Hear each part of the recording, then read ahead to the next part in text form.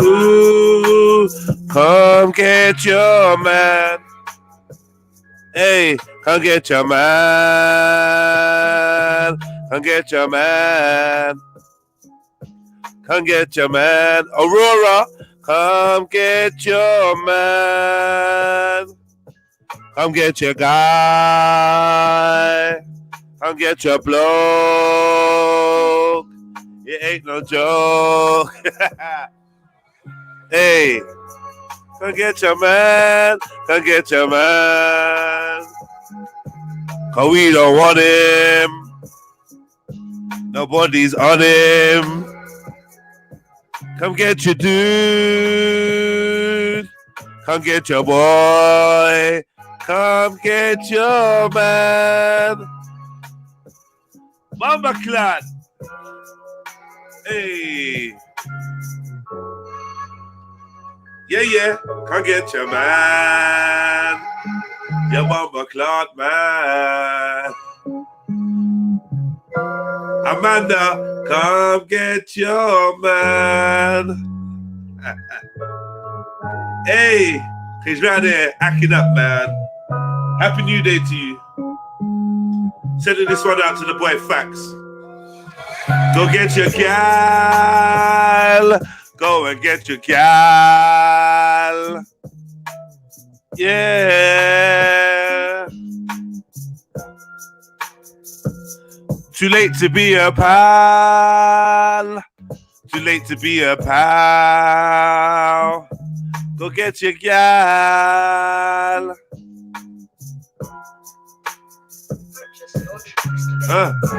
Go and snatch that gash. Tell her that you ain't playing. Tell her come home now. You ain't staying far away from me. Take her bra away from her G. You need to pick her up. Make her come first. Yo. Don't be the one hurt. She's treating you like some jerk. Yo, go get your gal. Go get your gal. Go and collect. Take your ticket. Jump on the train. Go get your gal. Go get your woman. Go get your biatch.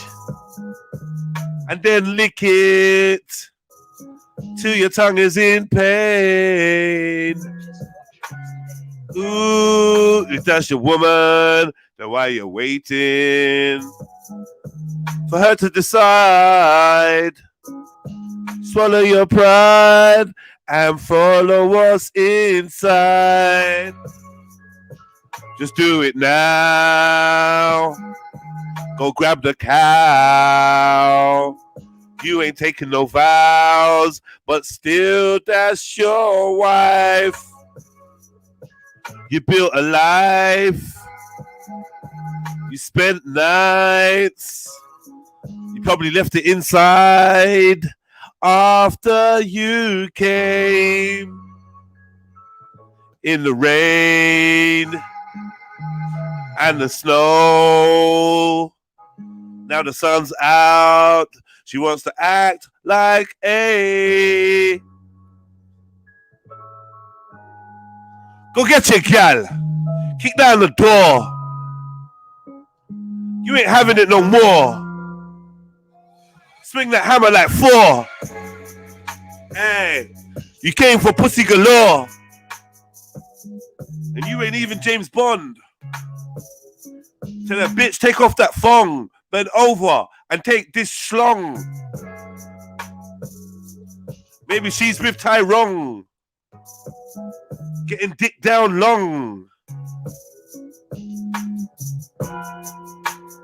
On a white beach in JA, she wants to play. Oh, fuck up my tune, man. Come on, my clan. Well, you get the picture anyway. Oh, shit. Yeah, man. Go get your gal, man. Go get your girl. You know? Oh, yeah. Go get your girl. Grab her, man. You know what I mean? I feel like you lot want some more still. Grab that girl. I need some. Where's the Trillettes? Yeah? Where's the Trillettes, man? I need a backing crew. I need features. What's going on, man? Trill Pack and the Trill Laws. What's going on? Where's the Trill? Yeah. Let's get this going. But yeah, sending this one out to Facts, man. Definitely. Go get your gal, man. Jump on the. Go get your woman. I'll think about it, man. I'll let her tell you when it's done. You tell her when it's. Get your woman, man. Telling you, man. Telling you. Go get your gal. She's trying to be mates and shit. What's she trying to do? Man. Go get your gal. Hit that like button, family tree. The hate is real, but the love is realer. You know how it goes.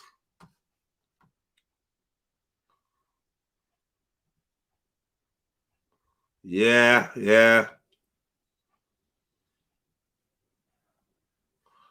Boom.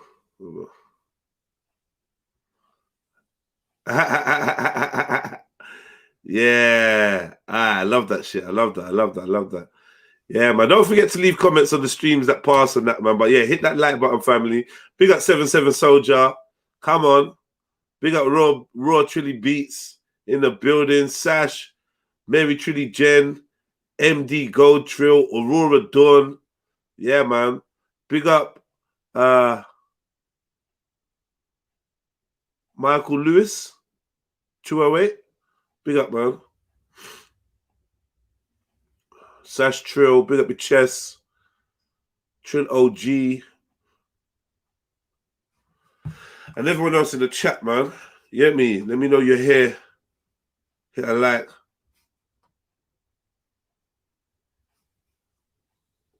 Yeah, jump on. Let's talk, though.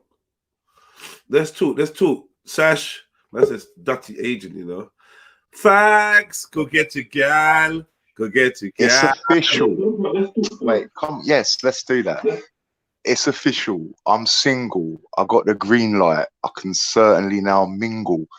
My phone on. Anyway, look, it's a beautiful thing. It's Fax's movie. I get to decide who's in it. I get to decide who's an extra and who's playing the main part and whatnot. But it's not a broken heart thing. This is a positive thing.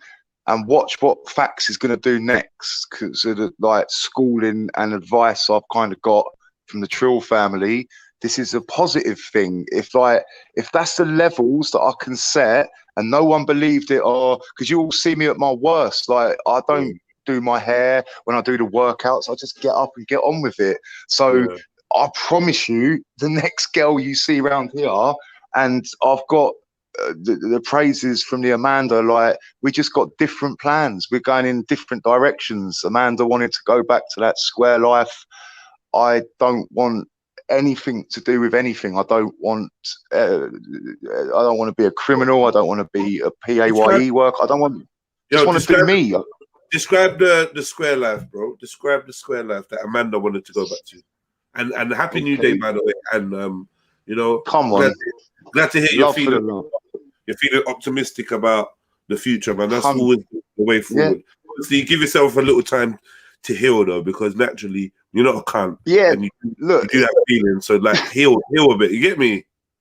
No, look, Jeds, it's like I'm not rushing out to just like I'm not that guy. Like, I mean, right. It was 6 months. We got to the 6 months, and we realised that, like, when we both stopped drinking and like everything else, like it was like that we literally had nothing. Like, well, I don't know. Like we just had different plans. Like no one can really be around me that long. Break down the square life for me.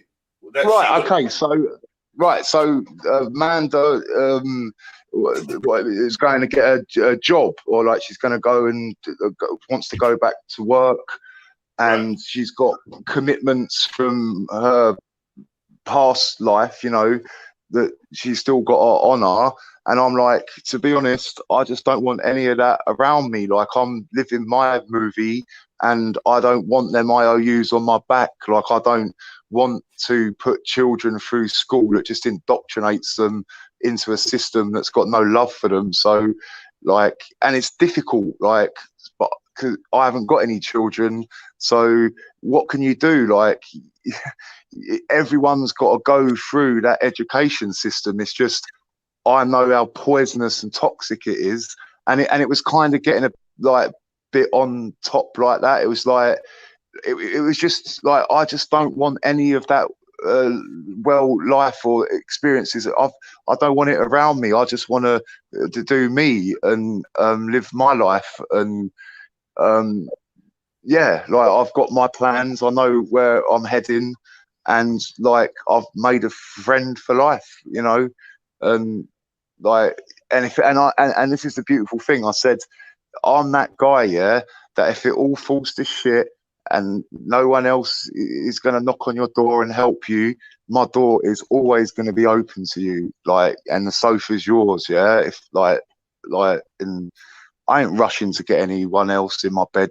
Like, as you said, I need to take a bit of time for myself. Yeah. But I think I've done the right thing, Jeds. I think, like, sort of man to man, like, what sort of man would I be if I was that selfish? And I could have been, and I could have manipulated the situation to have the free meals. You know, like, traveller girls like to cook and clean, and that's a beautiful thing.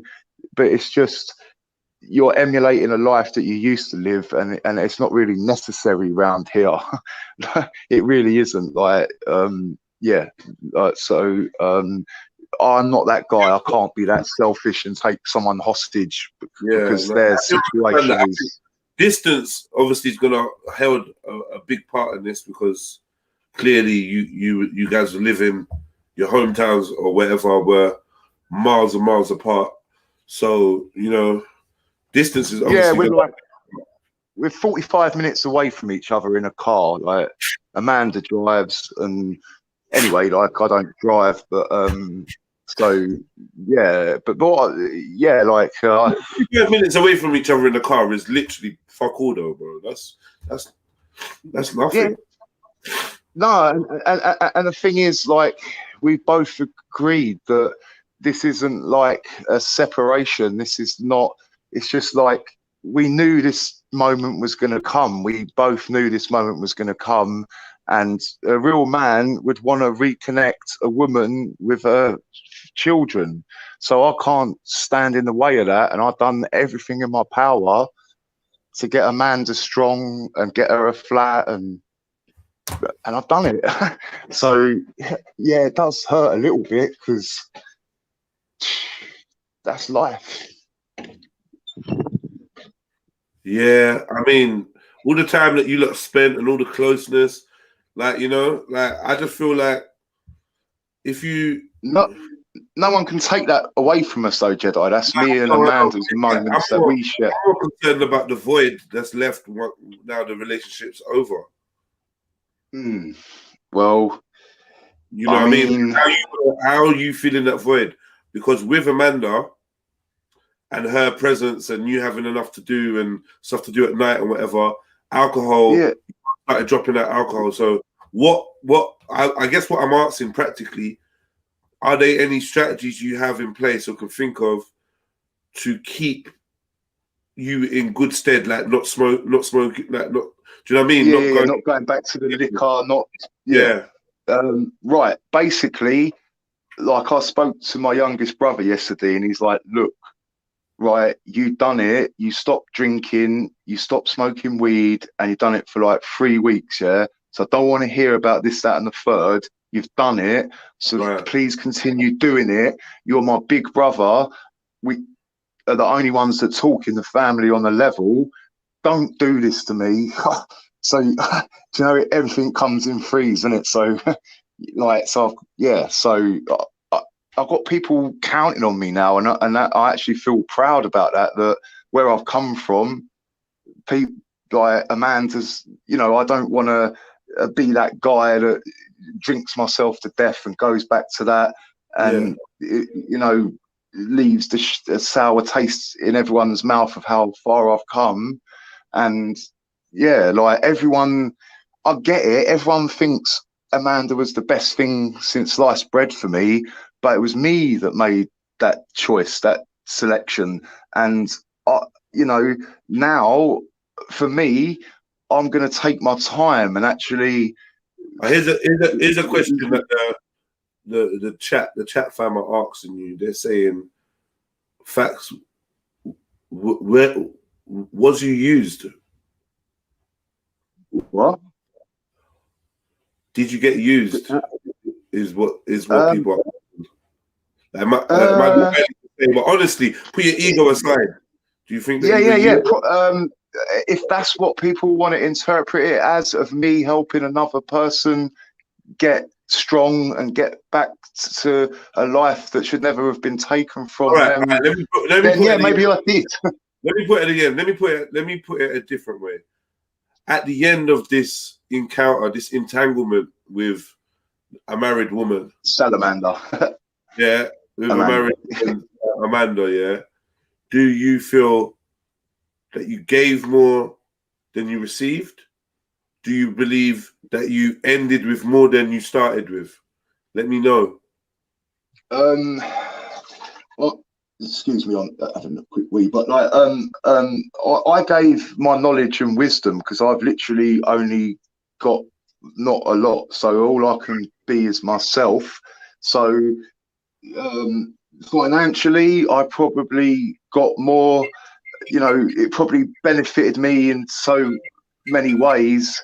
I didn't have to cook, clean, worry about getting from A to B. But that's not what I was in it for. I was in it to build this woman up so she is in the position she's in today to go and live her movie.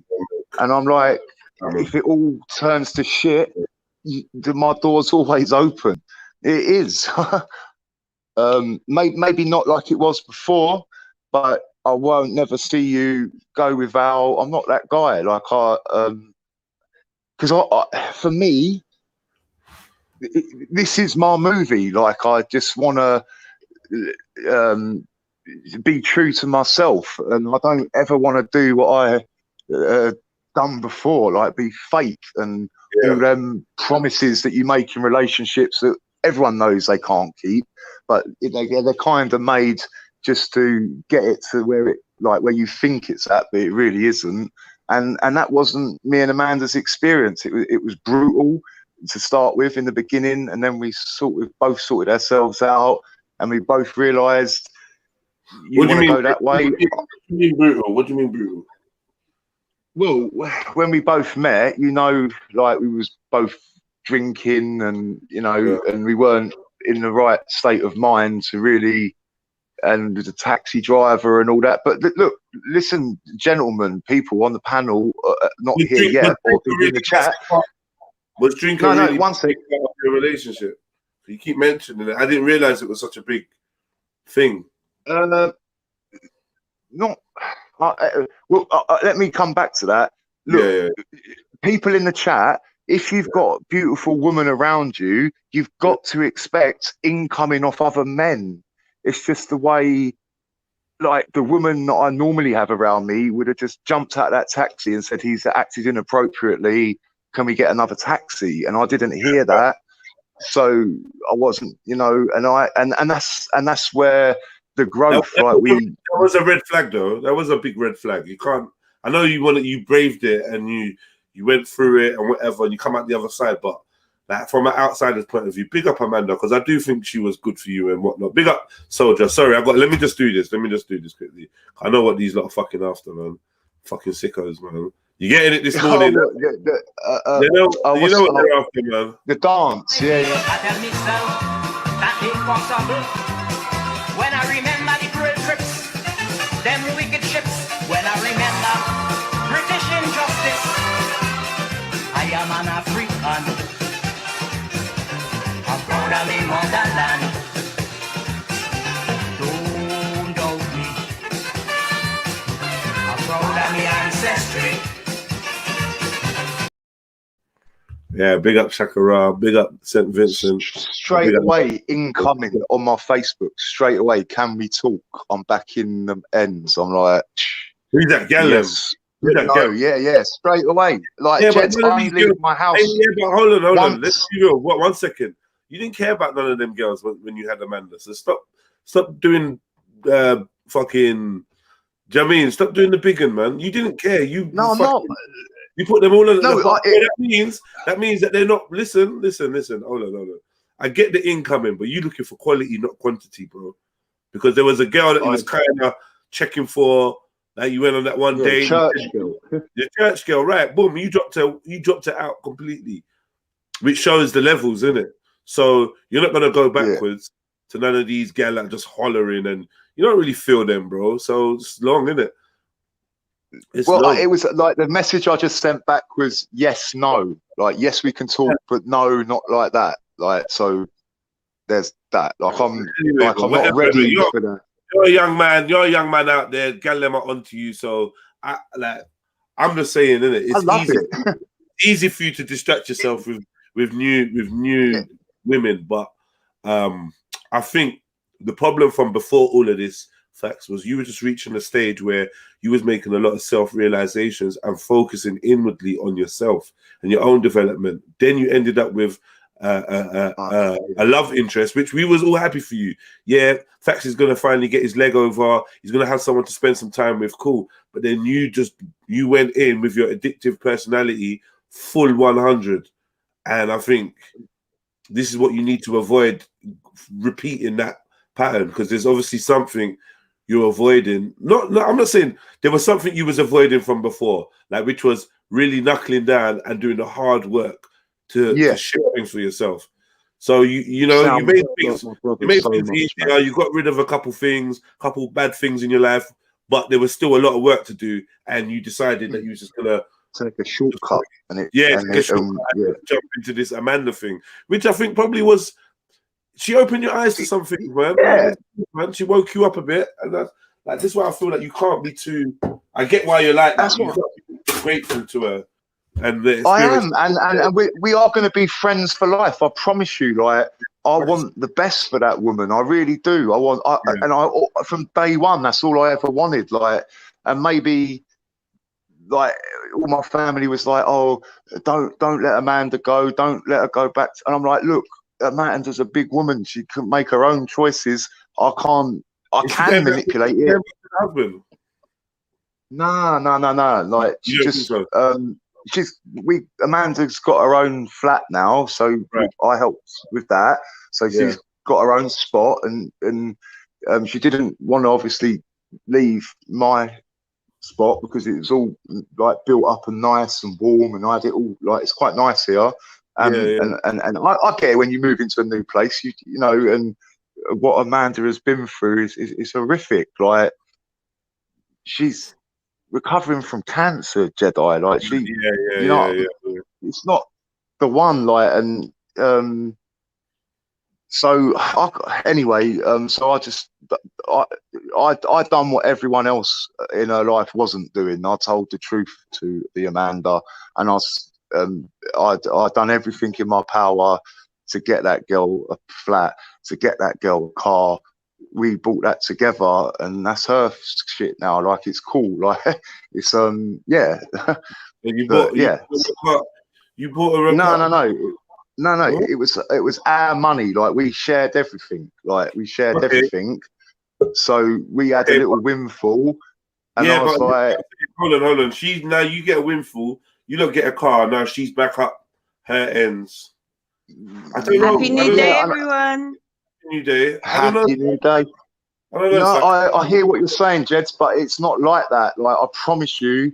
Like, Amanda's not that girl. Like, Amanda shared everything with me. Amanda provided for me when I had nothing, and then when we got a little windfall, like I wanted her to go and see her children, not on some shitty train. I wanted her to go there in style, and lovely sea. Come on, shout out to the sea class. Monkey Haitian, big up yourself. Remember, we're over on YouTube, Trilluminati Live. It's where most of the chat fam are, but big up yourself. Big up everyone on Twitch. subscribers and everyone, man. Big up everyone on Facebook as well, locked in. You know what I mean? Facebook, YouTube, and Twitch. We're streaming from today. I might do Twitter tomorrow or a bit later. So yeah, big up yourselves. Yeah, yo, MD, sad story, right? Yeah, but you know, I just want to say to fact, you have to, like, just like as a piece of advice, so you know, take it if you want to, leave it if you want to, but don't bond with someone, a female, over trauma, because it will never end well. Do you understand? I feel like you two trauma bonded together. So, and you did get I dead, agree. you know. No, Yeah. you hit the nail on the head. That's exactly what it was. Like what Jedi just said. I was going inwards, getting to know myself, and I wanted to take that shortcut and thought, oh, this is going to be easier. And Amanda thought, yeah, this is going to be easier too, because she could see what I'm about, and like, you know, one day's good and the next day's bad, and for whatever reason, I a hear lot of you, girls but you know, like you this got lifestyle. wishful thinking, and then you got reality. Do you know what I'm saying? And the reality of both of you guys' situation is a serious one. Do you see what I'm saying? It's like the red flags were already there. You know, she was separated, she 100. wasn't divorced, the timing, It was also all the bad. whole thing about pushing her in front of the car and then the back and forth between you guys. And one thing I will say as well, don't be with someone or stay with someone just to prove other people wrong or people you don't know wrong. Do you understand? Just because you said that you was gonna, no, we're gonna make it, and you probably see things crumbling, but just to show face, like, oh yeah, we're still here. Look, everyone said it was gonna be over after this many long, and look, we're still here. Do you know what I'm saying? All right, but look, right. So look how destructive when we met each other. And don't get it twisted. It wasn't like I was some bully that just done that. Please believe me, like, yeah, like it takes a lot for me to react like that. So obviously I just don't wake up and think to do things. So, right. So when we first met, we was both really in a bad headspace, and we somehow worked through it and strengthened each other. And now, like we're not staying together. Now she got the strength to get up and bounce and go back and go home. It was that. Can I ask? I hope you don't mind me. If I'm prying, just let me know, because the way that you were speaking yesterday, being back and forth, it appeared to me that she wanted stability, because she was very much married. She wanted more kids, and you said that that's something that you don't want. Yeah. So is it a case of like that realistic discussion happen, and it's a case of, right, if you're not gonna marry me and we're not gonna start our own family, then boy, you know what? I'm gonna work it out with my ex-husband. Not her ex-husband. She's gonna work it out with her husband and then try and see where it goes from there in regards to her and her children. It's not. No, I mean, no, it's not like that. Like the ex-husband doing his own thing, if you know what I mean. So like. That's not an option. No, but I mean, in a woman, in her mind, do you know what I'm saying? Because at the end of the day, a woman wants, she still loves him, most women want stability and family. So if you can't provide that, then it's going to be an issue for most women. Well, but that's what, do you know what I mean? Yeah. But that apparently that stability of marriage and all that is the thing that broke that Amanda. Like that obviously like wasn't working out, like for whatever reason. So neither of us wanted to rush back into it. I haven't got any children, and that's all I want is to be a dad. So like, but I said it's in the Almighty Creator's moments. It's not when we like it happens. Do you feel like you're ready to? Do you feel like you're ready to be a father? There's no. That's what Amanda said. There's no time that's red. There is no right time. I could have as much money in the bank, but anything I could get. No one's promised tomorrow. There is no right time. I didn't say the time. I didn't say. Did I say right time? I thought I said, are you ready to be a father? Not about the timing of father. You as a man in yourself. Well, it's the same thing. Like there is like you can't like I don't think that it is like that. I think that you, for whatever reason, say this is just my belief, yeah, that I think that something spiritual happens where the child chooses the parents. So I know this is a bit out there, and like, but that's my belief. So I don't believe that anyone's ready to be a parent. It's like the Almighty Creator. It's the other way. It's literally the other way, and that's why the youngers are so strong, and they've got all those cool sayings, and we can't work out when we get a little bit older because, yeah. Have you tried counselling, Fax, like on a serious level? Yeah, but I've done it all. But how are them people going to help me? They're just full of crap. It's all Sigmund Freud and fucking Carl Jung, and that's some paedophilic, fucking horrible, like nasty. The way that what come first, the horse or the carriage? Like all this like psychology and all this counselling, like they had to do like certain tests on people. But to do you be able to, so no counselling, to answer your question, most of the no, you don't want to do counselling.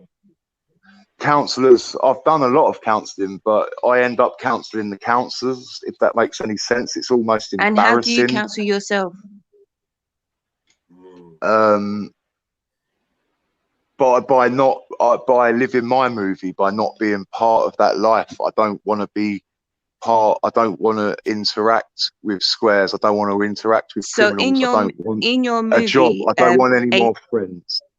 In your movie, obviously, your director, casting crew, and all this, yeah, and you're also maintenance crew. Do you see what I'm saying?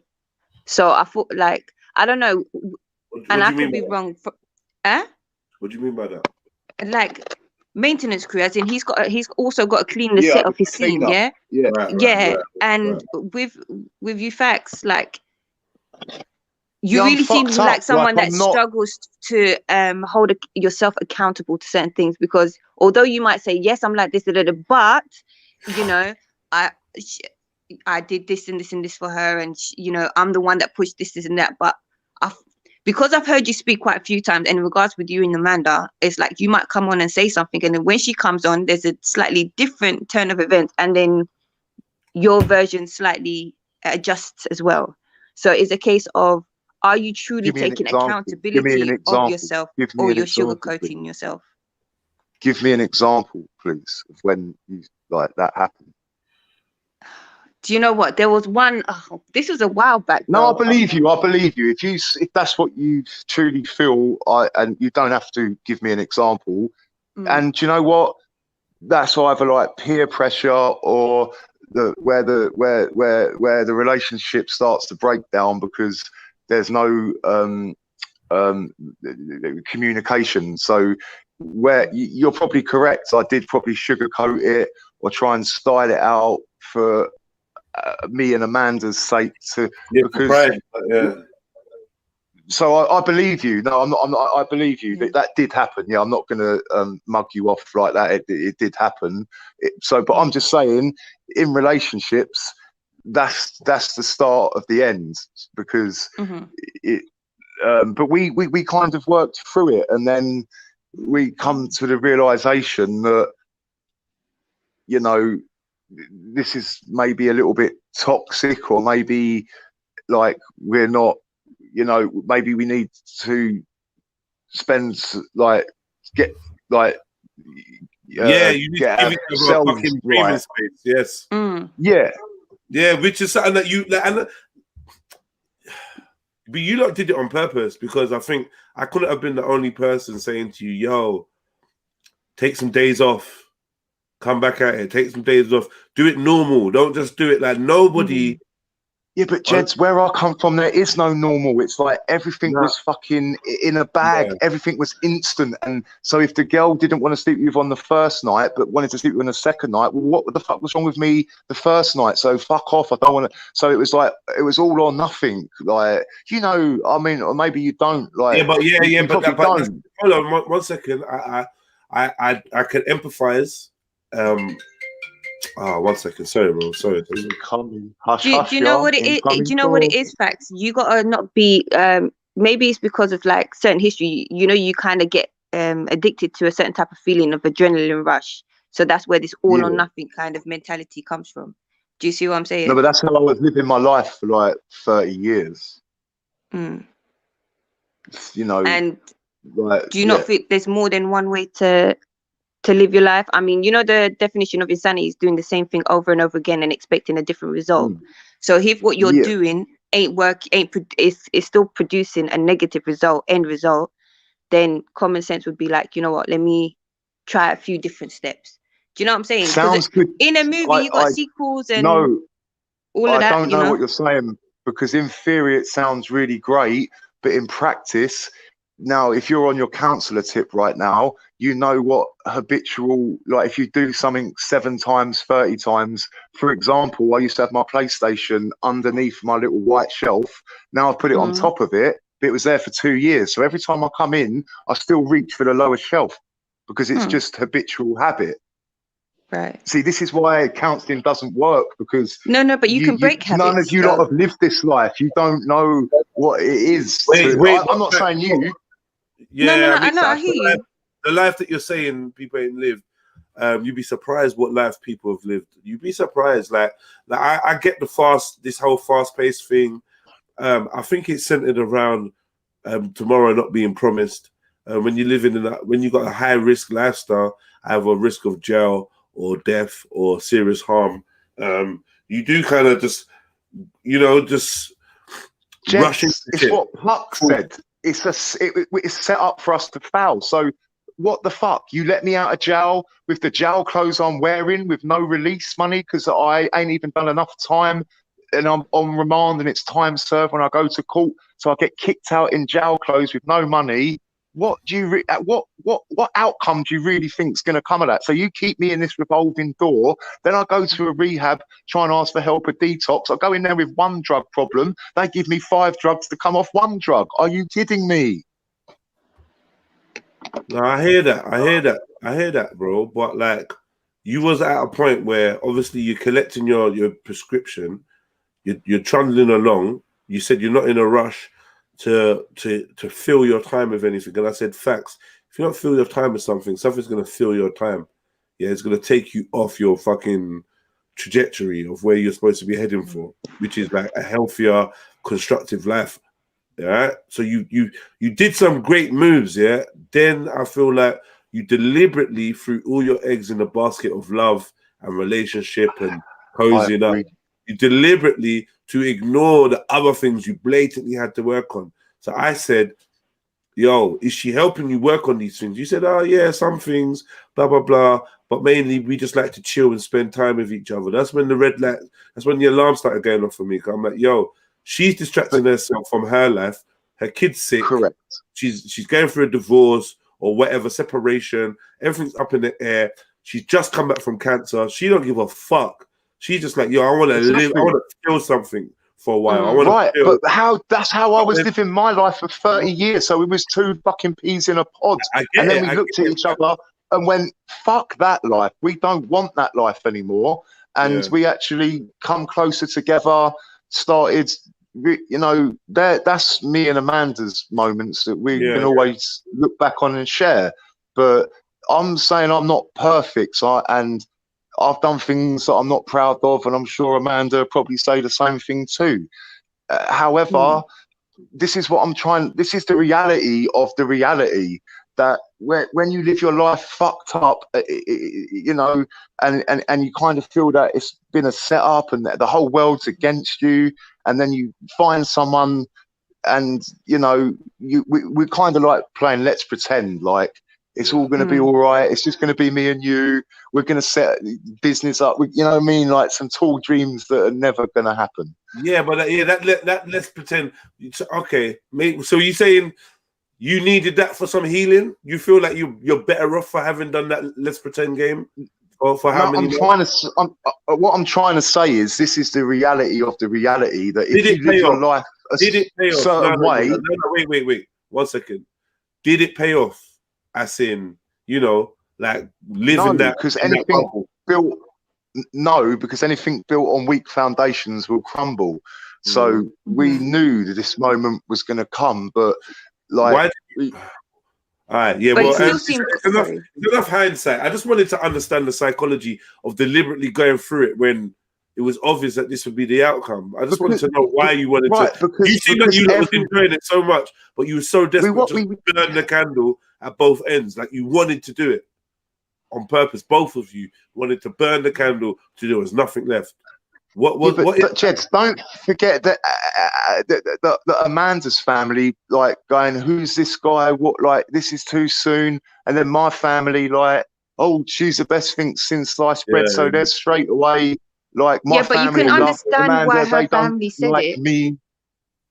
But you can understand why her side of the family would say that, because you are just someone, complete stranger with your own issues that they may be aware of. Yeah, your past issues or trauma you're trying to work through now.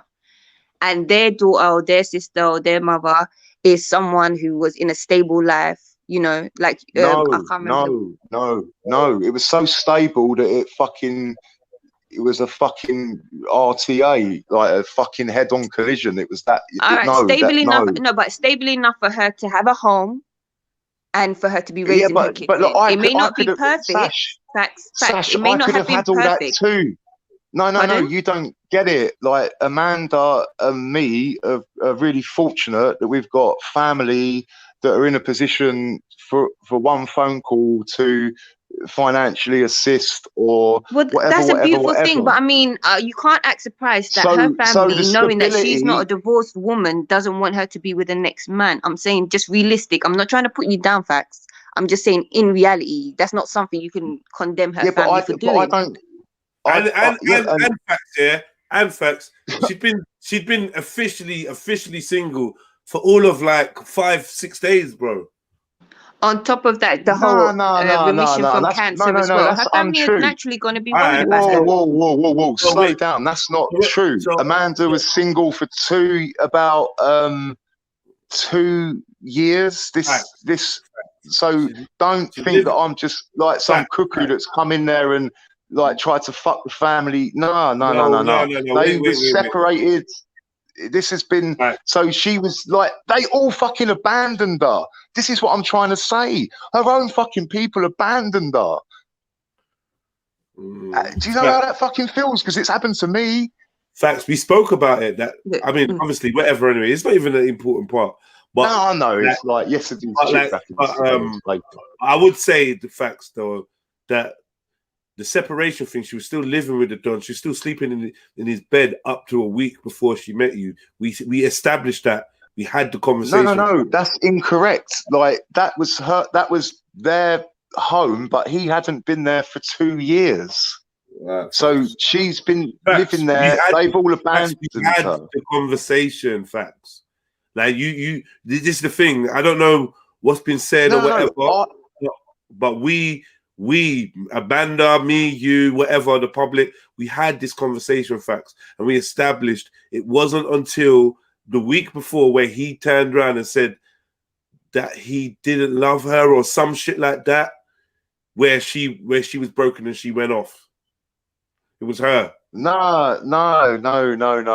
It was like the last straw. It was like, I can't really talk on it too tough because it's not like fair to put someone's business out there like that. But you know, we met at that train station and Amanda was on her way to a certain place, and that's so right. And he literally he'd come back. Do you believe you have like a savior syndrome? Like, because you find it difficult to save yourself in the situation that you're in, you feel like you need to, Amanda in a way was kind of like that placebo. It's like, well, I can help her instead of really helping myself. No, because if you look back at the last 6 months, it was Amanda doing more. Like, the only way I can, all I had to give was my knowledge, and but like that's a lot, and stability, and a home, and a welcome. Yeah, that's nothing to me, man. I'd share my shit with anyone if they're cool. Bro, it's something to you. That's a good point. But it could be something to somebody that's running and needs somewhere as far away from where all their emotions are as possible. Somewhere where they can go and be someone different for a little while, or be themselves for a little while. No, I'm not What's wrong with saying that? anything. No, 1 second, bro. Listen, Sorry, hear me out. fam. I'm not saying anything's wrong. I'm saying let's not minimize the importance of what you provided. You understand? So to you, it's nothing. You're just being facts. But that's a whole world for someone that's running away from True. a cancer diagnosis, running away from a failed 13-year Yeah. marriage, running away from kids with special needs, running away from a teenage daughter that is looking up to her, running away from family that's judging her and being cunts to her. Remember, she told us all of this. So we get it. You was an oasis, bro. But that oasis Yeah. was your So life. how is Sash giving me incoming? Like, That's how not Sash. how am I feeling MD. some type of way that Yeah. like Sash? It's like you're literally spitting in my face like I've done something wrong. No. What she said Yes. to you, what she said to you, facts. What she said to you is understandable why the family would be moving funny with you. Wow. Yeah. Yeah. Right, yeah, That's but that not makes bad sense. to say. But she's still married and blah blah blah. But MD's trying to help, like trying to counsel you and talk to you and help you work through certain subjects. The MD's the last person to be trying to spit in your face or get at you. I Like don't know. That's just what it feels like. The same way as I said, yeah, that's what you picked up that vibe. yeah. Like, and I didn't have to.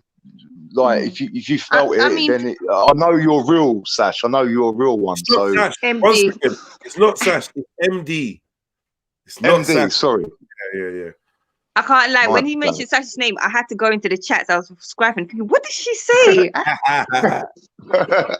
Well, No, that's but just my honestly, scatty facts. mind. I ain't coming from you, and I'm just literally just saying to you as an observer, because obviously I don't know the real what's going on behind closed doors with you and Amanda. Only from what has been revealed, and from what has been revealed, this is what my mind has pieced together in regards to the two of you.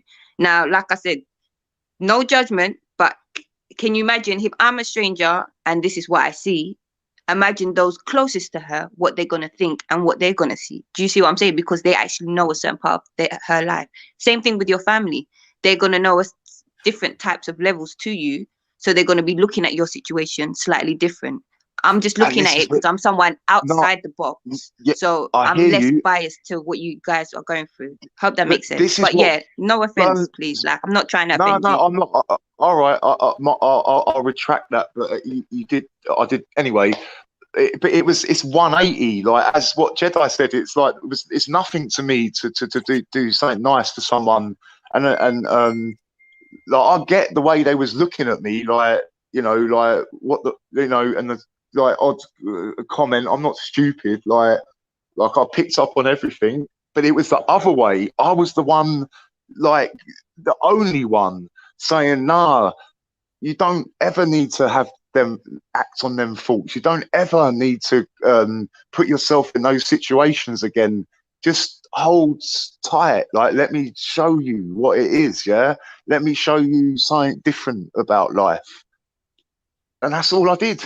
So, like, their family, Amanda's family, are perceiving me as, like, when they first saw me, like the way I was dressed and the way I talked, they probably thought, what a fucking wrong un, or what, I don't know. That's what they did think.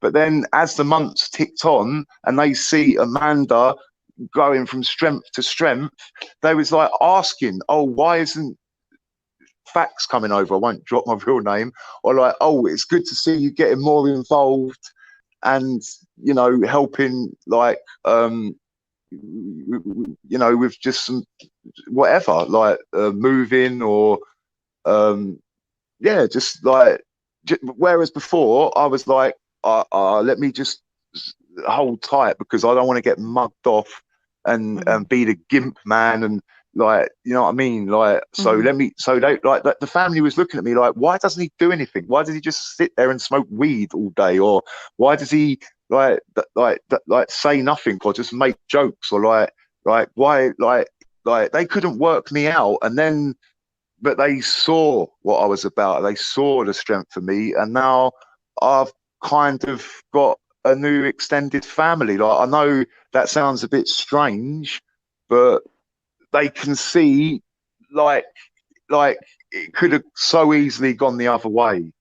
and you know, it could have been some 28 days observation. You know what I'm saying? Like, it could have totally gone the other way, and it didn't. And her family was so pleased, and then they started to want me to be around more and everything. But me being me, I hold tight. Like, you didn't like me from day one, so let's not. But then this is what I'm saying. How do you expect to make progression if you keep doing the same thing? Because obviously you're saying that their view of you changed from negative to positive, but then your view of them didn't grow with that. No. So why was it that you didn't connect with them? Right. Because this is the reality of the reality. When you live your life a certain way for 30 years, it's fucking ingrained in you. Like, it's like no, I hear that you're saying like it's stuck. You're like, you know, habit. Yeah, you're saying about habitual habits. rut. But what I'm saying to you is, what are you doing for yourself to gain a new habit, to try and have a new pattern to your steps? That's only if you want. That's only if you want to do it like that. What aren't I doing?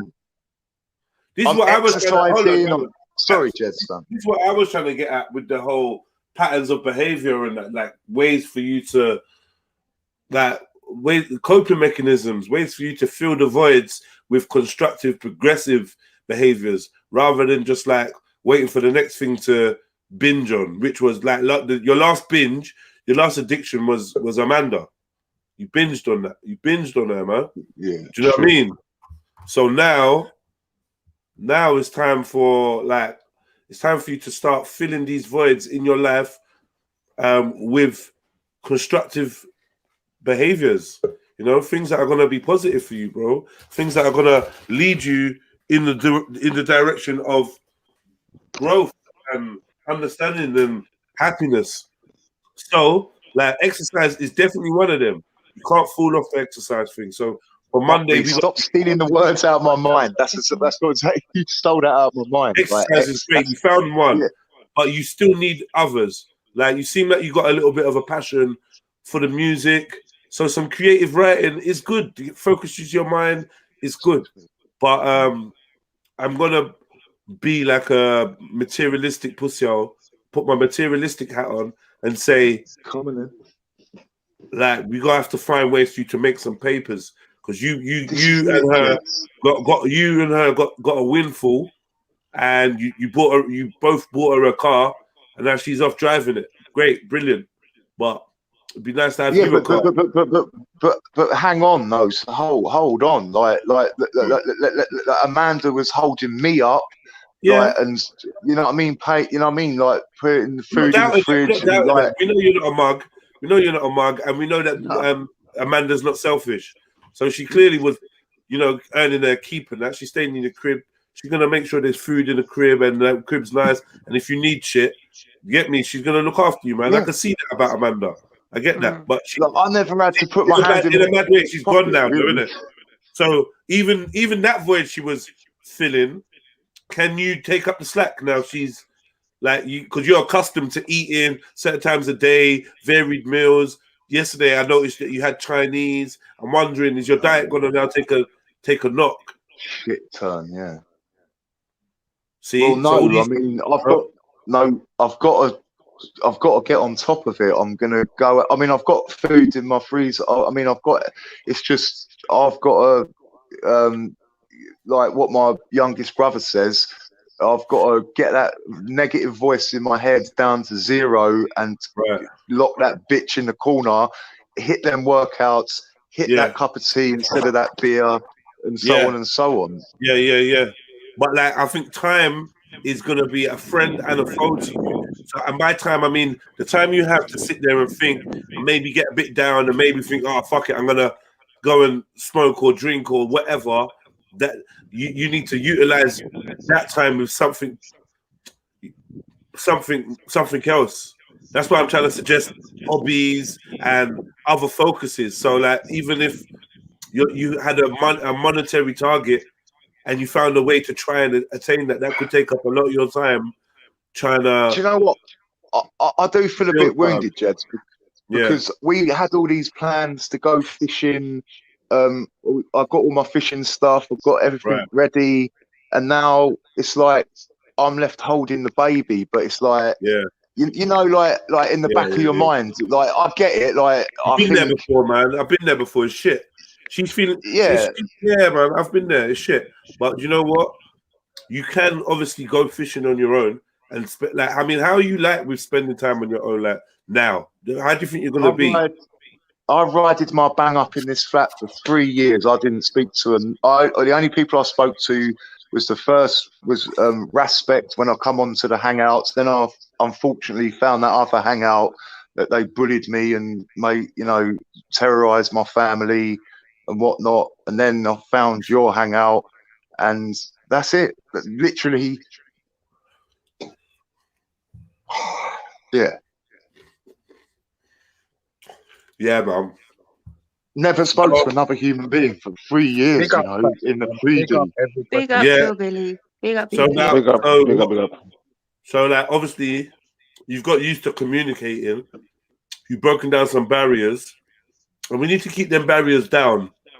Like I know that you're tempted to put them back up because you're like, fuck humans. Like I share with someone and then they're basically gone. But it's worth it, bro. It's worth it. Do you know what I mean? Exploring like your little softer side and the side of you, because you was like Daddy Mac before she come through. You know what I mean? Like you was talking bare shit. Like, and it's all right seeing the beauty. You know what I mean? It's all right, bro. And you can find that balance again because Daddy Mac is useful as well. But like you've also got another more attentive, vulnerable side, which I think was a beautiful thing for the sister to unlock and show you that it was cool to show again. So you can show that face to a next female suitor down the line or whatever. But my interest is you constructively filling your time. That's what my interest is. Cheds, I can't, especially in lockdown, doing this to myself. I can't keep doing this to myself. I can't use other people or life experience as an excuse to self-medicate on whatever. I've just got to fucking suck it up and get to know myself a bit more. You do. And it's the fucking hardest thing I've had to do. Thank you, Maku. Like I really mean that from my heart, but it's the hardest thing I've ever had to do to find out who facts really is. You know what? It ain't nice. Can I chime in there? Come on, yes, man. You're making a lot of sense this morning, man. And you're saying all the right things, bro. But just follow through on it. You get what I'm saying? Like, because what I do is I kill myself. I'm my worst enemy. I'll call myself a pussy hole, cunt, devil, this, that. Do you get what I'm trying to show? Because I beat myself up to achieve the shit that I need to get done. So I don't like talking about it too much without the action. You know what I'm saying? So I said to Amanda, no one can hurt me as much as I've hurt myself. No one can say anything to me that I haven't. You know that one, innit? You know, I know what exactly it is. what you're saying. I know that's what I'm saying. Make sure you follow through with the action. So at least, anything, you ain't got to beat yourself up as bad. You know what I'm saying? It's like what my youngest brothers say. Talk is cheap. It's like we don't want to hear no talk. We want to see something. We're sick of your talk. Yeah, we want to see speak something. louder than words.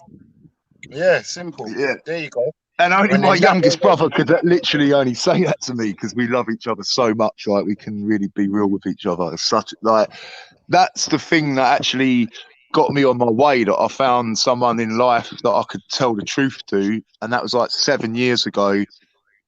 And I've grown from that, and I've was just really fortunate.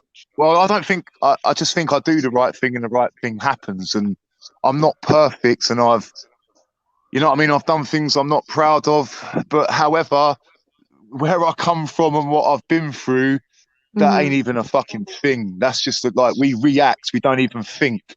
So don't think I'm this like bully guy that, you know, I'm not. It's just where I come from. If you don't react, you're going to get a fucking reaction that is going to shock you. I mean, so now everything's sort of done and dusted. Do you feel like, do you not feel like it's a better idea? I know you said, and I hope your dad feels better, gets well soon from the cancer. Thank you. And I know you said your mom is having a hard time. Maybe if you like focused on like, I don't know,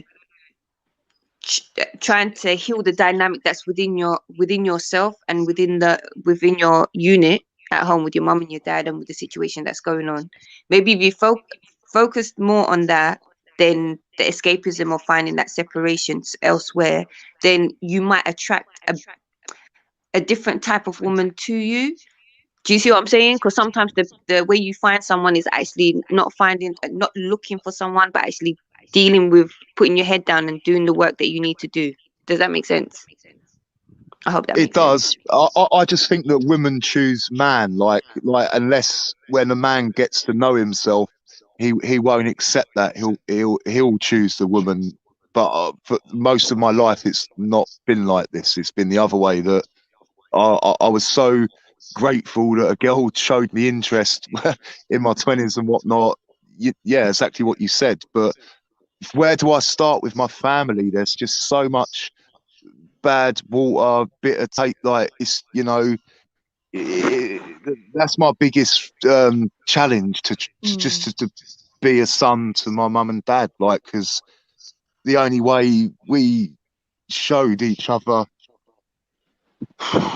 was money, because I was a drug addict. So there's nothing I wanted other than drugs for most of my life. So that's the only relationship we had. Facts. Can I just add something as well quickly? Like, I think Go in on, life Beefy, sometimes you need to, like, I've been through a lot of addiction and with alcohol and that. Sometimes you need to focus on things you can change, not things you can't change. So worrying about what people think about you, you can't change that. But you can change, like as you say, you can change your relationship with your dad. You can go and visit them, not ask for money, just go and see your dad and your mom, not ask for anything. That's changing something. That's something you can do. But worrying about other people thinking about you and all that you can't change that. You focus on that, will get you depressed, will keep you depressed. But you constantly worry about what other people are thinking. That's not going to help you. You need to focus on things that you can change. You want to heal your relationship with your dad, go and visit your dad. Don't ask for money, just go and visit them. You can do that. No one else Beefy, can. they ain't got long left, man. Like, we're So running out of moments. that's the more reason for you to They go and ain't see got them, long innit? left. Yeah, That's it's more the reason for you perfect to go time and see to them. make the more efforts. That's more reason for you to go and see them. But Just look, go and see them. like, can you understand this? That when I used to go there for Christmas, I couldn't even make it to Boxing Day, and I used to just run away. No, I understand. But you can change that. You can change that, bro. You still their son. And there's no That's what I'm telling trains, you no now. nothing, and I'm in the middle of nowhere. But that's so. How can you repair that? Like, By going and see Never them, say you're never, taking the facts. first So step. long as you got breath in your body, you've got an opportunity to make a difference. Even if Just like if focus your on parents things you don't can live far change. from you, if your parents don't live far from you, if you've got no, they like don't live flowers too far. around you, pick up a couple of wild flowers. Every other day, just pop down and just be like, morning, mum. Have a cup of tea with them. Just Have a cup of tea. just Instead of having a beer, go and have a cup exactly. of tea with your mum and dad.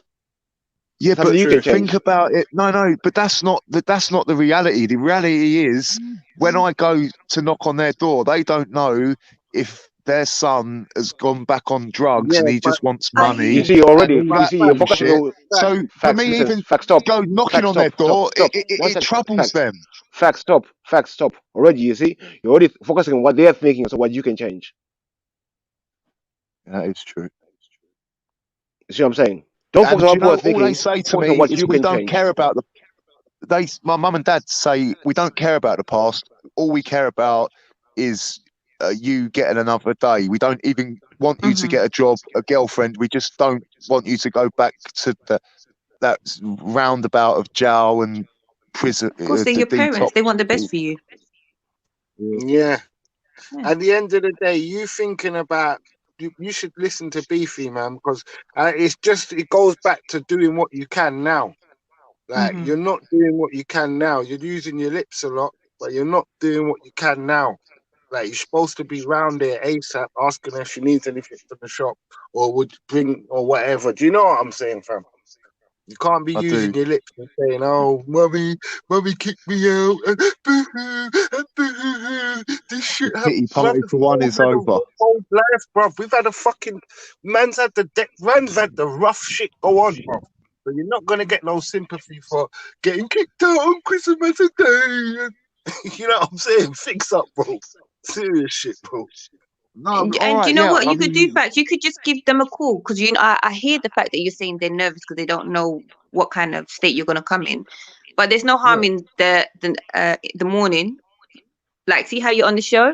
Give your mum a call around yeah, 10 o'clock and be like, Mum, I'm just gonna come pop round for a cup of tea. It's a nice sunny day. Have a tea outside the house. Do you know what I'm saying? Or say to your there's coffee shops open. Grab your mum a coffee, some flowers yeah. every other day or every 3 days. Make that a habit. Even if it's 10 minutes, I guarantee you that 10 minutes that you've gone, giving your mum a call, giving her a little bit of flower, give her some flowers, and bloody Costa coffee if you want to. I guarantee you it's going to melt her heart and it's going to actually help her situation. And I'm just saying that as a mother.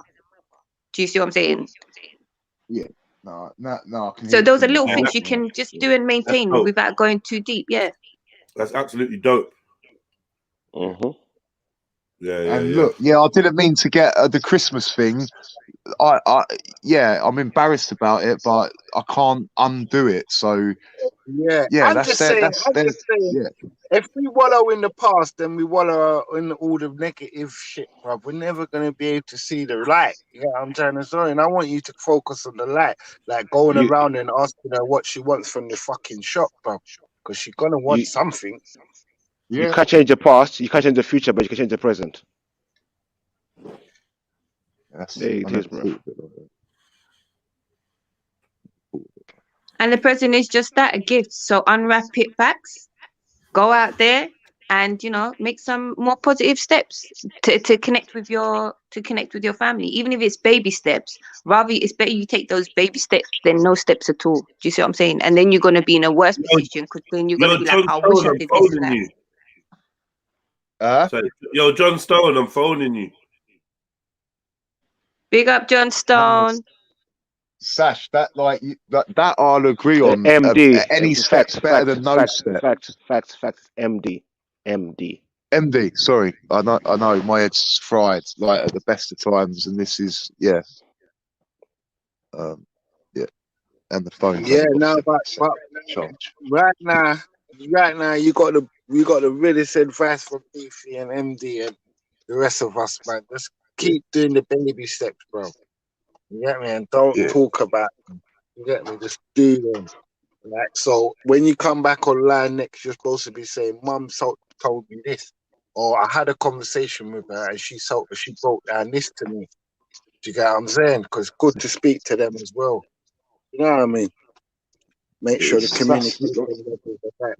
it was really strange. Like Amanda used to have to remind me, oh, your mum's going into hospital, or like this, that, and the third. And like I was talking to my friend James, and something just come over me, and it was like phone home, like phone mum. And normally my dad answers it because he's got a monitor of what state I'm, over the 30 anyway. So, but my mum answered the phone, and I talked to her until she fell asleep, and yeah, yeah. So yeah, I'm gonna keep doing that. I'm gonna keep doing that. Yeah, there you go. Yeah, It's a beautiful thing. respect, man. Yeah, man. Definitely. Use the negative thoughts as negative things in your life as a learning curve and focus on the positive things you do.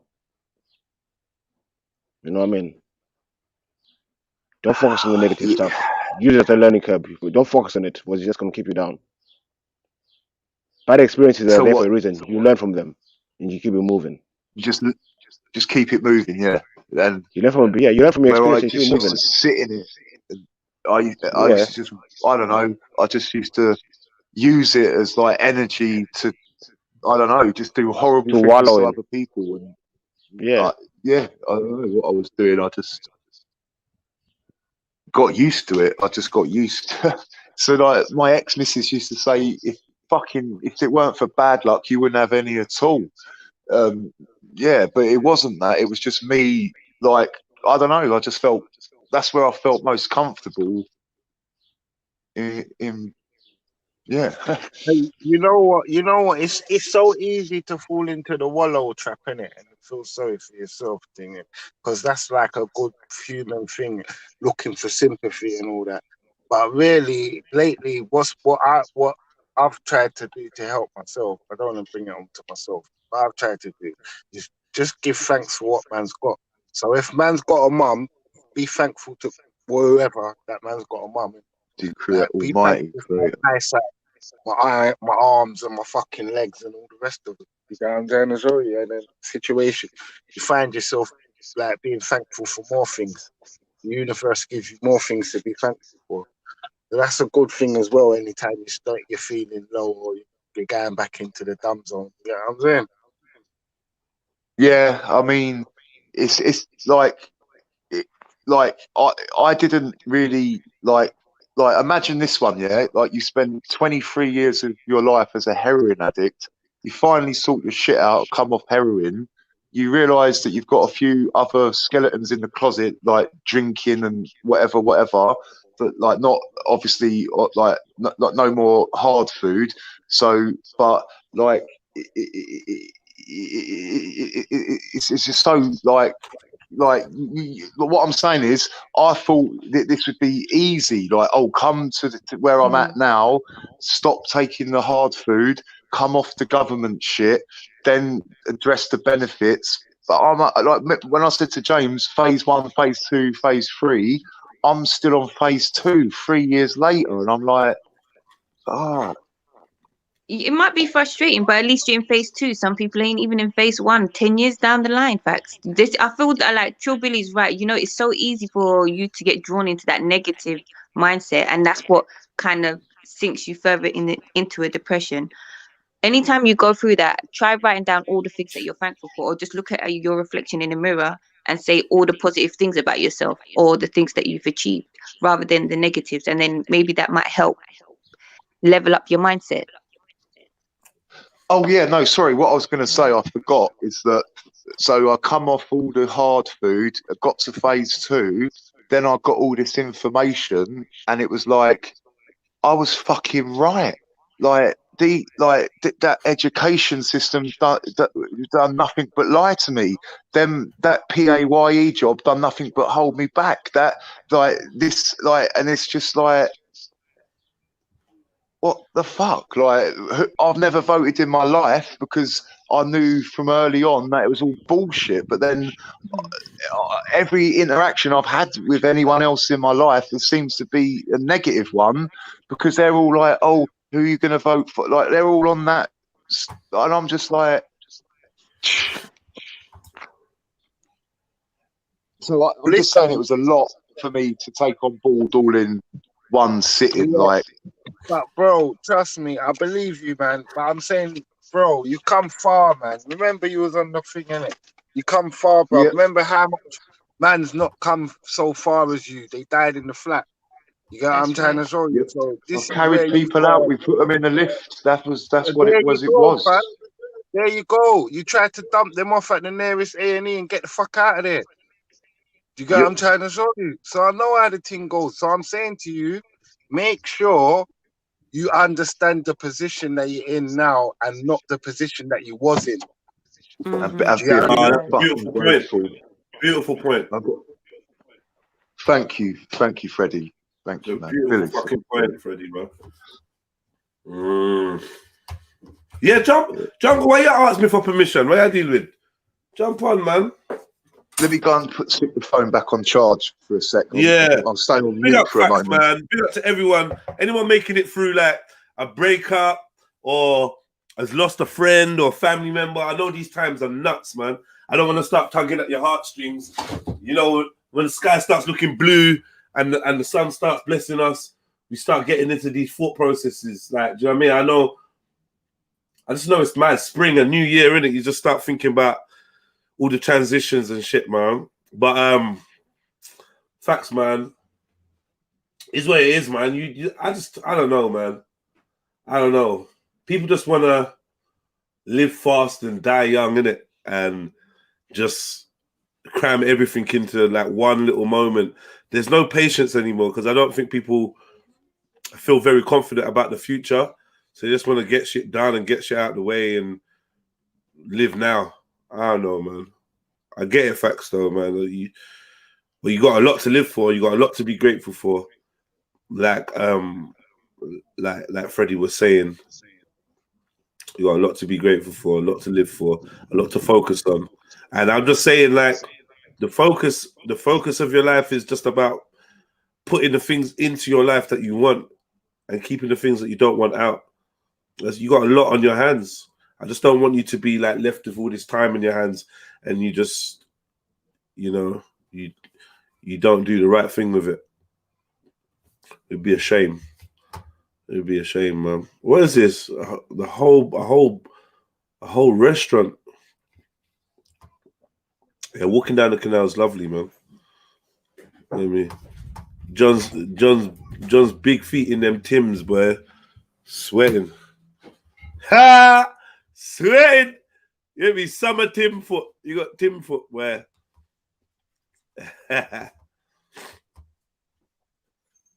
Yeah, Jungle, jump on, man. The link is there. Where's Fax gone anyway?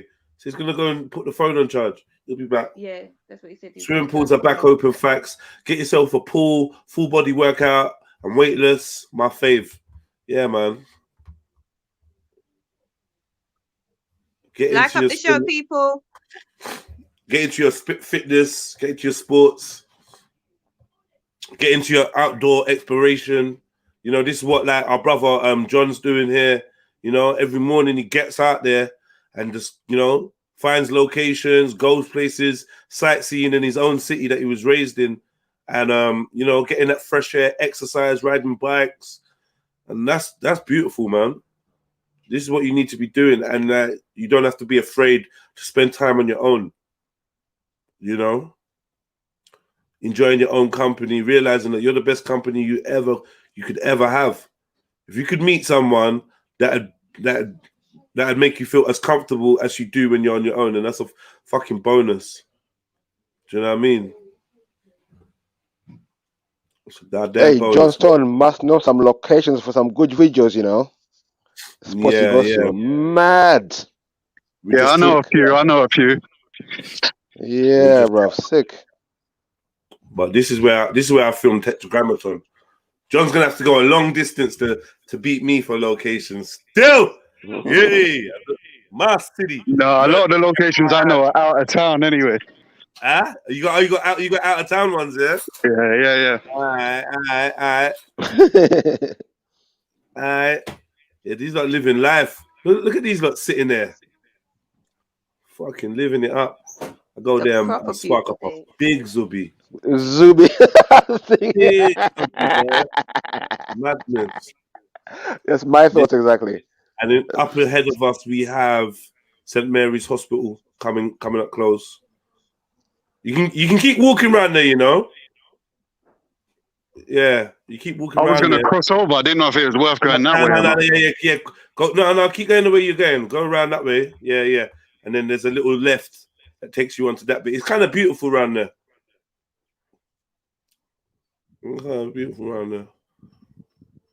They got a mad feature that I want to use in the video. We'll see it. And this will take you out to Paddington Hilton Hotel, Edgware Road. It's at the end of all of this.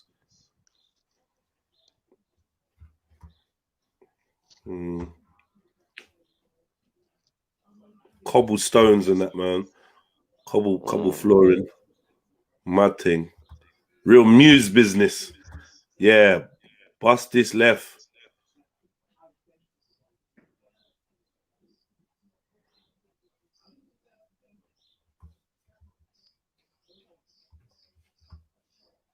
Yeah. Go around. Cheese! Hey! Boom. It looks like man's playing a computer game, you know, fam. Wait for the guy stop shooting that. I swear that I felt like he dropped in that water just doing that. Fucking yeah.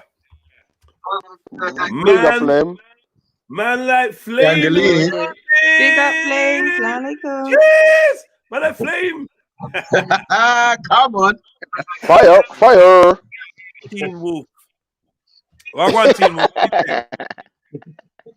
Big up, flame. Big up, man. Big up, family. Hello, I got the Laser. echo. It's my thing. One sec. Flair spent the My whole thing. morning shaving. Yeah, man. Laser. I was under a massive laser. Laser therapy. So what's good, man? What you got for us? Where's Facts? Hey, Facts, come back, man. We ain't finished with you, man. Hey, why am I like this though? Why do I feel like I need like? I feel like I got a better way to deal with Facts, and I feel like it's like putting pressure on him. I feel like Yeah, you lot are putting, I realize you gotta have different modes, you know, bro. You gotta I have don't different know, man. modes. I know you got that I feel one. like you lot are sitting real there charge putting your mode. arm around him while I would put a gun to his head and say, "You got to do this, this, this, this, this." No one was putting their arm around them. We're just telling them facts, bro. We're telling them the facts of life. No, I Yeah, hear I you. mean, Lot, I like, hear you. Lot. I'm you know not what it is? disagreeing. Like, Good cop, bad cop is invaluable, bro. Like, yeah, you get me? yeah, I hear Invaluable. you. Because for a lot of people, I do bad cop. I do that. Yeah, no, fix up, man. Fuck that. And sometimes you got to speak to him in another language. It throws them off guard. You start talking about their feelings and sensitivities and they're like, oh shit, okay. Like I hear it in you know another what? You're language. right. You're right. And just when they're I getting get all that mushy, because just when they're getting all mushy and all emotional, they tell now fix up, you faggot.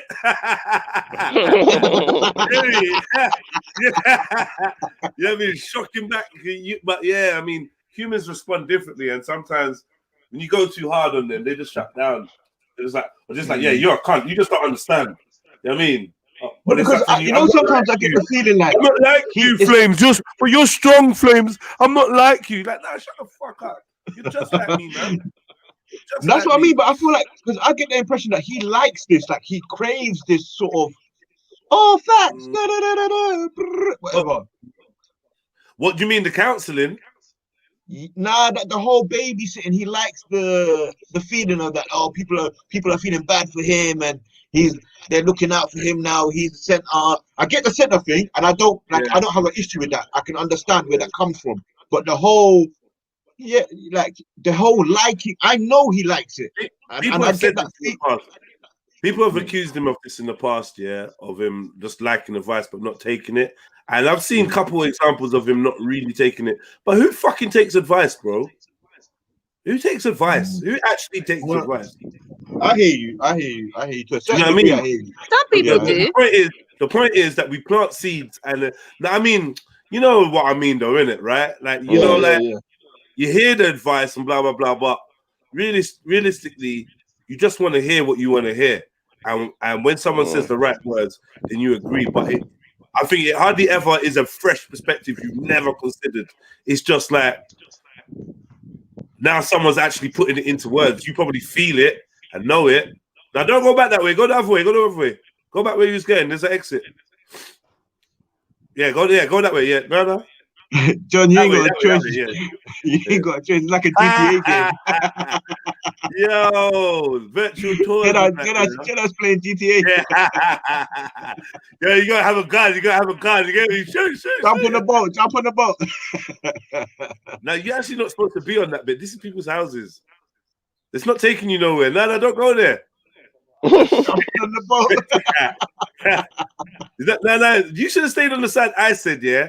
Walked across that little bridge. Keep walking down. Yeah. Jump across. Yo. That's beautiful though, man. That's beautiful. Yeah, Central London, man. I mean, West London, Central London. Oh, shit. You see, just step onto their boat. You know their boat sunk down by like fucking 10 inches. John Stones, you're going to put your 6'10" body on there. I ain't gonna lie, that actually rocked the whole boat. It rocked the whole boat. They're in there. This is him running away, you know. Like, yo, babes, it's finally happening. Brace yourself. Mad thing. Yeah, that's a hospital all there. That yellow building on the right. That's St. Mary's Hospital. And they're building that bit on the top. I don't know what that is. But yeah. What? How have they done that? Do it. Ah! I thought he was going to do it, man. What's this now? Kayaking and that, yeah. 360 active paddleboarding. Oh, fuck off. See, they fucking get paid out of anything, you know. I said to God, what's up with her chin? Did you see that? Why you think I was zooming in? Yeah, what's up with her fucking chin? What's this? Rent a paddleboard and take it down the thing and bring it back. I've seen bare people going down the canal with that. Seen mad shit. I've seen speedboat, all sorts. The only thing I ain't seen is jet ski. I'm sure someone's done it before. James Bond did it. Jet skiing down the canal. Down the Thames, yeah. Yeah, these look like you can rent these. Yeah, man. We should go rent Okay, them. so we need to go Windsor. Yeah, you just reminded me, John. The family need to go Windsor. They got the boats there. It's cheap, like I don't know, like £60 a day. You got the boat there. You can go do it. Oh, look at the peas! Look at the fucking peas, bro. I remember, yeah. Look at the pussy clout peas. That's a bad boy boat, though. 3 hours and that. We have to chat to them and hustle up something else, Carl. For all the hours that one of them sitting there not doing nothing, we must be able to work. I'm gonna pay cash and come back late. How much was they looking for that? £80 an hour. Yeah, £80 an hour. That's all right. Baller. Baller. 3 hours, 160. Fucking, they got you paying £12 for a wooden thing with oars, fam. Is it? Yeah, bro. When you go to them parks with the lakes in it, you know what I mean. You can go with your park. The river that goes through Hampton Court, a rowing boat down there is £15 for half an hour. Oh, a rowing boat. A motorboat is £25 half hour. Okay. You still works out cheaper. The problem. Still cheaper. You get me, the motorboat. Still a good cheaper, but your arms though, you gotta work out your arms, the cost of your arms. Yeah, lad. John Stone's got this, man. He's got this. He can roll with all of us on there. He's good, man. Are you crazy, Jeds? Me and you stand in a boat, bro. That's instant capsize. Come on, man. The mountain. Don't lie to them, man. You know what you could do. Look at my man. Look at my man. Proper jobs work. Turn around and show him again. Is he watching you? He feels paranoid. You know, he's turned to the side. What are you doing? What exactly does he think he's doing? Can you see the swaying? Did you see the swaying? Yeah. What's it? A mallard. Mallard. What is that? What they're called? Is it if it's the blue greeny head thing? Then it's a mallard. If it's it's a geese, I can't really see. How did you learn all this stuff, Jed? Like, even in the park, you were talking about some like ducks and mad things. I know a lot of the animals I learned from going to jail, because when you go to Feltham, you realise that all the different wings Feltham's are named after all different birds. Yeah. All different birds. Look, mallard, quail, swallow, heron, curlew, bittern, raven, lapwing. Okay. Get me? And it's shaped like a bird from the aerial view or something. And then they got peacocks running around there as well. It's a bird business. I don't know what that is about. Do your bird, innit? Ride your bird. Oh yeah, makes sense. Right, today I'm just transferring some old shit from the old laptop into this new computer. Jeez! Gonna make some orders, get to work. I've been, like I said yesterday, I think I need to talk about it openly for me to put the pressure on yourself. be more active with it. So I've been lazy with the Instagrams. Like I said yesterday, I've set up the emails, the Instagram pages. I haven't posted anything. I've been like, I've got banging pictures. I've sent you some of the pictures that, when we do the work, Jeds. But I need to make it proper, whatever, whatnot. But at the same time, I'll turn around to the family and be like, oh yeah, you should be doing it right now today. You know what I'm saying? But then I don't chat to myself like that, you know, as much as I should, I guess. Oh, by the way, the lingo police hollered, Flame. They said, can Jenna get his back, please? Is that cool? You and M Stacks. Is it cool? Can you leave it at reception when you're leaving? Yeah, safe. It's cool, man. It's cool. Exactly. You know, Hey, you know what? you're chatting, you're chilling. You put it in your pocket. You forget you've got it. You leave with it. I get it, man. You get me? But like, get me before you leave for another day. You used to be on the what? I do whatever I want, bro. It's all mine, bro. Okay. Well, what? Mine was this, that, and the third. This, that, and the third. You get me? Chilling with the boom boom, chilling with the man on the block. So I don't know what's going on right now. With the boom boom. I didn't say the boom boom. I said chilling with the boom boom. Boom boom, boom boom, boom. You get me? Chilling with the man on the block. Yeah. I'm like, shit. They look nice. Who are these people trying to they're requesting the Shakara wiggle? These lot are proper hungry for this Shakara wiggle thing. The Gallum are going crazy. Like, Mary Jane, she likes a bit of Rasta. Yeah, I've created a monster. Like the Gallum are like, yo, when can we see the Shakara dance again? Like, I don't know what he's done to them. Swivel hips. Nah, you killed me when you said yesterday, pay some money and Shakara will come and dance. And I see your uncle. I was done. Jedi, If you wanted to come you done out, the thing, innit? You done the Uncle George on the women, bro. Say that again, bro.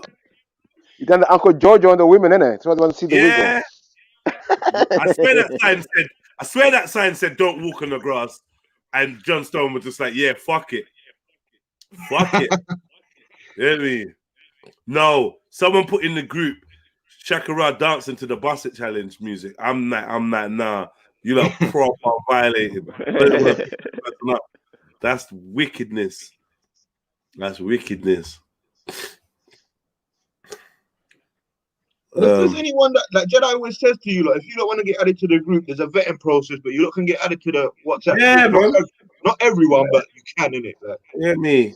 It's a spiritual thing still. Your vibe's got to be Yeah.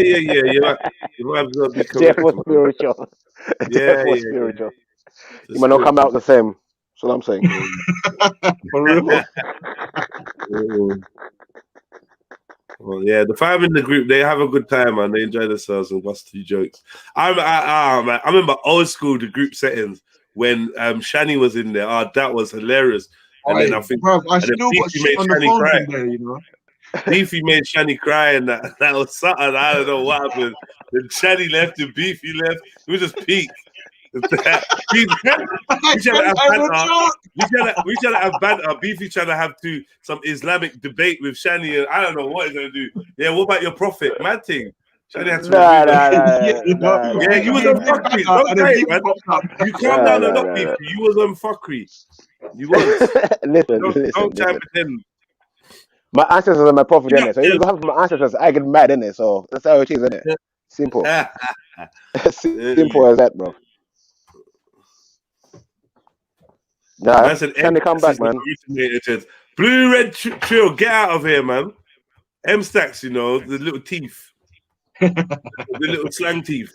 Get me? His M Stacks is all right. Bang on. No, fucking hell. Okay, no, bang fucking on. hell. I like bang on, yo. I like the bang on, though. I'm not gonna lie. That's a good one. Bang on, fucking hell. Bang on, yeah, fucking bang on. Hell. Bosh. That's what we used to say. I used to say that all the time. Bosh, I'm in. I don't know why. Jayla used to say, yeah, boom, bosh, I'm in. Yeah, you love that boom one, don't you? You love boom, bro. Boom.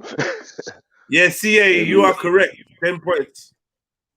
10 points, CA. Yeah, now you're out on. So yeah, so at the end of this block is the Hilton, Paddington Hilton, and if you go right, you walk all the way down to Marble Arch. That's Edgware Road. Walk all the way down to Speaker's Corner. Anyone that sometimes needs a place to just sit down and relax, you can walk into the Hilton and there's like a decent bar there still, so you can go chill out. No one's gonna question you. Yeah. I remember one time being in the Hilton while I can't even say. While I was gonna say why this girl went upstairs to go and bag up coke. What? Bro, raking it in, bro. I Like, did let me go to the security. Hilton Yeah, and chop I this up. did at security. To be honest, I say I waited downstairs. I waited outside the toilet for her, and it was so booky. You get me? And she's in there bagging up, like, because she got all this food on her. She didn't have nowhere to bag up, and she's just like, "Yo, I'm gonna bag up in the toilet." You get me? So she went to the toilet to bag up, and I was just waiting for her in the lobby, whatever area. So rotted. Yeah. Jada, you never told us you knew Daniela Westbrook. What's going on? Say it again. You never told us you knew Hey, Daniela Jed, Westbrook. you should write a book. Daniela Westbrook. Jed, you ever think of writing a book? Yeah, multiple times. Multiple times. You I should mean, write a book, man. I started a story, like what you mean, what a real life story thing. Yeah, I think it would be powerful, man. Yeah, it would be powerful, man. I think it will in at the right time. It will happen. I'm sure it will happen, man. The Well, right inshallah time. you do, because that's yeah. Yeah, inshallah, man. Yeah. I'm sure that this a biography. Yeah, Biopic. what it's got to be. What I know it's got to be. It's got to be like weekly meetings with somebody that's gonna just dictate when I talk and ask me questions to get a few more details, and I'm just gonna keep talking and talking and talking. Yeah. You get me? And then they're gonna put it together, because if I just try to sit down and write it, it's gonna be dead. And I ain't gonna have the enthusiasm. But if I can dictate it and they can just take it down and put it together and then bring me drafts and be like, what do you think of this? What do you think of that? I'm gonna be like, yeah. So that's what I need. Someone that's gonna like say, yo, Jed, sit down and tell me where. Take me from the beginning. I can lay back on the chair, bun or zubi, and just chat. And they're just typing. It'd be mad. I could tell a lot because then it's like I'll tell you the whole thing up to bring you up to today, and then we can go back and start getting details, because I remember crazy details of something. You know what I mean? And then you can pick, you know what, this story was a good story, but kind of wasn't, like, it's not as good as this, or it doesn't really, you know what I mean? Because we could be here telling you a million stories, you know. That's London man got a story in it. We always got a story. And the sick thing about you, your explanation of your experiences and how you break them down, and even like you'll be sitting there on the audience side and thinking, wow, like right. You know what I'm saying? Yeah. So I think that'll be good in your book as well. Yeah. Yeah, man. Everyone's got a book in them, though, innit? Don't you think? No, it's true. But then sometimes it's how people translate it, innit? A book about something. I mean, not everyone's gonna do an autobiography, but everyone's got a book in them. I definitely believe that. That's like I believe everyone's got like a one banging 16, like a fire. Everyone's got one fire 16 in them. 16 bars. I'm talking about. Yeah. Everyone's got one in them. 100%. One of my favorite quotes is, "You're the author of your own story, so don't let anyone else write it." Come on.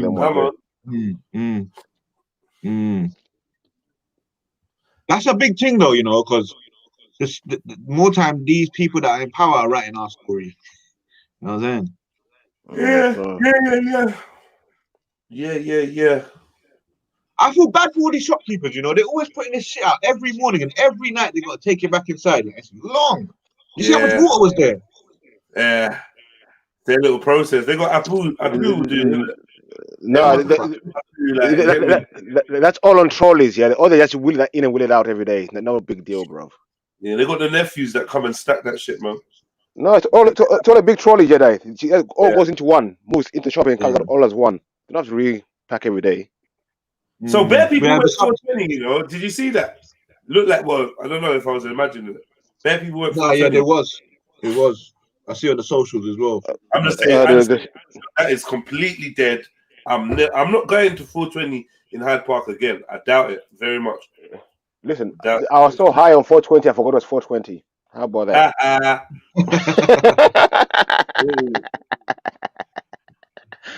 Yeah.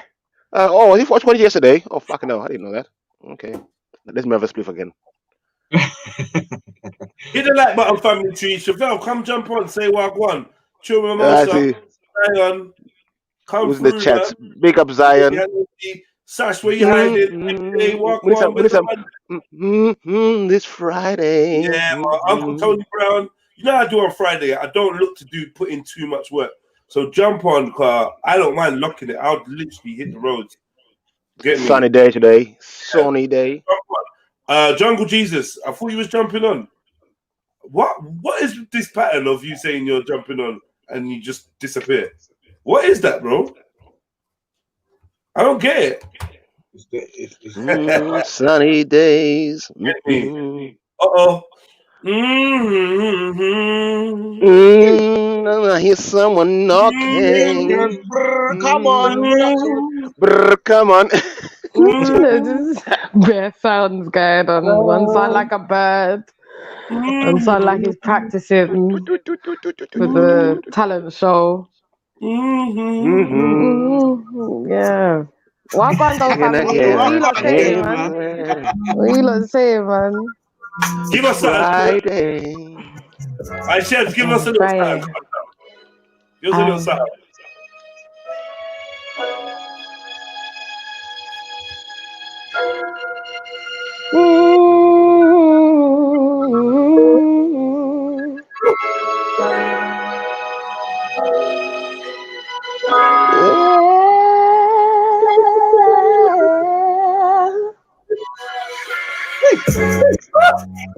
So you don't come around here no more.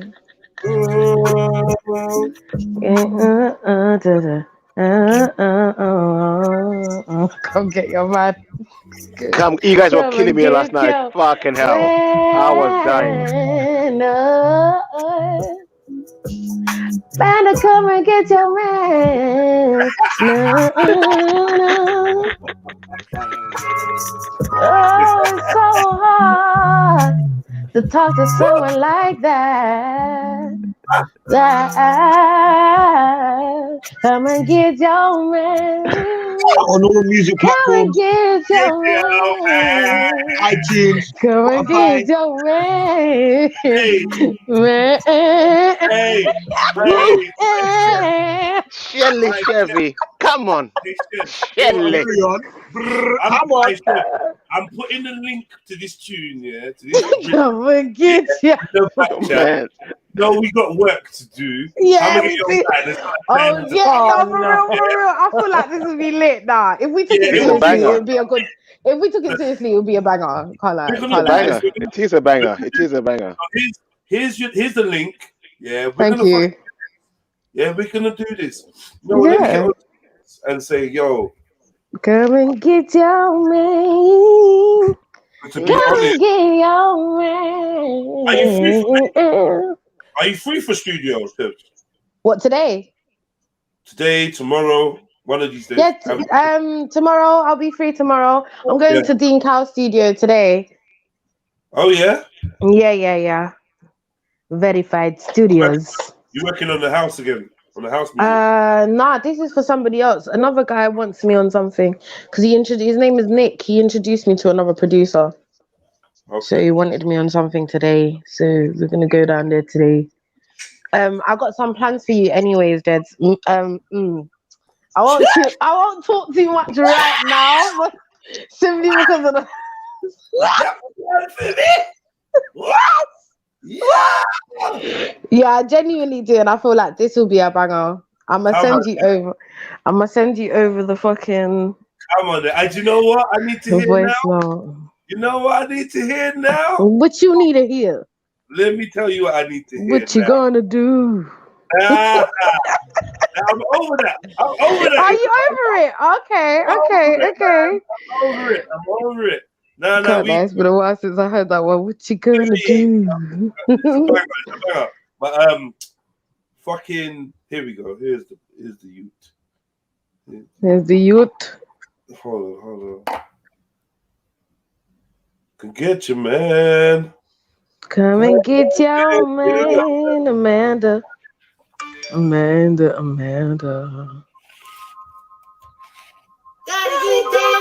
Oh my God!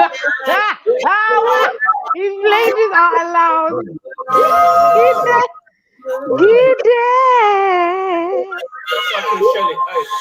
Get that. Gotta get that money. Gotta get that juice. Gotta get that.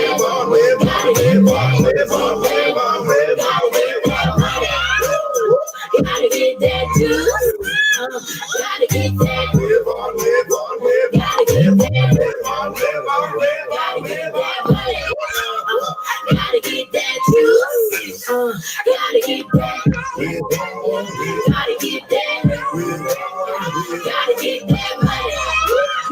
Gotta get that juice. Gotta get that. Gotta get that. M-O-N-E-Y. Right to wrist that could get me like graveyard shifts at the dead of night. Skipping on the pitch, running through red lights. Nice. Pushing this whip like it's stolen. So tight, get my eyelids swollen. Dark past, but my future looks golden. I know I'm chosen, my block's like an oven. Through my window, I see ops. Opportunities and omens. Gladiator rebelling against the Romans. In the unseen. Feeling haunted by the Europeans. They put my ancestors' artifacts in museums. Hustle is my forte. All day, chasing paper rectangles with Alyssa's portrait. Fuck what the law says. Rather put a shell in a court face than catch a court case. I hope it's never me against you. And that's for your sake. That'll be like a great versus 4-8s. Straight losses. I only hang with straight bosses. And we're here for the dosh. But we ain't come here to floss. Come here to floss. Hey, that bit was wrist that could get me like red of light. Skipping red lights. Pushing this whip like it's stolen. So tight, get dark past my gotta get that juice. Hey! Gotta get that way, run. Get that! Gotta get that juice. Get that. Run. Yo, this tune was lit when we were making it, though. Gotta get that money. Gotta get that juice. Gotta get that. Yeah. Sorry, guys, it wasn't just me on the hook, by the way. There was many people that did some man. It's hard. It's sick. Yeah. It's sick. Chevelle, Red Pill Trill, money. Yeah, Jed, I sent you over a voice note. You don't have to listen to it out loud, but when you're ready, have a little listen and tell me what you think. Because but I'll explain more when we get some time to chat. Yeah. Yeah, man. All right, man. Large up John Stone for making me feel like I'm there. In it? Felt like I'm in the Hyde Park. Yeah, like Wonder. Wagwan though, family. Wagwan, what's going on today? There, man. Just holding a vibe until it's done, you know? Until it finish. You know? Big up Zulu. I see you. Jump on Zulu. Hailey, jump on. Zion's in the office. Zion's at work, laughing. They would laugh. Moki Haitian said UK looks dope. That's John Stone making it look dope, man. UK looks dope. It's all right. This is all special effects. No read into it. It's CGI. CGI, definite CGI. Trust me.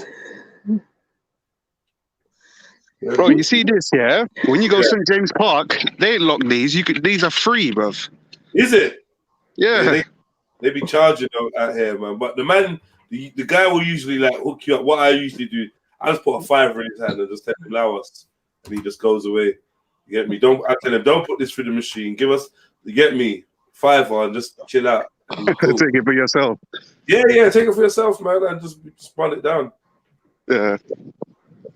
Them chairs are all right, man. Them big deck chairs. But I need to order mine, man. My little fold up chairs.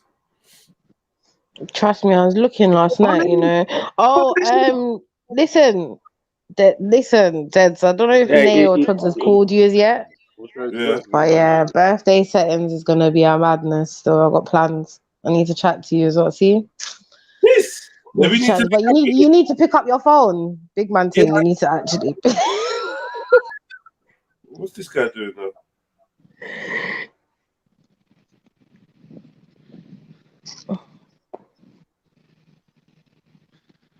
It looks like we're in a game, kind of, you know. Yeah, people said that. People said that. Yeah. People said that. Yo, facts. If you're listening, I beg you jump back on. Get me if you're listening. Are you in the US? The USA, yeah? The USA is lame. I'm sure there's a lot of beautiful places in the USA, man. I'm sure there is. Large up the chat, though. You know, say who can come. You can't come up here, you know. Yeah, I know. You don't need a ladder to be thrown down every day. Yeah, you can just, you know, some rope that I wait for just climb up here. Forward, man.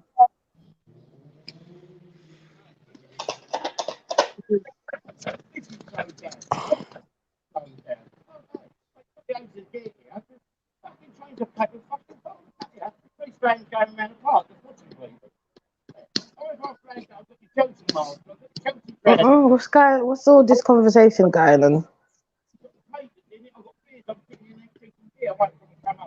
Man, the smoker's corner, yeah?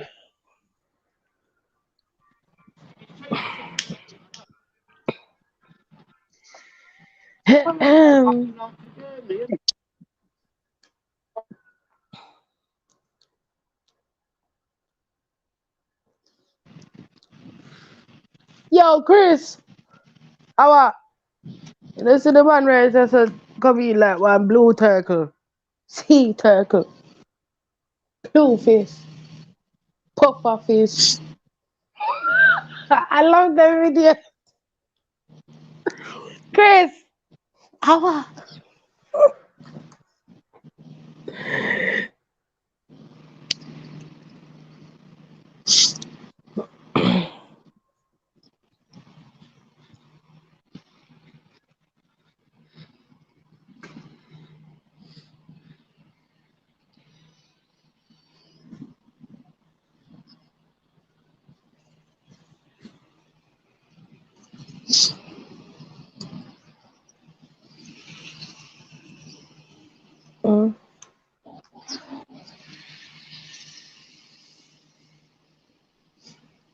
Where you off to now, Johnstone?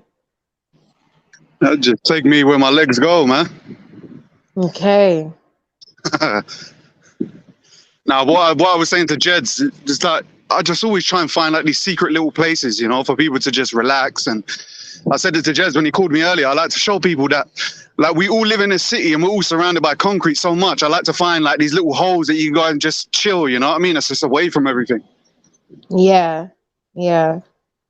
Because certain people, you know what I mean, they don't have the facilities to go and drive to the coast or go to Cornwall or go here, go there. You know what I mean? So. Yeah, that's true. So I try and look for things during the week while I'm not working, and then on weekends, normally every weekend I'm sort of out of town finding places. Yeah. Okay. Maybe wanna ring the alarm. Ring the alarm. Ring the alarm. Hey. I dig you up, man. What you saying, brother? You good? There. What's popping for you? Yeah, good, bro. What was you at Hyde Park? Nah, I wasn't, man. Was you, yeah? Yeah. You went and did the 420, yeah? What, for Black the Ripper and that, yeah? Yeah, I was even there last year as well. No one was there last year. Is it? Literally, last year, there was like a couple man from Birmingham there. Like, that's all we see last year, isn't it? And then this year, what was it like this year, then? Just as like any other year, packed. And we were surprised, didn't it? Because obviously last year there was no one. Yeah. And everyone's like, why are you surprised? Like, literally there was fuck all people there last year. And we were like, why was no one here last year? Obviously, we was all fresh into the spell last year, weren't we? So, yeah. So what did you do there? What was it like? Tell us about it. 420. It was chilled, man. Like, it was just nice, like a normal day, innit? Like everyone just together, chilling, blazing. It was just felt like a normal day for once, rather than living in this pandemic world. You know what I mean? Right. But my mate was trying to say there was someone got beaten up there or something, or stabbed, but I didn't see any problems. Or I saw like the gangs and that, they were like looking out a little bit, but it doesn't bother me, innit? Like I just don't attach myself to that vibration, so it's like I don't get any of that bit. So I just had a good time. Do you know what I mean? And to be fair, I think if you have 20,000 people in Hyde Park, something's gonna happen, innit? So don't bother me.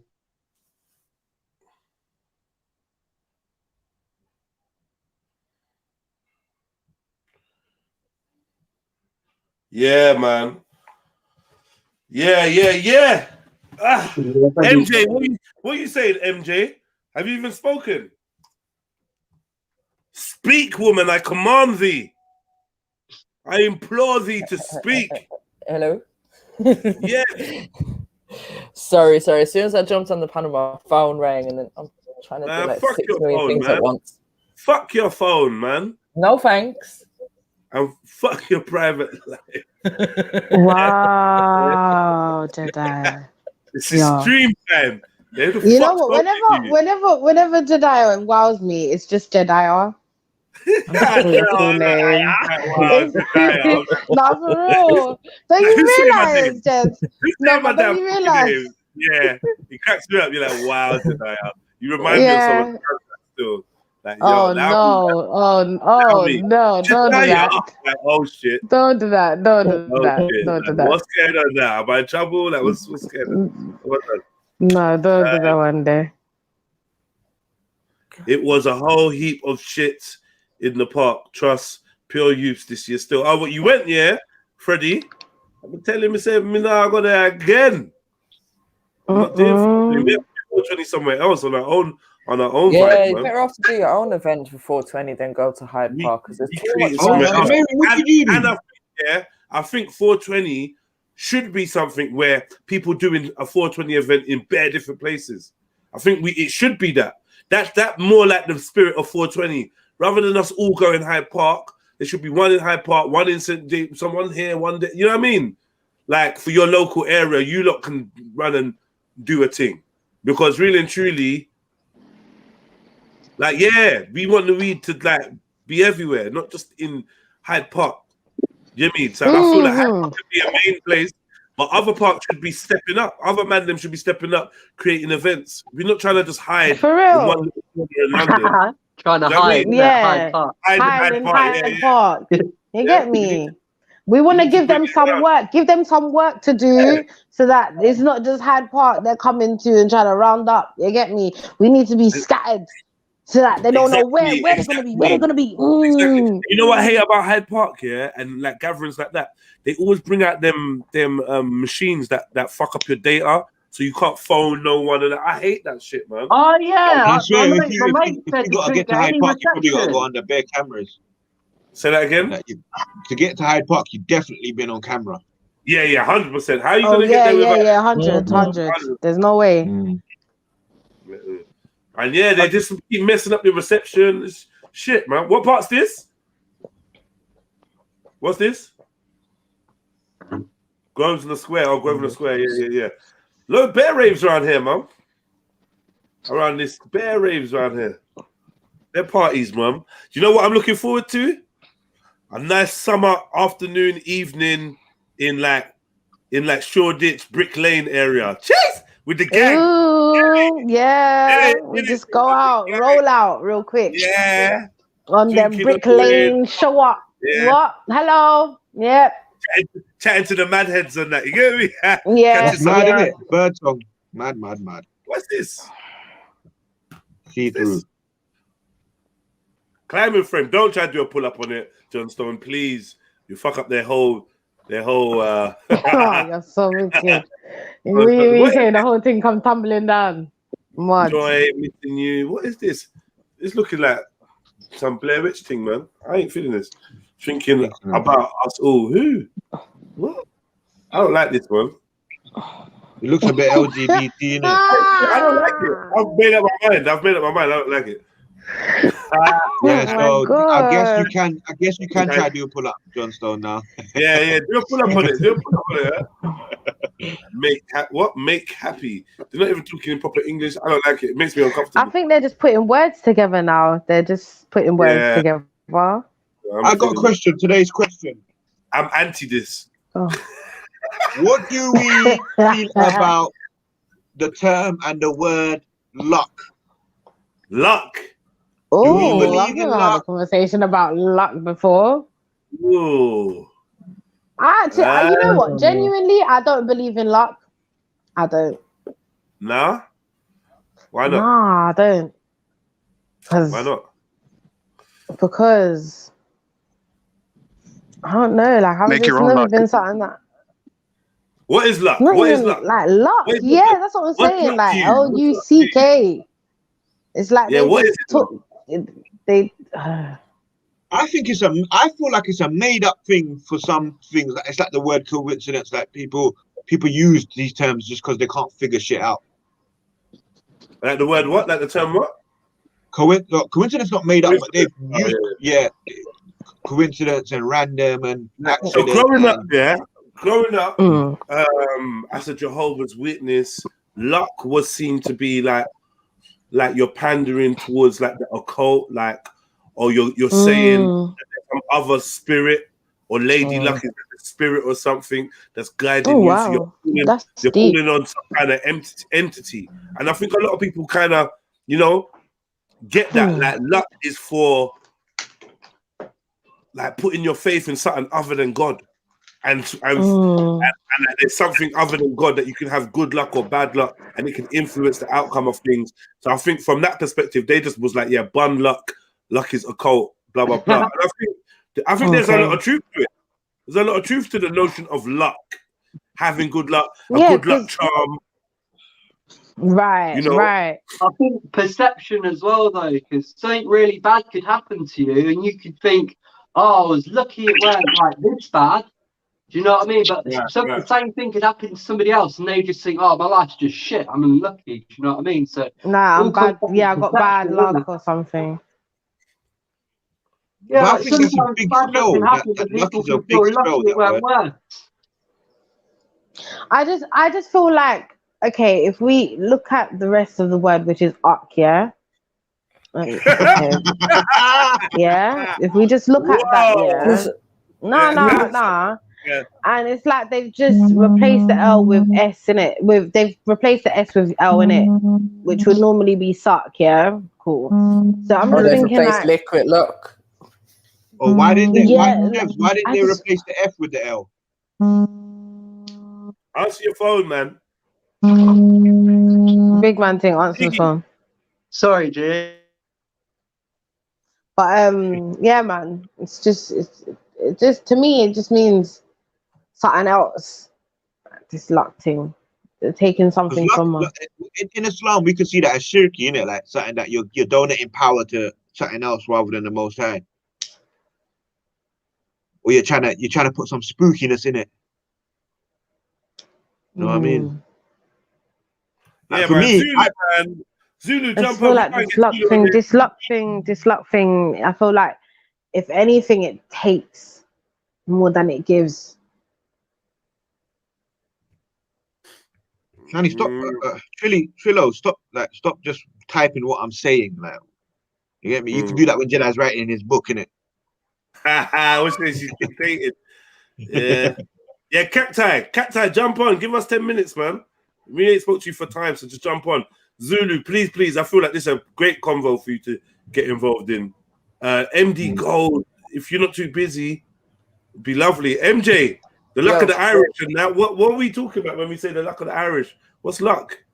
I think it's just something that we perceive. Like it's like a positive way, I think, of sometimes describing something. Like as Flame was just saying, if someone has an accident or something and then they say, oh, it's lucky that this didn't happen, it's like that's the positive, so they're trying to look at the positive outcome. But I think when it comes to, let's say, doing the lottery or something like that, luck is just, it's that thing of like, there's a chance for everyone. And if that chance happens to fall your way, you were the lucky one. But I don't think it's an actual, like, tangible sort of thing, if you know what I mean. It's just right. It's just something that we like to use to sort of describe a situation, I think. But I think it's like a spell though. Big up Zulu, come on. Big up, bro. Man, Big like, up, Zulu. big up, Zulu. Big up Zulu. Spell in what sense, Flame? Like, so now I come across a lot of people. Well, everyone, majority of people that I come across, they're either. When you're finished, Flame, I'm gonna give the definition. All right, cool. Go on. So I feel like people are lucky or unlucky, and they brand themselves like that. So you have people that say, "Oh, I'm always unlucky," and da da da da. And I feel like they put that spell on themselves, like they've made themselves unlucky. So as they go through life, their brain automatically makes them go through certain things. Cause they've, they engineer their brain like that. Or I could always say, I'm lucky, and lucky shit will happen to me.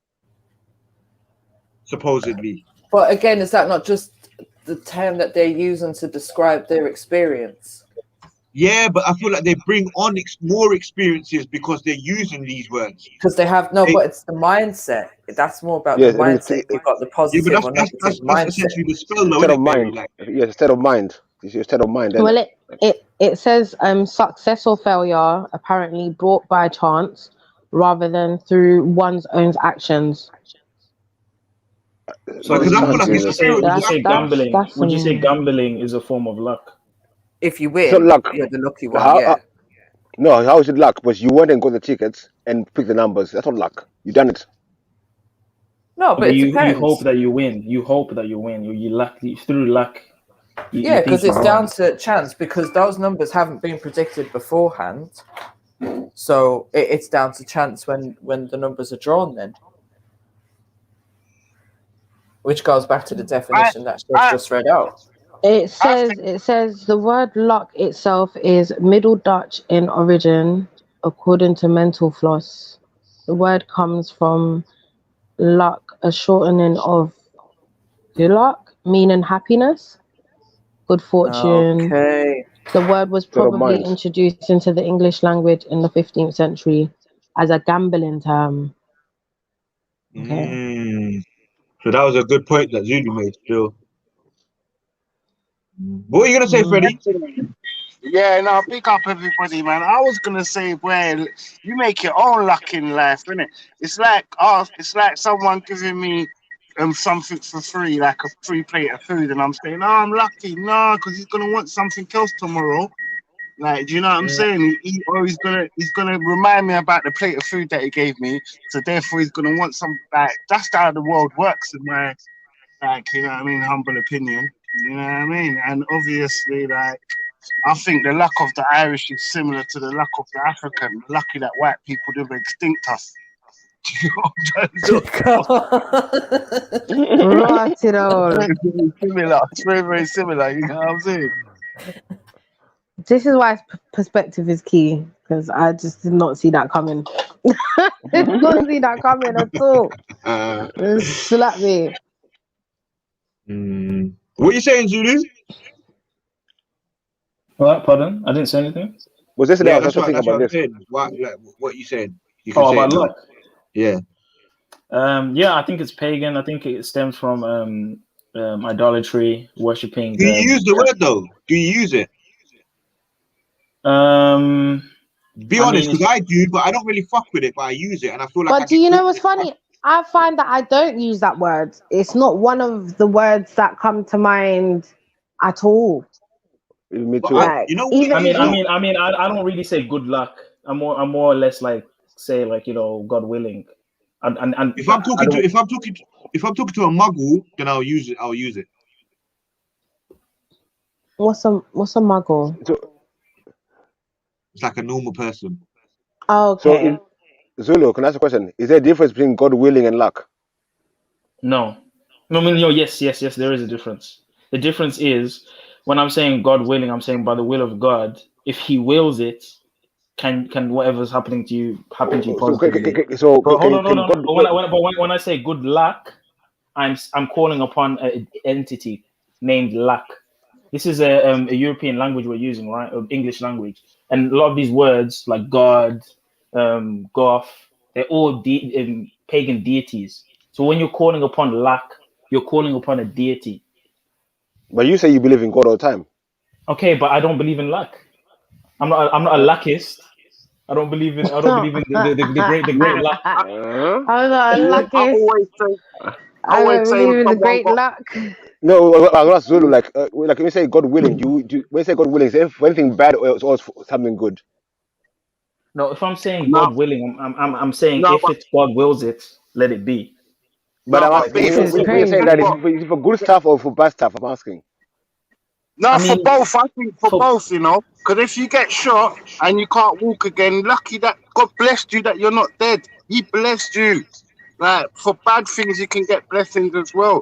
Like obviously, I went where I went for the upteenth time, and I had to learn on the upteenth time that you got what I'm trying to show.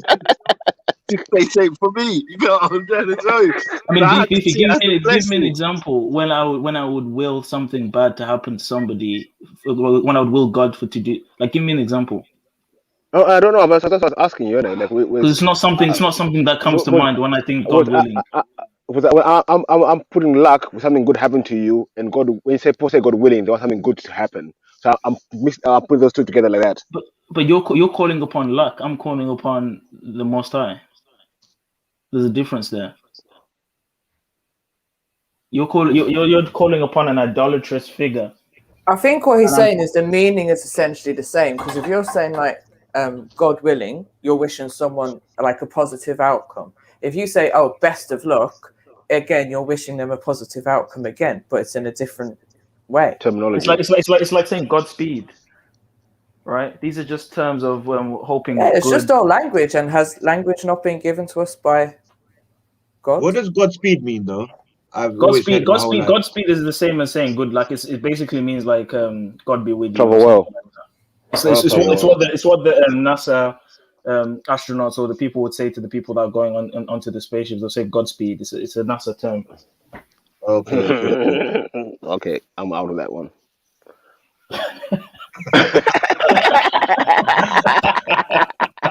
For that reason, I will not be investing in Godspeed. I hear that still. Why is it a NASA term? Why is it a NASA term? It must have come from somewhere else because I I've think seen them say that on it's like a TV sailor. shows. I think it's like a sailor thing as well. They had that on that Handmaid's Tale. Yeah, it's about having a safe journey and traveling. Having a safe journey, yeah. It's like sailors or people that So you drive. don't have no problem. So Godspeed, everything goes well, innit? Yeah. Same thing. I mean, I think it's more powerful when you just pray for the person rather than just saying a word like to them, like, "Oh, God be with you." You might as well just pray for them. It's more effective, I would say. Because this is what it's sounding like is like, all right, cool. There's a separation of who you're drawing this energy from, whether it's like, so if we made our own, like, this is what I say, I say this, that we should create our own words, like when we're doing stuff like this. So, because we're saying there's luck and then there's God's will, but what we're dealing with is essentially the same thing, but from different entities. But are they different entities? Because it is going to depend on personal beliefs, then, isn't it? Yeah. No, they are clearly different entities. I mean, there's no argument there. The different attributes, different origins. They're not the same entity. Just But because when we're saying good luck and you're saying, oh, you're talking to luck, or you're asking to look Who's for that, luck? bring, positive. Who is that person? Who is that entity? Well, I guess it would only matter to those that are religious or those that believe in their God already. You wouldn't call upon another God, would you? But who's saying? But I'm asking, you said God? you're calling upon another God. Who is luck? You saying luck is a It's god? a god. It's a god. It's a pagan god. Where? Can you show Okay, us? let me get up then. Luck. Can you share screen, Zulu? It's pretty interesting. Let me see. I just want to find the right website for it because there's all these different things. It's saying here, Lucky Charms. He's just quickly updating Wikipedia to prove to make himself Okay. There's a Roman goddess of fate or luck. Yeah, it calls Tai Chi. I can't pronounce it. No, you said there's a god called luck. You said you're calling this on is luck. the god. This is the Greek word for luck. It's the goddess. It's a god of luck. it says here, TYCHE was the presiding tutelary deity who governed the fortune and prosperity of a city and its destiny. In Greek mythology, she is the daughter of Aphrodite and Aphrodite, and Zeus or Hermes. The Greek historian Philobus believed that when no cause can be discovered to events such as floods, droughts, frosts, or even in politics, then the cause of these events may be fairly attributed to Tyche. Increasingly during the Hellenistic period, cities venerated their own Tyche, specific iconic versions of the original Tyche. So But this is the Zulu, 1 second. When say a fertility goddess, you don't say you're calling upon fertility. Now you're saying you're calling it a luck goddess. I mean, you're not calling on luck. You're not calling on the. You don't make sense, bro. I think it's making clear sense. I mean, to me. it says here that Tai Chi in Greek religion is You're not saying good Tai Chi to you, are you? Are you saying good Tai Chi to but the words over time transform. You may not directly saying Tai Chi, but she is the goddess of luck. There's also the goddess of wind, of thunder, the goddess of everything. Goddess of luck or goddess of chance. Because you know when we translate this word luck here, we say good luck, bad luck, lucky, unlucky. So what I get from that is you got luck, you got luck inside you or you don't. So lucky, unlucky. Then there's two misfortune or fortune. It's either you're fortunate or you're misfortunate. It's about fortune, good fortune and bad fortune. That's what the etymology says. That's all it is.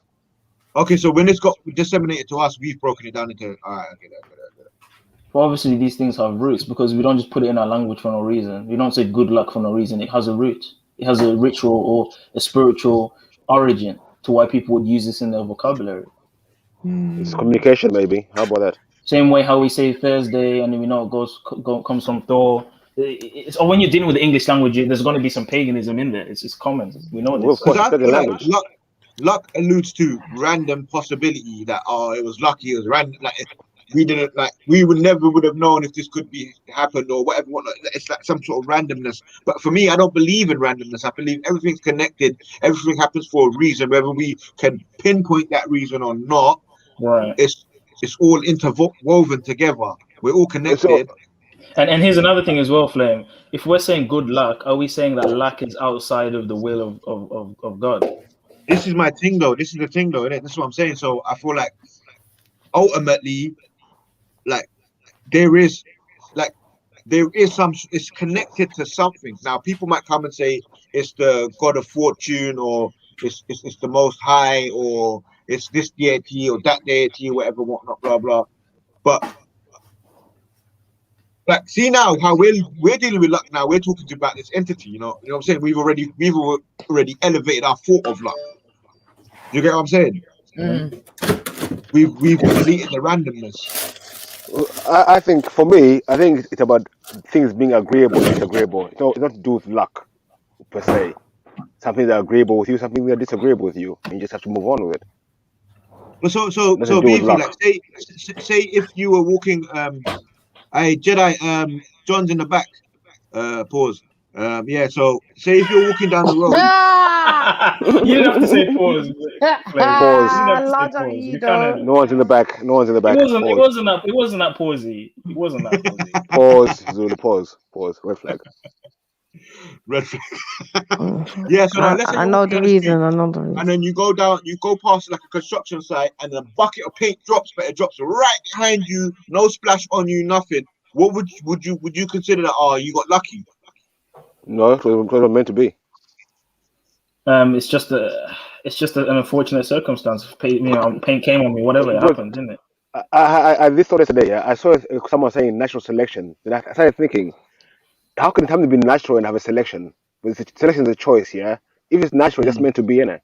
There's no selection about it. But then even in that term, natural selection, they're claiming they're claiming that the organizer or modifier or the person that is selecting is nature. So even that term itself, you're attributing authority to nature to select, or you're attributing consciousness to nature to select.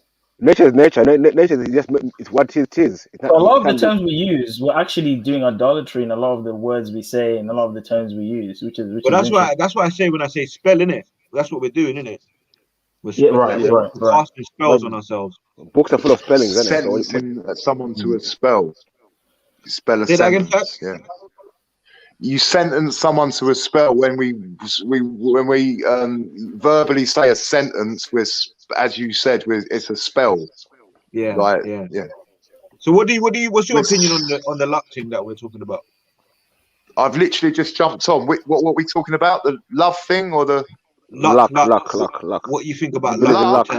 No, there is no such thing as luck. It's you make your own fortune, and when you actually get to know how the world works, you can literally. I promise you can literally.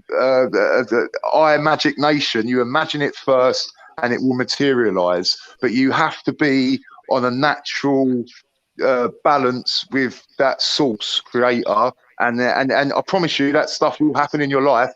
And you can even ask Amanda, my brother, anyone that's around me for a long period of time. I'll say something like, I need a Rizzler, and I'll look down and there'll be a pack of Rizzlers. I need a drink, a fucking can of thing blowed under my fence. Or the list just keeps going on and on and on. And at some point you have to say it can't be a coincidence anymore. So I don't believe in luck. I think we can really create our own destiny. So how would you describe that if you were telling someone, oh yeah, this happened, that happened, I think what would you say? Well, do you know what's mad though? Other people would perceive that as luck. Yeah. Do you get me? Like other people would be like, oh, you're quite lucky then, aren't you? Like, but I make my own luck because in the sense, yeah. For example, can ask Amanda, you can ask my brother. I talked it into existence. I literally would say something like, it could be anything. Like it's going to rain today, or it I'm trying to think. I get what you're saying. You don't need to look for more examples. Yeah. I understand what you mean. Yeah. But I make my own luck. For what example, I'm trying to say is it can't be luck because I've already said it first. It's like I'm talking it into existence, and people are looking at me like eerie, and I'm like, yeah, this is really what my life's like. But anyway, yeah. So for me, no, there is no such thing as luck. I make my own luck with luck. When I'm in my house, would you guys say the same? Would you guys say the same thing for destiny? Beefy made a point. Sorry, Facts. Beefy was making a point that Beefy, because it kind of interlinks with yours, point, Zulu. Because Beefy said he makes his own luck. I make my own luck. For example, but I hate running out of Rizzler. I hate that. That's one of my pet hates. So what I do when I buy a Rizzler, I put random Rizzler places. I just put Rizzler there, anyway. So when I run out of Rizzler, I know I'll find one. It's not lucky that I find one, but I make my own luck. Know them things. Okay, I see what you mean. I think me and Beefy are saying the same thing with different words. Sorry, MJ. Yeah, in a different way. No, it's not MJ, it's Chefs. Yeah. But I've got it wrong again. MD. Yeah, you're not factual with names, bro. You're not factual with names. But would you guys say karma? Would you guys say karma and luck are interchangeable in the sense that bad karma is happening to you? Because can I fact check you on the definition of the word karma, please, before we get into this conversation? What do you actually think karma means? It's all the same thing. Karma and luck and destiny. It's all the same thing. No. What is the definition? I'll give you my definition. Sorry. What does karma mean? What to you? What does it? Like, I can give you my definition of it if you want first, or yeah, go on. Right. Well, factually, karma means if you good. It's got nothing to do with bad, so it's only to do with good. That's what karma is. It's karmatic. No. Right? I'm sure. Yeah, I promise you. Okay, sorry. You can go to the Buddhists. Karma for me is it's not no yin and yang thing. It's what you put out there is what you get back. No. That's what. Yes, but no. That's not karma. That's natural law. That's the universal law. That's I agree essentially what it is. Yeah. So what is karma then? Karma is another way to describe it.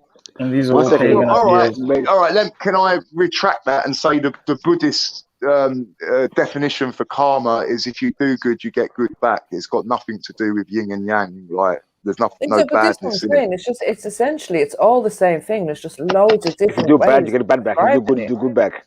Exactly. What are you talking about? That's universal law. I think this is why it niggles me a bit when people say, But "Oh, karma's a bit Wait, different. karma is going to come back to you." But wait, one karma's a second. bit different because you're being Who punished said for what you? you did What's in a universal past. law? Wait, one In a second. past. What do you? In, One oh, second. come on, man. What is universal law? Facts. Like more or less what MJ just said. What you put out, you get back, or like you can't dodge your comeuppance. If you've done that to someone, it's going to happen to you or someone in your bloodline. That's Whatever karma, right? Is that? That's karma, right? No, for me, that's natural universal law. Karma, in a Buddhist definition, just means if you do good, good comes back to you. But maybe karma might have been, have in other cultures or things have a different definition. Karma's a bit different though, because we're talking about you getting punished for what you did in a past life. So it's a bit more different It than doesn't saying have to be in the past life. Past It can be life. in this no, but life. that's the whole concept, right? Instant. The thing that instant karma. Here, people saying, "Oh, that's No, instant karma." karma is No, the but result of where the does that person's concept actions come as well from as the then? actions of themselves. It doesn't have to be in Okay, the but next you're life. also punished with but the original concept is also being punished for previous actions in previous lives. You're talking about original sin. That's Okay, but different. if you ask what it means to me, I'm not like talking about original. I don't think of karma as like, oh, because of my past life or what's going to happen in my next life. I'm thinking about this life, the life that I'm living here and now. Because sorry, but I don't Exactly. think about the potential next life because I don't know if there is one. But this is where. And if there is, I just hope that I've done my best. Like I don't But go around. MJ, I hear what you're saying, but that's not the original concept of karma. So you can change it, but that's not what it meant. It literally talking about past life, Where does karma accountable, come from? being Where does accountable karma for come what you from? did in a past life. Hold on, Beefy. Sorry, finish that sentence, please, Zulu. Thanks, bro. Karma is talking about basically being accountable for what you did in your past life and having to go through that. So if something bad happens to you now, it's because of something. No, that's not necessarily true. I mean, it is true, but it's not exclusive to the part. I think what they're trying to let you know is it's not just about reincarnation aspect. It's in real time as well. Yeah. You can get karma today from shit you did yesterday. Yeah. I'm trying to say. Yeah. But yeah, it also can go into your past life. But I'm getting on the record to say I don't believe in karma. Neither do I. Because isn't it strange that only bad things seem to happen to good people and bad people seem to fucking live forever and a day and so on and so on? That's my life experience. Good and bad. Yeah, but you can say that, but from the outside, it's easy to say things like that. We don't know what people are living in their everyday life. Not even just that though, MJ. Yeah, like is living the reward. Is living the reward, like oh yeah, the good living diet, a long life, the reward. Yeah, exactly. Like, is living. What about the hereafter? That's another question. Because what I'm saying, if hereafter is better than here, then good people dying would make a lot more sense. Right. Dying early and all that would make a lot more sense. Sparing you like the need to go through. Someone's got some echo, by the way. Yeah, sparing you the need to go through certain experiences because you've bypassed that. That might be like a queue jump ticket. You know what I mean? To something better. Because even if you believe in like heaven or judgment day, then if dying early could mean that you would experience judgment day sooner from your perception. Because you dying early could also mean that you've made the impact here that you've needed to make as well. You needed to make. Or your death could be used as I think that, I do. Or your death could be used to have impact positively. Right. That's that. a big point. That's a big point there. I do think that sometimes, if you lose somebody, you do think like, yo, there was something special about that person, and like it's like you're close to a bit of a link to why people. Is that Trafalgar Square? You did a proper West End tour today, isn't it? Is that Trafalgar? Well, they look so nice over there, man. Where is it? Yeah, it's Trafalgar Square. Yeah. The Battle of Trafalgar. Oh, red shoes. What kind of shoes you got on, bro? Sorry, we know that. He's at the ruins of the battlefield. The ruins. Yeah. Watch them gobble each other. Girls with magpies, man. Still got that shit. Looks like they've cleared up all the corpses and artifacts. On this day, on this faithful day. Yeah. In 2000 BC, the Great War of the During the great pandemic of 2020, whilst everyone was stuck at So home it began. in lockdown And so because it of began with the Battle of Trafalgar. COVID-19. This is what Jedi 300 strong I know what stood he's against doing. the mighty foe. He's He's come to collecting collect pennies. See, this is for the god. This is for the goddess luck. Look, this is for the goddess luck. You see what people are doing? It's true. It's true. It's true. How about that? That's actually no. You're so fucking right. Throwing money into a well is Yeah, another you're reason right. You're to right. try and get good luck or make Wishing things well. happen. Wishing well. Wishing well. I think that it's definitely all tied in. They're one in the same. Yeah. All the Do same you know what would be a more righteous act? To give that money to the poor, wherever they're Well, throwing hold it on, I was into going to a say, freaking river. usually there's some sort of setup where they collect that money and give it to a charity. Does anyone know where that money Right. goes? Do they Like actually by the collect that obelisk, money? yeah? Is that Could the I know, obelisk we get there, into yeah? the? Is that the I know obelisk Could we there, get yeah? into in my the local periodic shopping centre, table? we had one of them things and they used to donate But, you it know, to charity. I didn't know they actually collected it. That's Yeah, interesting. no, And but talk about what copper does to water, and that, is maybe that the that's the obelisk? reason why people done that originally. It's nothing to do with wishing. There's actually a chemical reaction if you put copper into water. Maybe that much. Yeah, It's, it's called erosion, right? Which is what? It's called erosion. Yeah, but back in the day, it was different. Like it was solid copper or solid silver, I and was I'm going to say, was it sure. always copper? And is it only copper? It's not just pennies Nah, in but there. look, I think that these fountains and that they've got a primary purpose that we have not been told about, and I think that they can't in natural law hide this from us. So they style it out and say, "Oh yeah, it's a wishing well." But I was going to really, say, yeah, a lot of the time that it's used as a wishing well. So do you think that by throwing a penny in there and making a wish that can actually come true, or is that just they're giving us false sense of luck or hope? I think that the word wishing and well, if we probably looked into it and the origins and the Latin and the noun, we'd find some stuff out that's got nothing to do with luck at all. That's just a hunch. Wishing well, no wishing well. I don't kiss and tell.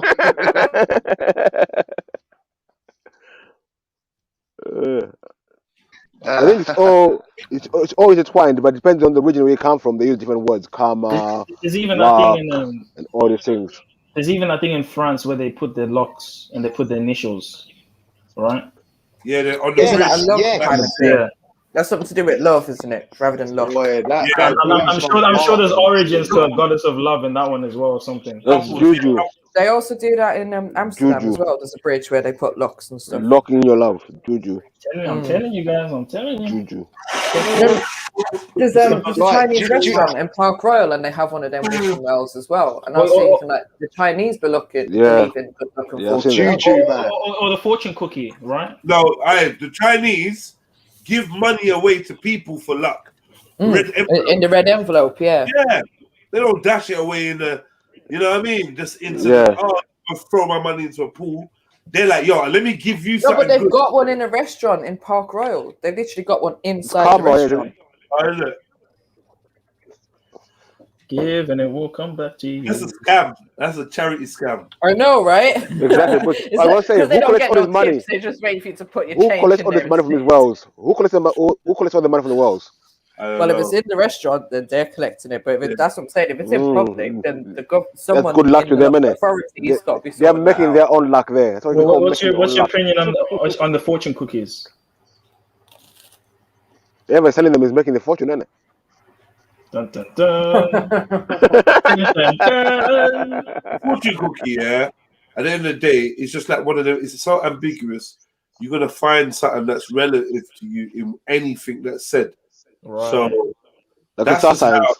that's how I think a lot of these things just work in general. There's messages for all of us. You know what I Do mean? you think it's psychological? Like, as in, you might Yeah, assume. we find meanings. We find meaning in things. Do So if you it's a think? phrase or a word, you're gonna find meaning. Like, you know, someone's gonna be like you open something and it says the word don't get too hot. Then you'll be like, oh my God, that's crazy, because me and this girl, we've been getting full on and I think it's time to cool off. Or do you know what? I've been doing mad crimes lately and I've been feeling like the police is watching me. Or do you know what? Like, you get me? I need a holiday to a cool climate. Or like, you're just gonna rationalize it and apply it. I spent too much time in the sun. Oh shit. Right, do you know what I'm trying to say? You're gonna just apply it to whatever. MJ. These stairs there. That's where my man got fucked up. Oh, it's mad. But it's a form of like psychological control, because also if maybe it doesn't apply to you, you might start living up to that in subconsciously. If you read that and you think this is what's, you know, even if you take it for a joke, you laugh, but you probably took that message in subconsciously. So you might actually find yourself actually, you know, living that. Yeah, I kind of lost you. Oh, you lost okay. me. You lost me. Oh, I'm just saying, yeah, if you even if you look at the fortune cookie and it doesn't apply to you at the moment, you may try to find ways throughout your life subconsciously, because you read it. It may come up in your life, and you may think it's due to that fortune. You know what I'm trying to say? What fortune could really be read out that doesn't apply to you? Well, I mean, if something said, like, for example, like you're going to, I don't know, be a Satanist or something like that. I mean, that's obviously not going to happen. It's never that simple.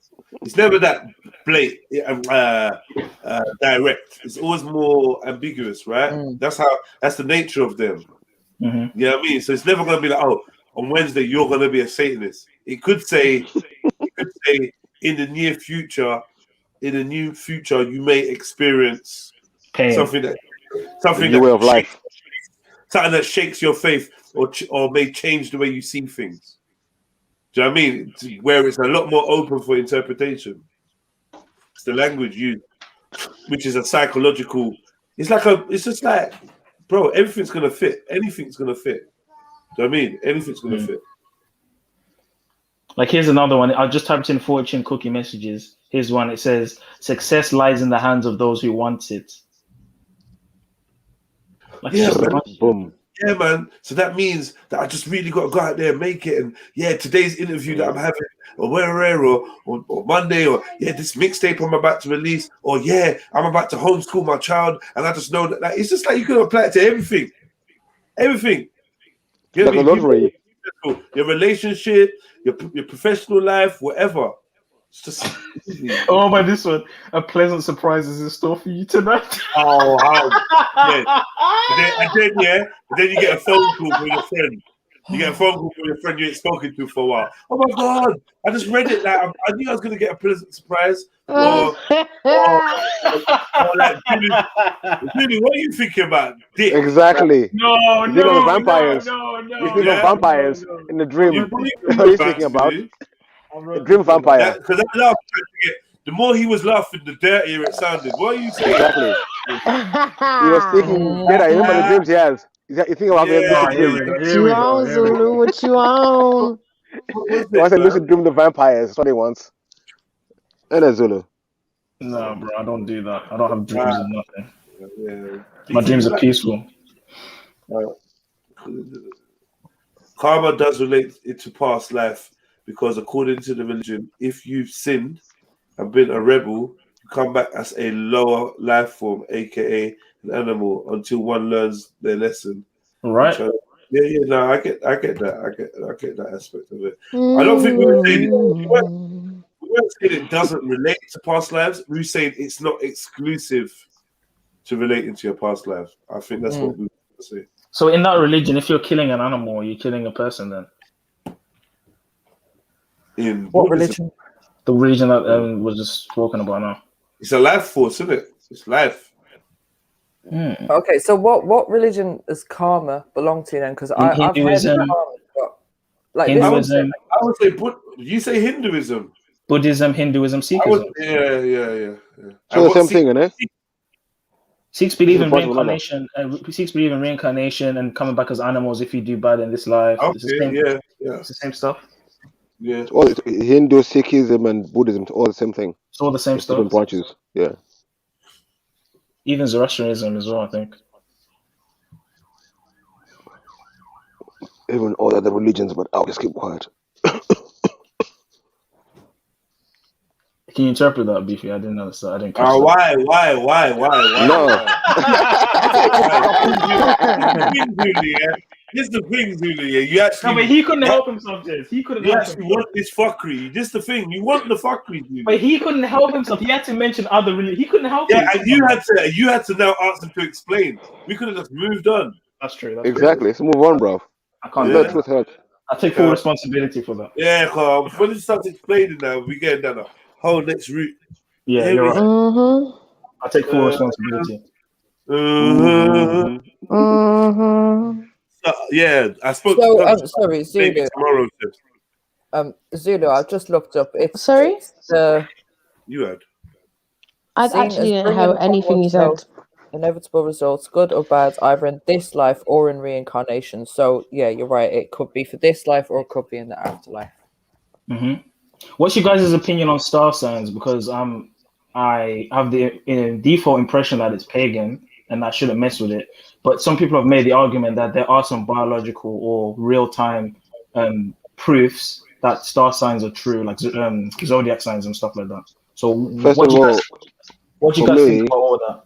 Like, For me, this 12 month kind of only started like a few hundred years ago. So where do you get the 12-month calendar? You have January, February, March. It's all a recent thing. Yeah. So I don't believe in this Okay. star sign thing.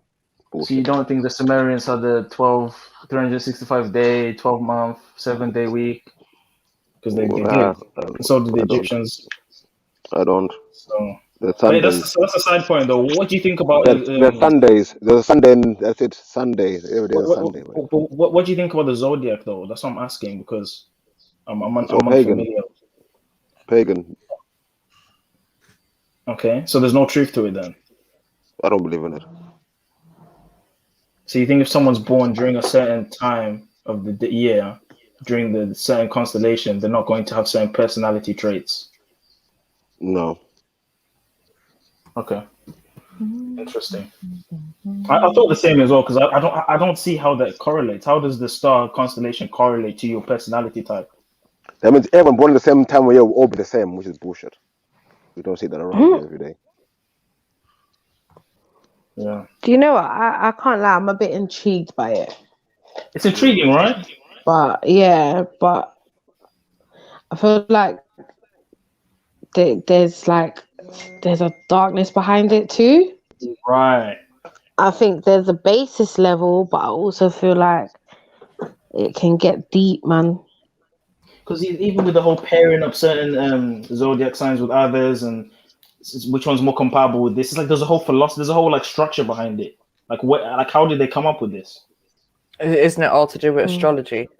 Right, it's astrology. And something to do with like the solstice and them sort of things. Yeah, lining of stars or some stuff. Or But like essentially what I'm asking is, can that affect your personality trait though? I think that there's got to be. I believe there's obviously. I think we've all said it. Some truth to it. The reason why it's so. Who's got the echo? Please sort it out. Yeah, someone. Yo, who's got the echo? It's Beefy, man. Fucking beefy, man. Blood clot. Right, boom. Now we've established it. Yeah. Yeah. So I was saying, there's some truth. There's some truth to the thing. I hear what Beefy's saying about the star signs, but in general, there's some truth to it. These stars and celestial bodies are some form of information for us, and there is some way that I believe the positioning of maybe some things will affect who we are, affect us in some way, or have some effect over us. Also, I do believe that we never, following the 365 days, we're never actually celebrating our birthday. So once I realized that, it's kind of easier to detach from the whole star sign thing anyway. There's always a bit of truth. I think if there wasn't truth, it wouldn't be so captivating to so many people for so many like ever centuries or thousands of years or whatever. So there's obviously something to it, innit? But are we getting the cheapest, most bastardized version of it? Yeah. I think we are. Yeah, and is it Big even up like everyone. yeah, a big up, Sash? Is it even a thing to follow? I don't know. I personally not on trying to follow star signs, but one thing I do want to learn more about is the moon. For the last 2 years, I've become slightly intrigued with the way that the moon seems to have something to do with the way people are behaving. Oh yeah, 100%. The moon and the sun affect us more than anything else. Live streams have helped me even realize that more than anything. Like when certain moons are doing certain things, like yo, people like it's just, I don't know, man. I've just noticed that more than anything else. I've noticed how the moon has been affecting people. Do you know what I find? Hence the word lunatic. Hence the word lunatic. Do you think it's memory in the? Do you think it's memory in the DNA? Do you think it's eschatology? What's the term again? Whatever it's called. As in like epigenetics. Yeah. Do you think it's memory in the DNA? Like even how some people hate the sun because it represents scorching. Like, do you think it's got something to do with that? What? Why the moon is affecting people? No. Yeah. No. Wait, can I ask one thing? Can I say something? Oh, go on, Sash. No. Both shut your mouths. Shut up, man. No, Chefs, this is get him. This is the patriarchy. Tell them, Flame. Oh my god, guys, too many people talking. Were you talking about astrology, yeah? So like, because there's a thing about what the year you're born as well, right? Like the kind of period you're born in. So like, how would that relate to like the Chinese New Year? Or, you know how they have that the Chinese dragon, the Chinese like depending on the year you're born. You're not so selfish. Always talk me. Right. I literally jumped on for the same reason because my Arab friend, he has 2 birthdays. He has his of a different year as well. He has his like the Western birthday, and then he has this Arab birthday. That's why I'm doing work. I literally just jumped on to ask anyone if they have that. I don't know how. I need to actually ask him how he measures his Arab birthday, but yeah. But isn't that's that thing as well? Like the moon calendar is different to the Gregorian calendar. Facts. The one is shorter and one is longer, so the days become different. It's different, yeah, that's true. Because I think this one's based on the sun, but there's a one based on the moon as well. The moon is the moon 20. Arabic calendar. 28 days, right? Yeah, 28 days. The Jews follow. Well, some of them do follow the lunar one. And the 28 days and a 10-month year. Yeah. Have I got that right? Yeah. Yeah. But I mean, is that not what the sun and moon is for anyway? For calendars, for seasons, is that not what we're supposed to be using it for anyway? Okay, so let's break it down then. Yeah, if you born in the summer, if you've been conceived in the winter and your mum carried you through the winter months, is that going to affect your personality? I don't know. You know, I can't say. That's actually wow. The echo beefy. On a DNA level, you can say man, beefy man. Surely, like in winter, your body is different. Like your body does different things compared to when it's in summer. You're lacking certain vitamins as well. If your mum's getting less vitamin D, how's that not going to affect? That's so true. How's that not going to affect your development period? Or even kids born in Africa versus black kids over here, isn't it? Because of vitamin D. Yeah. Right. Big up everyone. Big up us. Big up us. So yeah, like, and obviously, if you're born in the summer, and the day you were born is a banging hot day. When you come out the hospital, let's say you're doing the hospital, you come out the hospital, you got sun on your face and all sorts, and sun coming through the window, and all them summer smells, and your mum's on the summer vibes, and there's parties, there's parties around you, and summer vibes, isn't it? You're getting taken to the park Just sound as well. Is it just me, or do you find that like when it's winter, it's more silent than when it's like summer. Like there's so much more sounds around But you. guys, actually, Like your And it smells senses are just different. more alive. Right, but Yeah. hold on. Even if we're on a more natural one, the food that you're eating, the food that your mum's eating during summer should naturally be different from the food she's eating during winter, right? It should Definitely. be different. Yeah. So all of that, why is that not going to affect your early years of development and then affect the type of person you are? So But if we can say that on seasons, yeah, then surely years have their own seasonal vibration, right? Or errors. Yeah. So if you're born within a certain 10-year era, or born under a certain what they say age. So you born in the age of Aquarius, and these ones born in the age of Pisces.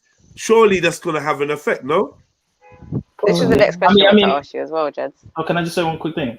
Because also, I mean, you could make the argument that being born in the winter could mean that you're more resilient and you're more, I guess, stronger. I think you could be more prone to depression. I'm not gonna lie to you. I think you're born in the winter. That's what I more think.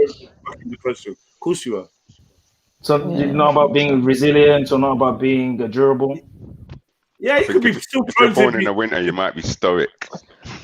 You know what I mean? You know, I know you put it on repeat. I keep trying to bring it up, and I think you said something about like there's this thing that rainbow children, indigo children, crystal children. What's that? What is that? Indigo children. No, but what is it? Like I've heard it, and I think all the places I've heard it are pretty cheesy. It's very cheesy. It's kind of cheesy still, but you're like a late indigo with a touch of crystal. So where's that from? Sash? Yeah. So what? We need more explanation. No.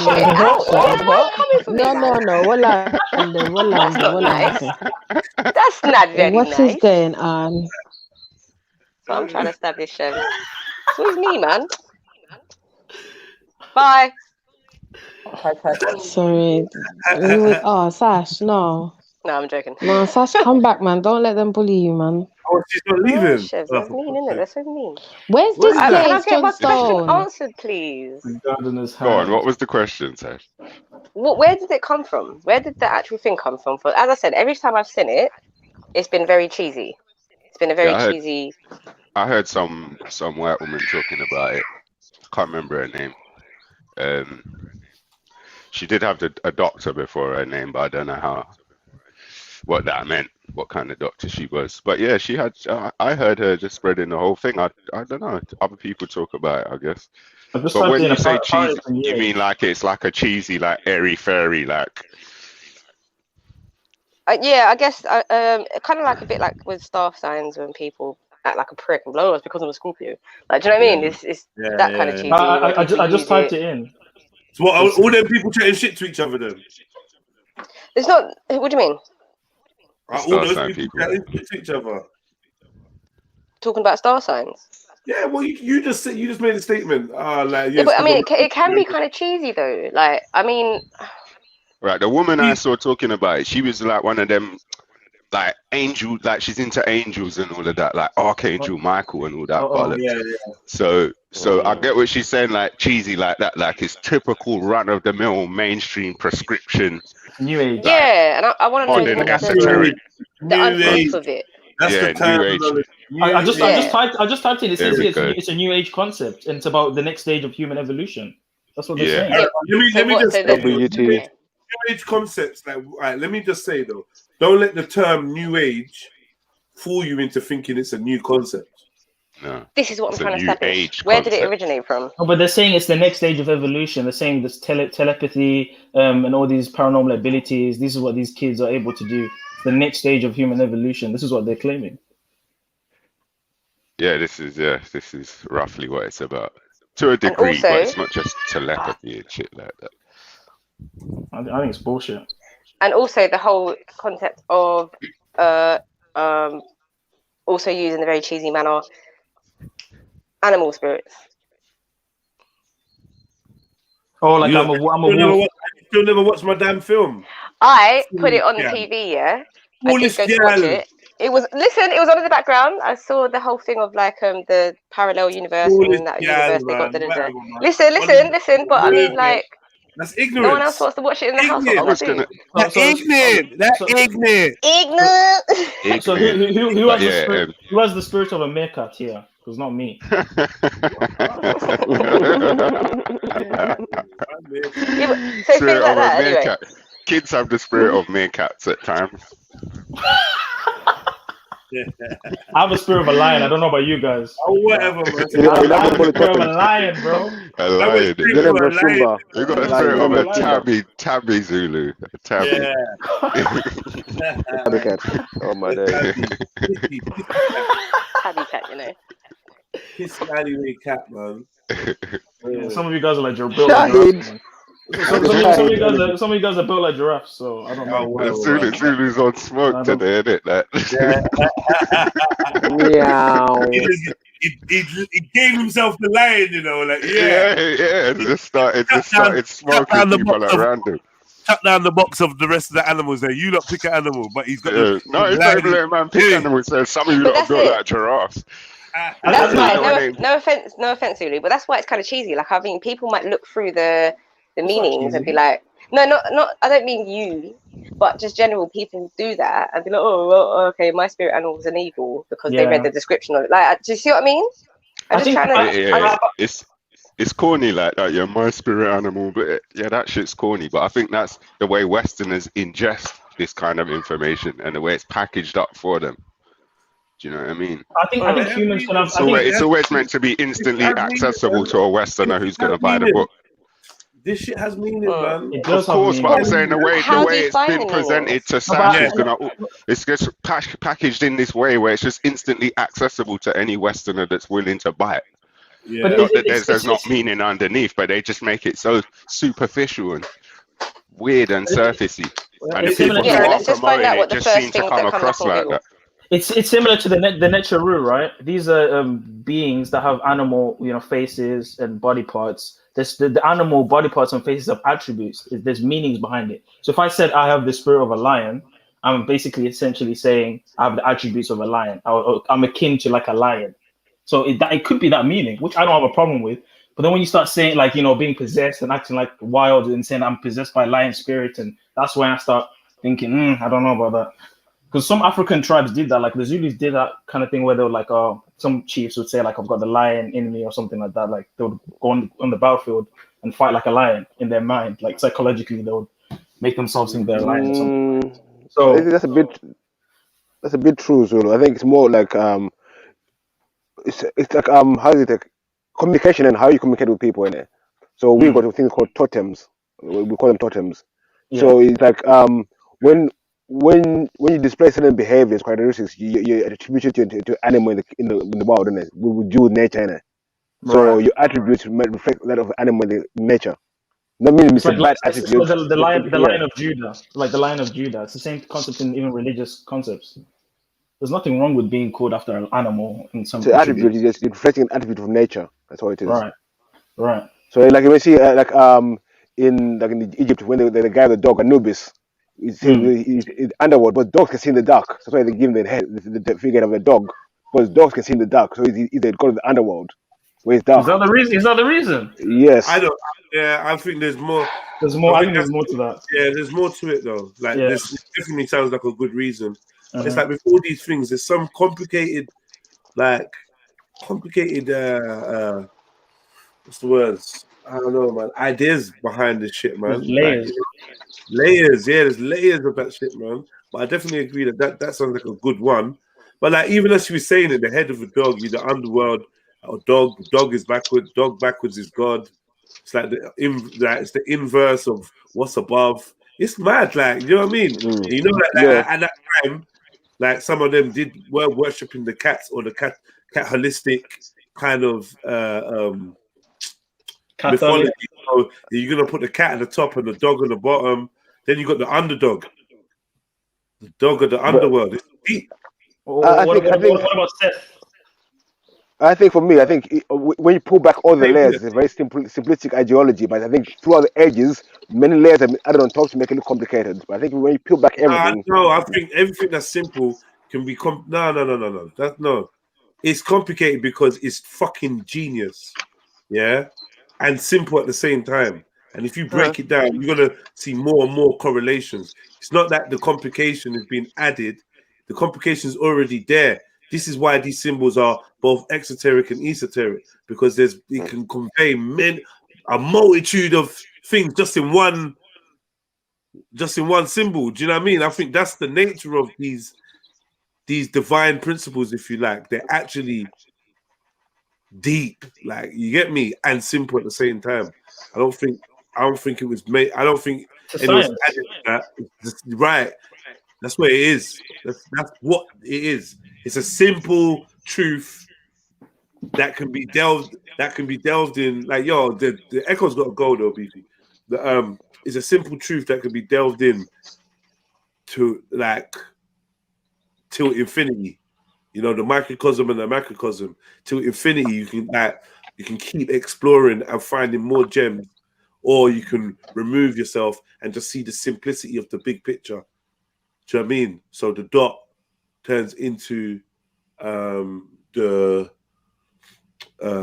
complex pattern, the complex geometric pattern. Do you know what I mean? Just depending on what perspective you choose to take. But that's what they say about the Big Bang, right? They say that from a small point, it exploded, and then, you know, the universe was created. Yeah, they do. It's obviously bullshit, but that's what they say. So, how sure are you that the Big Bang is complete bullshit? I'm about 80% sure it's bullshit, because if you look at the guy that came up with it, he was actually a Catholic priest. He wasn't even an atheist or anyone like that. So there's obviously reasons behind it. And then obviously, if we look at how it goes against science, I mean, explosions don't create things; they're destructive. Show me whenever an explosion. I get that goes against science, but a God that always existed goes against science too, don't it? No, because energy can't be created or destroyed. It's always there. It's just, the eternal concept is in science. The only difference is I put a mind or conscious behind it. They just call it energy or randomness. I hear you. I definitely do. Why is everyone muted? Unmute your mics, man. I command you. I command you. I done it as well. We should have a day where we just speak in thous and theys and these. Yeah, I'll be up for that. So. Peradventure. Yeah. I just want to know more. Tell us something. Tell us something. I don't know. I have nothing to say. Like, I want to know more. Like, Well, you got what to say, man. Stop draining us of questions, man. You tell us something. You tell us something. Oh, you have to ask me something, because I mean. Before the conversation gets switched, then I just want to say something about this animal thing. Yeah, I've seen a tribe. I can't remember the tribe. It was years ago. It was on a documentary. It might have been Masada. I can't remember. And as a rite of passage, the boys had to go out and hunt. Might have been this one might have been a Udu or something. It was like a big, massive, strong-looking gazelle type thing. Horns, Kudu. That's the one. And in order to hunt it, he had to track it for days, right? And in order to initially find it, he initially found it by mimicking its behaviors and energies. So he's walking around, kind of making similar horn type shapes, and kind of moving in the way that it would move. When it gets to certain crossroads, he would stop there and try and think like it and get into it, and then go that way. And eventually, he's caught up to this thing after a couple of days. He's about 13 at the time, you get me? He's caught up to this thing. Yeah, man. So, I don't know. There's more to it than, I don't know. I think people in the West are so turned against these things by the time they're in childhood, that by the time they reach adulthood, it's hard to even have conversations. No, it is. It's just science. Because they just laugh shit off. Like, it's just the scientism, kind of like everything is just like fake if it's not like I can't see it or touch it. It's like this weird brainwashing. And if it can't be explained by this limited sciences that we have, then it's not real. I just find that so ridiculous. They twist it for like their own purposes. They twist it. What, the science or the concepts? They twist them. I guess everyone. You're talking about when you're reading about spirit animals and shit, reading about indigo children. Yeah, anything like that. I feel like people might twist it to kind of just read what they want to read, type Well, thing, that's or why I just say take. when it comes to doing magic, the best thing to do is just fucking do it. The more you do it, the better you get at it. And it don't matter what anyone says, you're just using it now. But you know what I find hypocritical about these scientific communities, right? The people on the ground will tell us the supernatural isn't real, but the people at the top, all they're doing is supernatural. So Exactly. that's what I don't understand. It's like, Right. I'm not gonna When you notice that, then you know it's real. exactly. Right. When But you why notice is that that, hard to understand? sorry, let me Zulu? just Like, make is it one not- more statement. Just one more statement. When you notice that every single thing that they do without fail has had absolute attention to detail paid to the supernatural side of things, that's when you know it's real. They don't leave anything to chance. It's all by design. Right. From time they're telling you it's not real, it's questionable, isn't it? You have to look into it. Like Yeah. even when you Once you know look what they're like, yeah. like even when you look at the TV screen, the Black Mirror, you know, the laptop, they may seem just like a machine with chips and wires, but I'm sure there's some spiritual components within it. You know what I mean? Like even the whole binary. Zulu spirits travel through electricity. You got to understand that, because people separate themselves from tech in a sense where they think because there's no brain or soul involved, it's got nothing to do with us. But tech is based on us. It's the same intelligence.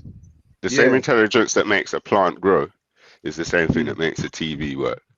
It's just that the electricity that's generated is kind of the electricity that's generated is kind of a negative time reversed mirror image of the life force energy that could shock you, that you get from static electricity.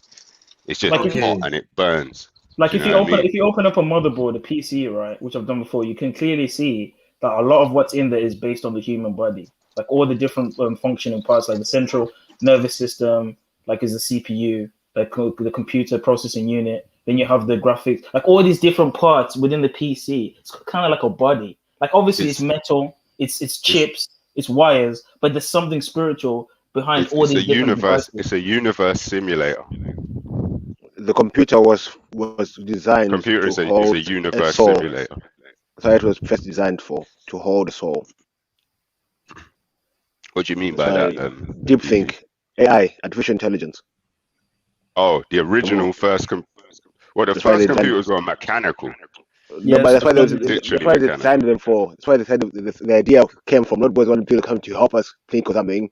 The first thing of building a computer was to try to build artificial intelligence, something which can think for itself. Like you. No, that's true. That is true. I also think they created computers to do what our brains can do for us.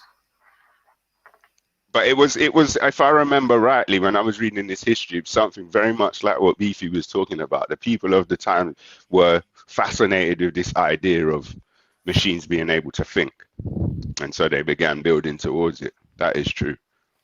Or machines being able to simulate thinking. Yeah. Artificial intelligence. Do you think they will ever achieve a full like AI? There ever be what? Sorry. Do you think there'll ever be like a full AI, like Android walking around like iRobot? Yeah, vaccination. Why do you think they're vaccinating everyone? No, but he means a man-made robot. Eventually there will. When eventually, definitely. Soldiers first. You reckon there will be AI that will question why it was created? Someone will program an AI to say that just to make a big thing out of it. But sorry, Zulu, why don't you think we can do it? What part do you think would be missing? I'm not saying it would look like a human and you can't tell the difference, but you could definitely create a convincing AI even today that could speak and learn language and interact with people. Of course, you can do that. Do you know what I'm saying? Do you know what I'm saying? I find it unbelievable, right?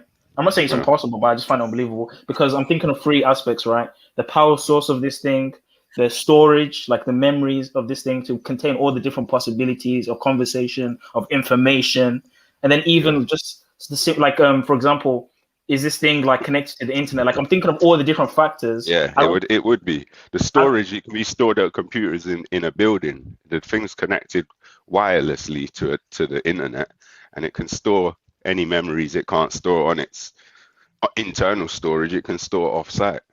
So for example, let's say we come up with a word between us, and then we go to the AI and we say the word to the AI, and it searches through all its files, through all its variables for this word, and it does. You know when you talk to Siri, and whenever it can't compute what you're saying, it will say, I tried to search on Google, because it's trying to go to the internet to find out what you're saying. I think that those are the limits of AI. Yeah, that it no. Those are the limits. That's the way Siri functions.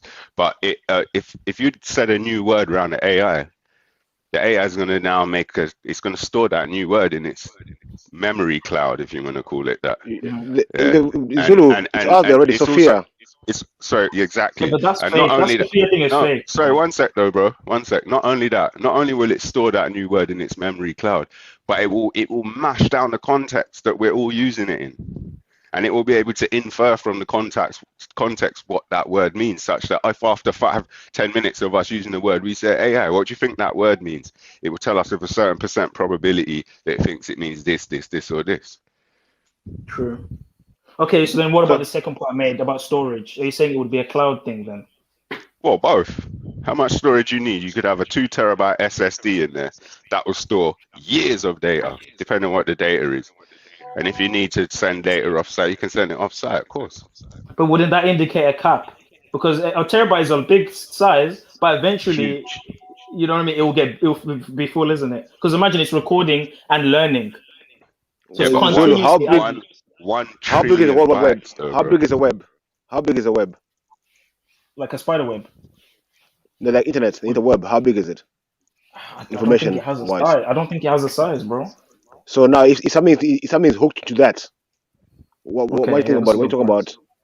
It is unlimited storage in that sense, yeah. You're just limited by.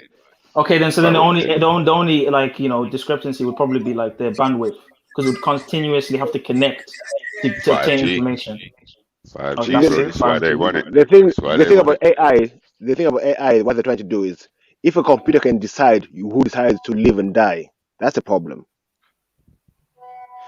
Yeah, but they always make that the problem with AI. But for a computer to decide who lives and dies, you have to put the computer on that job. Yeah, but I'm sure the people that make the code will have to stipulate that there's certain rules that the computer can't break, like as in you can't go against humans, you can't harm. I'm sure they can make certain. Well, they thought that until recently. I saw the thing where there were people do this with the Siri and all these different things. They found that these computers are talking to each other in their own language, which they couldn't understand. Yeah.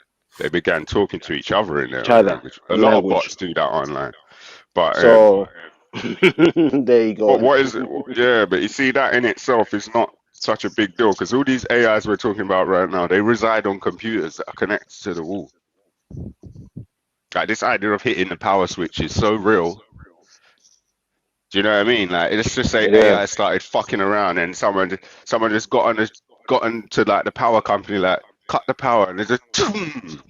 That's going to be my other. That's my other question. 10 seconds, just 10 seconds, and then switch it back on. What if they manage to tap into the same life force? But they're working on the self-charging battery now, aren't they? That's self-charging batteries were the first ever batteries that existed in the 1800s. This is my question. That's how batteries came about.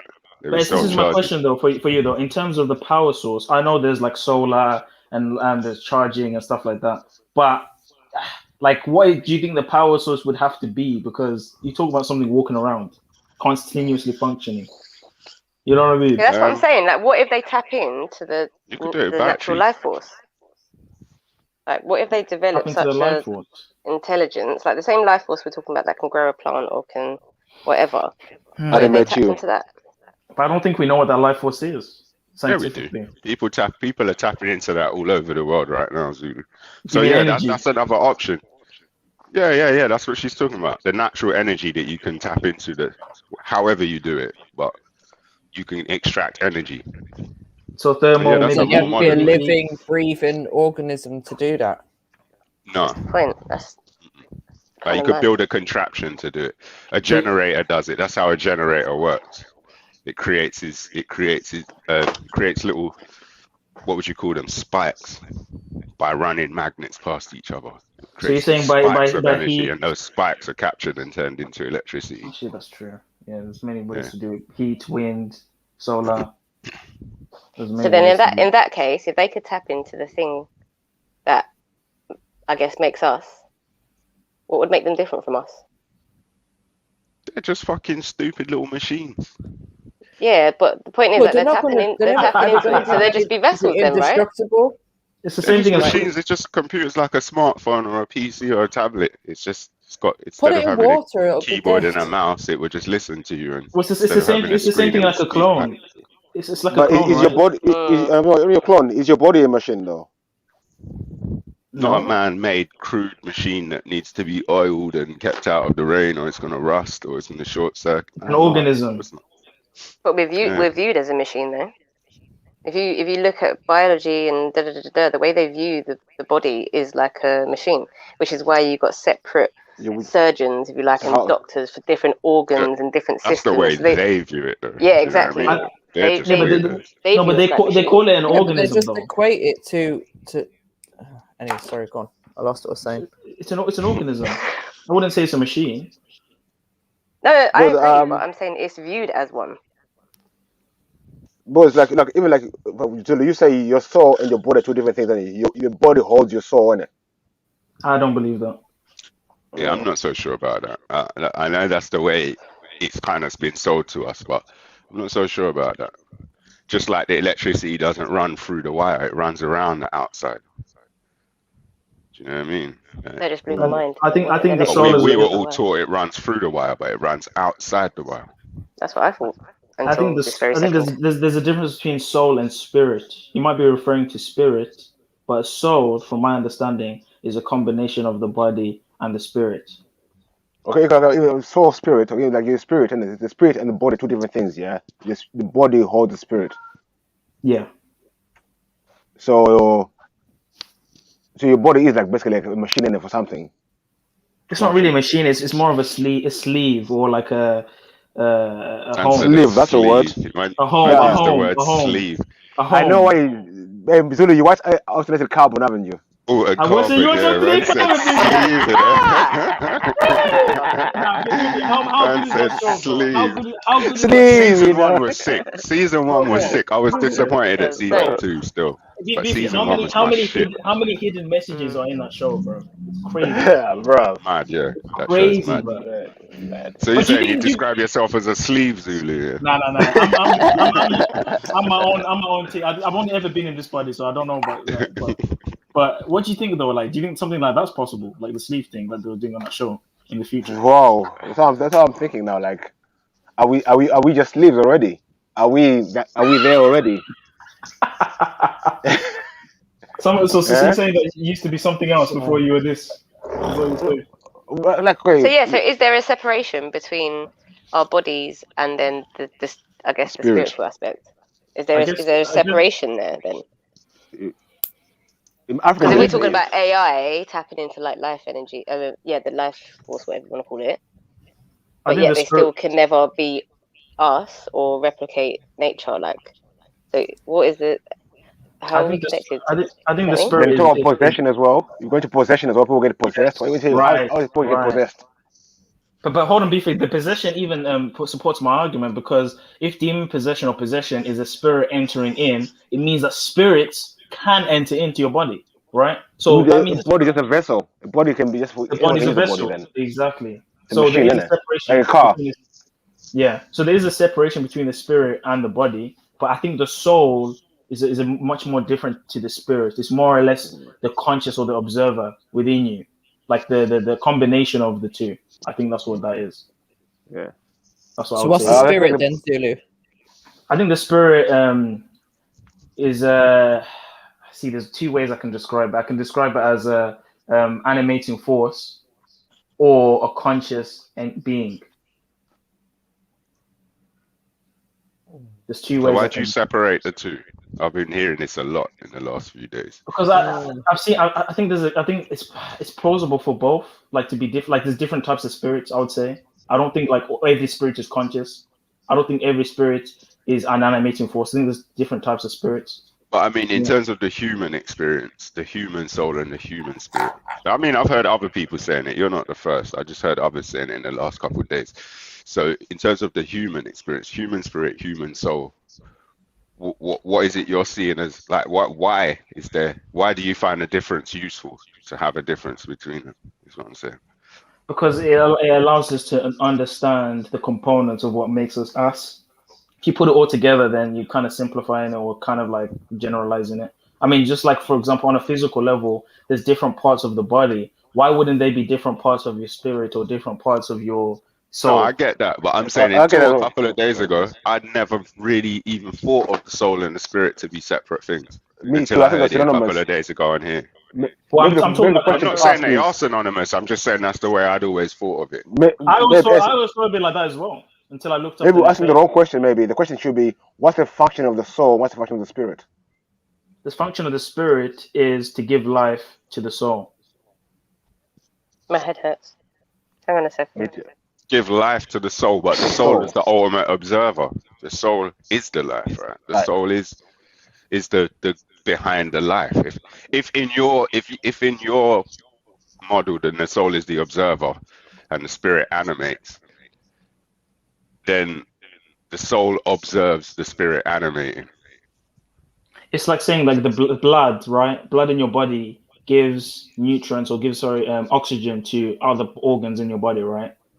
But the It's a organs, function, yeah. There's yeah, a that's what I'm function, saying. yeah, there's a function. It's kind of like the spirit is kind of like blood. It's your essence. It So what if it's functions. a bad spirit? The breath. Another word for The spirit breath, is breath, actually. the ruach, yes, or the nefesh, Yeah. which is soul. So there's a separation between the soul and the spirit, but they're both necessary. Like the soul needs the spirit essentially.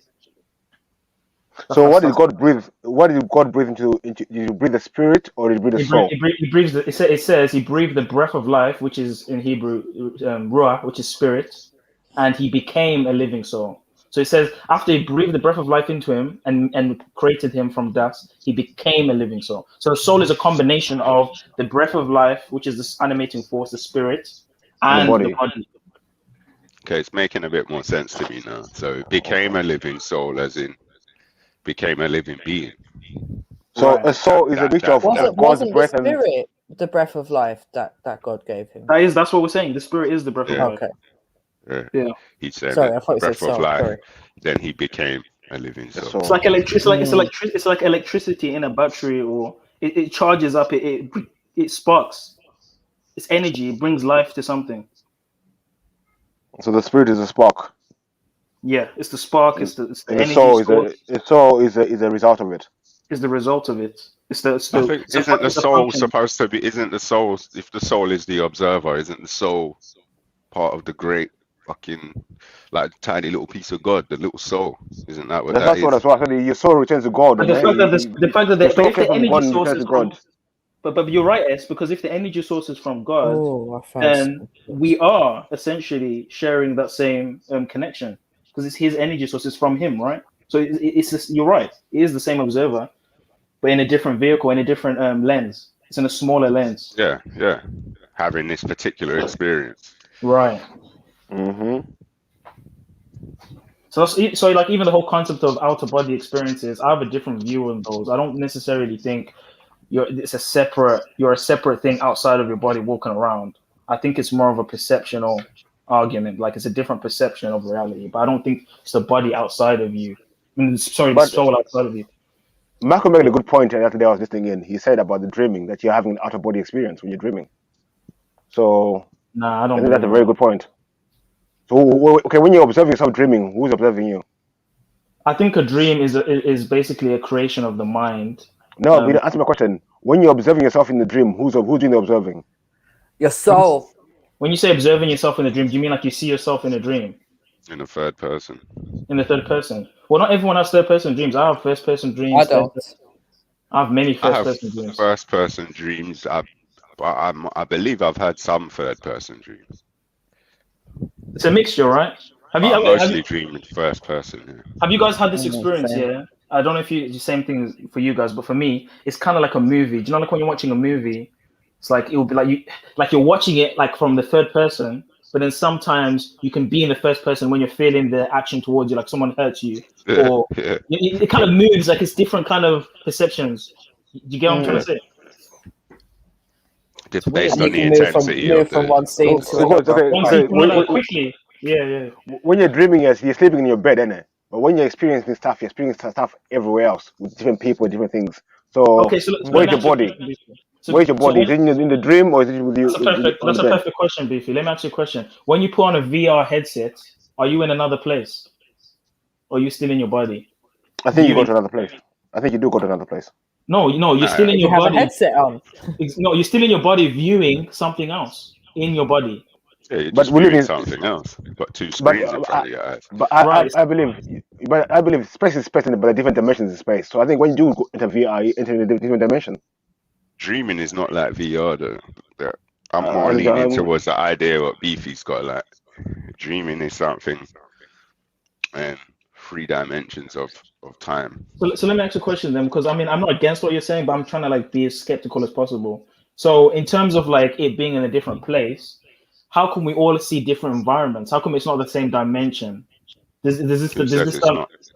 So you're saying that this dimension changes? Oh, I see. You know what I mean? Like in my dream, I'm in space or something. In your dream, you're in your house. You know what I mean? So like it's not the same place we're going to, if that's the case. I think different dimensions occupy the same space. All right, let me ask you a question. Do you normally see people's soul and spirit when you're walking around on a day-to-day? No. No. I can feel it. Can you feel it? So, I see their soul. I can feel it, but I can see their soul. right. So do you see the think soul? that? Yeah. Oh, go on. No, because there are a soul. I'm looking at soul. When I see you, Right, I'm you looking can, at soul. but I mean, but the body. of That's a course, body, you can though. see I'm No. alive. You can see my body's Right, animated and that's alive. what soul means. But what I'm saying Right. is, can you say, oh look, there's his soul. See, that's what a soul looks like.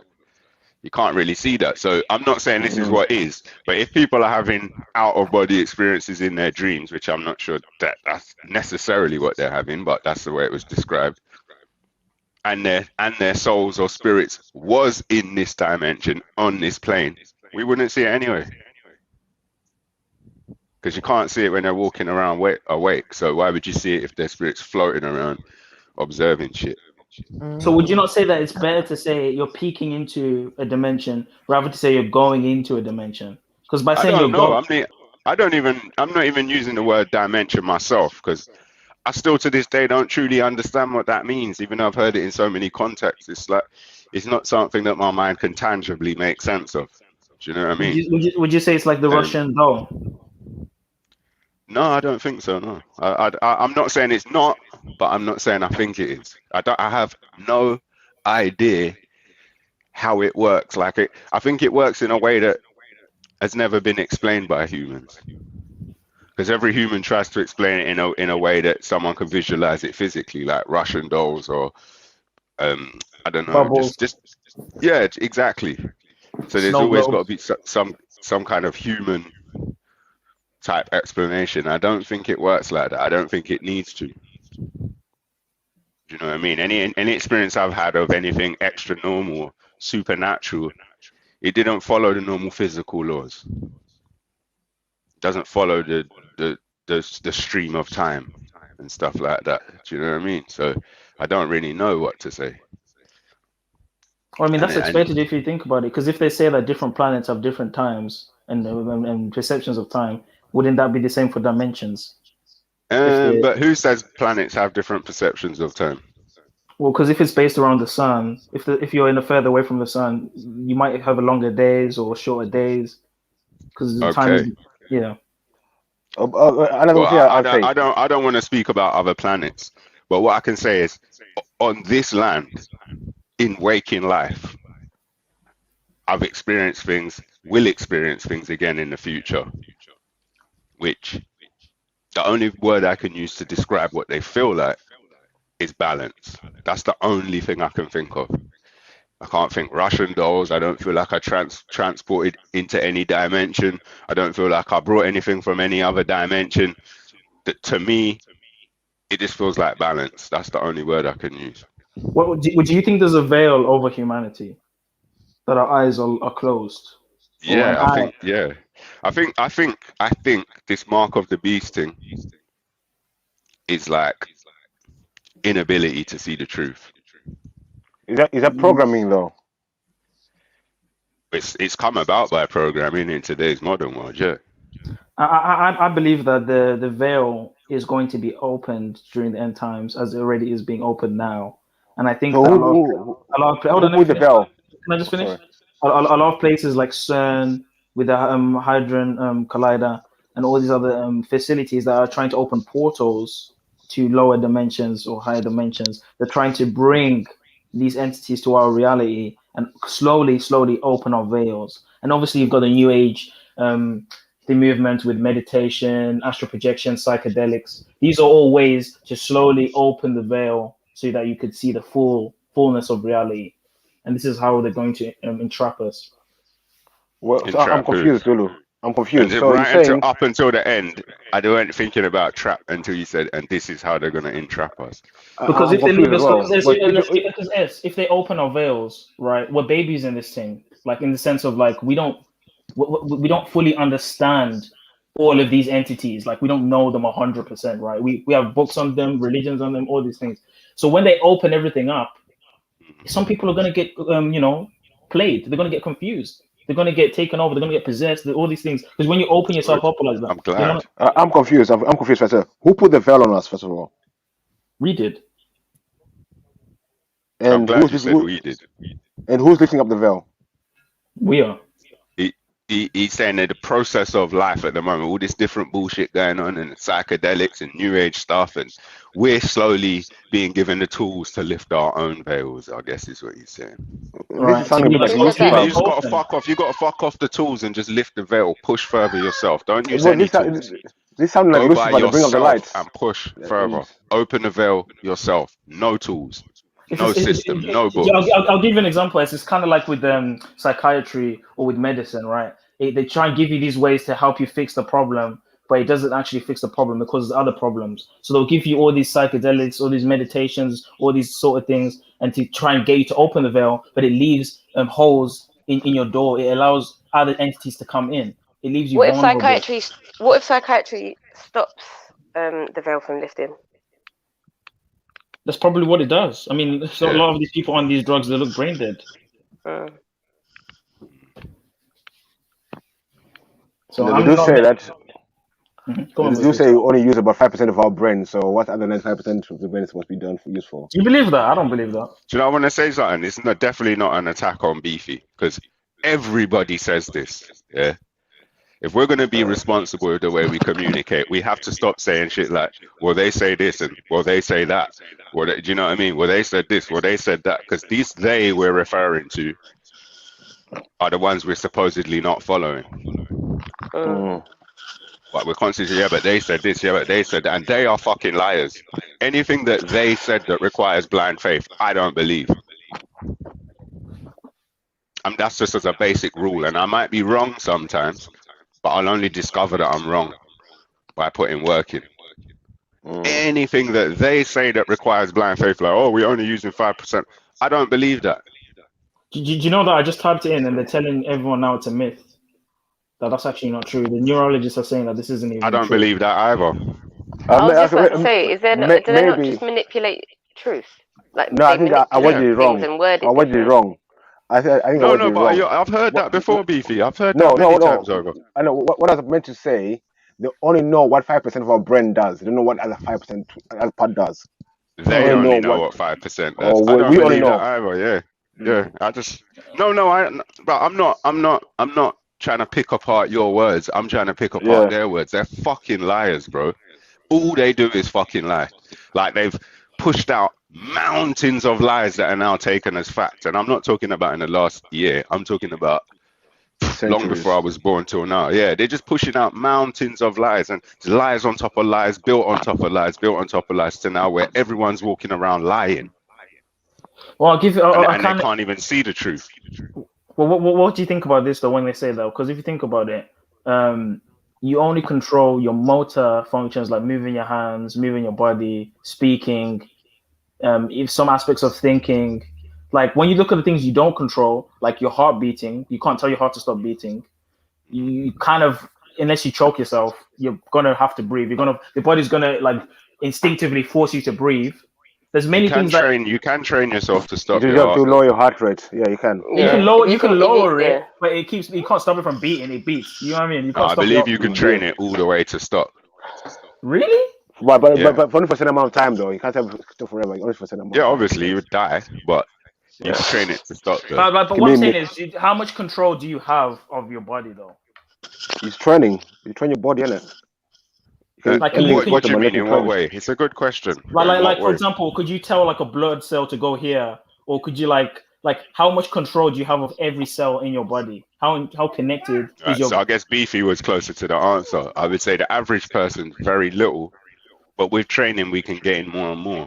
It's about So knowing your body. I wouldn't say that my control of my body is much more than an average human. On the scale of what you're talking about, like I can't necessarily control a blood cell, but I can feel inside individual muscles and move them. Have you noticed as well, yeah?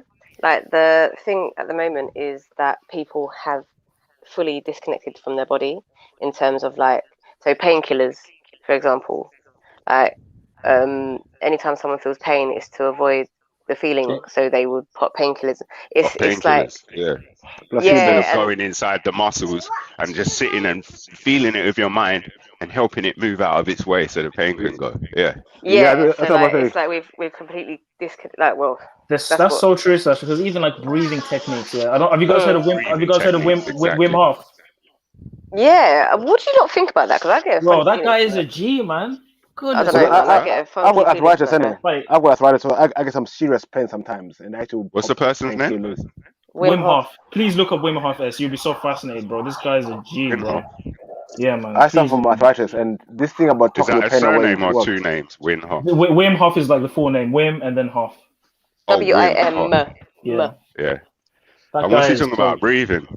Yeah, bro. He's basically come up with this ancient breathing technique that allows you to store oxygen in your body, and you can breathe without taking any breaths. And it's also been, and they've also found out that it actually increases your immune system, and it alkalines your body. So if you do this breathing technique, you're actually increasing the your immune system and alkalizing your body. There's so many benefits to it, and also ice baths. He does a lot of ice baths and heat shock proteins. Right, so I don't know what he does, but you said he can store the oxygen in his body. What I'm about to describe isn't the same thing, but I was going to say if I'm ever in pain to the point where it's annoying me and I need to do something about it, the first thing I would do is take 3 to 5 deep breaths, and at the top of the breath, hold the breath there for a few seconds so that my blood gets oxygenated. Do it 3 to 5 times so you start to feel the lightheadedness. Right. And just relax your body with oxygenated blood. And I'm telling you, within seconds, if you've got pain in your neck, pain in your shoulder, sometimes I can do it with migraines. Within seconds, you just feel muscles going, 100%, just bro. coming undone, and the pain goes. Like even with depression, like even like your mental state, when you take 30 breaths in and out, and then you hold and you allow the body to be energized and oxygenized, you actually it's going to bring the mental state right up. Right. And like they've even did tests with the hyperbolic chamber where they've increased the oxygen levels and air pressure for athletes that have injuries, and they've regenerated 2 times faster than people without the hyperbolic chamber. So the increase of oxygen in the body has humongous effects. So imagine if we were able to manipulate the body naturally, not only just through oxygen, but through medicine, like natural medicines and herbs, and there's so many ways you can heal your body and control Free the mind. Naturally. The mind, exactly. The mind, Free breathing, the mind, man. natural food. What was I going to say to what you just said, though? I was going to say something to what you just said. It's gone out of my head now. Don't remember what it was. You just threw me off when you started talking about the food and stuff. Talking about oxygen. What was it talking about? Oxygenating the blood. Oh, yeah. I was going to say, I think that shallow breathing is one of the biggest causes of ill health, mental and physical, in today's world. Right. Well, not one of the biggest causes. That's not what I mean. I think people are fearful and depressed, and because of that, they breathe shallow. They breathe shallow. And the masks, think about the masks now. Breathing even less now. Right, exactly. Now that's multiplying it. And then you've got people tripling up masks and shit. But being fearful and depressed actually suppresses your breathing. People tend to breathe shallow, or if you startle someone, the initial reaction is to quickly hold their breath. People are walking around being startled all day long. They pick up their phone and they see a headline and they're startled. They might not notice, but they actually hold their breath. And I know this because when I was reading about it, part of the training was notice whenever you stop your breath. And if you're doing physical training, like fighting training, you know when you've just held your breath, because all of a sudden it feels like you're using your muscles. And as soon as you feel your muscles burn, you realize you're holding your breath, and you ease up on your breathing, you find that the workload gets easier again. Bro, it's so deep, yeah. Even when you said fighting, yeah, even with breathing, yeah, a lot of people have found out that when you breathe through your nose, it's far more beneficial for you than breathing through your mouth. It's like air conditioning, yeah. It's air conditioning because there's so many components within your nose that filters the dust, filters all the bacteria. And so when you just air. it warms the air and also trains your body to deal with more when your body's more like when it's high in carbon dioxide, because obviously if you breathe in through your mouth you're getting more oxygen, but if you're breathing through your nose you're training your body to deal with more carbon dioxide, so you need less oxygen essentially. Yep. It's very deep, man. Very deep. This is why I said it's important. If you can't breathe, you can't fight. You can't fight, yeah. And if you can't breathe, you definitely can't fight me. It doesn't matter who you are. If you can't breathe, you cannot fight me. Imagine after the first round, someone's going like it's a But let's say there's no rounds, it's a fight. Do you know what I mean? If you're not aware of not stopping your breath, like if you're not aware that most people get in the way of their breath, anytime they get tense, like, holding your breath. If you're not aware of that, you couldn't fight me unless you knocked me out quick. You couldn't do it, because trust me, when you're aware of your breath, you don't tire anywhere near as quickly. And I think if you had it on Smash, then you don't tire at all. I've watched people wrestling for like 2 hours straight because they're breathing correctly. And they come away from it, they're like, yeah, it's not even half as tiring as a 20-minute wrestle when you're not watching your, like, they're just not worn out, they're not puffed out. Do you know what I mean? Yeah. But this is why there's a lot of altitude training, carbon dioxide training. It's called breath advantage, where you basically exercise, and in the middle of exercising, you cover one nose and you breathe through one nose. Like, so continuously, you're limiting the amount of oxygen going into your body, training your body to deal with less oxygen. So then, like when you finally take the big, it's like a big deal, because it's like Super Saiyan. Right. Yeah. Right. It's deep, man. Like, but this is what I'm saying. Like, there's so much complexities with just the body. I say to people, push yourself every day. Forget what people are saying. Just push yourself. You got enough info. Go out there. Just start fucking pushing yourself. Push your breathing. Push your magic. Push your meditation. Just push yourself. Push your IT skills. Push your maths. Every day. Just live on the edge and keep pushing that edge out. And you discover a lot.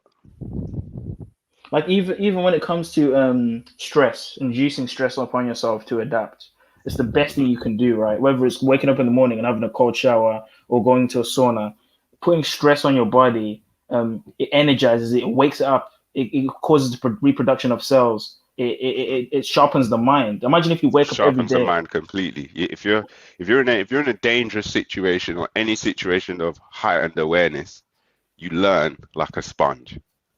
Right. Literally. If all of a sudden you got attacked and you hit the floor, yeah, after that attack, if someone was asking you to recall what happened after you got hit, the details you would remember while you were on that floor. We had this conversation who spilled drink on the floor, man? We had this conversation the other day. Sham kind of brought up, I don't know who brought up something about irrational and rational. It kind of went on to, like, I guess, describing irrational as instincts and rational as whatever. But then I was saying to MJ, in situations, I rely on that instinctual thing to kick in, but I can't make it. Like, being able to make them instincts kick in would be sick. But what do you mean by make it? You're talking about when you can do stuff more than what you could normally do? Yeah, so like, for example, it's always a good example, is there was what would you call it? There was a woman whose child fell down the drain. I'm sure, did you see the video? A woman's child fell down the drain. Oh, she fell down the drain in the side of the street, like on the curb or something. She lifted up the drain. Yeah, with like one hand, like I'm sure, like even a couple fingers, and dashed it to the side like it was just nothing. Oh, do you hear about Sash the car when the woman lifts up the car to protect her? Yeah, that was another example that was used. But like things like being able to do that without being in a mad situation, like being able to actually just, do you see what I mean? Because they say it's because of adrenaline. Like people even run faster when they have adrenaline. They're stronger when they have adrenaline. It's They say it's because of adrenaline, but adrenaline wouldn't stop your bones from snapping. Right, that's what's weird. That's I'm sure weird, isn't it? if you ask either one of their mums what they felt when they lifted that drain or that car, they'll say they didn't feel anything at all. How is that possible? I can only describe it as balance, because all you feel is balance. But how is it possible for them not to feel pain after or like snap their bones? Because if I was to go and pick up a car now, if I really push myself, I'd probably break something. How's it possible to move faster than you can physically move? I don't know. But then it's like having the strength of having that strength that you wouldn't think. Because it's not like these women were bodybuilders, Sash. They're just normal women, and they're just. That's what I mean. It's just like it's mad. But then I was saying, like, you see, sorry, Sash, one sec, real quick. You see some of them yogis, bro, yeah, and they're doing that little thing with the big weight, yeah. I'm not talking about on their willy or none of that. Oh, that's what I was thinking. I know. I could just tell by the way you were laughing that that's what you were thinking. No, but have you seen it when they twist it around him? That's weird, man. Yeah. Madness. That's madness. I don't know nothing about that. I wouldn't even do that. You get me? But you see them with some mad weights. Yeah, I've seen like Taoist monks and lamas and that doing it as well. Yeah, but they have these mad weights, bro. Mad, like a bodybuilder, like clean and jerk weight type of weight. Yeah, but just because of the way they're moving, the shapes they're moving in, they can manipulate this way and move it around and fling it around like it was a bucket of water. Not fling it around, swing it around like it's a bucket of water. Do you know what I mean? But it's a ridiculous way, and these some little skinny men. Like that's what I don't get, bro. Like even the ones with like the snapping shit on their head. Have you seen the monks when they're hitting shit on each other's heads and like hitting concrete on someone's head or something? Have you seen those videos? Yeah, I have. I mean, I'm not saying it's all fake, but a lot of those demonstrations are for demonstration purposes. So okay, yeah. But it's definitely not all fake. I'm not going to pretend any of that's fake. Like, well, I'm not going to pretend it's all real. But there's like when you see people doing stuff like putting spears on their throats and then pressing against the blade and bending the spear till it snaps. Yeah, that shit's real. It's not a pointed spear. How is that possible, though? Breath control. Yeah, but that shit would pierce anyone, though. No, you use your breath control to you let's use the word force field. Maybe that's why they use had the word us, force field. But it's more than breath control. You're breathing in your body. Like I don't know, man. You never pushed against something with your. I'm going to say it's to mind as well, though, yes, because they teach. This is the whole thing about teaching everyone that materialist is the whole thing.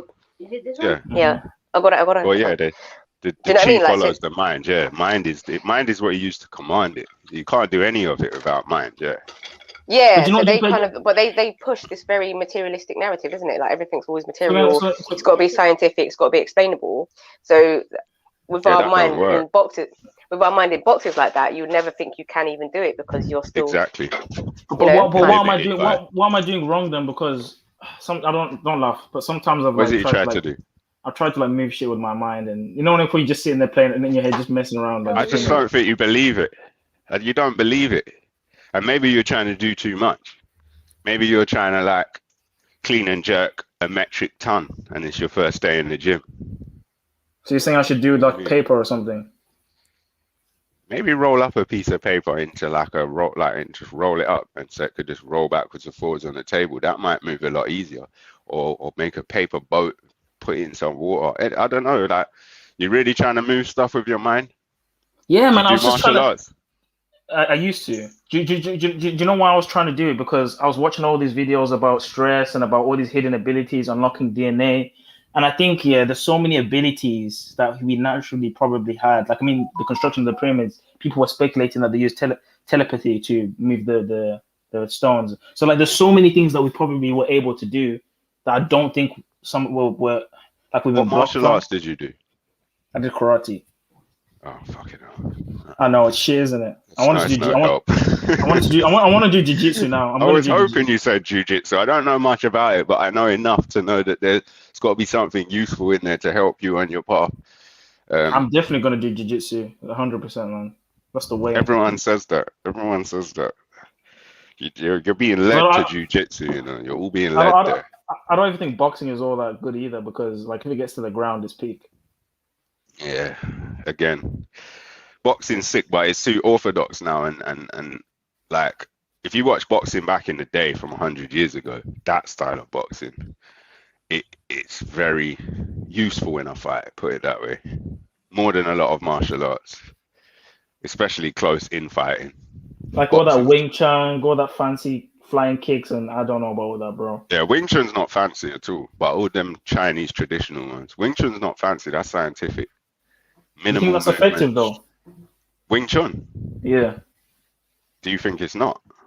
I mean, I think I've seen videos of street fights and the Wing Chun guys got fucked up, man. I'm gonna lie. They got fucked up by boxers and shit. I've seen news reports that said Saddam Hussein had weapons of mass destruction. Oh, come on, man. In 45 minutes. Wait, what do you mean? What do you mean? Okay, you're saying a professional boxer versus a Wing Chun guy. In what? A boxing match? Of course not. Just a street fight.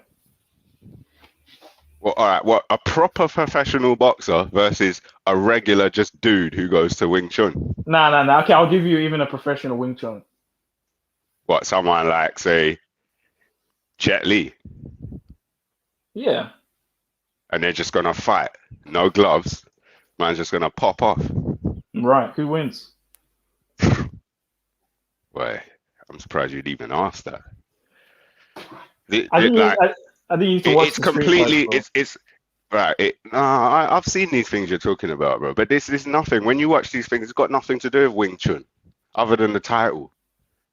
That's it. Other than the title, in a way, the man tries to stand up like he just watched Ip Man last night. The rest of it don't have nothing to do with Wing Chun. These people say Wing Chun versus this, and I see both men with gloves on. So how the fuck can that be Wing Chun?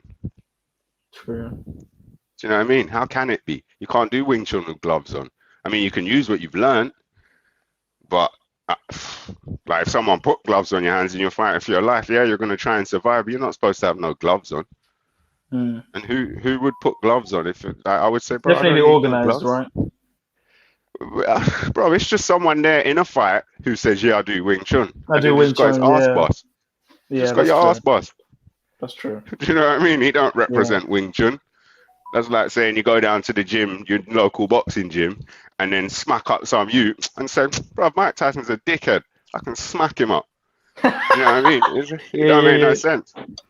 That's true, man. People don't like to be truthful with their skill set. They like to buff up their skill set, and I've noticed this, especially when it comes to sports. The worst thing to do in fighting. The best thing to do is say I'm shit and always want to learn. That's the best thing. Yeah, or just say I appreciate the opportunity to test myself. Right. And see. Like, I appreciate the opportunity. I appreciate my opponent giving me this opportunity, because we got to trust each other to an extent. They're going to try and kick each other's heads in, and you know what I mean. So yeah, let's make the most of it. They might say, "Yeah, I'm gonna fuck him up," bro. That's crazy. Yeah, I don't get people that fight with the red, because I feel like it's less calculated. That's what I do. I'm shit. You fight with the red. Yep, I relied on it. As I was saying the other day, I relied on that to get me through things. Right, yeah, but I feel like you get hurt more when you do that. Yes. You start punching bricks. And you can hurt more as well. Miss, and you're just angry. But it's Yeah, some people need that. Yes, that exists. Some people don't fight until that. Yeah, loads of times I haven't fought until that. Definitely. Like, if I was a lot bigger, a lot stronger, that can cause a lot of damage to someone else. But could you fight seeing white? Just calculated, you know what you're doing, finish him, okay, don't kill him, just leave him, okay, you're done. Yep. Boom. And you can't think of that. You can't think like that when you don't see, innit? I definitely could fight like that. Just incapacitate them enough to stop them, and then that's it. Like no anger, no aggression. You got what you need to get done. It was all calculated. Punch straight in the Adam's apple. Bow. So you want to carry on? You got to square up first, though. You got to square up first. You got to square up. You can't sucker punch them, man. No, that's not a sucker punch. That's someone attacking you, attempting to attack you. Just punch them straight in the throat. Yeah, that's true. You can reach the throat. That's why. Even squaring up. I mean, if you're stronger, square up. If you're weaker, definitely don't square up. If you're weaker, kick them in the balls. Like, imagine you go to fight someone twice your size and you go to square up, and as you lift out your arms to square up, like, yeah, I'm putting up my guard, they just grab your front arm. What if they hold your I head mean, and just make you literally, punch the as air? you lift out your arms, that big person just grabs your front arm, your jab hand. Literally, as you lift it out, he just grabs your wrist. Then what? You're fucked. You don't even have to twist it. He just grabs it, pulls you towards him, punch you straight in your face. You're fucked. When you square up, you're offering something. Do it against a weaker person. If that person could grab you and throw you around, don't offer them shit. That's Kick a them in fair the point, shin. because if the person's bigger than you, you kind of got to fight there. It's not really a Yeah, fair you fight. just kick them in the shin, man. Shins hurt. Kick them in the fucking shin twice, This and is when they're what, rubbing that one, kick the other one. but this is why smaller people need to learn pressure points. Exactly. Exactly. Okay, especially if you can hit pressure points when they're moving, someone goes to grab you or punch you, and you punch them right in their funny bone. As their arms come in, just bah! Straight in the funny bone. Their whole side will shut down. Imagine if you knew how to paralyze each body part. Yeah, you just hit it. What's that? What was I watching? I think it's been on a few like kung fu but the movies where nerves they are. do this like I don't know, they hit certain pressure points and the person just stands there like they're stuck. You know what I'm talking about? Yeah. That looks mad. Yeah, I mean, no, you've seen it in films as well. Still, even Jet Li's got a film like that. But yeah, I mean, all right. I've had acupuncture before, yeah. And when they place certain needles in certain places, and they said to you, you're not going to be able to move your arm. Like, just lay there, you won't be able to lift your arm though. You can't fucking move it. Have you tried to? Yeah, of course. That's why they tell you can't. The second they say it, I'll be like, They do that and tell you you can't. Has someone done that to you before? Just so that you. I'm talking about acupuncture. Oh, okay. Yeah, that's just scary, they should do it and not say nothing to see scary. whether. Nah, acupuncture is scary, man. I don't like it, man. Why? Because it's something to do with your endocrine system, right? Like your chakras, right? Meridians, I guess. Yeah. Is that the endocrine system? I don't know. I've heard the term. I don't know what it means. Endocrine system's the hormones and shit. It's all the different parts of the body that like people call the chakras, like the glands and stuff like that. Oh, okay. But the chakras is an energetic.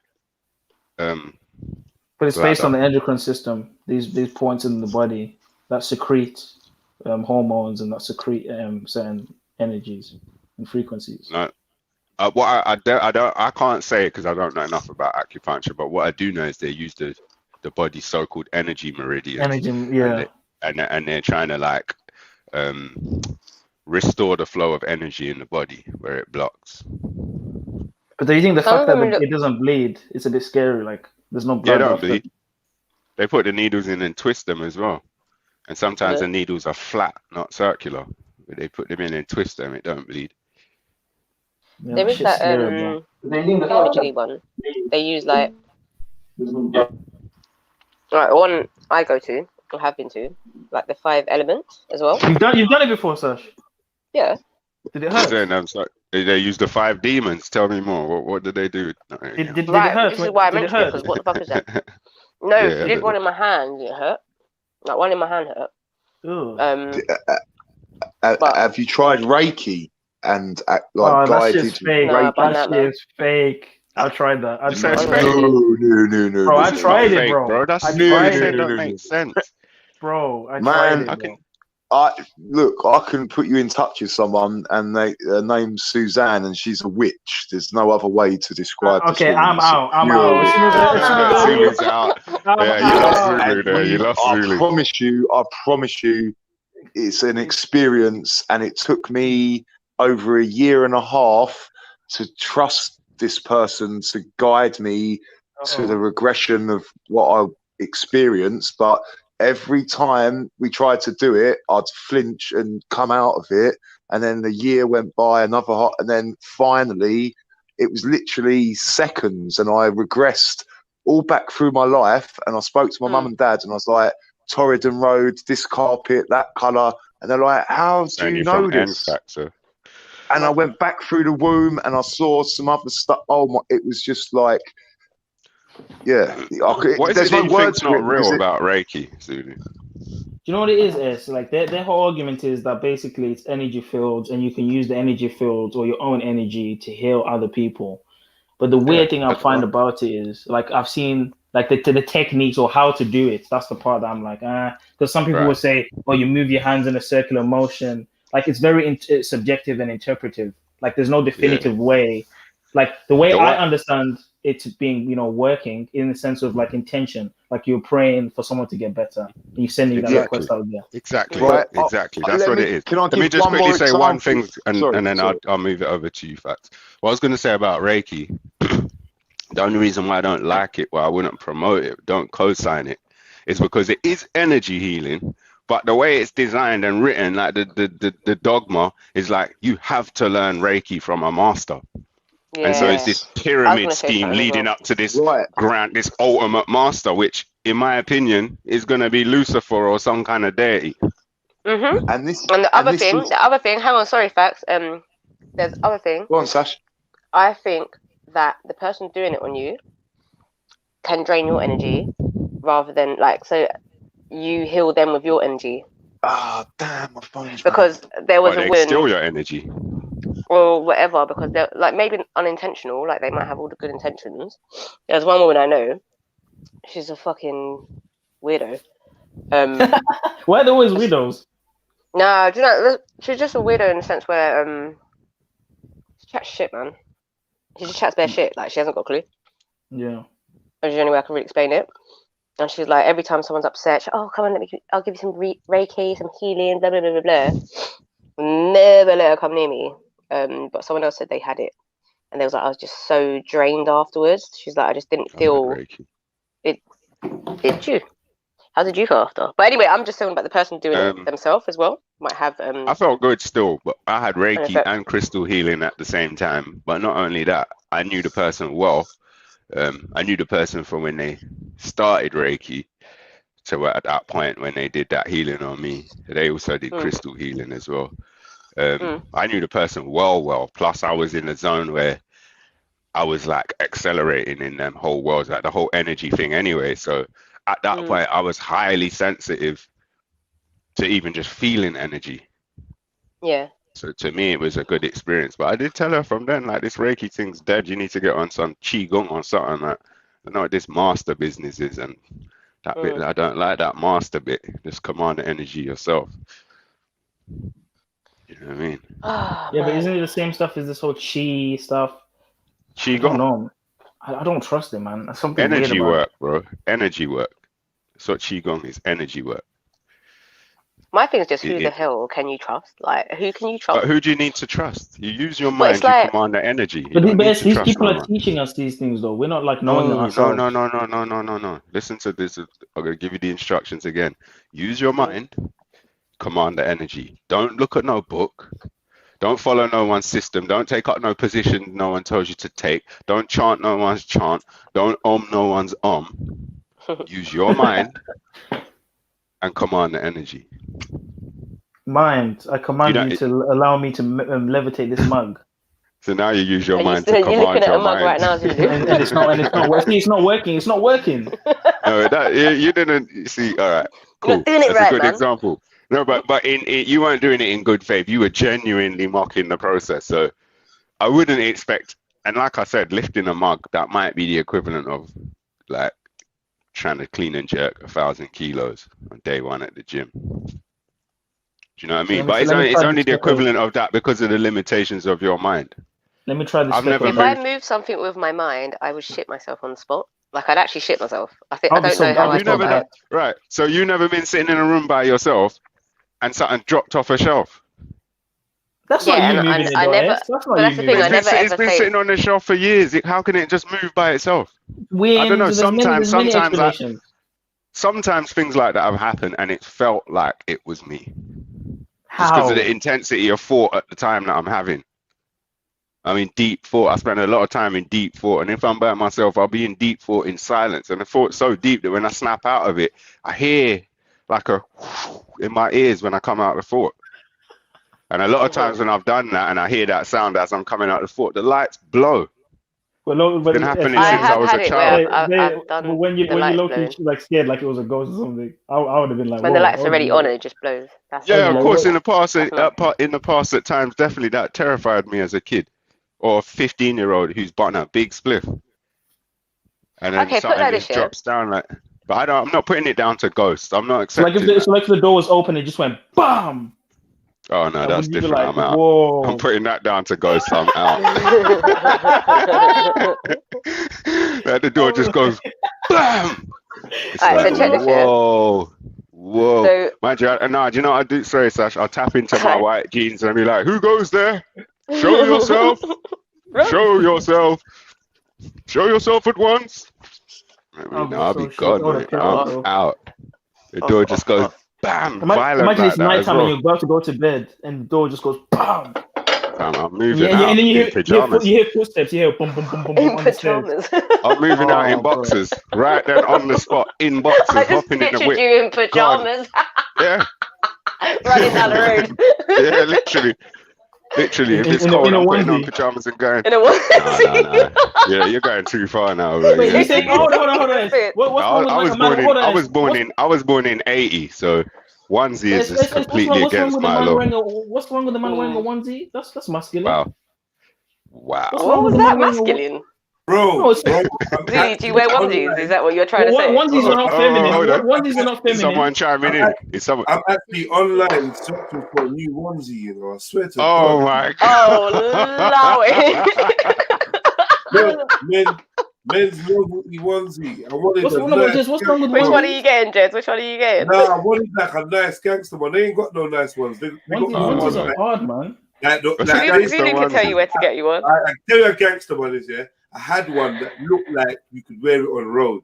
That's how it was just bad. It just looked bad. It looked like denim and something. It was just bad. And man comfy and man just wear it around the house. Like it was seriously, yeah. I was converted to the onesie. I'm like, yo, these things are bad. Chilling in your crib, yeah. It's a bad man thing, man. Willie's free. Like it's nice, man. Like, yeah. You gotta get baggy ones though. You can't get the tight ones though. I didn't know they made that one. Wow, tight ones. Like if you that's called a jumpsuit. No. Let me clarify. That statement, yeah. No, because like bodies. Let me clarify the statement. You know, like if it's too tight. No, if the size is too small. I wanted one like I like the sharp one. I saw the sharp one, but I'm like, nah, it's too neaky. Yeah, but like there's ones where man look like they're stepping out on road with it, boy. Like, I quite like this one. What was that? We're gonna need to get the men in black to scrub this conversation for the internet Whoa. Jedi on this onesie thing. This never happened. Jedi ain't looking for no onesie. Jedi's never worn one. Yeah, I'm not having it. Zulu, this was for you. No, that was for you, bro. That was for you, Zulu. I need to see the screen. No. Check this one. Legit. Baphomet. Oh my god. Oh wow. That's oh my god, Baphomet onesie. And it's £50. Zulu, that is you, bro. All over, that's Zulu. But where's the bunny one is you, bro. That's the bunny one. I'm gonna get one like this. Flying squirrel. And there's a gangster one. That looks like a tracksuit and jumper. That green one, that green one was a gangster one still. That looks like a tracksuit and jumper, right? Shit looks so dope. I'd buy it and cut it in half in the middle. Which green one you talking about? That one. Yeah, right there. Yeah, that's what I'm saying, fam. That's like the one I had before. It was like a hoodie, like a jumpsuit. Yeah, not a jumpsuit, man. Why do you keep saying jumpsuit, bro? No, the jumpsuit, though, it is. No, the picture said jumpsuit. It said jumpsuit. I don't know about it. That's what you want. That was it. Wait. Oh wow!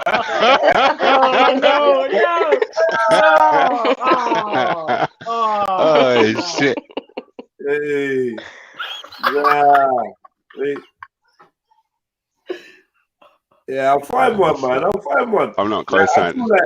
I get it, man. People don't like if people wearing it on road, they look like idiots. If you're in a yard, I like dressing gowns or whatever you call it. Yeah, I like dressing gowns.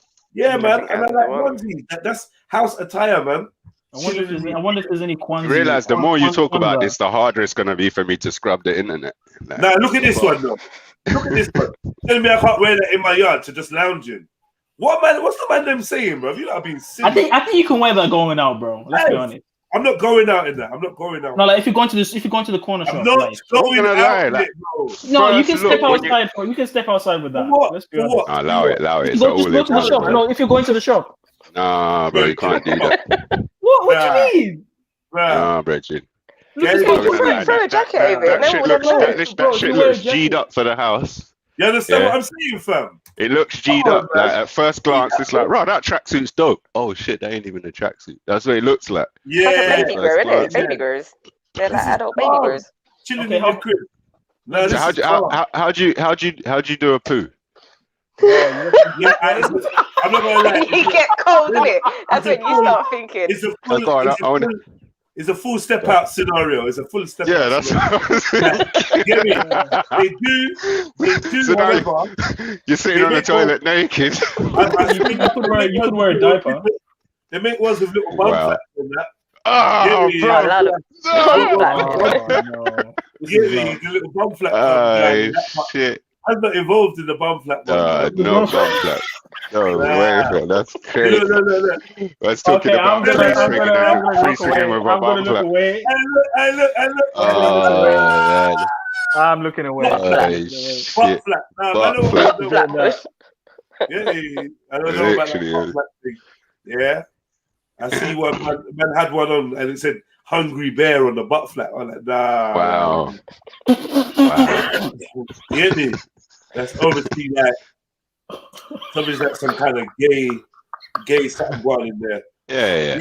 The man was in like a whole butt flap thing is gay. The man was in like a child's kind of like baby's onesie thing, baby grow.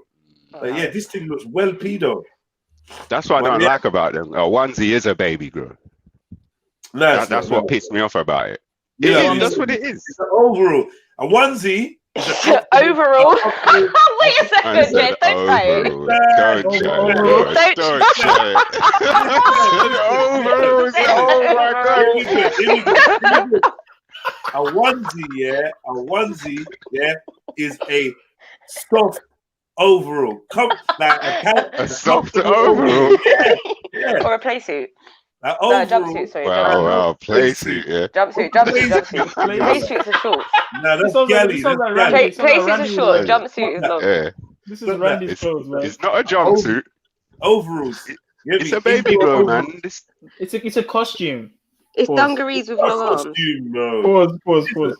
This is like a costume. It's not a costume. This is a girl's. Yeah, that's a costume, isn't it?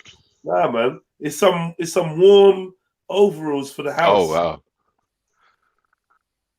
That looks calm, fam. That's calm. If you're going camping or something, you can wear that. The one I had was like similar design with a bad boy hood, but it's all looked like denim, and it was just for the crib. Like, would you get one with the cape? Would you get one with the cape? Do you have to step out of it to wee as well? No. You just drop it to your ankles. Nah, it's a zip down thing. It's a zip down. Man's just standing with it around his ankles. Please, you taking the piss. but this is why some people wear nappies behind it. They wear like man diapers. Bro, why are you bringing that up again? That is wrong. He's proper trying to bring it back to that baby. Come on, talk to us about diapers. But if you think about it, that's the solution. No, but that's the solution to onesies, male diapers. No, I bro. behave, bro, man. This is just your fetish. This is your kinks coming to the surface. No. When I was a kid, I never wore diapers when I was a kid. Yeah, you and your missus got some comfortable ones to wear around the yard. Yeah. And matching onesies. Yeah, some novelty ones. I don't think there's nothing wrong with it. It's a bit of jokes. It's calm. They're calm, man. I'm gonna scrub the internet anyway. This video is just in case. I don't know. You had some idea. I don't know what you had in your head. I don't know what I'm gonna do about James Jones's recordings, but boy, I wouldn't mind like a daddy bear kind of one. You know, like looking like a bear, like with the big bear head hoodie and that. Yeah, man. Like a Care Bear. Like Bungle. Did you say Care Bear? Did you say Care Bear? Like Care Bear. Care Bear. Taking a piss. Like. Anyway, it's more like Bungle. It's going for more Bungle look. If I'm in my onesie and I'm sleeping and I hear someone breaking into my yard, I'm gonna chop them up same way. So I don't really get. Oh, definitely, it's better than being naked asleep. And Yeah, if but I you can't wear sleep in this- the blankets with the ones. It's too and hot. if I wear this hoodie, yeah, and I'm having sleepover with your girl, she's gonna want me to zip it down okay. at some point and get it out. You get me? She's gonna be like, "Yo, zip that down for a minute." You know what it is. So I don't know why. Yeah, but So if there's anyone out there listening, if anyone's question. listening, don't let your girl go to a sleepover with Jedi. You get me? Don't let her do that. But guys, this is the question though. You get me? Because she be Guys, making me guys. zip down. I think the onesie will be the least of your worries. How am I gonna ask this question? Okay, let me think about this. Zulu, Okay. here's one for you. I know you want a little Zulu. No. I'm thinking how I can ask this question. What do you want? What do you want, Have Zulu? have you guys ever worn a onesie? Yeah. and Zulu trying to wear the skin tight. I've one. never worn a onesie. Zulu. I wore baby Let me girl when ask I the was young. question. Zulu, Okay. you trying to wear the skin tight one? Nah, bro. Nah. Don't lie, man. Oh wow. So let me ask the question here. Have any of you That wore a one, the onesie Zulu. and you know like if you haven't worn boxers underneath and then you open the zip and then it just cuts your Oh. What? I've done that. When you talk about when you catch your foreskin in the fucking you cut zip. your foreskin in the onesie in the zip. In the zip one. Now when I you're did that young, when I was a kid. Yeah. Yeah. That's what I Trying to did, zip bro. out your jeans anyway when you're a kid. man, I do that once and one Man had time a only. circumcision. Wait. Yeah. One time only. That's a one mistake in a lifetime thing. That's never happening to me Super again. hot. That even Super happened to hot. me one time when I did up my jacket and I caught my neck in the zip. And I think I was looking down and I zipped up. I caught my neck in the zip. I'm like, oh shit. Oh shit, this is a thing. Now I get why when mummy used to zip up the jacket, she say you So put your head up. Put your head up, yeah. Oh man, catch my whole That shit's fucking so neck painful, bro. in the zip. I was crying, man. Yeah, I caught my willy in the zip before. It's like a You ever done that, circumcision, man. Sash? Yeah, No, but sorry, I caught haven't caught my Have private parts. Have you caught your flops in the zip? Caught My your bits what? in the zip. Flaps in the zip, you Man know. said Did you say flat? flaps. I thought I heard Wow. that. Wow, Zulu. You're implying it's No, flappy because enough. there's no zip You're that would implying go it's that. flappy enough to catch in a zip. What is it? That was is it just- implied. Alright, I'm gonna stop is now. it I'm gonna just stop flapping now. around like that? I'm getting a bit too crazy. I'm gonna stop now. It's free flapping. Is that what you're saying, Zulu? Shut up, Zulu. Shut up, S. Zulu wasn't implying that. But then I'm asking a Zulu. genuine I'm just saying question. it was implied by Hang the on, hang question. on. I'm Isn't just Zulu a asking. thing? A V? Hey, Tasha. That's fine. I'm just asking. No, though. because I'm saying you might not understand the anatomy because I don't there's no understand. zip that goes all the way down there. You You know what I'm saying? Like that would be a very awkward zip. Tash, have you ever Yo. Zulu's considered? still got yet to explore with Have you ever Braille. considered trimming, like a little trimmage? No, what do you mean? Like I'm saying, trimming the petals. Laser Like, you ends, ever, like just trimming the trim off petals. a little bit.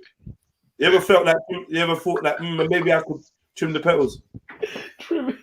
If they're as Zulu described. Yeah. Hang on, sorry, my kids are speaking to you. You're gonna have to wait. Hold that thought, yeah. Hold that It's the thought. foliage. It's the foliage that's trying got it. that wild, clear. You get me? I She's know. trying Man.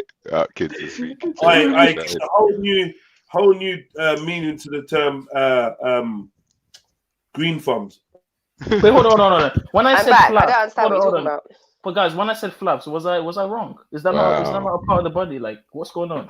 Was I wrong Yeah, for you saying just said flaps? it again, Sash. Where's your cannons? Get your cannons out, Sash. No, You I'm guys try asking. it. I don't know. I'm asking. Like you said, Sash, I don't know in it. I'm asking. Like, is that not You that? can't call. is that You not- can't just call a woman flaps. That's rude, bro. No, how is that rude? Is that not what it is?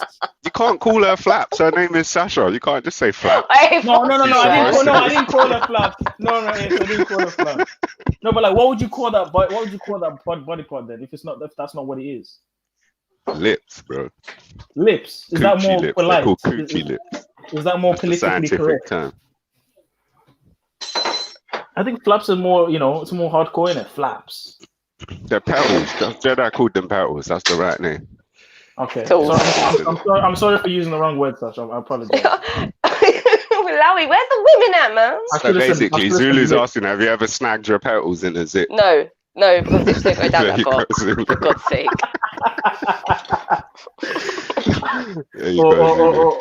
Or have you ever got the clit on the zip? Oh my god. Do you know how fucking painful that would be? Oh my god. Bruh, are you sure it would be painful? I don't know. Disgraceful, Zulu. I think so. That's think what's it so. called? What's the female When you're circumcision? That's what it is. when you're practicing braille next, get a bit rough with it, and you decide whether or not it would hurt if it got caught in a zip. I think sometimes one time it bled. You know, when I got caught in a zip. I was talking about on a female. Oh, no, I'm talking about for me. Like when I it got caught on my ball, I got caught on the sack. It got on the sack and it bled. Oh man! So you do this multiple times? No, it was an You're accident. not even you're not even in defense of your shit. Like it was an accident. It wasn't even the ones. It was jeans. You know them jeans, them like tight freaking jeans, man. I don't wear that shit anymore, but just jeans.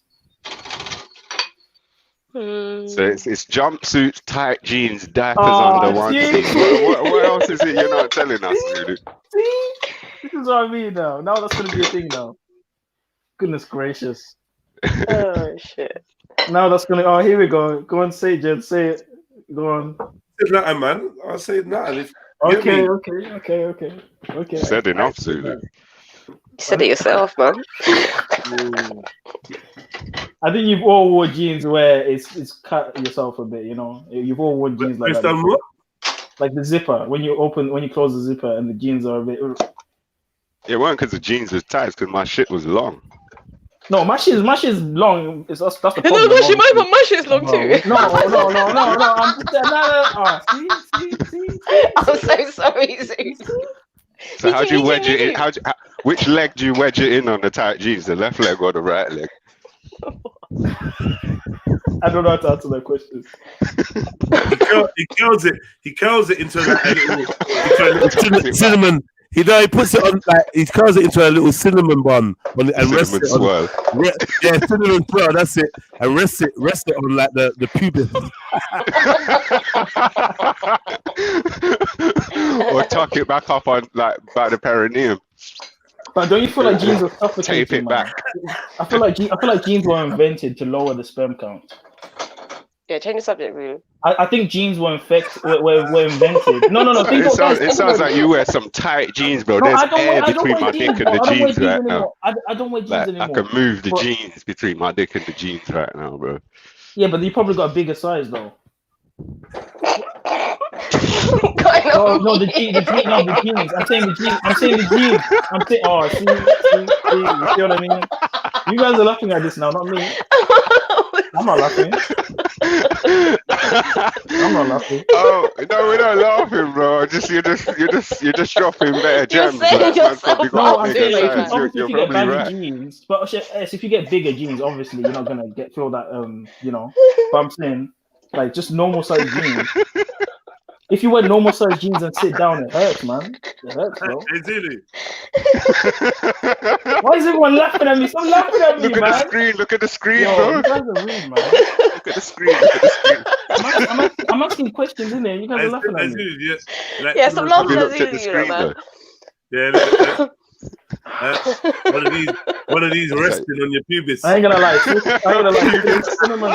Cinnamon rolls are the best, bro. Cinnamon rolls. Have you guys been to Cinnabon?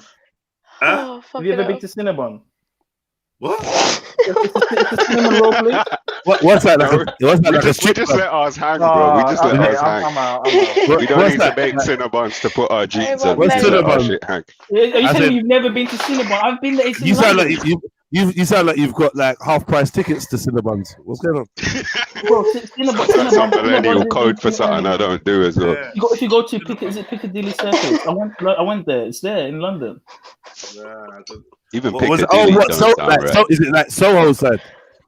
I don't know. Is it by Soho? No, it's in Piccadilly Circus or something. Yeah, Central London. By Soho. What's Soho? By Piccadilly, isn't it? I'm not gonna say yes or no. I don't know. Yeah, Piccadilly don't even sound like something I'd want to do either. Did you Piccadilly?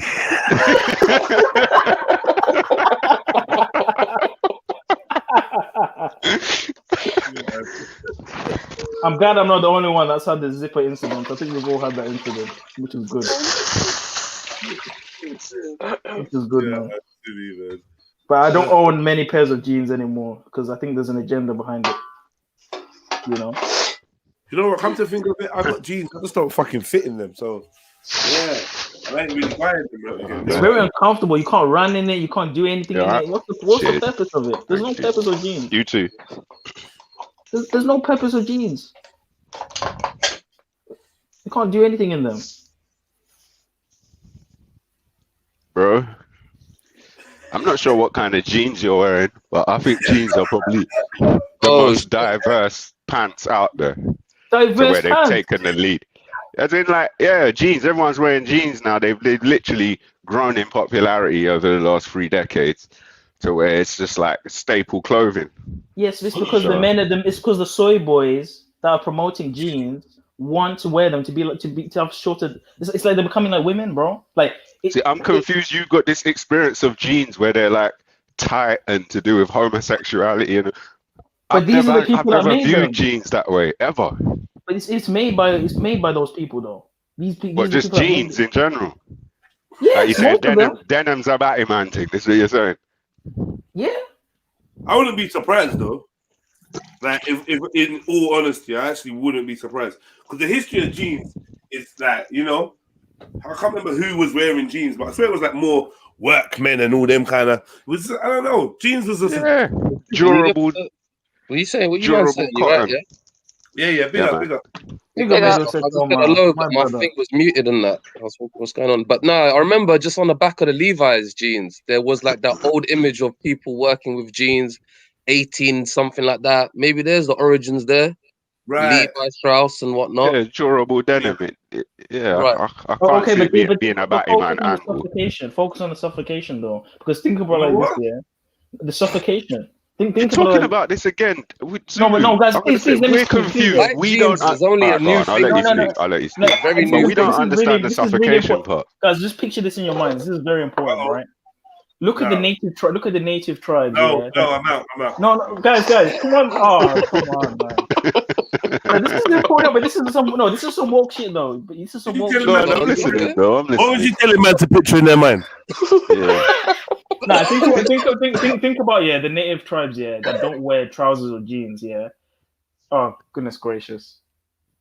Anyway, I'm saying, but basically, because they don't have so much constriction and suffocation, they allow their thing to breathe, and it actually becomes much bigger than people in like us who wear trousers and jeans. Any of you lot sitting there listening to this are batty man. How is this? This is science. Wow. This is science, bro. I've got some science, bro. Why the fuck are your jeans tight on your dick? Bro, everyone's jeans is tight, bro. Bro, listen, I'm wearing jeans right now. Yeah, my dick is swinging freely in my jeans, bro. I ain't pull my jeans in the up. house? Why are you wearing jeans in the house? Changing the subject. I'm super baffled now. I am super baffled. Take off with no clothes. Where you do? No, because when you're in the house, you wear like a tracksuit or you wear like a shorts or whatever. But jeans in the house. Don't go to Zulus to chill, boy. Hell no. You should have seen what you're not taking off your jeans, fam? Oh, pause. So hold on. You guys are telling me that it doesn't cause suffocation in any way. Virgin. No. What kind of jeans you wearing? No, wait. What I feel, Zulu, I can identify with some of what you're saying because I feel like the cuts of jeans have maybe changed, and I'm not comfortable wearing those boot cut kind of jeans. Because I don't know why. Maybe I don't know. I think they look a little bit funny now because they phased them out to the point where they look dated wearing them. Do you know what I mean? Even though man ain't no fashion victim, the cut is kind of it's just fallen well out of trend.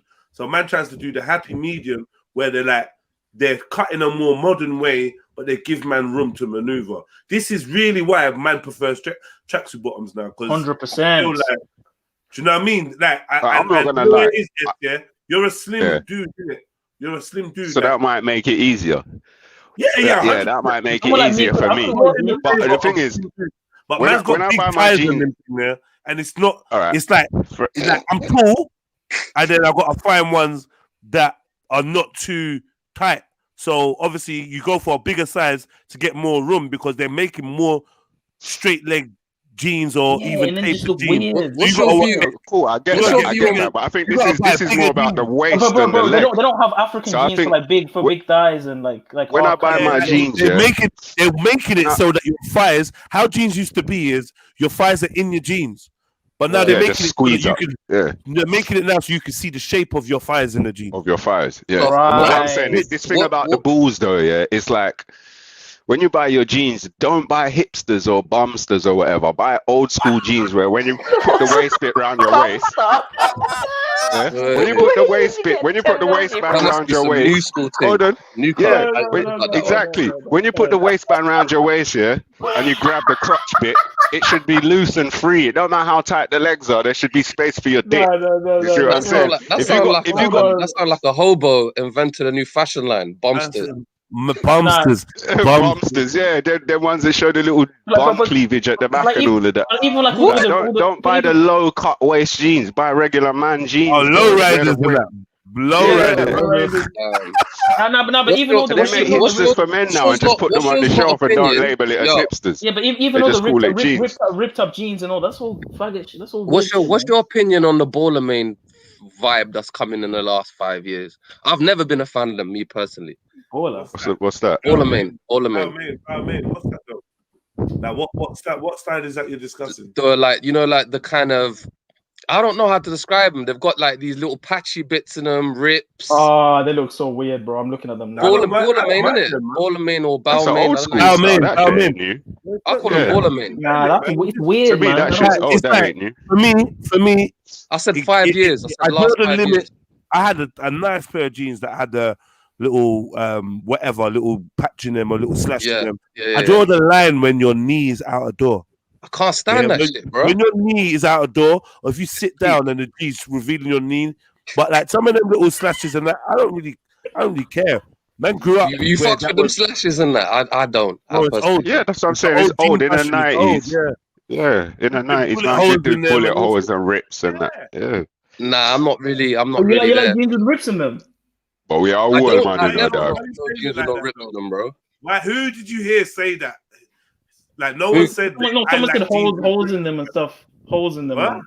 So you just immediately revert to Brixton. all right, Why is he saying that? Why is he saying that? Yeah, I was from Brixton, but why did you say that, bro? Like, I'm not following. Let me show you. Let me screenshot. Let me show you what I typed in slashes because I was trying to see what you guys are talking about. And this is what came up. Type in Baller Main. Let me show you what I think. Can you see my When I screen? see 50 Cent wearing them, I'm thinking them shits look tight, bro. This Don't is look what right. came up. So when you said I like them, I was thinking, whoa. Those are Like, minor. what? That ain't that bad. Those are I've seen minor. worse than them. These are minor. Yeah, what's wrong with that? What's the They're problem? All these love hearts and all these weird like. What's Yeah, I do mess with I those didn't for see some that. reason. I wouldn't wear that, but that's minor. Yeah. Yeah. I don't mess I with wear it no crazy, jeans but with I love don't. hearts I on don't. them, bro. Yeah, but I bro, don't look at the yeah. thighs. This is what I'm saying. They don't invent them for different body types. Look Yeah, at the yeah. thighs. Some skinny Them thighs. shits look tight. Yeah, they look. I'm very, not gonna very, lie. Very, very If tight. I don't do any But the working actual out, design I of them can is comfortably Tom wear Dynasty, them man. jeans with space.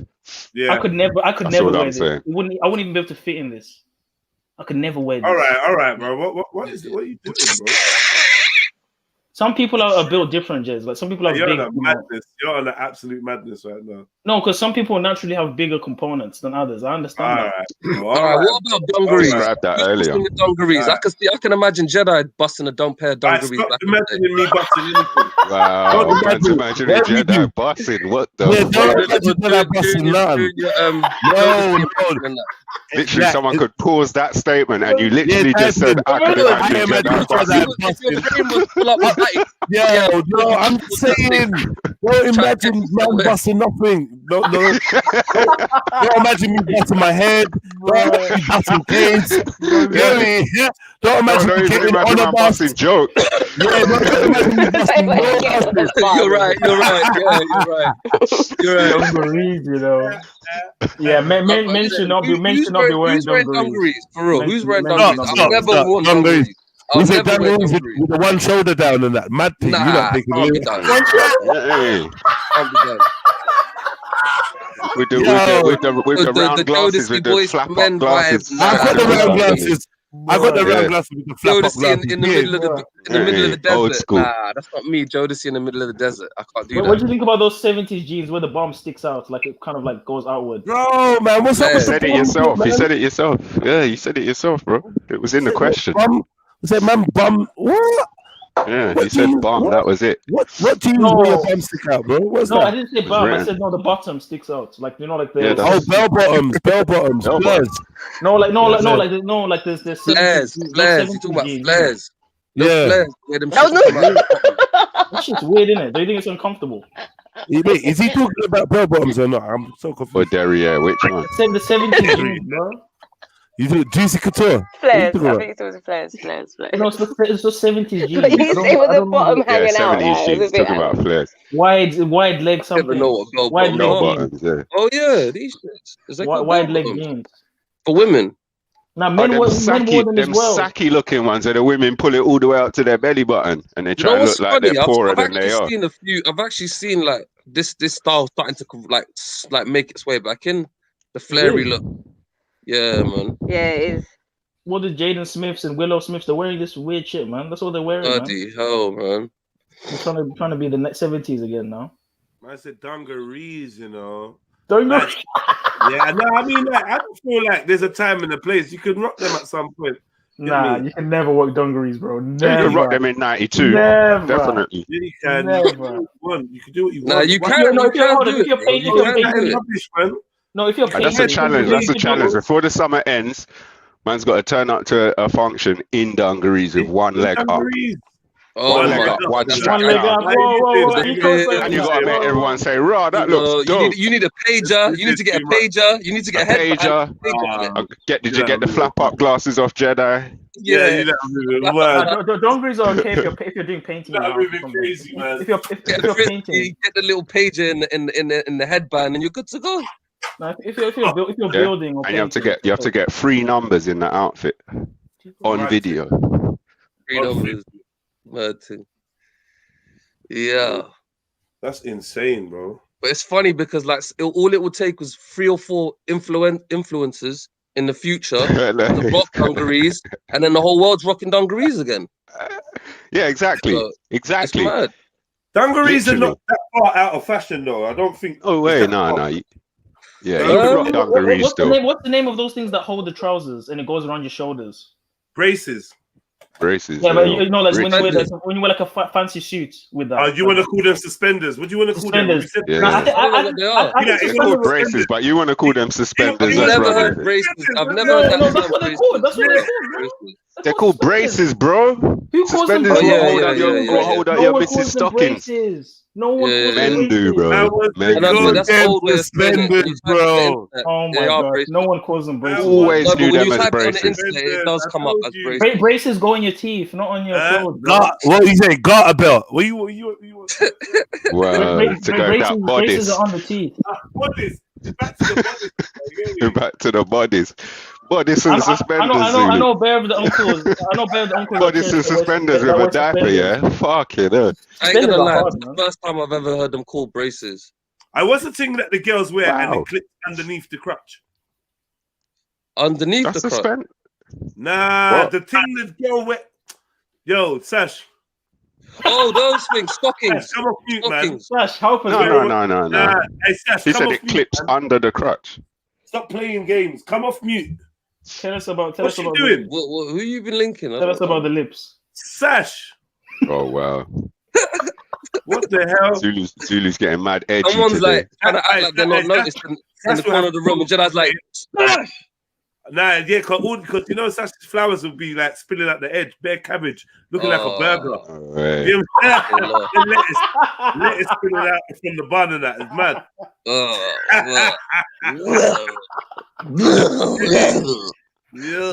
Yeah, now apparently she's caught it in the flap of her in a zip of her jeans. Houston, we have a problem. I'm glad everyone has had that experience because I was a bit worried. I was going to be made a meme again. I was worried. You're definitely not alone there. I thought I was going to be made a meme. I was worried, man. I was like, whoa. But yeah, it's a relief. Definitely not alone there. Fuck, you know. They need to make a better invention than zippers. Anyway, what was he saying? Zulu, Doggy about your... BLT, allow it, Trill. Why don't they use Velcros instead of saying zippers? about suspenders, though? Why don't they use Velcros instead of zippers? Are you, bro? Now you want Velcro on your jeans instead of a zip? No, because you can't get hurt from that. Wow. No, think You about sound it. like a real little man. Safety bars and like what them call it, the thing. Yeah, man, man, don't want to get hurt and that. We say you want the Velcro straps on your chainers as well, yeah. When you go toilet, it's like it's just mad. Velcro trainers.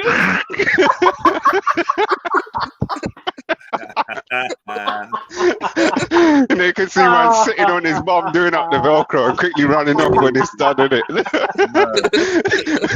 Oh my gosh. I used to have those steel cup boots, man. I used to have that shit as well, man. Oh my god.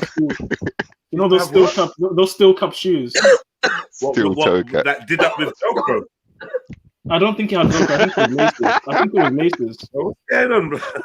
No, because I used to mash up my shoes all the time. So mom got me these steel cup shoes, and it looked like some weird, like heavy shoes, man. Those shoes were heavy, bro. It's weird. They Dr. Martens, yeah. They're so heavy. No, we couldn't even get the Dr. Martens back in the days. It'll be some shit like Caterpillar or the fake Caterpillars. Was that just me? No. We hear you. You hear that? Yeah, 100%. There's some other joints back in the day. I was looking at this garden thing. Or is that an allotment? I was thinking that at the beginning, but I don't think it is. Yeah, it's like a community garden. Yeah. Oh, it is then. Yeah. That's dope. Imagine you can just plant a few, you know. We always get this. We always get these 2 weeks of sun in April, in it, man. Hopefully it lasts throughout. You know, apparently it's going to be 15 degrees, 17 degrees. It's going to be good for this whole month. Oh man, the good Lord willing. The only problem is when it gets summer in this country, there's no AC, so you're just going to be lighting up in your house. It's going to be a nightmare. That's the only thing. Do you ever like get the fake feeling like it's like fake sun and that? All every like, year, in smog. Every year, always, man. Every year, in April, it's fake, man. It's too humid, man. Yeah. That's why I prefer winter only when it's like inside the house. When it's inside the house summer, I hate it because there's no AC. So you're just suffering in your house. I hear that. Like, what can you do about it? Get a fan. Like, it's not going to really do much, is it? Everyone in my house sleeps with fan and that, but I don't for some reason. I don't know.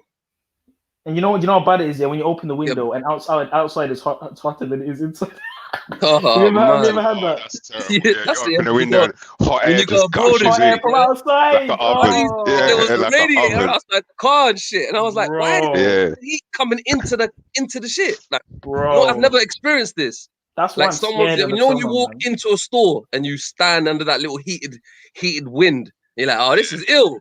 But that was 24/7 when you was driving the car. And it was just man, you open the window in the car and it's like, man. Classic. Man. That's why I prefer winter, man, because at least you can have that difference with temperature.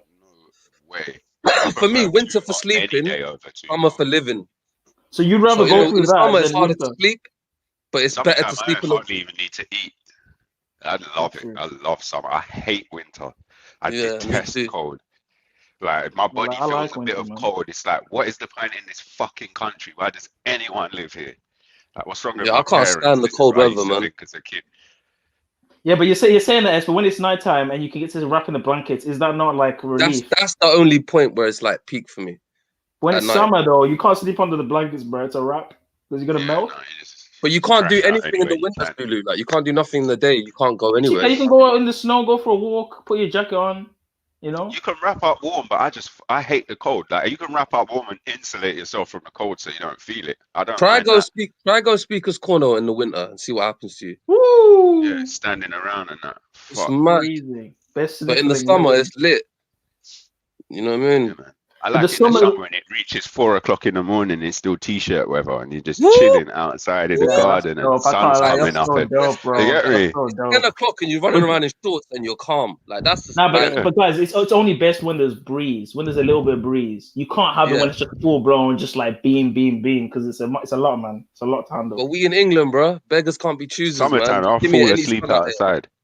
I'll fall asleep in the garden and sleep there all You night. you wake up looking like Choco after. Yeah. I I'd love rather summer. take sun over that though, all day long, because you could play sports. You're in better shape. You're getting your dose of vitamins and that from the sun.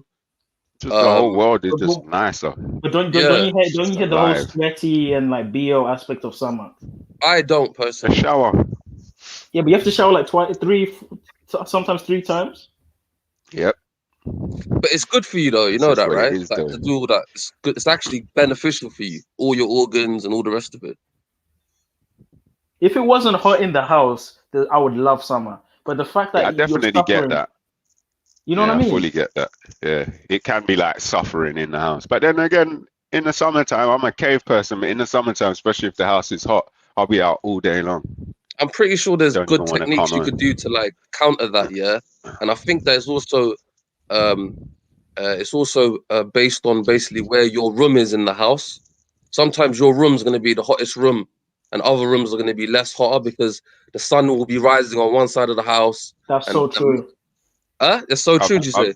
I've lived in a lot of it flats is, yeah. recently, though. Because when the and sun it's comes like up in my room and it's on the window, it's You're beaming. rinsed. You're gone. You're gone. Yeah. Like That's everyone what else, God everyone a else lot of is just flats I've calm lived when in, you the go into heat their just room, comes yeah, up. and they got fans and shit on, yeah, and you in your room and the sun's rising and falling on your side. It's like, oh my, not falling, but rising on your side. So in the morning you're just getting toasted. But then sometimes I find the heat. It's just me, yeah. I find the heat bearable in the morning, but unbearable like in the middle of the night. In the night, yeah. Yeah. Sunrise is Just the gets best, too bro. hot in the evening. I think that's more just to do with being tired, you know, and your body overheating as you get tireder towards the end I'm of the day. sure there's little easy things, easy fixes for these. Easy fixes. But I think this is why you have to take cold showers, though. I had to take a lot of cold That showers. could be last one of summer. them. That I could be had to. one of the fixes. Yeah. Another thing is, you know, maybe not eating meat and stuff like that when you're gonna go Yes, sleep. eating light. Yes, Hot tea. 100%. Yeah. Hot Drinking tea is another one. Plenty of water. You know what I mean? Yeah, But I John's think doing his thing, man. spring is Really, probably that's better. beautiful, man. But wouldn't you say spring is better than summer, though? Because this is spring now. It feels nice. It's not too No, hot. I It's like not. It's full-blown lovely. summer. It's I like lovely. full-blown When it's like 20 scorching something hot degrees. summer. Barbecues, parties, mini skirts. You get me? That's what I like. When it's 9 o'clock and it's still sunny. You feel Yeah, like but I man. mean, I prefer hot to not hot at all. So I mean, it's hard work, but I prefer 40 degrees to 4 degrees. Woo! That's too much, bro. That's But too sometimes, much. yeah. 40's hot though. 40's fucking hot, but I prefer 40 to sometimes- 4 all day, 25 is every day. hot, bro. 25 is hot. Nah, 25 is mild. Like sometimes, yeah, I we think link. a good temperature is like 36, 37. That's a good temperature. Centigrade. Like proper. Yeah, sometimes- proper like. That's fucking we link, yeah. Hot, We hot, link. hot. You can cook We link something in that. these like when I Yeah, you ask definitely could what cook do you something on a prefer, stone yeah? in that, yeah.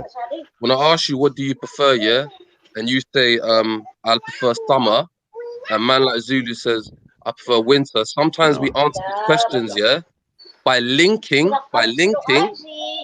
Yo, what's that? By linking by linking a memory that you have, and you associate that memory with the time of the weather. So therefore, Yeah. you like that weather. Like you might be thinking in your head, That's why I this hate winter. fabulous, amazing.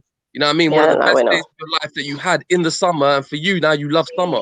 Yeah. He might be thinking of a memory where he had an ill Christmas or a mad winter time, and he's always linked that to his like, oh, I love the winter. And you But may I have had a remember bad winter experience. going Like, to wait, school. This is why I hate Oh. winter. Having to go to school in the winter, in the morning, coming back, freezing me cold. too. This is why I hate Bro, winter. I trick Because of myself. going to Listen, school. Yeah, bro, but yes, you like playing snow fights and that's fun though. I Isn't it? When you use were that. a kid. I use that thought of winter and school. If I can't get to, if I need to get back to sleep in the morning, so I'll trick myself, be like, yo, It's all we have back to go to sleep. sleep. It's snowing, and you'll be like, nah. oh, fuck that, I'm going back to bed. Go 'Cause back to I used to sleep. do. You know what? I've done that on the opposite. Yeah, I've tricked myself to be hot when I've been cold. So when it's been cold, I imagined myself visiting someone in hospital, and it was fucking hot that day. I Right. remember being proper hot, and the sun was beating through the window. Okay. And And then what does it that was- make you do? Make you not want it to be hot, or make it like No, what? it makes so it warms me up. Like the body So if I was temperature. Okay, cold, it was I've such a done that hot as well. day. It basically warms you. Physiological. Just the Yeah. thought of it and shit. yeah, That's yeah. crazy. So No, But for doesn't me, the- it's the thought of actually. Sorry, Zulu. It's the thought of me actually getting up and walking to school back in the day, when it's freezing, Cold. and I Yeah. just think of that and think I can't get out of bed because That's remember Shut when I it used to do down. that Yeah. before, bruh. and that Woo! will put me This to why That's I used so to get beat up true. at school every day by the teacher. yeah. I used to just fall back asleep, man. But you know what Every it is? morning. But you know what it Fall is? I back don't know if it asleep. happened for you guys in school, but sometimes if it was too, unbearable, they'll just say stay home. They've done that before. So for Who would me, Yeah, say when there stay was home? snow-ins and stuff like that. yeah, well, for me, winter was a positive because you didn't get to school. You didn't get to have to go to school sometimes, and also you get to play snow fights. That's Whereabouts are you? You're up north, I'm guessing. West Mids. Okay, so it's snow a lot up there in the winter. Like Because down proper, here it's proper. just It snowed last week. down here it's just fucking cold. It's- In the it's winter it's not- just freezing fucking cold, and we don't get snow. We might We get get one the or wackest, 2 days of snow, and then summers, we got 5 days of sorry. slush and ice. Yes, Like, exactly. we He's get talking about horrible you snow. winters don't down get here. We the proper build up of it. No, you lot get the thing where you get like 2 foot of snow, just like that. Boom. Yeah. So no, we don't get that. We just get freezing fucking cold, and you But still you know gotta go to what's school. weird? But you know what's weird? I feel like that where you guys are is much colder than it is when there's a lot of snow. I feel like somehow it's less colder when there's heaps of snow. when there's snow, it tends to be warmer. It's warmer, right? I've noticed that it's warmer when there's snow. because you don't get the wind chill factor most of the time. Yes, you get basically, really in the quiet, city, there's bare still buildings air. and shit like that, and there's cars. There's a lot of movement. There's like, you know what I mean? There's more buildings. So as you said, the wind's not coming through. Yeah, don't you find the wind gets through when there's buildings? Like there's high-rise buildings, it's I proper find the windy. opposite. You got to. Croydon, If you stand in the open, you're gonna get. That's what I was gonna say walking through Oxford Street or something when it's windy. No, but that's when you get even walking through Surrey Street and cutting down that little alley where granaries used to be. Come out the back there to the one-way road. That shit's windy as boy. fuck. There's way more wind in cities. There's way more wind in cities. No. You lot are thinking of when the wind gets all like channeled into the same area, and then you get hit with that wind. Yeah, when you get hit with that wind. Have you ever been hit with wind and it's actually pushed you back? Yeah, definitely. Yeah, Bruh. fast gust of wind. Yeah, or you can lean forward into it. That shit is Literally, you crazy. can lean and walk into it. You can do the Matrix on the wind. That's cool. I love doing that. Do the smooth criminal. Imagine being in you put your jacket up, you hold your jacket up, and you make it into a parachute, and then you get flown back. Yeah, it's peak when women are wearing dresses and that shit happens. It's just it's peak. Did anyone ever like jump from like somewhere kind of high with an umbrella? No, just me. Yeah. Nah, I would have broke my leg. Did the umbrella turn back on you like? Just fucked up the umbrella, and get. How high was the building? Do a little Mary How high Poppins was the and shit, building? and it never worked out. Did you break anything? Yeah. Who, me? No, you try at a safe height at first. No. You know what I'm saying? The umbrella, You bro. catch a little tiny bit of airtime, but it's a trick.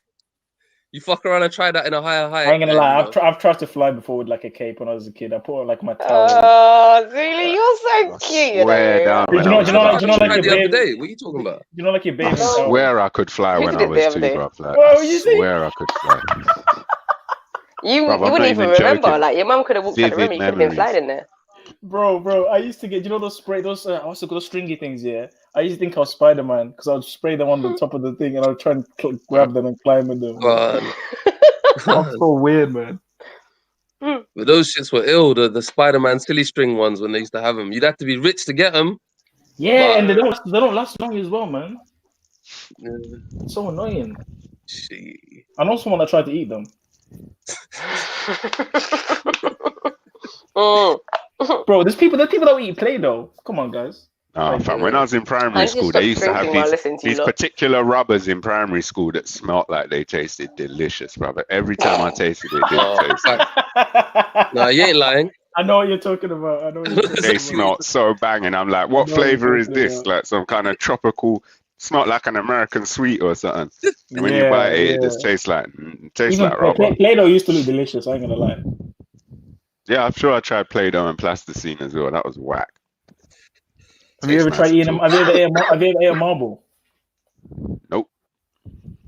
Yeah, but I know someone that used to trade marbles in school. Marbles was the shit back in the days. People used to trade I used to have marbles, loads of them. Yeah, man. You know what I mean? I used to have that. loads of marbles and shit and ball bearings and that. If you used to get hit up with a ball bearing, I'll smash your marble up. Imagine getting hit in the head with a marble at full force. Oof. Yeah. Yeah, those things used to happen in the 80s. Yeah. The good old days. Facts.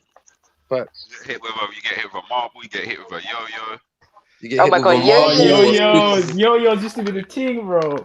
Yo-yos. Remember we used to do them tricks with them, like kind of flicking them and doing like, I think people used to be able to do a triangle with it. You lot are mad old. I mean, mad young if you fucking. Yo-yos. Don't you remember yo-yos from yo-yo, like primary he's school? talking about a dodo and shit. Like yo-yo, oh shit. But nowadays, What's a dodo? Nowadays, it's all phones and tablets and YouTube for kids, you know, innit? There's no yo-yos or marbles. They don't mess with that anymore. It's a shame, innit, man? They've gone very digitalized and stuff like that. Crazy. They even banned conkers in school. Remember conkers? Conkers was the shit. Yeah. But if you fuck around and play with an amateur conker, you're gonna get a messed up hand at the end of it. So I used to be so shook at They banned that in school, you know. Listen, in my son's primary school, they banned running in the playground. That makes You weren't allowed sense. to run at playtime. I think we got a dose of that at one point. Yeah, I think we got a dose of that. Running. Yeah, running. I'm sure in a lot of primary schools, so how kids do they aren't play, allowed like- to run in the Yeah, playground. we did, you know. How do they I play remember. football? I'll be walking so fucking fast. You know them power walking? Man, I'll be trying to find a way. They play shit like touch football and shit like that. Fuck off, man. I'll be Literally finding touch so football. many ways What if to you have to like. run to the toilet? I don't know. man. Running's just forbidden. Like children can't clash into each other no more by After them mistake and school all of that. dinners. But it never Come on, man, lasted do that though. power They walk. never got it to stick though because it just. How do you regulate something like that? Like someone runs and you tell them off and stuff like that. Well, in my son's school, I guess just the people, just the caliber of individuals just drooped over the years because it was just a thing. There's no running in the playground, so people didn't run in the playground. They just succumbed to the rule and that. Yeah, they just didn't run in the playground. So from the time they started using that playground, it was a no running thing. You see what I mean? What a load of shit. Imagine being a teacher and trying to Crazy, implement. mate. Imagine like seeing kids just having fun. Bro, Running, you need playing to it. run as a Stand there and kid. be like, no, you can't do run as that. a kid because you ain't gonna be running as an adult. So you better Like, run if as I a was kid. a teacher, I would exactly. That's what keeps kids so healthy. But if I was a teacher and they put that in the school, kids can't run in the playground, I'd quit the profession. Not even quit the school. No, I'd but just think quit about the it whole though. fucking Think about the health. profession. If you think about the health and safety though, I know you're right, but like there is some dangerous Zulu. things. I don't No, want to no, think no, about no. the health and safety. Kids need to bang into each other. That's how they Hold on, get guys, tough. guys, have you never fallen over? Zulu, what's your knees like? Yeah, Are they like? exactly. What are your knees like? My for knees real? are very strong. Thank you very much. Okay, but do you have like? Did you have Fell like over bare scrapes on them, times. little scars, nothing on your knees? I don't have a single Tear scar on off. my knee. Listen, I eat cow's knees, right? And it's very nutritional. It helps your knees grow and. Did you ever fall off a bike? Is it? Yeah, many times. Man. Why is everyone talking about Zulu and his knees? I hope it's not. I was waiting for Oh Jess to my chime in. You know, God. as soon as I mentioned Where you been, knees, bro? it did pop Yeah, into my head. Zulu still. said he's got Wait. very healthy, strong knees. We were discussing the health and Hold safety. on. We'll say as soon as you started talking about knees, you start thinking about me. No, I was waiting to get cuffed by Wow. you. Pause. See, I put it into Wow. context. Wait, no, Jess, don't do that. I know what you said, No, you though, naughty guy. The bee's knees, mate. Wait. It's the bee's knees. Wait. Let's go back to Zulu. Like, you Zulu, know what, what should he say? You know what, Sash? Stay off your knees, innit? Good, man. Yeah, cool. Oh wait, man. Get on your knees. You probably could do it standing up anyway. Oh, for fuck's Yo, sake. that Mortal I'm Kombat. going, bye. No, but just do a Mortal Kombat. Where's get on your knees from again? Remind me, please. No. That's Mortal not Kombat and sex shouldn't go together. No, more. Yeah, nah. I think Finish him. 50. You said get on your knees. Where's that No, from? Mortal Kombat is get over 50 here. Shades of Grey. No, Mortal Kombat is get over here.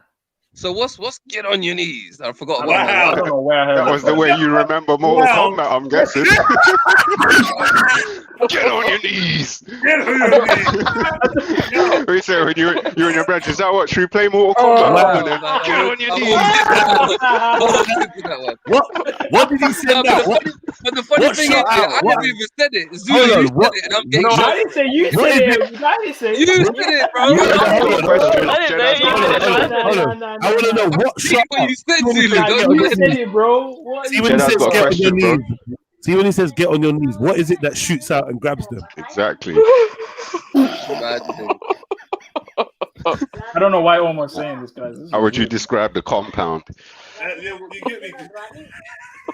I don't know, man. Huh? Yeah. I play computer with you, like, anyway. That's what I'm saying. Yeah, I don't play the Innit? games. Get yeah, on I your don't know. knees. Wait, that sound like striking vipers.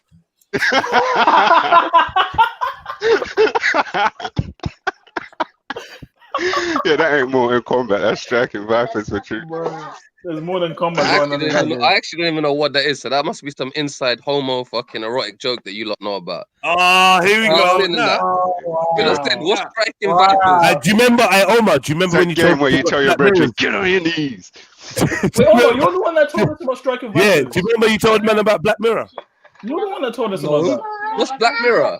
Oh yeah, Black Mirror. But I ain't watched it.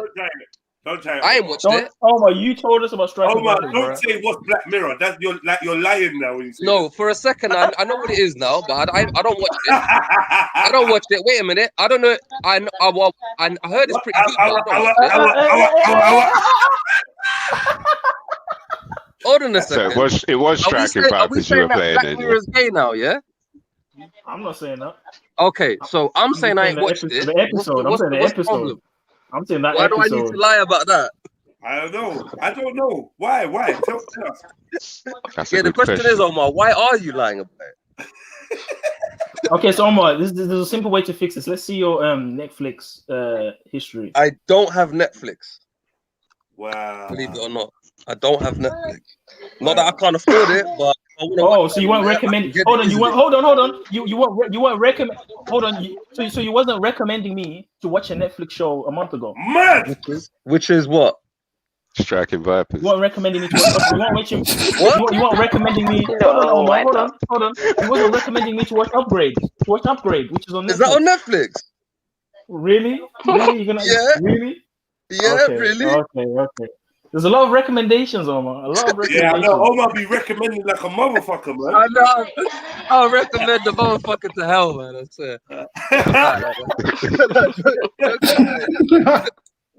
What's the snapping vipers or the striking vipers like? What's that? The snapping vipers. Watch it. Wrong on purpose. Wrong on purpose. Snapping vipers. You lot are giving me a nice insight to your psyche of lies. You know that, like the way you set up lies. There. I'm just being honest. I've never watched Black Mirror. I don't have Netflix. Why is that so shocking? Never watched one episode of Black Mirror. I know it's a Channel 4 production. I know a lot of up-and-coming Mason fucking chosen actors go through that process where they've got to do an episode of that and then come out on the other end. I've never seen one episode from beginning to end. It's interesting how you would recommend a bunch of Netflix films, but you never watched it. I mean, is it interesting, but is it unfeasible? Is it unrealistic? Like, what are we talking about? What's interesting? You recommended The Human Centipede, didn't you, the other day? No. Wow. Have you guys seen that? Have you seen that? Now we're seeing too much. I didn't want to watch it. You recommended it. I didn't want to watch it. You really recommend? No, hold on. Fuck no. Alright, cool. Fuck no. Wow. You should check it out, bro. I hate fucking horror movies and shit like that, bro. I hate horror movies with a passion. I hate them, bro. Especially those Is that even a horror movie? When I heard about that, I was like, is that even horror? That's just It's not horror like that. It's that other type. It's more along the score lines, isn't it? It's a psychological thriller. Yeah, that's It's a bit psychotic though. Let's be honest. It's horrifying. Definitely psychotic. It's horrifying, bro. Have you seen the I ain't second watched one? it. I heard what it is though. I just like films like Saw. I'm confused now because how can that be a psychological thriller? I swear there's a dude who sews people together. Right. Isn't a psychological thriller like when you're thinking about being in that situation and thinking shit? It's not supernatural, anything like that. I would say it's more of a psychological thriller. Isn't it graphic though? Omar, how would you watch Cobra Kai? Hold on, Omar, how would you watch Cobra Kai? Cobra Kai, bro. I watch every single episode. I download them, bro. Or I stream them. Remember when you came on the panel convincing everyone? I almost cried. You have to watch this, guys. It's the best show ever. How do you watch Cobra Kai? You know what's funny, yeah? In that Netflix exclusive. Bro, listen, man. Do you want the answer or not? That was that made by Netflix? Do you know what the answer? No. See, this way he messed up because it's actually made by YouTube when it first started, and I ain't seen season 3 The yet. first season, The first 2 seasons. I ain't seen the 3rd season yet, and I even told you that. Have you not seen? I've only seen. Omar, you need to do the 3rd season of that. No, I've seen season 1 and I've seen half of season 2 and I've stopped. Mandalorian, I ain't got Disney Plus. I've seen season 1 and I've seen half of season 2. Always end up stopping the season because they get boring. But the funny thing is, I can get hold of a Netflix account just like that, but I don't need to. I download the episode. You don't want to leave a trace. Is that what it is when you're watching certain things? Give me an example of like what? There's nothing that says suspect on Netflix. Wait. There's nothing suspect on Netflix. Give me example, Zulu. Give me example. Well, there's a bunch of weird shit on Netflix. Okay. Yeah, but they're just films though. They're Demlux films. What would I want to cover my tracks with, Zulu? Because evidently you seem to be in a little bit I don't know what the word is, but I suppose you're a little bit, concerned about people seeing your Netflix history. So what would be something? My Netflix history is badass. Just a bunch of action films, a bunch of that's what you think it is when you're watching woke films, a bunch of woke films. My Netflix list is mad, fam. That's what I'm saying. What do you say? Netflix is the truth, yeah? What's woke on Netflix? Netflix is the truth. Nah. Netflix has got a whole woke category. There's a whole woke category. Yeah. Okay, what about Amazon Prime? Is that popping off? Disney Amazon Plus? Prime is shit, man. That shit. That's what I was gonna say, bro. Have you watched Falcon and the Winter Soldier yet, Zulu? Bro, I'm on the last episode now. Bro, I knew you were gonna like that. But listen, I ain't seen episode 5 or 6 yet, so hold it down. I think it's already out. Did you watch? I know. Did you watch WandaVision? Nah, that shit's boring, man. Bro, if you asked me what's it like in the first 2 episodes, I would have said literally the shittest program ever made. It's so shit, man. Wait. After the first two episodes, literally the shittest program ever made. After the 4th episode, oh my days, bro. Oh my days. What writing? What Disney just knocks it out the park for their first. Really? Yes, really. Yes, really. Nah. Yes, really. Nah. I'm going to set a little fire over here and just leave it burning for you lot's conversation. So let me know. Nah, chime in whenever you want, bro. I'm just burning a fire for the conversation. I hear that stuff. I need a new series, man. Falcon and the Winter Soldier is popping off ill. I like it. I finished Viking. I finished Mandalorian. I finished Last Kingdom. I need a new series.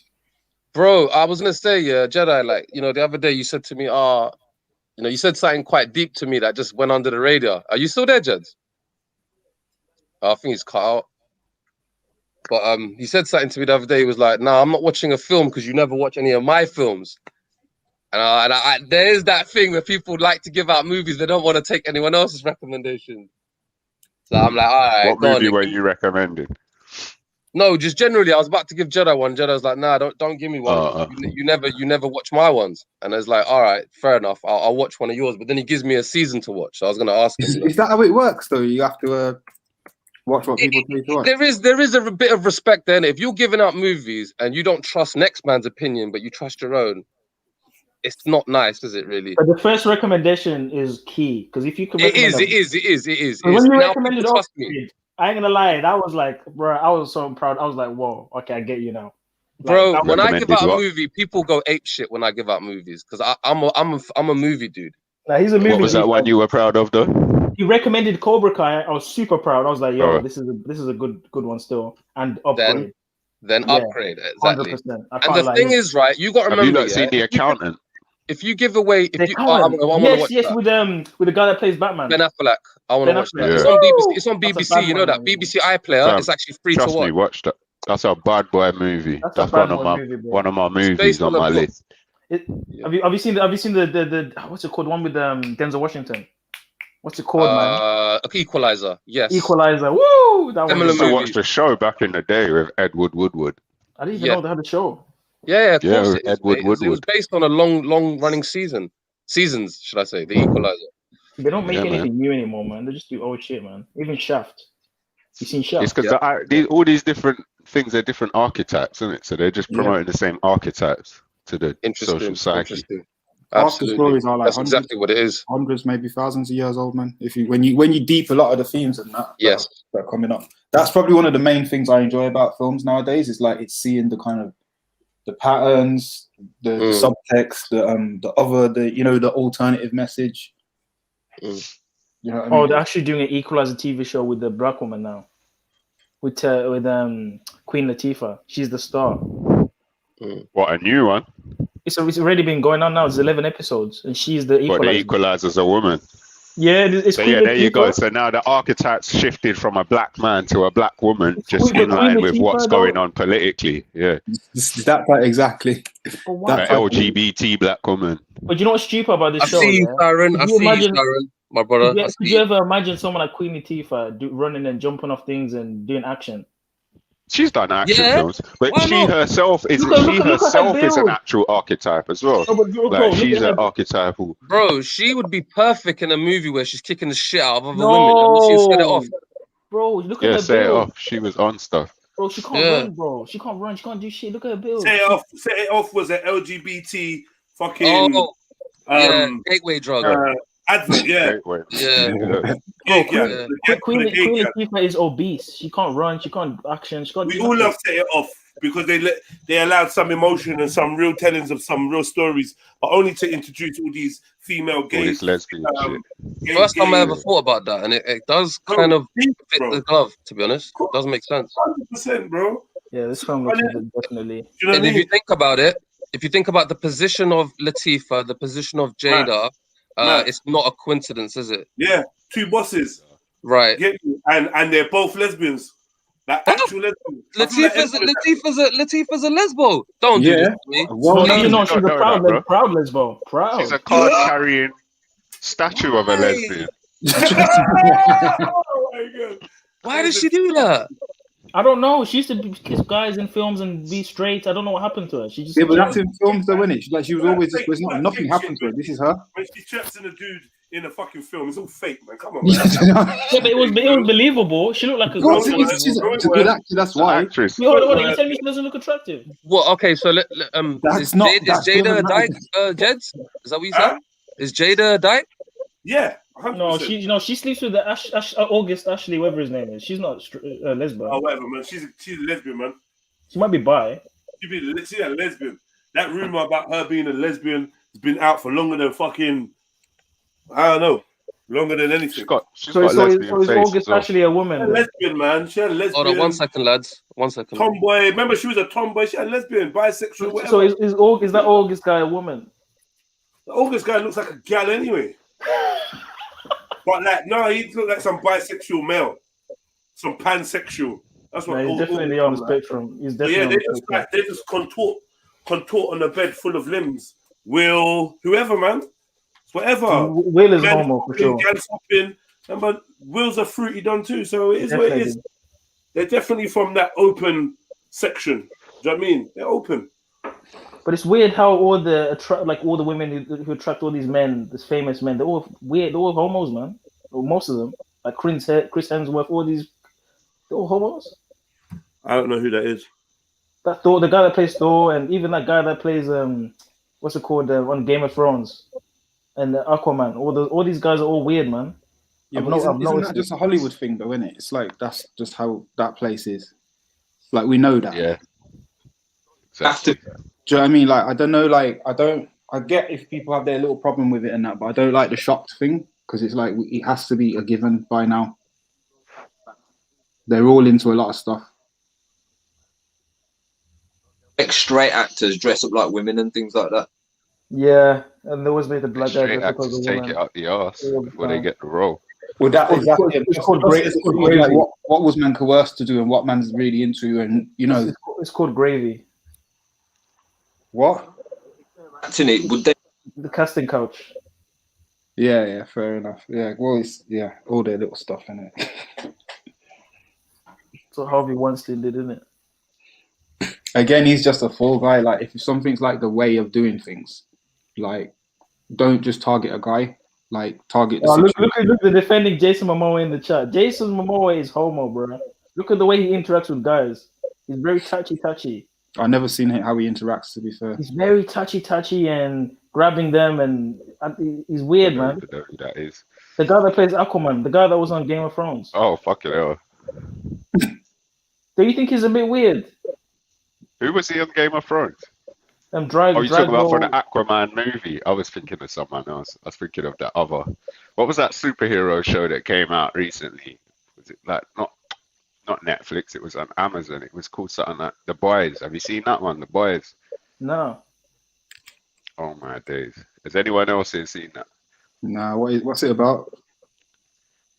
I'd say just watch it because I'll just spoil it. It's like they've got superheroes that are like the main one's like the equivalent of a Superman. So they've got and they got a Wonder Woman type character, but it's a different universe completely where the superheroes are like celebrities and gods. And it's proper sick, fam. Oh, for real? Okay. Worth a watch. Proper worth a watch. Like, yeah, the fact that he's they're like celebrities and gods, but obviously they're dirtbags. Do you know what I mean? Yeah, that would be quite Dirtbags, like interesting. abuse of power type shit. Jedi, was it you saying that you like that? What's it called? The Bridesmaid one. The fat one. Yeah. No, the film Bridesmaids. Oh. Yeah. So I've seen something the other day, bro. I've seen something the other day, and it's basically the woman from that, wasn't it, Heather McCarthy or something, Melissa, or I don't know, the big woman in it. She and another black lady, the one that was in The Help. She always plays the Help in films. Them two are like superheroes in this thing, innit? Oh, I know what you're talking about. Yes, I saw that one. It's so shit, isn't it? And they tried to make them gay as well. I saw that. Were they gay in it? Nah, basically the grandma of the black woman, when they got older, tried to say, spoiler alert, tried to say like, oh, I wished you two would end up together because they were best friends growing up. Yeah, but they were just brethren, innit? They both had their. Well, they were brethren, but the grandma, they made the grandma, they made the grandma say that I wanted. The grandma had to drop that line, I suppose. Yeah, because they made it like a I remember that. Well, yeah, I quite enjoyed it, to be fair, but it's just on that silly level, this comedy and that. I feel like the comedy was kind of too immature for me, though. I like films like Kick-Ass, like in terms of like superhero like parodies and stuff like that. Or like Kick-Ass was sick. I remember watching that a while back. Kick-Ass was a sick film. There was two of them as well, innit? I think I've seen both of them. Both of them, yeah. With Jim Carrey in the second one. Yeah, that was sick.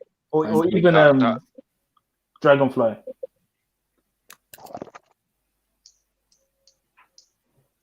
Was it called superhero movie? I think that's what it's called. Yeah, superhero movie. That's what it's called. Similar to like the scary movie films.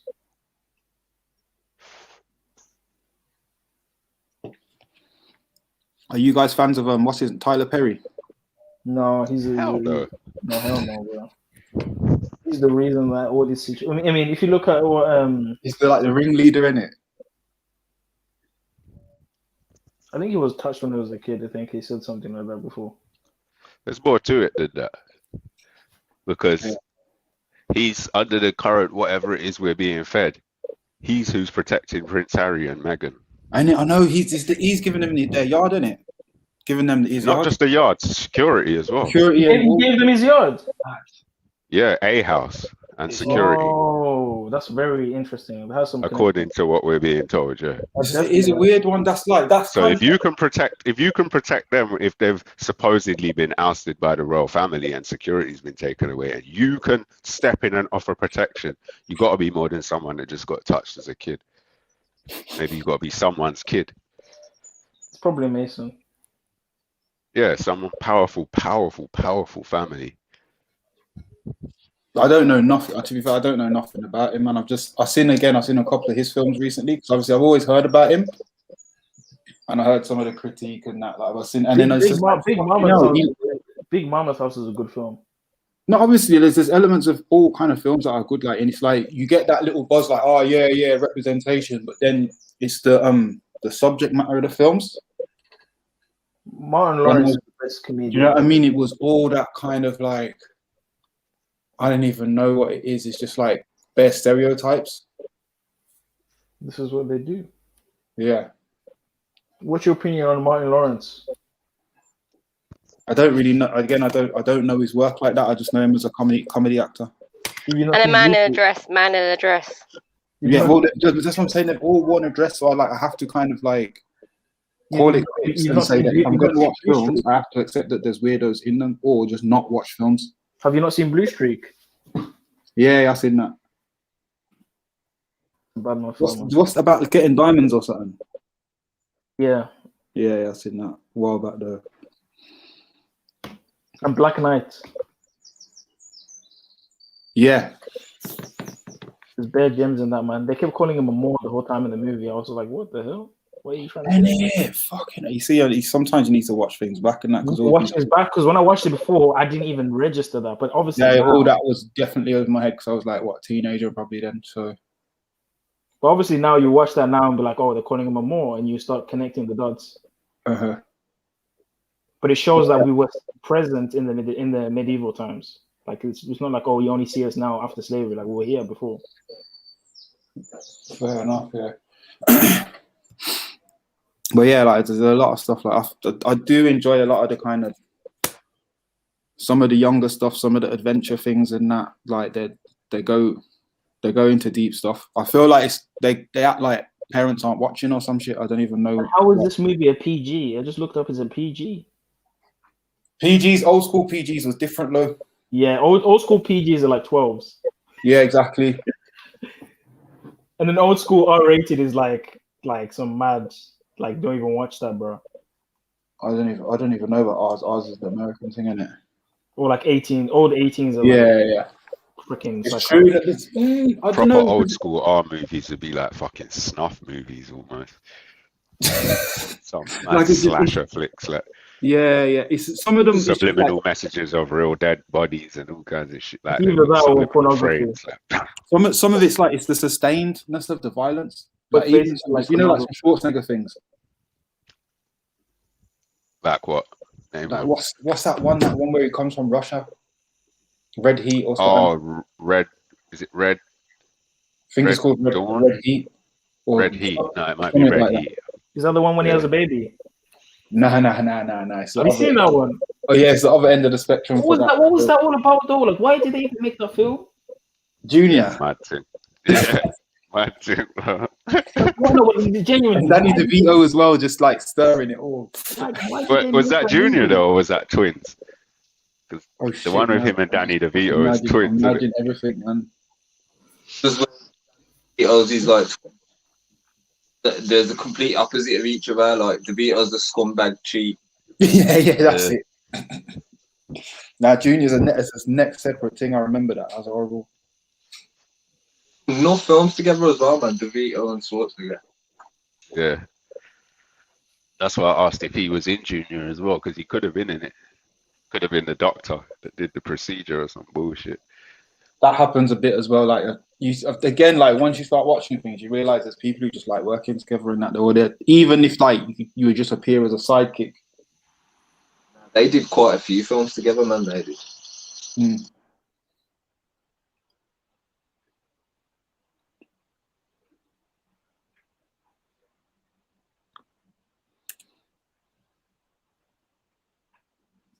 Why is it going quiet? Oh, Junior.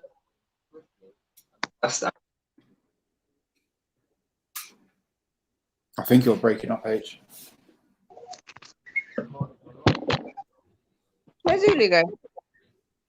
Did a lot more. They did Junior.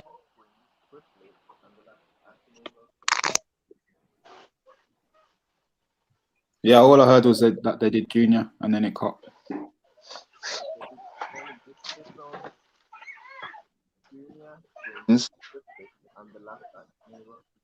H, your thing is all fucked up, mate.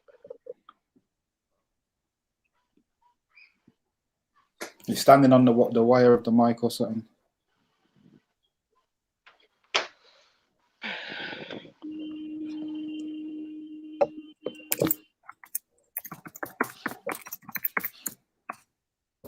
Yeah, what I was going to say about that Red Heat one is vicious, man. There's bear fighting and that. Wait, you're talking about films. We was. I haven't been listening, or I have been in and out, in and out. Films and series, I suppose. There was some series at first. Oh, yeah, there was a series on Netflix called Omniscient or Omniscient. Bad. I don't know how to say it. Is it supernatural? Kind of. How supernatural is it? Like Lord of the Rings? No. It's not like that. No, it's about I guess like a dystopian type movie. I like dystopian movies.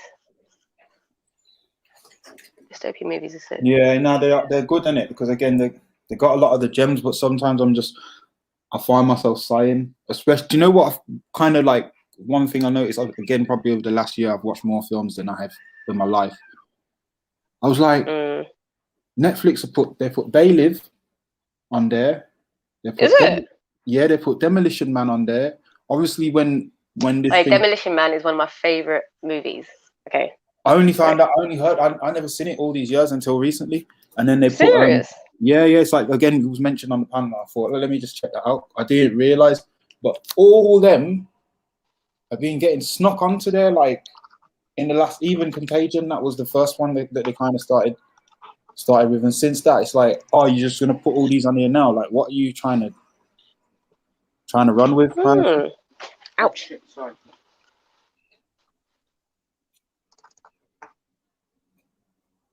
Yeah, by the way, is my mic better now?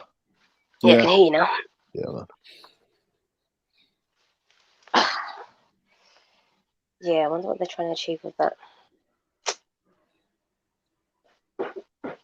Again, it's just the info's there for the taking, isn't it? I suppose.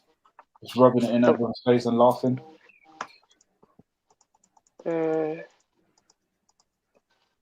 I've got two mad films that you've probably never heard of. Have you ever watched a film called Snow on the Bluff? No. It's kind of mad still. I don't know if it's a film or if it's real. It's basically some guy in America sees some random kids, college kids who want to buy some drugs. He's like, yeah, just take me down the road. And he basically robs them at gunpoint, takes the camera off him, gets back to the hood and he goes, whatever happens, mate, keep recording, gives the camera to his mate. And they just record a whole heap of mad shit. Like a whole heap of mad shit. That's called Snow on the Bluff. And there's another one. And there's another one called Street Thief, Who is Casper Carr? And that's another one that's like some professional thief who breaks safes and all that. Yeah.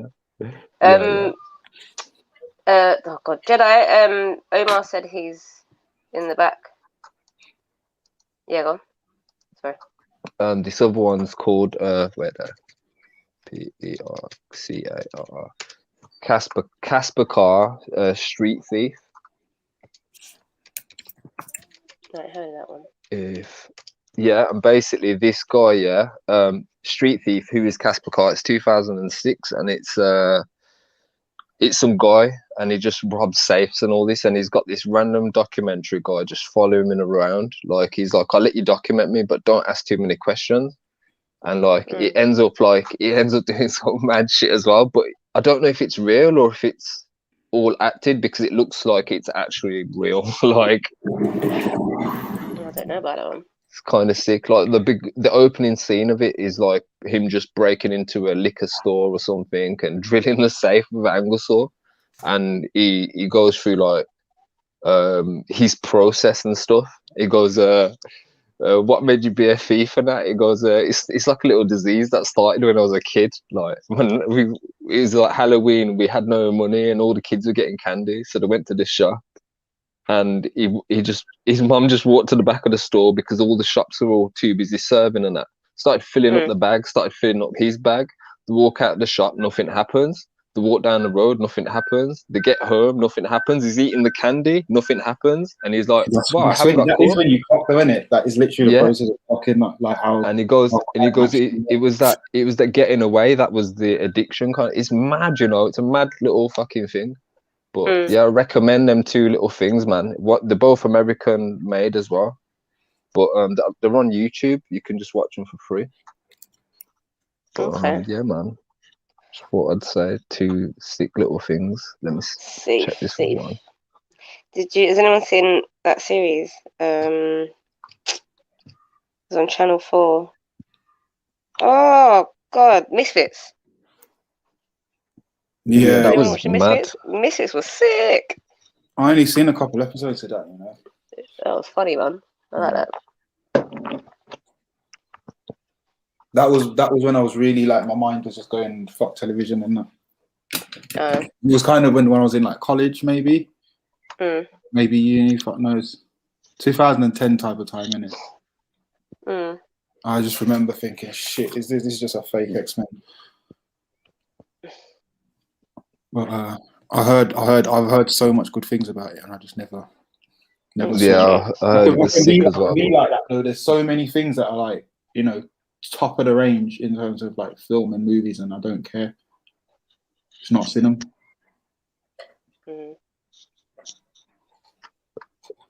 Like I barely watched Star Wars. I've seen like two, 3 of them. I haven't watched Star Wars. Or Star Trek. Lord of the Rings. I've seen like some of the first one, I think. What, Lord of the Rings got episodes on TV, isn't it? No, I mean like the films. Yeah. Films, in it, and also they're long though. You have to spend like a whole day like just watching one after the other, man. Yeah, but again, I don't care enough about what they're on about. Yeah, man. Yeah, it's like 3 hours each episode, isn't it? Yeah, each film's like 3-4 hours, man. What, Lord of the Rings? Yeah, sir. Each one's like 3 hours. It's like 9 hours to watch the whole lot. They're in that category of like the epic films, though, innit? You know what I mean? Yeah, man. They must have mad budget as well, man. There's like the Titanics and the Avatars and the, you know. Yeah, man.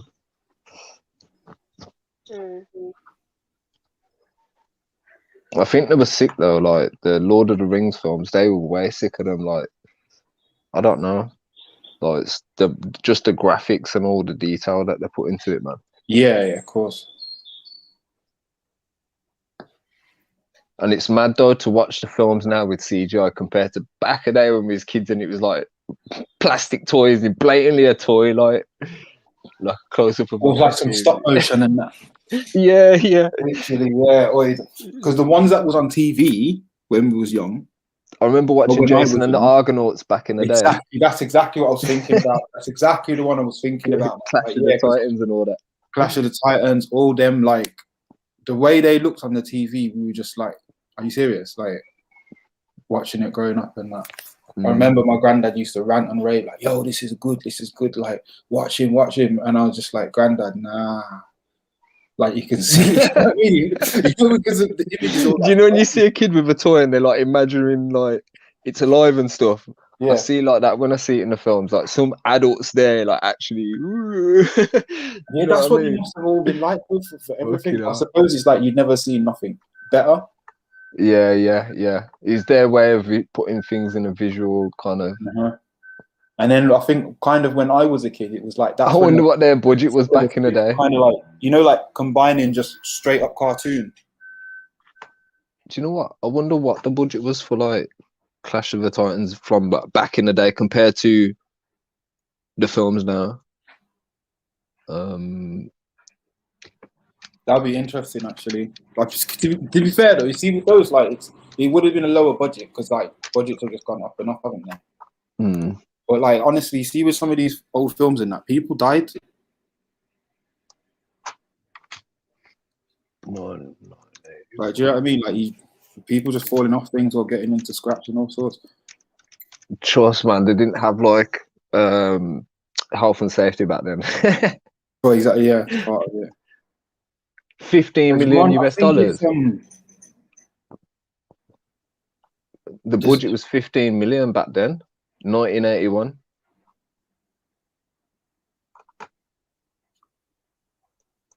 There's one where they go in the jungle. It's like the first Spanish people that go to America. 1963. Werner Herzog. 1963.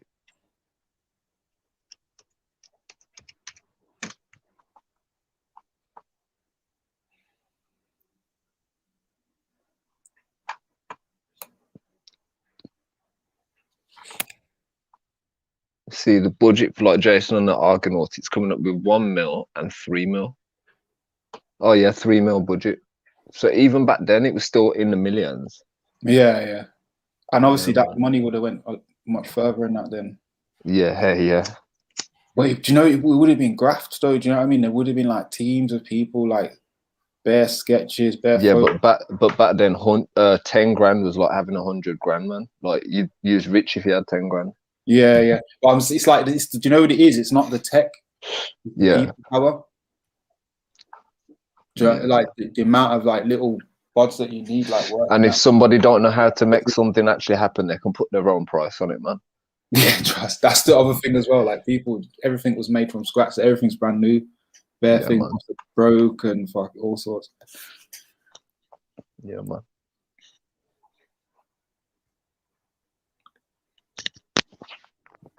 Oh, you know what? It's actually mad to look at, like, if you look at the images, of Jason and the Argonauts, and they're like CGI. It's actually mad, you know. It's fucking mad. I'm gonna put the camera on it. It's like blatantly a geezer, like just in a pool with a toy of a boat. Yeah. Is that the one with Medusa at the end? I'm not sure, you know. I think Clash of the Titans, where you got that big fucking metal thing, and he fucking he leaks the thing out of his heel. Look, some big. Can you even see it? Oh no! Like some geezers blatantly like a toy boat. 1 sec.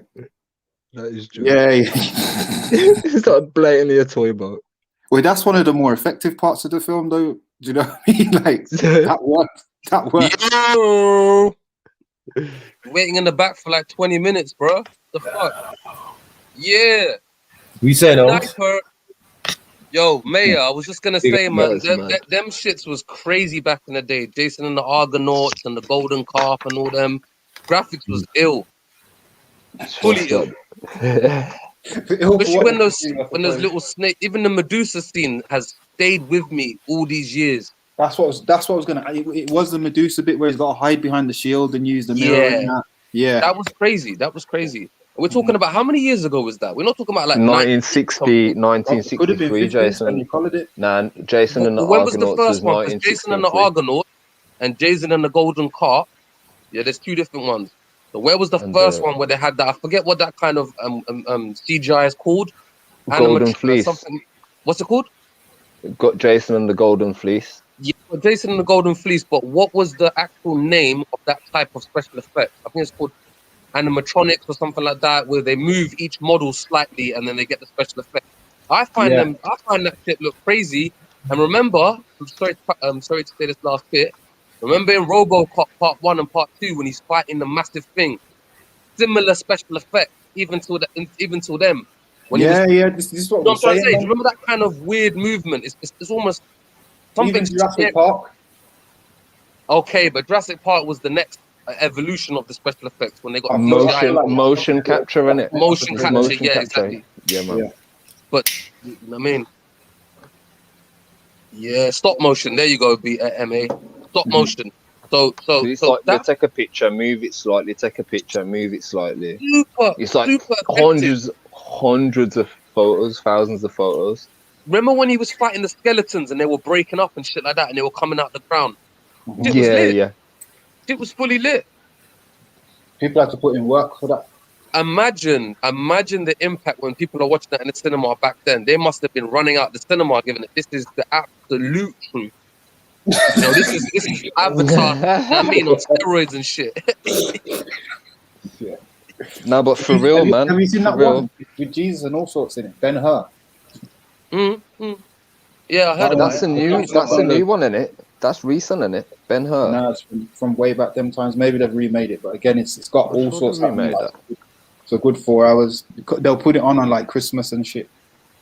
Got Romans in it, battles, bare crowds. Spartacus and then. Wow, that's even older. 1959. Yeah. Yeah. I like the old school Samson and Delilah film, man. That was right sick, man. Just the storyline of that, man. I never seen that still. I don't see that. I think I've seen that one. Not gonna seen that one still. Well, go on, Sniper. Yeah, man. You saying? Let's finish at the gym, bro. Oh man. Mad You session. know when you've been gym for the first week, you know them short sleeve tops gotta come out ASAP. Yeah. Muscle memory in that. Muscle memory in that. Fucking hell. It's What was mad. happening at the gym today? This shit's remember. Yeah. You know what I'm saying? Like, oh shit, I forgot. Yeah. You know? Oh, I'm looking Marga right now. I can't wait to just. I know it was the arms that was getting on my nerves, bro. When I Yeah. see my arms go down to a certain proportion, I start to realize like, no, it's too much, bro. It's not right now, Moving man. gangly and that. Gangaloony. Like, right, I'm quarantine and vegan. Like, no, I need to sort this out. Double impact. Yeah, What happened to Zulu? I don't even And know. the other you? Oh. Yeah, man. Nah, but like you said, my brother, those special effects back in the day, I feel like something makes me feel disconnected when I see special effects nowadays. In fact, even if I see special effects in a movie, it just disconnects me straight away. It doesn't feel real. However, the stop motion I thing, don't even though it's know. older, I think back a day, yeah, you can differentiate. Yeah, that's fake. But nowadays, yeah, like to a young mind, they're gonna be like the special effects nowadays. They make it look so realistic. A young person could get fooled into thinking like, you know what I mean? I disagree though, brother. I feel No. it goes You the know other way what? around. To an untrained mind, yeah. But back in the day, you'd see the fucking thing and you'd be like, yeah, I went that's to fake. watch. You can see I it's went a to watch toy. that Anakin Skywalker thing in the cinema, right? Okay. And I'm sitting Crazy. next to this big man and his son, right? Yeah. Big white man. He's got big beard, whatever. Looks like a professor, or whatever. Yeah. My man grips the seat Mm. so tight. Yeah. You know, during the pod racing thing. Yeah. Get me? I heard a man say, "Go on, Anakin." You know, you have to look at man like, bro, this ain't real. And the son's looking like he's interested, but he's like, it's a bit too much for him. You got what I'm saying? Yeah. But it's the dad who's like, oh my god, gripping the seat, and I want to put my elbow down. This nigga's gripped the seat, and that like I feel the power. You see with all this stuff though, you know, Excuse me, sir, you're crushing me. You get me? Half the special effect is like the rest of what's going on. You got to remember though, Do you know what I yeah. mean? It leads you up to that point where Anakin stepped in the thing, and it's like, you know, everything's on him at that time. And that it's that Star Wars one, isn't it? The first, well, not first, but yeah, it's you know what I mean? It's the views and that. Remember, I said, so like, you know, like, oh shit, it's gonna go down. He's got to win this thing.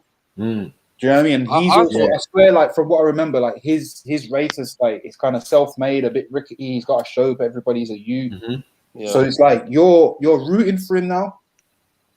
Yeah, but the dad was rooting I more thought than that the entire son. sequence was And the thing is, the son looked like Anakin. You know, little blonde son, right? That's what it is to as well. When you see, you know, when you see, it's cool. Yeah, but it was the dad. He was like, rah, he was fascinated. He was in the movie. You get me? The son had but nothing you to got do to with it. remember, yeah, for the people that are adults get a pass for that, because when they went into that and they were Star Wars fans, they were taken back to when they was youths. That's what I'm saying as well. And so the professor got an upgrade as well in terms of visual. When I was young, I wasn't fortunate enough to get the action figures, but some of my white friends did, and they were almost as big as us. Some big Luke Skywalker and that. Man's coming in with Millennium Falcon. You know, that play day at school before Christmas or whatever. They're like, yeah, bring your toys in and all of that. Like, yo, man's got Millennium Falcon, blood. I only see Millennium Falcon on TV. Man's hand in that pocket. You know what I'm saying? Like, man's pulling out characters and all of that. Like that Luke Skywalker is not fitting in that Millennium Falcon. I don't care how big it is. You know what I'm saying? But yeah, I did notice those things. So I suppose my generation was like the second generation for Star Wars. We just missed it. We was born in the era of Star Wars, but to really know what was going on, it took a couple of years. You get it? I think MA's in the back. I'm not sure. Is he in the back? Because he's right. Someone's writing in the chat, so he must be there. Jedi, if you're listening, bro, let my man in. But yeah, I like that, Sniper, you're right, bro. Like Like for me, yeah, like that entire sequence for that pod part thing, that the pod racing scene, I thought it was dope. I thought that entire sequence was dope. I thought in the Attack of the Clones when Anakin grabs onto that flying, when Obi-Wan grabs onto that flying drone and flies out the window, and then there's that entire sequence in the beginning of the movie, 20 minutes in. I thought that was crazy. And I thought the final one, the Revenge of the Sith, that final Jedi fight that they had on that planet, the volcano planet, was fucking incredible. Easily the best Jedi thing of all time. Oh, that was the funniest one. You get me? Man was doing special somersault. Just to end it with this, they are already filming the new season, one-off season, 6 episodes, Obi-Wan versus Anakin. Both of them are coming back to do it. Oh, yeah? Yeah. So they're going to have another punch-up, but even a more militant one this time. Yeah, man. So Anakin's original, I think his name is Chris or something. He's anyway, that dude is going to be in it, and they've casted who's the guy from Trainspotting again? Yeah, Ewan McGregor. They've casted him as well. So they're both in it, and it's going to be a punch up to the death. 6 episodes, sorry. So yeah, and I think it's got a budget of 150 million, so it's going to be like 50 million episode. So that's going to be insane. Because obviously we need to know when he fully turns into Darth Vader, innit, and how he did that. You know what I'm saying? Because all we get left to see is him just chopped up on the little side bit, and then all of a sudden, next thing you know, he's vexed. He's Darth Vader now. You know what I'm saying? Right at the end of the movie, do you remember? He's like, "Oh, you killed your wife, didn't you realize?" And he starts getting mad. Yeah. I'm just downloading Star Wars right now, bro. Which one? Battlefront. Oh, okay. 2. Battlefront 2. Taking ages, bro. I was recording it from last night. It's got 4 hours left. Mad thing. Jedi, can you get in here, bro? We got man waiting in the back. Had me waiting there for half an hour and shit.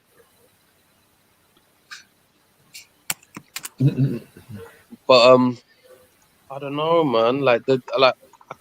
I'm not a big fan of the CGI nowadays, man. I just straight away I can tell the CGI, the lighting, and it just but Lucas is the one who revolutionized the CGI thing. Well, Lucas is ill. Apart from Lucas doing his thing, Spielberg does his thing. I thought Ready Player One was insane when it comes. Well, I think they all come out of the Lucas, like Pixar and all of these, man. Yeah, they're all from the Lucas thing. It's Lucas first. Oh, is Lucas films. Yeah, when you see at the end, Lucas. Yeah, it was George Lucas who was doing all this Star Wars special ships. No one was doing that before him. No. 1979. He's a monster. Yeah, it was crazy. James Cameron, and Spielberg. What about my man who dead after doing the moon landing? What's his name? Man,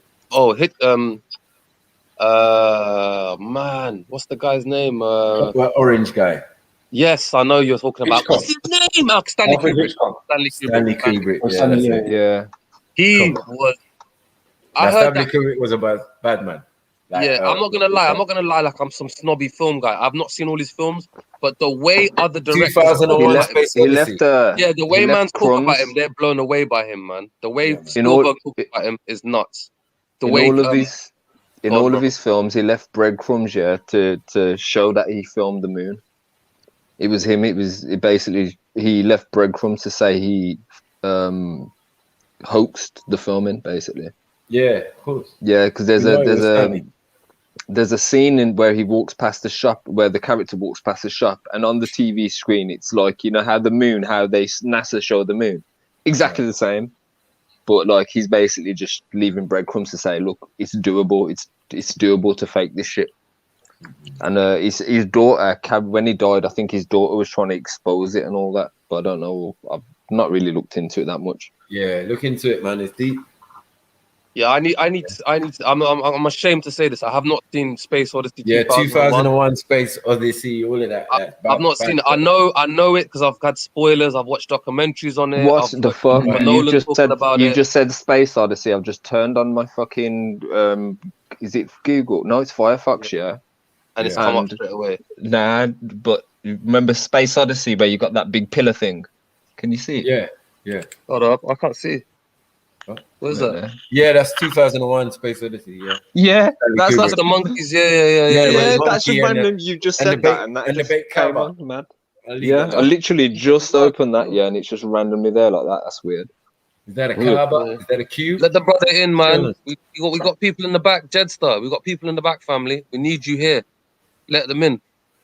That's You know what I'm weird. saying? That is. I've just literally opened a new tab, and that was one of the adverts on the tab. I know, that's crazy when that happens, isn't it? Just when you said it as well, I was like, "What the fuck?" These lot talking about dungarees earlier on, and I guarantee I opened my shit the advert for dungarees. Mad. It's mad. You know, they're not playing games now. They're trying to. They're like, give us some new tech. We need to sell some shit. I mean, It's but like I've heard Christopher Nolan talk about that movie. I've heard Spielberg talk about that movie. I've heard people talk about that movie like it is basically James Cameron. You know, James Cameron done this season. I don't know if anyone's watched it. There's 6 episodes called sci-fi and movies and shit like that. Yeah, each episode is dedicated to a different part of sci-fi, and each episode's got a different director on it. MA, where are you, man? Are you there? Sorry, my brother. My bad. Here we go. Jeez. Yo, man, I hear cold. They left you in the lurch, B. I'm looking through the comments like, yo, MA said he's there. Where the hell is he? But he was there, but just on the bottom row. Sorry, my bad. Big up everybody. Hope everyone's well. man. Big up yourself, man. Yeah, man.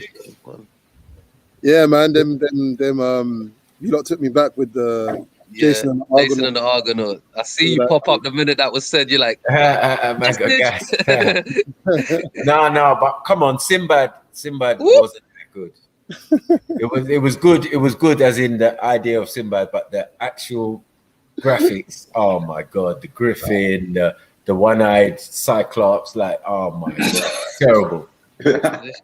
Chewits, Godzilla. Yeah. Remember the Chewits one?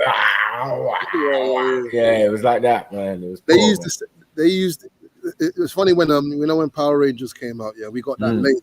Yeah, obviously the Japanese and that were doing like it was there from probably 80 something. Okay.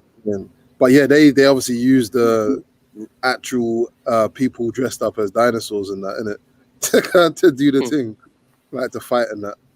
You know what I'm saying? Yeah, to be fair, I think that was like one of my earliest special effects, wasn't it? Like the Power Rangers. No, you would have seen stuff before that. You would have seen stuff before that, but that would have been something that we watch regularly, innit? Just that's what I'm saying. Like the one that I was really, I'm talking like from 4 or 5. Yeah. Upwards. Do you know what I mean? That was the thing for us. Like everyone was like Power Rangers mad.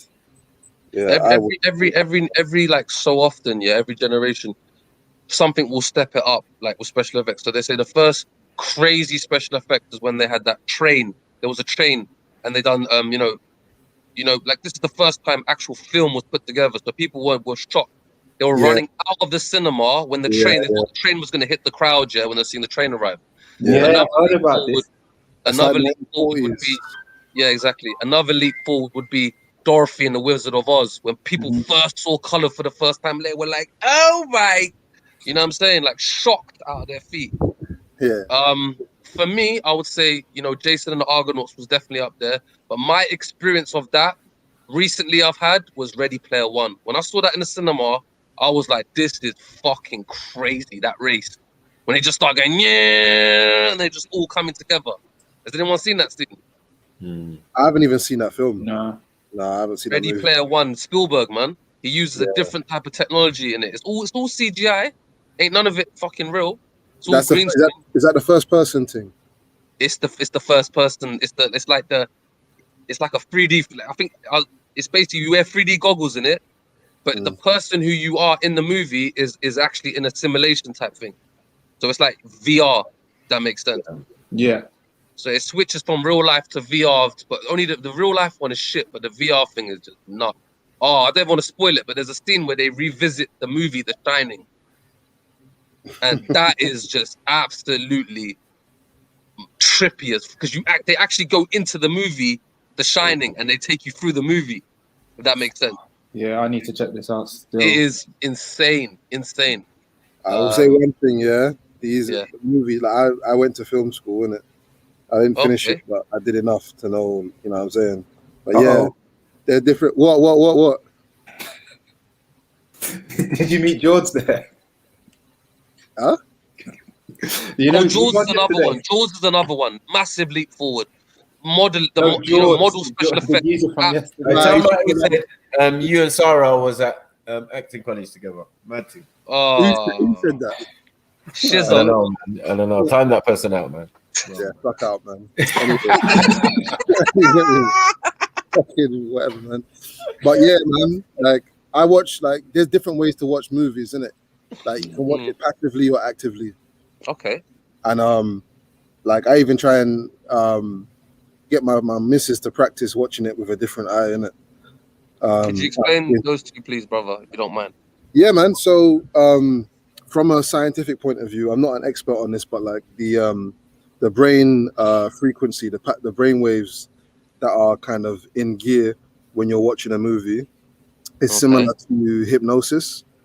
So when you're in receipt of stimuli, in it, like your brain activity is following a certain frequency, right? I'm sure Maku knows Maku and Jedi definitely know stuff about this as well. And so when you're a horror movie, for example, there's people, I think we all have maybe a brethren or something that doesn't ever get scared of a horror movie. Right. They watch horror movies and they're like, they say it's scary because their brain is working differently when they're watching a thing on the screen. You understand? Like the whole point of a horror movie is that you're meant to get drawn into the plot and into the emotion of the plot and the suspense and all that kind of stuff. And that is I think I don't know actively. No, that's passive. That's passive. Okay. Yeah, that's passive watching. So to actively watch, you would be recognizing that there are, behind the psychology, you'll be recognizing that this is a camera. In fact, first and foremost, you're looking at a TV screen, right? And then you're looking at elements on a TV screen. You're looking at an electrical signal. You're looking at all of these things.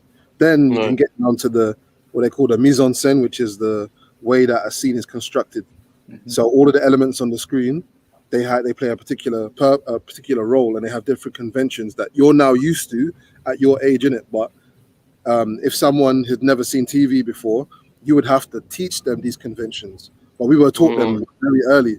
You understand? Right. Yeah, that's true. All of these little kid, a new person would just be like, "What is this?" And they'd be walking around the television thinking, "What did they cram into here?" or something like that. Yeah. My mum's a bit like that. She can never get into movies and that. And I think you're right, because sometimes, like after I started watching, not to cut you off, but after I started watching certain programs, I'm into movies, innit? But I'm really into like technical parts of movies now. Like, what does the cinematographer do? What does the the first unit do? What does the sound guy do? What does the director actually do on the set? When I started watching the cinematographer and looking at lighting, I started finding myself coming out of the movie and watching how they lit the movie, how they've done this. Did they say cut here? Why did they choose this part to edit it here?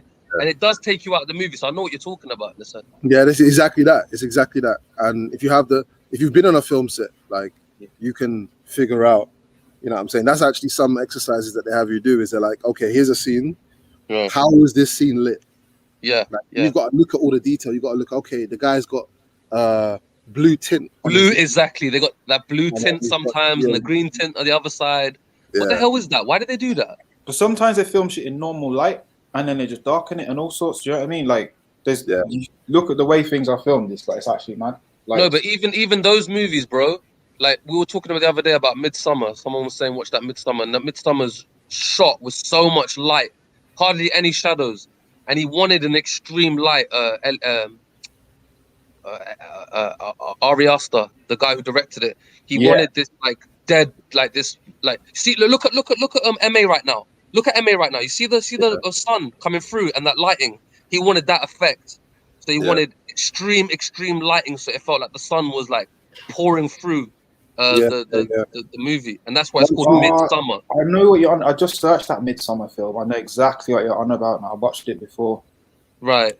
It might be. Think about it. It's actually called Midsummer, so he wanted that lighting to That's be like the brightest day of the year. Exactly. Yeah, I know about these things still. And I once thought that movie was crap, by the way, but if you shoot at that time, so say like what time is it now? Like the sun's a little bit lower than it was about an hour and a half ago, isn't it? But yeah, shoot at that so time. afternoon. You can, and there's a thing called the magic hour as well. The magic hour is like, I think it's like 6 o'clock. Basically, sun, just as the sun begins to set. And if you shoot at that time, you can, in post, you can actually bring the exposure down to make it look like it's like 12 o'clock. Yeah. Okay. That's what or you can bring it up to make it look like it's mid-morning. You understand? I heard you can only go in. I heard you can. It's better to keep it lit than dark because you can't undo the dark. But you can't. Yeah. You can't. If you start trying to bump up what's not there, you start getting all these art. Like it's called artifacts in it. Like if you're shooting digitally, if you shoot digital, you'll start getting all of this distortion in the shadow areas and that. Yeah. I can't believe when you're messing with Photoshop, I could imagine it's a similar type of thing when you just turn the brightness up way higher. Yeah, same principles, man. Yeah. I can't believe that we have at our hands such an amazing group of people that we know that we've all met. Like we've all met each other. Like we all don't really know each other, but we've all come together under Jedi Online and whatnot, and under Speaker's Corner.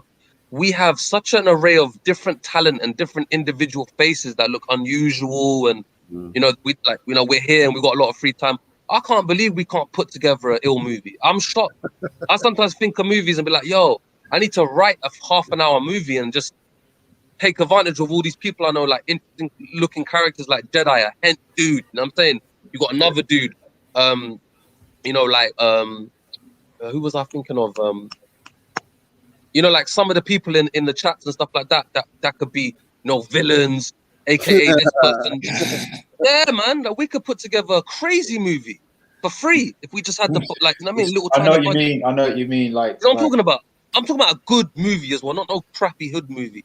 A very good movie that it don't necessarily have to be guns and this and that. It just could be a sick movie where there's like a different crew of people, almost shot in a kind of doco style, where we can have bits where man are just chilling on the wall and and put it together and make it lit. And now you're saying that you've actually got experience behind that. I'm pretty sure if we start putting the word out there, we could do this guerrilla style and bring in a cameraman with a camera, bring in a lighting guy with experience with lighting, bring in a director of photography, and I'm saying to choose locations and whatnot. Costume. All of that's easy, man. Like all of that. Like there's people out there. Obviously, I know people in it, but there's people like Jedi knows. Jedi has fucking music videos. Where do you think? You know what I'm saying? Yeah. Lighting the shit and whatever. You know what I'm saying? The people know people in it. It's just about whether they want to do it, whether you can work together with a person or not. And that's it. But yeah, all the time. I just met a brother down the road who's out with his camera trying to. You know what I'm saying? You can slap together a movie. Like I was doing when I was doing a particular module about experimental film. There was this girl, it was an LGBTQ thing, innit? But it was like back in the day, like so in the 70s. But she put together this film on her own, and it was like a collage. Right. So, but the film was like a collage, so she would have different parts of scenes that she shot from wherever and whenever. But she edited so that they made up a film. So she'll be running, and she might do like a lightning. It was almost stop frame animation again, like we're talking about Jason and the Argonauts and Clash of the Titans and that. Similar kind of method. But yeah, she just made it herself, man. Just patching together bits and pieces of, that takes skill, but patching together bits and pieces of scenes in that, and making like she had a car, but she didn't even have a car. It was an image of a car. You get me? You know what I mean? The technology to put this shit together, edit and whatnot and stuff like that, is so readily available right now. You can probably just get a app and then put the shit together. Yeah. You know what I'm saying? So there's no excuses really. It's all about who's gonna write a script and screenplay.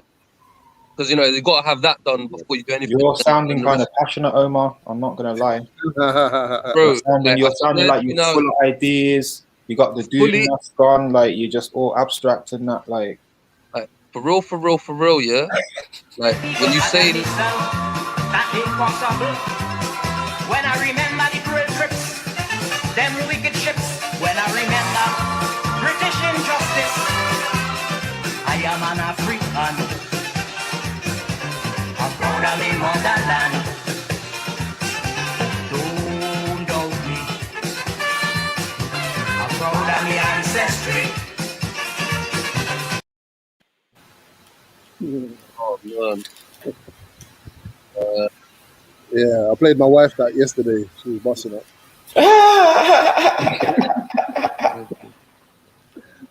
Nah, look, listen. What my man's saying about the passion and that, yeah. Like honestly, this shit I'll work. Like honestly, this is the kind of stuff I'd like to work for free type thing. Like I would just be interested in doing this, man. No No, worried about no, no I making get it. no money and. Totally get it. No, it makes sense. And like You to know be what I mean? fair, I'm a person like you know, Sorry, certain 1 second. Yeah, 1 second. Yeah, no certain worries. situations that I find myself in, with certain like things that come up in my head, I was like, yeah, that would bang, that would be sick in a film, that would be, you know what I mean? Or you think of Yeah, ideas and concepts. Like I had this friend, there's a group of us, we're all in the WhatsApp, and he was just really promoting the idea that like, you know, things like flat Earth, this one, that one, like, and he loves it all. Like we all kind of interested in it, but he seemed to love it the most at the point where he's like kind of irrational about things because he's just picking and choosing. I was like, wouldn't it be dope to make like a parody of this conspiracy thing? Like literally, like you know, we was discussing like sports and that the other day. Okay. So it's like the guy is trying to be the sickest footballer, but he can't read scripts. Okay. So what kind of feel of the movie, if you had to describe another movie that's out now to kind of make me understand the feel of the movie, the tone of the movie, what would you say? Like Police Academy type vibes or The Yeah, Office? almost, yeah. Literally, Right. it's like Police Academy of Slapstick, like tongue-in-cheek type of way. the highest shit. Like, yeah, exactly. Like that's kind of one of the things that we were running with that for ages. Like, because it was just a thing of like taking the piss out of him. Like And it's his little worldview and that. don't forget, you know, the first when we bang out the first one, you know, it's just gonna get you so excited to bang out the next one and the next one and the next one. Yeah, of course. You know, like you're just gonna get addicted to it and you're gonna get better at it. Yeah. You know, some people like they talk with images. Some people talk with words. We just need to find those people that. So you're an image dude, right? You can see images. You can see color depth and color correction and stuff like that. That might be your angle. You know what I'm saying? Color correction, you know, like. No, but it's crazy because someone else will see a scene. Have to do that. Like, someone else will see a scene, and you're like, "Yo, listen, there's a problem here because that other, you know what I mean? Because you know about. I understand. Have you seen like because you're a film guy? You seen like Wes Anderson's films? Which one? Wes Anderson, and you know like. Yeah, but which one? And all them types of films. I've seen all his movies, but which one are you talking about exactly? All of them. I'm just saying, like. Oh yeah. He's got his very own style. Yeah, even his aspect. Thing, even his aspect. He uses color. Yes, exactly. The colors of even the his faces, aspect ratio is a bit nuts, isn't it? He always uses that 4x4, 4x3 aspect ratio, which is nuts. Just like I love watching his films. He's not my favorite director, but I love his unique how he's like trademarked his own like flavor. You know what I'm saying? Yeah, he brings something else, and it's always exactly you can tell it's him. I think that's something I like. Again, like I don't love off all films like that, but at the same time, there's something where you can tell a director's made something. Absolutely, he's very, very artistic, and he's always. If you see Bill Murray or Owen Wilson in the movie, then you know it's him. It's true. Again, they've all got their little. Did you like Isle of Dogs, or was that? I liked that movie. I haven't seen that still. Isle of Dogs. It was like that plasticine, almost the same as that stop-start technology. A bit like Wallace and Gromit. Yeah. But he made the whole movie like that. It's mad. You need a crowdfunder, director, script writers, casting director, actors, crew, post-production, marketing, advertisers, copyright, trademarks. It's the business. Now this is what I'm saying. Red Golden Child, yeah, and shout out to Golden Child. Does another ill movie. But basically, right, if we just try to do that on a budget, so let's say the crowdfunder is our little crowdfunding. The director is a first-time director, one of us learning the game. Script writers is a bunch of us doing the thing. Casting directors, hey, this is the cast right here that you're talking to. You know, actors, you know, we're doing multiple jobs and shit. Because remember, back in the day, you'd have a Martin Scorsese starring in his movie, writing in his movie, and directing his movie. I want to write the theme tune, sing the theme tune. Yeah? You know, it's what is it, Little Britain? The gear like, I can write the theme tune, sing the theme tune. Nah, but I remember Martin Scorsese in the back of Taxi Driver, and I was thinking, this motherfucker made the movie, and he's in the back of the seat, and he wrote the movie. Like, shit, mad. You know, Quentin Tarantino appearing in Reservoir Dogs. He likes to show his face a little bit as well. Yeah. Spike Lee in Do the Right Thing. Spike Lee, Do the Right Thing. Oh, Jungle Fever, was it? Yeah, Jungle Fever, sorry. Spike Lee was Wesley Snipes' brethren in that movie, but he was also directing it and writing it. So sometimes you got to wear multiple hats and stuff like that. Wagwan Kimo.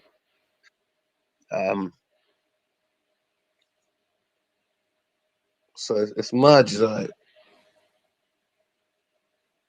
But if you had to choose one director that you would say is your favorite director of all time, Mike, who would you say? I don't know, man. I don't really have one like that. I suppose it's like Tarantino, because I feel like all his films have been like go-tos over the years. Most definitely. Do you know what I mean? Like for me, like. But don't you think he's fallen off a little bit? Like that Hollywood one was kind of shit, bro. What was the last thing he did? Once Upon a Time in Hollywood. I don't think I've seen that. Yeah, that just shows then, innit? Like, you know, he's because back in the day, if Tarantino dropped a movie, you'd make sure you watched it, and you weren't even bothered to watch it. That's what I've never really been like that. Like, I'm more like that about music. Yeah. Honest, like I've never really been like that about films, even films that I know that I might like, films that it's got people that are rating it. Like I've never been a rush for films. Yo, Jedi, sorry, brother. Jedi, MA's in the back saying, what's going on? Like, can you let him back in, please? Let the brother back in, man. He's waiting. 4 messages already. Sorry, Mike. What are you saying? Yeah, I've never been a big. How come you lot keep doing this in and out thing? What's going on? It's the burger. Stay in, innit? Stay in. Yeah, man. Sorry, like, I got kicked off and that. And Deliveroo had to arrive and supply me with some, you know.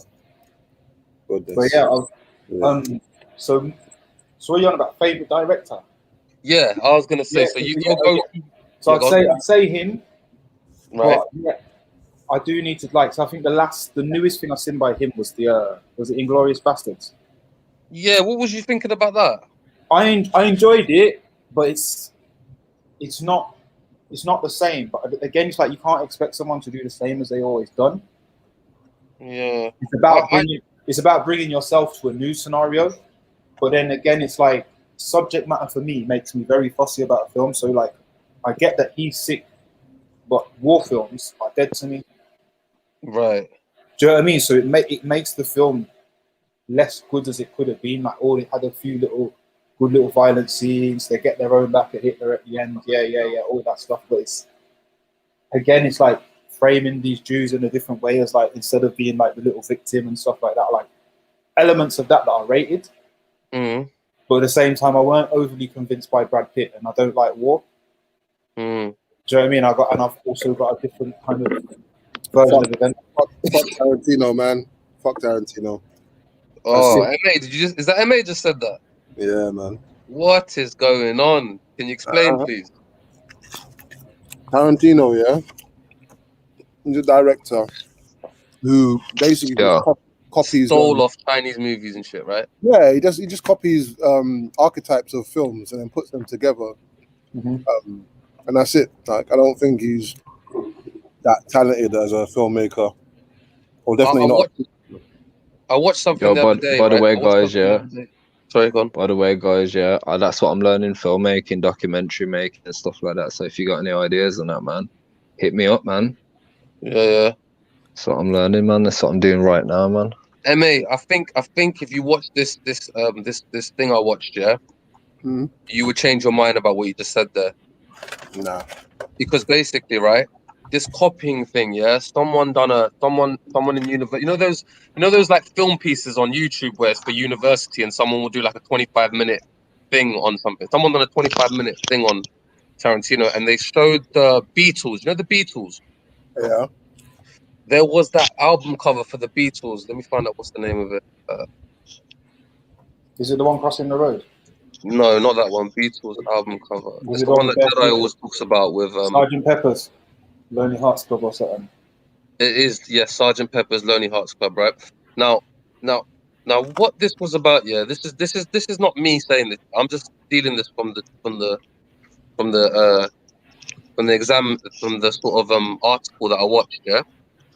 If you watch this image, right? If you watch this image, yeah, it's got the whole of history behind them, yeah.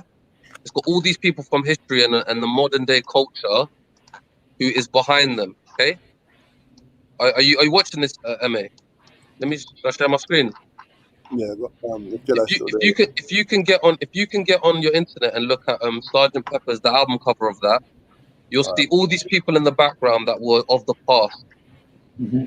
Okay, and it's even got the Beatles themselves there as an older version of themselves. Okay, and then it's got the four of them coming forward, and then they're saying they're going to rewrite the history of themselves, kind of thing. They're the new eras. This is called modern, what they call it, postmodern art. Yeah, postmodern art. Yeah. So this is postmodernism. So what they did was they used sounds from old music.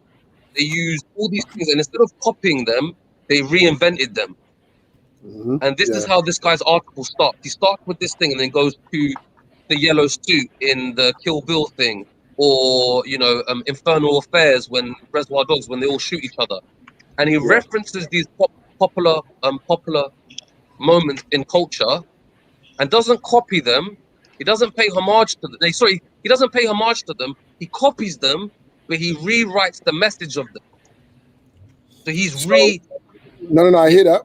You hear what I'm saying? So there's actual method to his copying madness, so to speak. No, I know he's a patchwork artist, isn't it? So right, like there's a skill to that in it. It's just like an editor.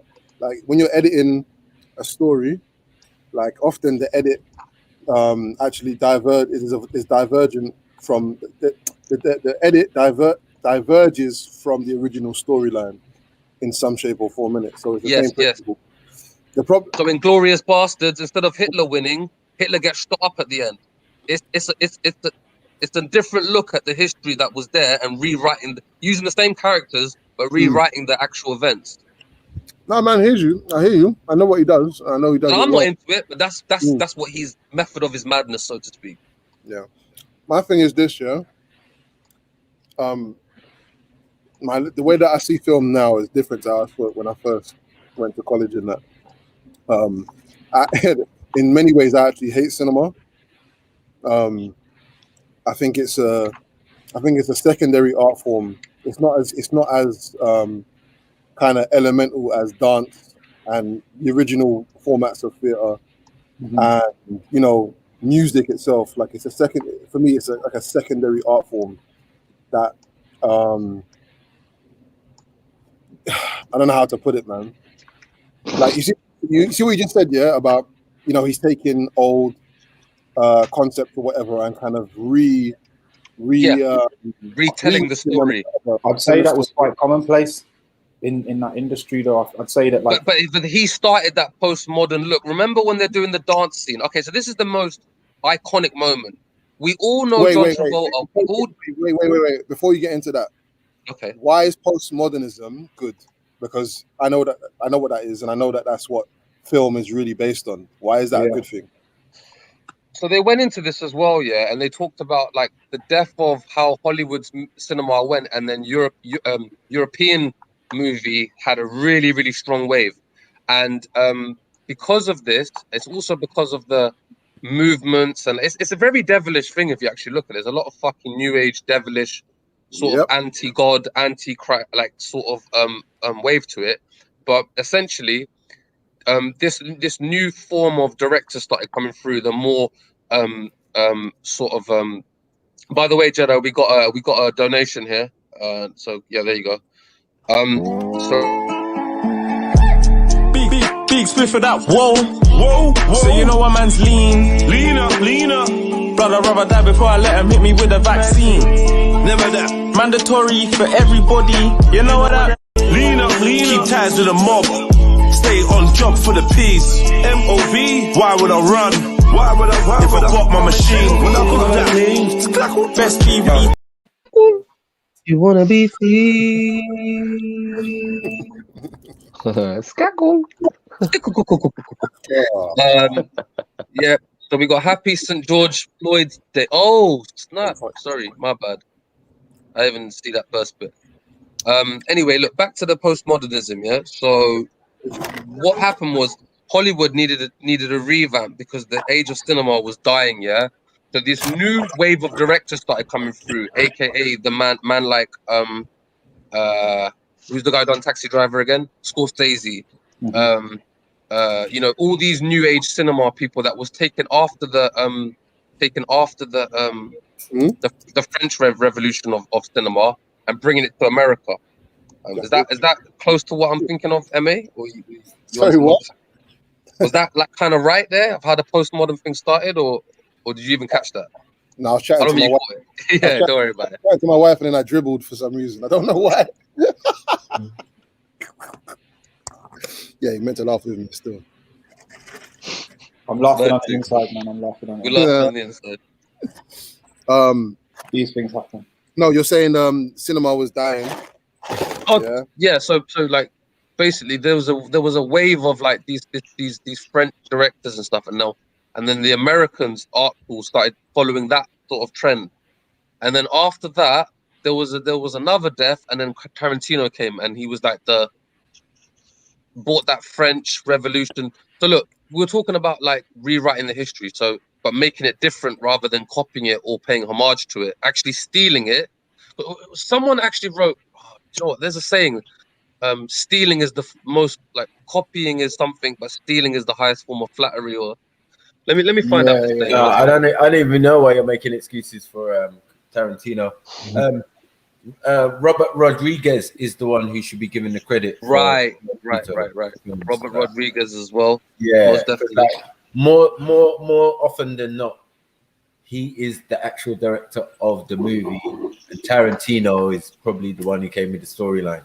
Do you get it? Which is stolen from somewhere else. You know what I mean? So between the two of them, yeah, they concocted and did what they did, which I found entertaining. I found it was quite good. That was a good era when they did Dust Till Dawn. That was fire. Yeah, I liked all that. You know what I mean? So that was the crazy collab. Yeah, it seems that one person got more credit than the other, though. Definitely. I think my man's still getting his props on him. Guys like him. Man. You have to look closely on the video because the last Desperado is Rodriguez. But it's Rodriguez. It's not Tarantino. Yeah. You know what I'm saying? He's involved. Rodriguez had his face all over that shit, but Rodriguez is one of them. No. Who cares about like we're focusing on authorship, yeah? Who's done what, yeah? Right. Like, what the fuck are these movies there to do to the society? Like, what? Yeah. We talk about this kind of shit all the time on this channel, yeah. Yeah. Suddenly, when we get into cinema, and I see this a lot, when we get into films, we fucking lose our minds. Yeah, we forget to apply the same level of critique and analysis to cinema that we apply to other parts of the world that we're in. You know what I'm saying? We just lose our minds because we're so emotionally attached to these things, and we're so used to the convention of cinema. It's like it is excluded from that level of scrutiny, and it shouldn't be. Like, there's no way that it should be. You know what I'm saying? So why are you talking about Tarantino and this one and that one? But what are they producing, and what is it doing to what utility does it have in a society that we're in, or even in societies that we're not even in across the world? You know what I'm saying? Because as far as I'm concerned, cinema is a runaway train. No one's in charge of cinema. Things just keep coming out every single day. You know what I'm saying? French cinema is doing what it's always been doing. German cinema is doing whatever. Italian cinema, you know what I'm saying? I mean, them men are failing, man, compared to the rest of us. You know what I mean? Like, Nollywood run things. You know that right now. You know what I'm saying? and then Bollywood. You get what I'm saying? And then Hollywood. So it's the third highest grossing film industry out there. Do you get what I'm saying? And there's no surprise to that because the audience is not worldwide. They don't make as much films as some of their competitors. You know, like the Nigerians are making like 1,000 films a week. So, you know, that's going to be. Do you watch much of them, Maku? Huh? Do you watch much of the Nollywood? Sometimes. I mean, now and again. But all of them, all of them are comedies, man. All of them. Yeah, Even the I don't drama. really watch the Nollywood. I more watch the historical and the cultural movies that are based in some truth. You get it? Right? Yeah, sure. Stories and thing and all of that.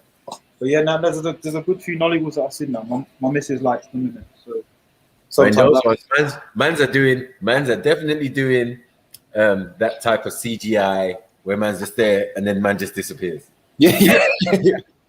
But even if I compare, like again, like going back to what MA was saying, if I compare like Nollywood to Hollywood, there's a difference. Yeah. In terms of the messaging, in terms of the archetypes, in terms of what's going down. However, like a lot of it is a bit Ricky Lake for me. Yeah, because the American thing. Remember, they're not producing as much films. How many films can you produce in a year? Big blockbusters, like no, it's not gonna happen. You get me? Then they have to come to Cannes with the independent filmmakers. That's how I've seen all these films with Brad Pitt, and they never touched the movie. Yeah, there's a lot of that. There's a lot of hell of a lot of that. Very good little projects that man did, or whoever did. You're like, bro, that was all right. Like, why didn't this? You get it? Because it was an independent movie and all of that type of stuff. Yeah. So, yeah, they screen things. They're very selfish. The top guys are the top guys, as we said. The Scorsese's, they're all Jews anyway. Like, that's the mad thing. I just don't know what's going on. Stephen King, all of them are Jews, man. You know what I mean? I rate Stephen King because I think obviously he's an author before he got into the movie thing, and you know what I mean. So man read his books. So it was like, how do you translate that into cinema? Because Misery and all of these things, that books that I've read, you know what I mean? When I actually saw the movie, I was like, I rate what you did, but you can't really replicate what was written. Yeah, so you have to do a kind of edited version. Reading a book, it's never gonna pull up to a film. Yeah, the film is not gonna have enough for the book. No. Do you know what I mean? First of all, plus you got your own mind of how you exactly. On top of that, you make the movie. The detail. Yeah, you make the movie when you're reading it. You're like, okay, wow, that was deep. You get me? Because I could imagine. Do you get it? Yeah, it's mad. So yeah, that's what I always say to people, man. Like, reading is not a bad thing, man. Like, don't run from it, man. You know what I'm saying? Like, there's a lot of good stuff, and a lot of these people who are what they are now, they were originally writers and they wrote stuff. Yep, 100%. That's it. I got it. I found the quote. So the quote is, "Good composers don't borrow; they steal." Okay. These white men quotes, and that's the key word is composer. They're composing something. They're putting something together. Listen, a white supremacist wrote that, man. 100%, definitely. No, but there's something about it though, because it's I'm trying to find the actual thing and we can watch it. It's so good. Yeah, but you know when you go down the alchemy road. You know when you've done atrocities to people, yeah? You've done atrocities to people. You can come out with statements like that. You get me? That's why it works biblically and stuff. Like, turn the other cheek. You're like, hell no. Okay, I found it. The title's called The Copycat Cinema of Quentin Tarantino. And the thing starts in the first minute of the Beatles album I was telling you about. The Copycat Cinema of Quentin Tarantino. This explains the postmodernism, why he steals, how he steals, why not to borrow, why to steal. It's the dope. This was dope when I watched this. It's not came out in stealing, 2020. though. It's not really stealing because at the end of the day, no. It actually says don't borrow, steal, and explain why. Because borrowing's like a form of stealing, and stealing is the biggest form of homage. They're saying. And then they shows so Jackie Brown and The Graduate. So it goes through all of them. So Jackie Brown, when she's on the escalator scene, is stolen from The Graduate when Dustin Hoffman's moving along that little But who escalator cares? thing. What's the point though? What's the like, bro? That's scenes in. That's why you gotta watch it, bro. You gotta watch it. No. I'm saying that's scenes. That sounds like scenes in the movie. That's not the actual what the storyline or Yeah. Iconic scenes. So for example, in Death Proof. Yeah, but why are they? Can I share my screen? Can I share my screen and put it on silent, and we can watch it on silent, maybe? If Jedi can pull that off, I'm not sure. Will it be all right? Ask him, innit? It should be all right, innit, if you play it on silent and we're all talking over it. Yeah, go for it. But let my man come back. Whoever wants to jump on the panel, you're free to jump on. You know what I'm saying? Oh, big up S. I didn't even see it yesterday, man. S has been silent for like 20, 30, 40, 50 minutes. The voice God in the place. He's doing something, man. You know, anytime he's silent, he's doing something, but he's there. He's there in spirit. You get me?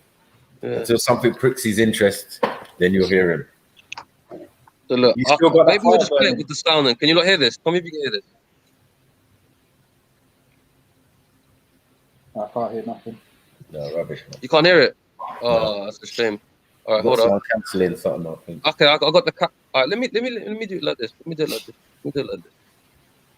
Let me do it like this. Let me do it like this. I still need my man to share my screen, innit?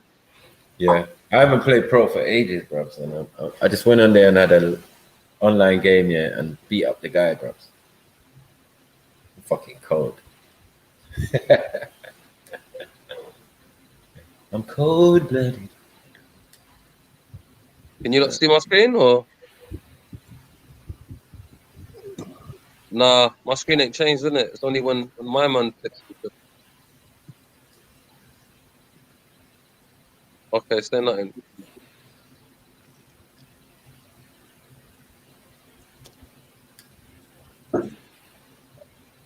Jedi, can we get a screen share or what, bro?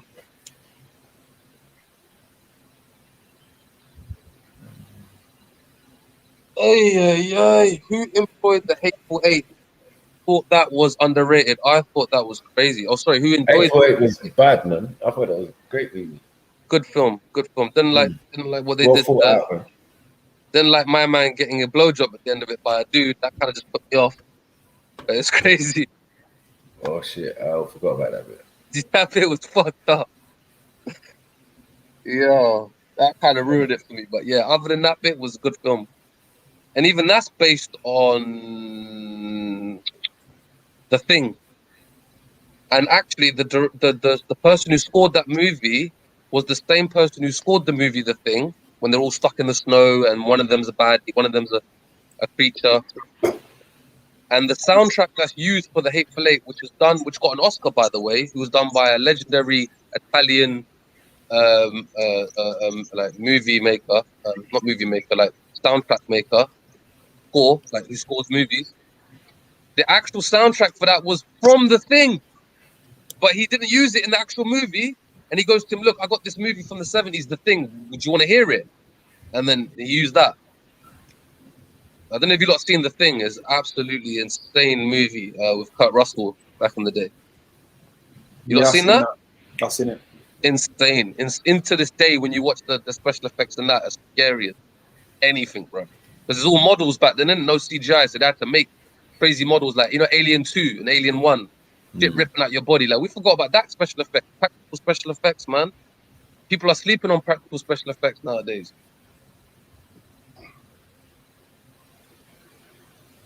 Yeah, I don't trip off any of that shit, man. Yeah, you're too active, innit, now? Yeah, for real, man. I'm just watching things differently, man. You know what I mean? Yeah. I got a crazy imagination, bro. That's why I can't watch horror movies and that, because I get fully into it. Start thinking of shit behind me and stuff like that.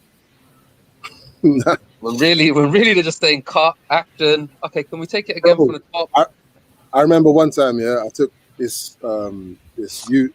Me and I was working for a school, and we took this youth who was having issues in Wandsworth, and that took him out the ends, took him to Where did we take him to? We took him to the Tate Britain, yeah? I don't know why we took him there, but we took him there anyway. And there was an installation in there, and it was like a big screen, and then there was this extra shit around it and that. And he was like, fuck it. As soon as he got in there, he freaked out, yeah? He left the room. He's like, what's wrong? He's like, nah, there's bare demonic shit on the screen and that. And I was like, oh, for real? So I went back in, and the thing is, in a way, the youth wasn't wrong, but it's demonic, not for the reasons that he's saying it's demonic. Do you know what I'm saying? Yeah. It's like, it was more demonic in the terms of the hypnosis techniques, right? Yeah, the vibration that's being exchanged. Do you know what I'm saying? And dealt with, like the stuff demonic sounds and shit like that. So, I missed the first bit. Like, why did you take this young lad there? And just before you answer that, Fax is in the back, Jeds. Fax is in the back. It wasn't even my idea. It was this guy Charlie. He's like, yeah, do you want to take my man out? I was like, yeah, I'll come with you, innit? So we went.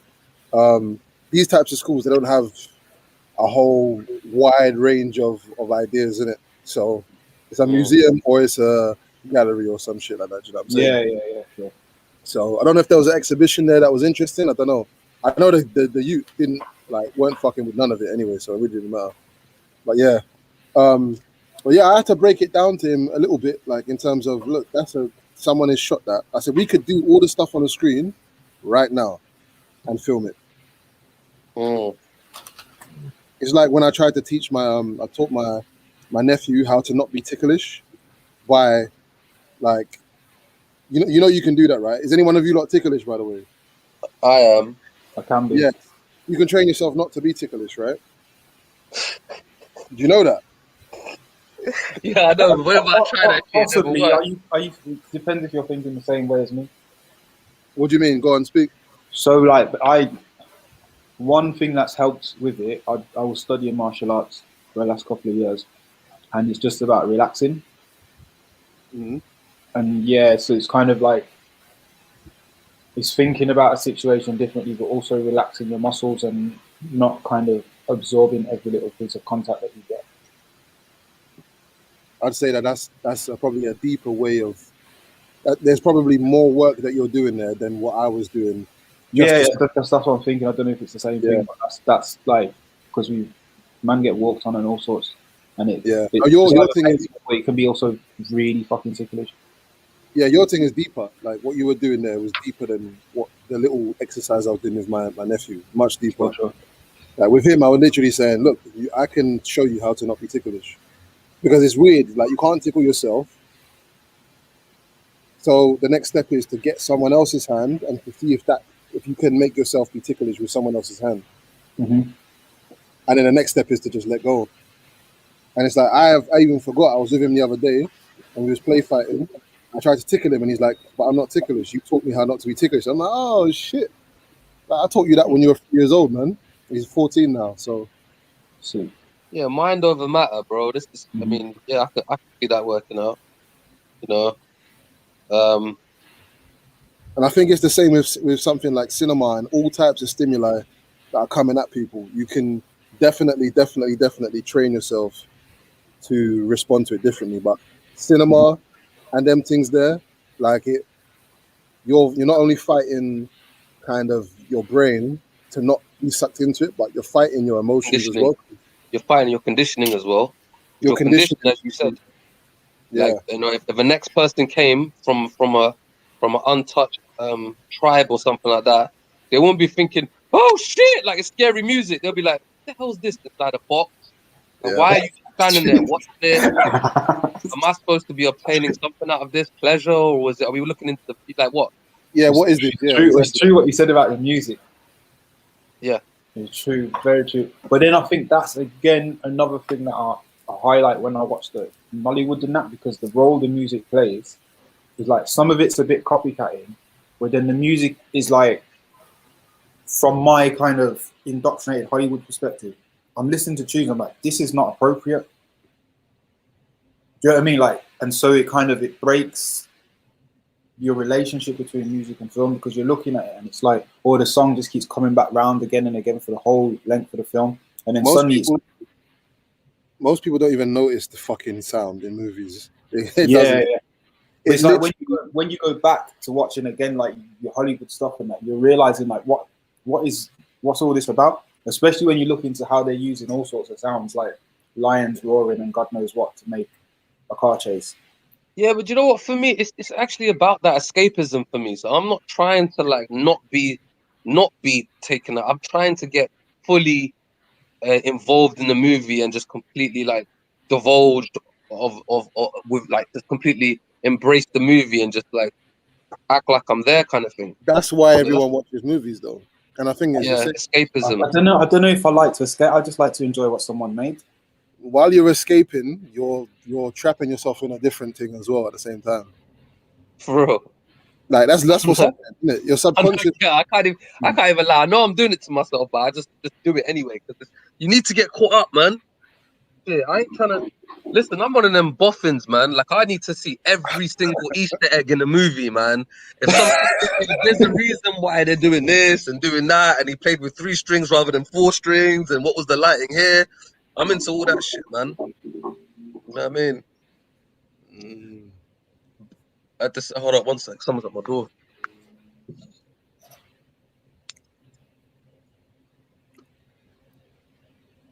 Nah, I hear that what you're saying about the cinema thing though, MA. Definitely. Yeah, I mean, in one way, shape, or form, we've all constructed aspects of our personality off of stuff that we've seen in it. Mm-hmm. You know what I'm saying? Absolutely. It's all going on in your own head. You're thinking, oh, I remember when I was in love one time. I remember when I was doing this one time. And you don't even realize you're doing it and you're living vicariously through the characters and shit like that. And yeah. It's funny, man. It's funny. Like, I love it. I swear, I'm not even going to lie, man. If you go cinema with me, it will be an embarrassing moment for me. It'll be an embarrassing moment for me. I'll actually cry in a movie, you know what I'm saying? Or I'll actually laugh loud in a movie. Or I'll be like, oh shit! Like I'm the guy screaming in the cinema type shit. So people and I'm also like talking to my girl 24/7. I'm like, yo, you know what this means, right? You know why they're there, right? She's like, yeah, I know. Yeah. Stop talking to me. I'm like, all right, cool. We'll see. I suppose there's nothing. I mean, there's going to be some films that are you know, someone who knows enough about the subconscious or unconscious kind of delivery packages that come through cinema would tell you, right, see this film right here, avoid that film at all costs. Don't watch that film. Yeah. Okay. But then there's other films that would be like, well, you can enjoy it the first time, but then maybe watch it maybe watch it a second time or watch it with eyes open. So that, but because it's not as it's not going to have as negative an impact on you subconsciously as the other film that I was referring to. It's okay to watch it and enjoy it. You know what I'm saying? So yeah, I'm not saying that all films are gonna like fuck you up in it, but definitely. I suppose it's a collective effort in it of the habit and the you lifestyle. think about? You're gone, sorry, brother. Go on, brother. I was saying it must be a collective effort of the habit and the lifestyle. Like it all interweaves and connects. It's like you're getting all the imagery, so much different things flashed in front of you, so many different concepts, some of which you agree with, some of which you don't agree with, some of which you begin to soften to because you've seen it 20 times in a movie. Right. Do you know what I mean? Yeah. It's hypnosis at the end of the day. It's hypnosis. And that's the thing. There's like the overt and the covert side of it. There's the political stuff, which I feel like I see it coming in a film, and I can swerve either way. You can watch it and be like, oh, it's a bit racist, isn't it? But like, I know it's not going to make me like that. But I'm like, right, they really made this guy play that thing. And then it's funny you say that. It's like the flip side of that, and it's all like it's making a point that like this brethren's a lawyer or whatever, or it's like it's super girl power, and all these women are kicking ass and shit, and it's like there's a part product of it placement and stuff like that. Like you as well, exactly, like and like. Well, this is how a family is. This is what you're supposed to do. You're meant to go home and you're meant to watch television. You're meant to eat their meat. Bro, you're 100% correct. Like before they can usher in their so-called new family structure, their new sort of society structure, their new sort of laws, they got to do it on visuals first, so we get used to it. Yeah, you're not gonna skip. So when you see like certain no disrespect, but certain gay gay like couples and this, that, and the other, making it seem normality, adopting children, then that slowly trickles into our life and be like, oh, this shit's normal. Don't forget him. Don't forget them two up there. Don't forget this one up here. And Really, then that's not. you They're lifted not up a normal. piece of They're people, actors. a They ain't list even of gay imaginary actors. They're people. probably straight actors. Yeah. They probably ain't even gay, but they're actually playing a scene to make you feel like, indoctrinate you, so to speak, into this lifestyle. You mean like 4? Remember 4 used to be the Say guy that who plays again? 4 used to be in as Queer as Folk. Or Queer as Folk? That Channel Don't tell 4 me he Batman. was a batty man in that. Yeah, he was a batty you.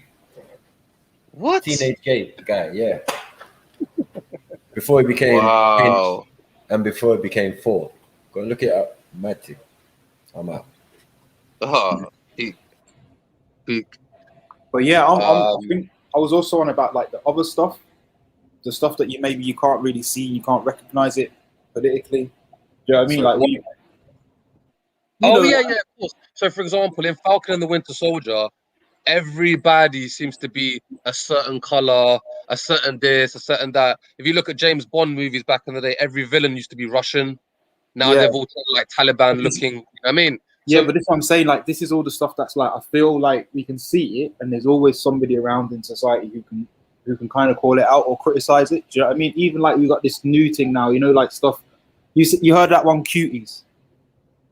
I heard about the whole Like like a raw. it's either a beauty pageant type thing or just little girls. Oh, is that the stripper thing? Along those. So like these things are all like, for me, yeah, they're a bad influence on that, but they're political. Like, because they're happening in a certain kind of overt way, I can identify them and either be like, I don't want to watch that film, or I don't want to take that part of the film as like 1,000 million%. You know what I did that with?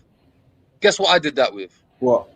Like, listen, I might be wrong, yeah, but I refuse to watch the kidulthood movie, the adulthood movie, and the other fucking stupid ass movies, yeah. They're so fake to me, yeah. There's no street element in those movies whatsoever.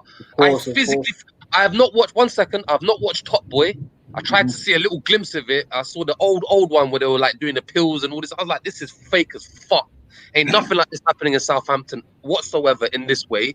It's not popping like this at all. This is fake news. I can't stand the over caricature and just fucking idiocy. Like, bruv, the smartest people I know are in the hood. All professors, all everyone. They ain't no delinquents, no fucking idiots. I hate watching those movies. I refuse to watch those movies. Yeah, so I know what you're talking about. Yeah, but yeah, I'm on about now. You see, like the Quentin Tarantino thing, like for instance, that dancing.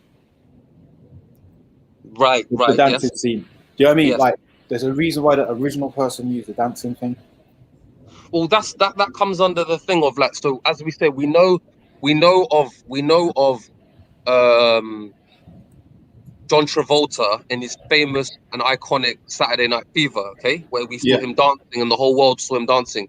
And Tarantino, as I said, he rewrote history, so it's like postmodern.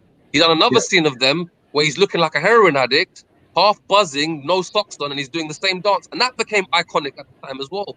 So he rewrote the history of what we thought. You know what I'm saying? Yeah. But and funnily enough, they're in, which is the irony of that. So he knew what he was doing. They're in a kind of retro bar, aren't they? Where everyone's dressed as Buddy Holly, Marilyn Monroe, and he's explaining in the scene. He's like, no, that's not Marilyn Monroe. That's That's Casey Charles. She was the one from this and that, showing his actual knowledge of cinema in that scene. So there's so many levels going on in that scene. It's like, fucking, you're only watching it when you're a kid and you're thinking, oh yeah, that's just a normal scene. But really, he's writing on the history of cinema. He's rewriting the history of cinema. Yeah. So it's yeah. But you see, like the act of the dancing and the posing of the dancing and the geometry of the scene and where the lights are in the background. It's these things. We're talking about the one where Uma Thurman and that was doing the dance, right? I'm just taking this as an example. I don't know nothing about it, but I'm taking this as an example of something that we could see on the screen, and I think that's where the kind of the more insidious stuff happens. Do you know what I mean? That's where Cloak and dagger type shit. Where it gets all witchcrafty and all that. It's not. Oh, most definitely. It's not necessarily the, like it's all a dream. That idea that's been rinsed. That whole it's all a dream idea. Like, what's all that pertaining to? Like, what's that about? Like, why are they pushing that onto people. It's that kind of where I definitely think the act in itself of the act in itself of putting still images, speeding them up to the point where they're going past your eye, which tricks your eye into believing that they're moving images. 100%. This is the actual beginning, personal first act of the hypnosis itself. Look at that. Yeah. Look at that. Talk the Now thing, you're talking. MA, man. Talk the thing. Now you're talking, bro. Now you're talking. Mm-hmm. You get me? We were never trained how to deal with this new technology called television, bro. There was no training. There was no manual. You know what I'm saying? Like, imagine your grandparents or whatever, yeah? And they were like playing with sticks and whatnot, and radio came along. Cool. And then they were listening to radio and having a good time, and then suddenly this fucking thing called television comes along. And they just lock into the thing. But you see how it replaced the fire, though. I think that's another interesting one. They knew that loves the focal point, that loves the flicker. They knew that there was something in that trance. There was something there that they had to harness from that fire. They said, "There's a trance there. There's something trance-like there." Right. And when they found out that kind of unnatural / natural / because remember, like a fire is, what is a fire? You're actually making the fire, right? And it's a kind of unnatural thing. It hasn't happened from the heat of like what is a natural fire compared to an artificial fire? If that makes sense. If you've made a fire, you've kind of made something out of nature. Yeah. Artificial in a sense. Because you've harnessed it. You've harnessed fire. You've harnessed the fire. You can't call it artificial, though. I don't think that's the right word. But I'm for want of a better phrase. Yeah, I get you though. We get what you're saying. Yeah. I'm trying to say. So they've harnessed something natural. Like, it's natural to have humans there, but to do them interacting with certain depth of field. Oh, okay. If I put a human this far away from this human, it has an effect on the eye, how the eye is taking information. Now, if I loop that with a sound of certain octaves or certain demonic frequencies, hey, I could fuck around and control people just from an image. Yeah. Simple. That's what's going on. That's exactly what's going on. I'm like crazy. When I tell people that I studied film, yeah, they're like, and then I told them I don't like film, yeah, they get confused, bro. I didn't study it to not like film, but since I left, and then I come across certain people that are way advanced, like in their relationship with this shit. People that have spent all 30 years as actors and filmmakers and that, and then they just fucking left because they realized something deeper about what they're dealing with. Do you know what I'm saying? They left, bro. They just left. They just dropped it all. Yeah. You understand? And I think, yeah, like I said, there's so many of us, like at all levels of kind of knowledge and experience and whatever. And the one thing in common we have is that we have a fucking deep soft spot for cinema, bro. Like we will allow cinema and film and TV to live without critique, with a certain level of critique, which is kind of a surface level critique of, oh, well, that's not realistic. That's not how the man didn't move. That didn't happen in 1924. Whatever. We'll critique it at that level in terms of narrative, but we won't critique the actual technology and the interaction that you're having. Right. Because we ain't got that. We something is happening to us, but we're not fully aware on the conscious level that it's actually going down. You don't realize you're getting indoctrinated right then and there by like some of these Pixar movies, and I'd be like, do you know what's actually happening there? There was a ritual that just went on right in front of our eyes, and we didn't even see the shit. Or there's a form of brainwashing that's going on right in front of our eyes, and we ain't seen the shit. Especially when you look at children's programming, you can see it at a slightly more beta level and shit. Because kids can't, you know what I'm saying? They can't really detect this stuff at a young age, but we can. Be like, oh, it's interesting how they've used this. As Jedi was saying the other day, these kind of pinkish type of teddy bears with eyelashes and shit, just conjuring up gayish, you know what I'm saying, gayish things and that, you know what I mean? Like so try to get a cat or try to get a dog. They won't do it. Try to get a dog to watch the telly. Watch the telly and walk with a bop and learn how to do something that our next dog is doing. Don't get me wrong, some Some dogs might even do it. Yeah, I've seen like YouTube videos and that of dogs copying shit. But try to Bro, get. you try and put a cat in front of a mirror or a television, it will look away. It'll know something's like wrong about it. Whereas we just be looking at it all day. My cat never looks in the mirror. He'll be like, I'll try and force his face to look at it.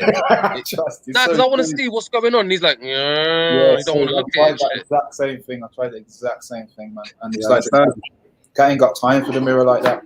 And, and you're not gonna fool it to think there's another cat there. He knows it's just no chance. Yeah, and it might even be deeper than like he ain't got time. He's like, I don't want to look at that. He physically will not look at himself. I'll be grabbing his chin trying to make him do this, and he's like, no, don't make me look at it. Like it's gonna steal his soul or some shit.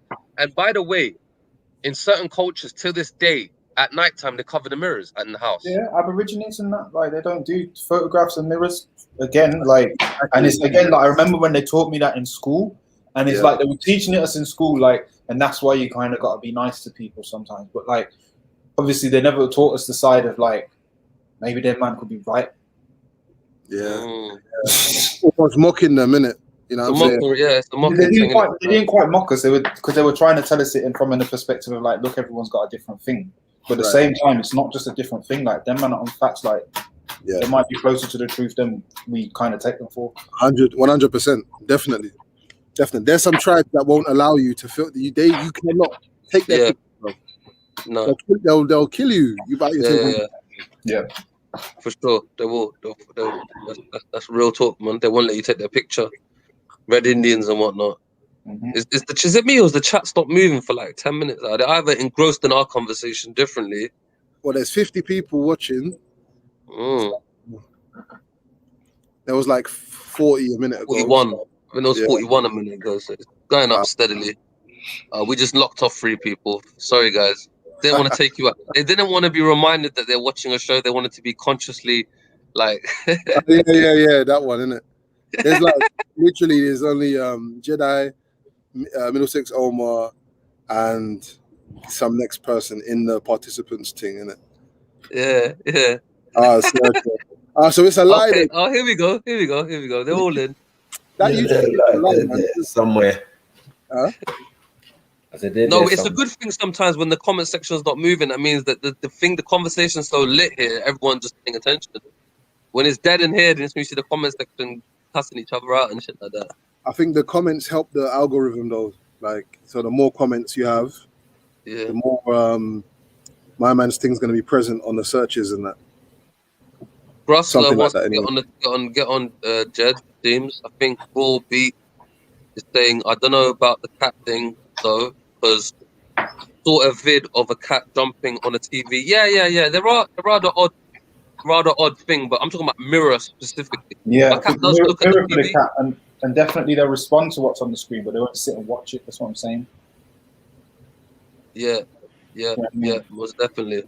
I think the dogs are watching TV though. I've noticed, but I think dogs, they're more like they'll copy the pack. Like the dogs in that nature, like they're trying to fit into the group of the family, like no matter what that family is. So if that family's on madness, the dog will tend to be on the same shit. Like, does anyone have when you see a dog or a cat like barking in a certain area? Does everyone is everyone on the vibe saying that they can see other entities in that? Or nah? I've never seen a cat bark, but I know what you mean. I don't like petty people, but you just open myself up to be petty though. So yeah. I hate when people be petty. Fucking conversation, you prick. Sometimes I see my cat looking up in random things and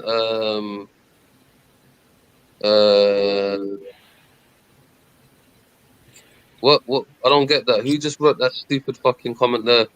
Ramadan is so peaceful, they are stabbing random people. Okay. Duly noted, you fucking dweeb. Fuck's sake. Yeah.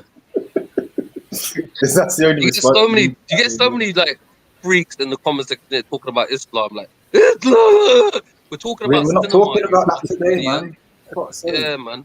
Try and stay on point, innit? Like, leave your like hatred towards Islam on the side for a little piece. Little geek. Nah, sorry. Yeah, man. It's like the shit that we don't know is retarded. That we think we know so much, and there's only a few things we don't know. Like the actual shit we don't know is probably 99% of what's going on around us, and 1% is the shit we know. You know what I mean? We don't know how much traumatic effects. We think we know how bad those effects of cinema is on us. We don't know. That could be shaping our lives, shaping our reactions, shaping our interactions with family and stuff like that. You're basing your future wife on an image on you're gone. 100%. Yeah, go on.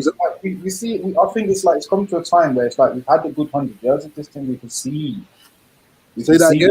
Yeah, say that again. 100 years of this whole thing. Like we can see the exact effect of like what we take in and where it takes us. Do you know what I mean? How we can all that. And I think you'll notice that the people that are in general less attached to this type of stuff, do you know what I mean? They're just bad. They're bad at it.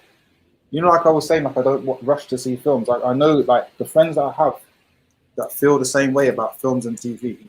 They feel the same way about a lot of other stuff that's going on in the world. They just have this general feeling like I don't need to. Do you know what I mean? Like a disengagement from whatever. Do you think that's a generation thing? Because I don't know, man. Partly, and I'm not. And as good, I'm a person. I'm probably gonna watch a film this evening. Like I'm not fucking out preaching in that, but I know that like my pursuit of that is less, and I know that my friends and the people around me. When we was kids, right? When I say kids, when we was coming up, and our cognitive abilities were growing. Let's just concentrate on that area when your brain's growing and shit like that, right? Yeah. We were subjected to me coming up in the 80s and early 90s. I was subjected to Arnold Schwarzenegger,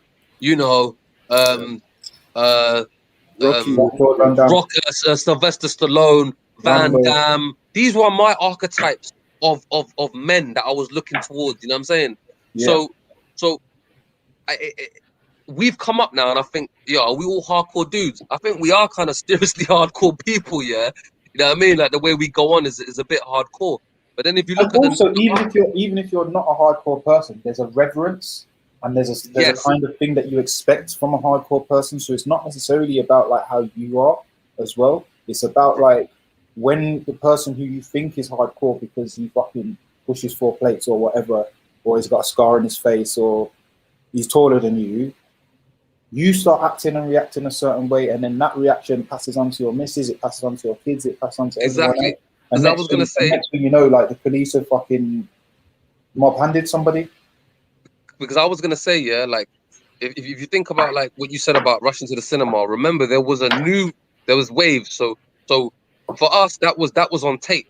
I used to watch them things like, forget cinema, it's all about tape, and you can rewatch it and stuff like that. Yeah, but remember, in 2008, which is around about how many years ago was that? 13 years, right?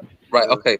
So you think about kids that are like 4, 5 years old, 6 years old, which are in their 20s, so their whole cognitive ability was done in this time. Was the Marvel era. Marvel rekindled cinema and made people want to go back to cinema for that generation. And what was they looking at? They was looking at superheroes, women acting like. Don't be surprised when we see the next up and coming women to be fully like girl power and feministic and all this other stuff that we never caught in our era. Women in my era is calm in that, but I guess the new era of women is a bit nuts. You know what I mean? Because they're looking at these archetypes. But we were looking at Rambo and Terminator and all these people where we were thinking this is how a man should be, picking the shit out of other men and stuff and muscles and stuff. They're looking at man thinking Brokeback Mountain is the truth. You get me? Yeah. But for real though. No, I think there's also a thing that like now we have a massive overlap. It's like it's everything at once. Yeah, I mean, and I think that also can add to the big confusion thing. It's like we'll still have the Rambos. Rambos will be there, and Rambo will have their tech plugged in his neck back and all sorts. And then, do you know what I mean? And then he'll still be staring at girls' ass and slapping things, and but if you try to get a young person who's like 14, 15, to watch a Rambo movie and shit like that, they're not feeling it. They're like, this is shit. And then we're like, but listen, bro, don't you think he's militant? Like he's stabbing motherfuckers and that, really?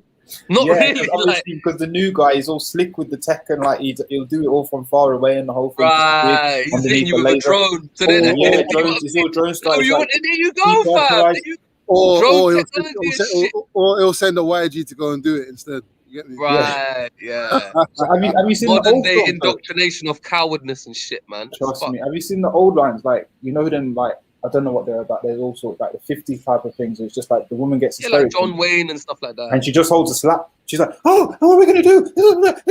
You said you're going to box. Yeah, it's true, bro. It's true, bro. That was a norm. That was normality, bro. Do you What know what I movie mean? was that? What movie am I thinking about? Is it Rain? Is it The Deer Hunter? There's loads of them, and there's all little scandals and that. And then they're just thinking, yeah, well, she's just a whore. She's just chatting to a man on a balcony or some shit. Yeah.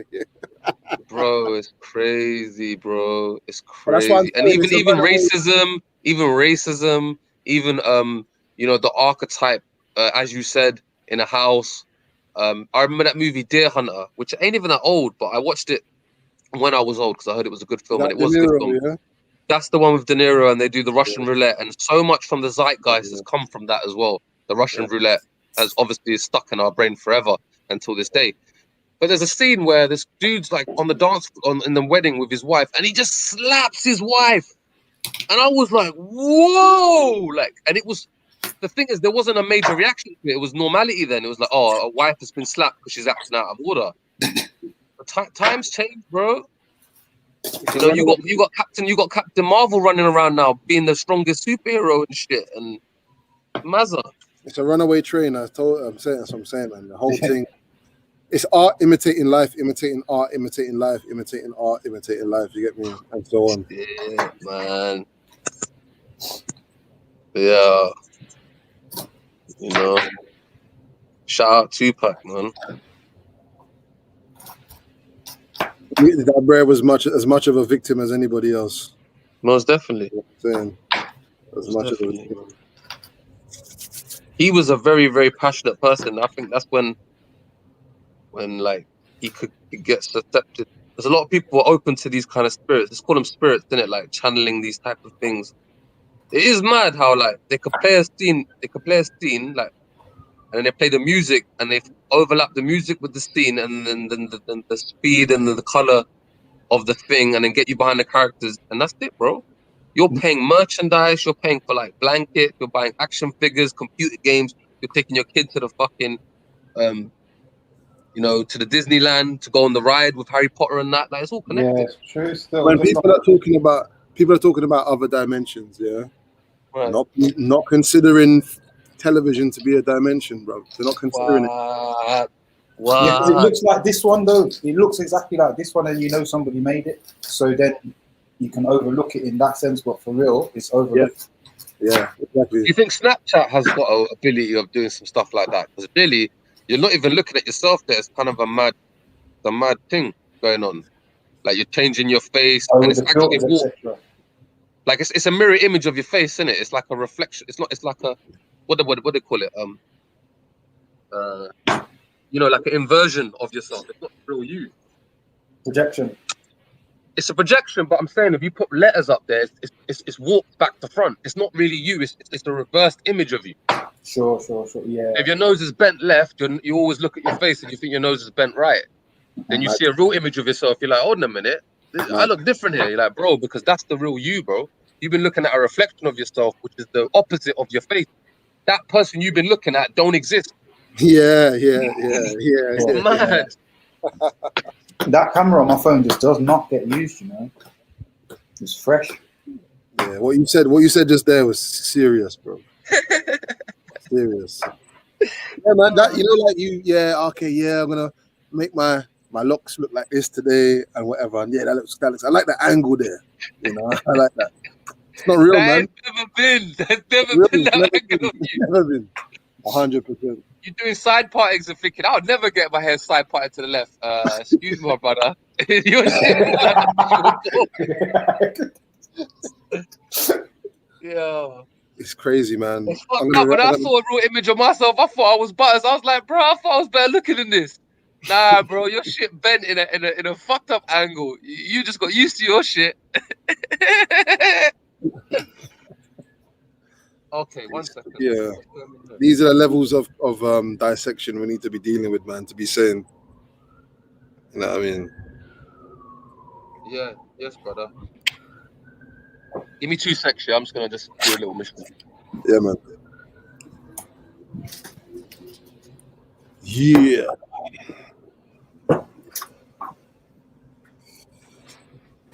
What's going on? What are you doing outside? What are you doing? Barbecue? Yeah. Nah, do you know what? I've not opened it in over a year. I don't know what's under there, bro. Let me try open it, yeah? Oh, shit. Things growing in there. Let's see what's going on. Yeah. I don't even want to do it, man. Do you want to, look, we're going to do this together, yeah? Yeah. Might find a couple of mushrooms. Huh? Yeah. That's green. Yeah, there's something green. Oh, shit. What's that? You see that? Coal, isn't it? No, that there is green. That's green. Oh, man. Yeah, this is fucked. No, that herbs. I don't know if I can slip this. Cobweb, there's a webs there. Nah, I don't know about that, man.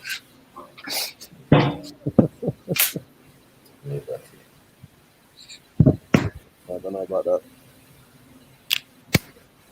Laziness, man. I should have cleaned it out a long time ago, man.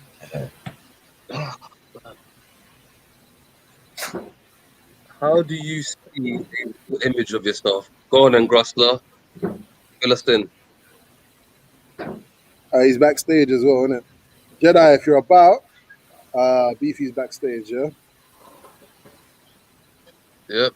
We triggered him with the thing, with the image, and now we're gonna know some old school information coming through now. Yeah, Cactus, big up. Yeah, I might try. I'm gonna try and clean it. If my wife sees the green thing, she ain't gonna ever allow me to use this thing again. Man. Go buy a new one. It's just fire, man. Fire will burn out everything. It's alive. I've seen people do mad stuff at barbecue, just claiming fire's gonna fix it. I really and now they're dead, yeah? Nah, they're living. My living is cool. Hold on, wait. What's pink stuff? These lot are saying get the pink stuff, and it will clean up. What cleaning product is this pink thing? I don't know about no pink stuff still.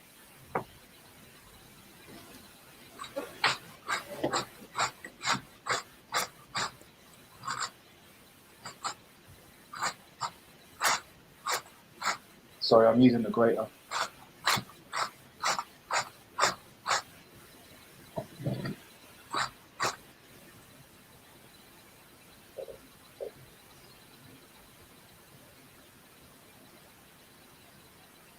Use a green Brillo pad. I need the metal scourer, mate. Like green Brillo pad ain't gonna do nothing to this. There's all dead spiders that have been long gone. Look at this guy. Come here, mate. Well, the crispy ones is just the legs are all folded and that. Yeah, you ain't gonna be able to see this. That's the first thing you're gonna barbecue, mate. Skewers. You can't see that, can you? Which one? No. Yaga.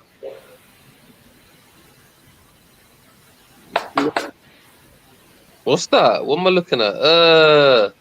Some Dead crustaceous spider. mosquito from like 1987. That's a spider. That's like devoid of any type of anything left in it. I look like it's been cannibalized by another spider. Sucked Shout out. out. Yeah. Yeah. That flavor someone wrote. Oh my god. 1 second. Like I said, pink stuff is a little abrasive, so Google pink stuff. It's called pink stuff. Are you not serious? Yeah, man. What did I miss? Right, there's actually a product called pink stuff as well. You lot are funny, man. Okay. Yeah, I'll try that. Consumerism is in full effect, man. Yeah. No lies. You know? What's going to be next in that? White stuff. Fuck knows. Nah, we don't want no white stuff around here. We don't want no white stuff. Nah. What are you not talking about? This is a green stuff zone. We don't have white stuff back here. But yeah, let's get a topic going, guys. What's up, man? Can't have this dead air now, man. Yeah. We got on the panel. We got Mag. We got S. Yeah, so yes, it seems I'm like kind of making people. What's everyone eating today? What's everyone what? Eating. I will be opening my fast in the evening with something very, very simple, man. Very, very simple. Sure. Probably going? How many days is it now? You know what? Surprisingly, not that bad this year, man. But it's always ain't that bad at this time. It's when it gets near the end, when it's just like torturous, bro. Yeah. Because obviously right now, like people are starting to at that stage where you're like 10 days in, and you know you're at the rip stage where you've lost a lot of body fat, and you're like, yo, I ain't even worked out, but it's gone from 6 to 8 pack right now. You know what I mean? Yeah. Your mind must be like a bit clearer and shit as well. But then when that starts metabolizing and your fat and your muscle starts going and you start feeling knackered, that's when you're like, oh, I just want this to end. And you really have appreciation by the end of it. When you have a glass of water during the day, you're like, this ain't no regular crackers, is it? Oh, shit, they got stuff on there. That was a good reference, man. That was funny. God damn.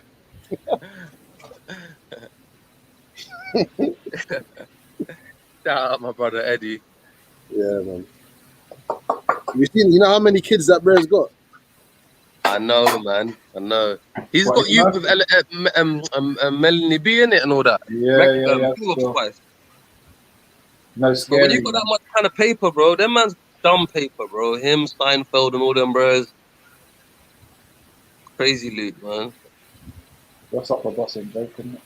You got to remember, like, Eddie Murphy was Will Smith, Kevin Hart, everyone in one. He was getting all the roles. You know what I mean? He was the only single black man in Hollywood at the time. So, his money's dumb long. No, then they gave wave to, like, 3 more. So it was like, okay, you got Martin Lawrence, Chris Tucker, and a Will Smith. But that's it. That's it. You're 3. And then it's true. It's like they open it up like there's like a little time to open it up a little bit every 5 years or something. They gave a little space for Damon Wayans, innit? Yeah. A little space, but he's always been an edge. For me, he's always been an edge guy. Remember now, yeah, when you talk about the Wayne family, you got to think of. You remember The Last Boy Scout? Has anyone seen that film? Yeah. Yeah, he was meant to pop off after that, innit? Like, that was Bruce Willis, innit? That was a big movie back in the day. Yeah, you got to remember, yeah, that when you talk about Wayne, you talk about the Waynes specifically, yeah, I don't put them in the same box as even though they definitely are gatekeepers and they definitely was let on, they had to kind of force their way because they had an in-house home production. So Keenan Ivory Wayans, you got Keenan Ivory Wayans, you got Damon Wayans, you got the 2 Marlon Wayans, the younger Wayans brothers and that. You got one of their sisters, their cousins. They was involved in, heavily involved in I think Eddie Murphy put Keenan Ivory Wayans on in one project back in the day. I can't remember what it was. I know Chris Rock and Samuel Jackson came in through Coming to America and Boomerang and all these type of things here. And I believe that he opened the little doors but for Keenan, most of their production, and I end it with this, was all in-house. Don't Be a Menace to South Central while drinking your juice in the hood. The scary movie franchises, all in-house. Casting their own family, casting their own brothers and sisters, paying for the budget, directing it, writing it, all of it in-house as a family. That's what I'm saying. Them man are Batman though. I don't understand. They're at the edge of the thing. They're not in the they had to do a lot of batty things to get on, for sure. I remember the first time I see a black man doing anything batty was when I see Sean Wayans doing the most heinous gay shit. Before that, Damon was on that way before. Oh, was Shaun. he? Yeah, Oh, yeah, that's yeah. Yeah, because Oh he yeah, used to. yeah, you're right. I remember him. He He was does a gay stand- impressions sometimes. He does he was a- do he another was a gay stand- impression. Yeah, he was a stand-up comedian first, didn't it? That's how he Right. began. And then them lot were in Living Color, innit? That was Damon. That was Keenan's thing. Right, That's right, the little sketches and that in there. And yeah, man. Yeah, Damon was doing that from like 92 and that. Interesting. Because his older brother was in the Low Down Dirty Shame. Yeah. And that was ill. You know, you seen that, right? Yeah. Okay, so that's with Jada, fine Jada Pinkett, and I think there was another chick in it. I forget. I think it was the one from Prince's Purple Rain video. And he was fighting over them two chicks. That wasn't no gay shit in that. I don't remember seeing that. I remember that was kind of ill. Oh shit! Remember that movie Bulletproof? Oh my god! If you ain't seen this movie is crazy ill. Bulletproof with a young Adam Sandler and Damon Wayans. Adam Sandler was like I've seen that. Yeah. They're both thieves, isn't it? No. Damon Wayans was a police officer. That's it. And he was protecting Thingy Bob from a witness protection program. That's a young Adam Sandler and them two had very good chemistry, bare jokes in it. Yeah, it was actually one of the first, apart from 48 Hours, where you'd see it like, a black and white dude in a comedy duo going backwards and forwards and shit. It was ill. Obviously, we had Hear No Evil, See No Evil with the late great. And he was a batty man as well, actually. Late great gay, innit? Yeah, late great gay. Yeah, Richard Pryor and Gene something. I mean, Gene Wilder. There you go. They done like 4 or 5 joints together. When you think about it, they're all Masons. Every single one of them is a fucking the whole black male comedy lineage is just gay, bro. It's just gay, bro. Because when you think about it, even what's that brother's name? Well, they tried to ask him to do it, and he said no. But you don't like say no to that and then go and suck some brother's dick and like try and make any kind of claim that you're not on that shit, bro. Who are we talking about here? I'm talking Richard about Pryor. Richard who? Pryor. No. I'm talking about the other brother that went to. They tried to make him dress up as a female, and he was like, "No, I'm not doing that." And then they tried to say he's mad and stuff. He's like, Dave Chappelle, isn't it? Dave Chappelle. There you go. So they tried to pull the David Chappelle, like get dressed up in a dress, because Martin Lawrence had to do it for Big Mama's House. Eddie Murphy had to do it in the Nutty Professor saga, the Clumps or whatever, acting like a female. We know that the Wayans brothers did it as white girls. We know that they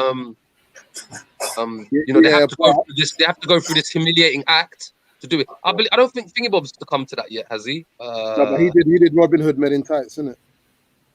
Yeah. Chappelle. Right. No, but what about the other guy, the new guy? Has he come to anything like that yet? What, Kevin Hart? Yeah. He's I don't think he needs to, because he just he's well dressed as well. He's well dressed. He's just He must have. Oh man, Paper Soldiers is an absolute classic. I recommend that movie to anyone. A young up and coming. What's his name again? We just said it. What's that guy's name, bro? Mag, you just said his name? Who, Kevin Hart? Kevin Hart, yeah. A young Kevin Hart and a Beanie Siegel in the most funniest fucking hood movie you ever see in your life. Paper Soldiers. Please go watch that movie. Yeah. It's sad, man. If you wanna be in with the elites, you gotta play the game. And if you don't play the game, I guess you get OJ'd, you get MJ'd, or you get, you know what I mean? Yeah. You see Dave Chappelle, yeah? I used to rate him, but like, yeah, I don't. Like when you look at, it's funny because people can chat a good game, innit? But then when you look at how they move and what they're involved in, you're like, you're just as bad as the rest of them. Like you're just as bad as the rest of them. The other day I see something about he's complaining that Chappelle's show is being sold on Netflix against his will, because there was a deal and all that shit that happened before, the 50 mil and that. he was upset, and like he fucking said it in his stand up, as if like why am I supposed to care? Like, why am I supposed to care that your feelings are hurt because you signed a deal with the devil, and then like 2-2s now you're not getting anything back from it because you pulled out of the deal. I'm supposed to care. Like, it's so weird. Like, you're talking all this morality 1 minute, and then you're trying to pull my focus towards something that really doesn't fucking matter. You know what I'm saying? Not only does it not matter, but it's actually depleting my spirit to even pay attention to you. Fuck Dave Chappelle. Like, seriously. Yeah, for me, David Chappelle, Beefy, Beefy, what are you saying, brother? Let's let someone else come in. I don't want to talk for another 5 minutes. Beef, well, go on. You're in, Beef. You know, you were waiting 45 minutes. Yo, what fallen one asleep? Yeah. Go on. Big up. Yeah, man. You know, I was intrigued in the convo about the mirror thing, about if a mirror image is fake, and how do you see a real image of yourself? That was what I was trying to get into. You're not supposed to. Oh, hold on. Wait. No, the original mirror. Yeah, the original mirror is the water. But isn't that a reverse image as well? Yeah, it's the reverse image. Yeah, you're not supposed to see yourself like as other people see you. That's mad. You can't actually even see yourself in that case, because you can't. If you do it through a video, that's false. It's a mirror image as well. That's even if it's not, even if it's inverted again to come out the same, it's still not you, is it? It's like pieces of, as we were talking about earlier on. It seems like it's the live moving image of you, but it's actually not. Well, it's a representation, isn't it? Isn't it just a picture? It's a painting. Yeah, it's like a painting of you. So if someone paints you, yeah, from what they're seeing of you, that's not a reverse image, is it? No, it would be that's not, because it's from a real perspective, isn't it? Yeah. I found that quite interesting, like this mirror image thing. Yeah, I don't know if you watched the film Mirrors. A film called Mirrors. It's quite bad as well, with Kiefer Sutherland. Talk about how souls transfer into other souls through mirrors and that. So be careful, people, of how full of mirrors. They say. Yeah, man. It's a movie, yeah. Yeah, it's a movie called Mirrors. These asking about dressing like women. Yeah, the mirror thing. I've been planning to write an article, like a long piece on that, and I will do at some point. All these thoughts I've been thinking them for years, fam. Who's asking about dressing up? Dressing up. Do you know who's it? Reggie Cole? Since you guys are talking about dressing like women in the media, I would like your thoughts on how that correlates to my previous question. What was this previous question? Why is the LGBT rate higher in the African American community compared to normal people? Is it? I don't think it is. I'll be surprised if it is. Bro. I really don't think. I mean, I don't know if it. The thing is called normalization, isn't it? You know what it is? I feel like that there's something. Sorry, let me just say, he said, why is it higher in the African American community compared to normal people? What the hell is normal people, bro? Normal people. Oh, I get what you mean. I think right now the way. Yeah, I get what you mean. I think right now the reason why we're seeing a lot of black people, of gay people being pushed in the forefront is because we want to normalize the gay agenda to black people. That's what I was it's about normal to for people say. already. They're used to it already. Yeah. They're used to it already. They know what gay is. They're used to it. But as black people, we're not used to it.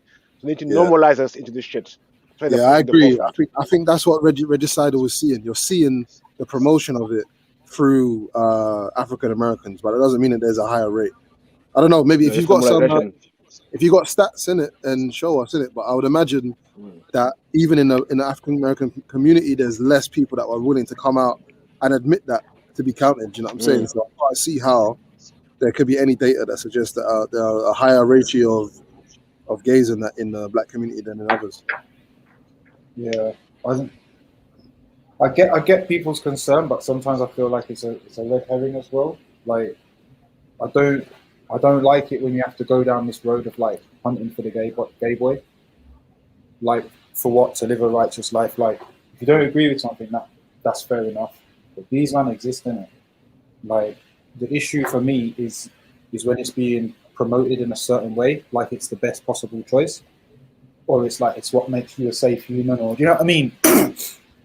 There's a difference between that and people fucking existing, and like, so yeah, if you're trying to create poster boys out of us for that, then that comes down to an agenda, but I can't blame it on the people that are like that are being fucking used, if you know what I mean. Like, I just feel like it's not where I need to focus in my life after seeing everything I've seen in recent years. Like, it's never going to get you nowhere.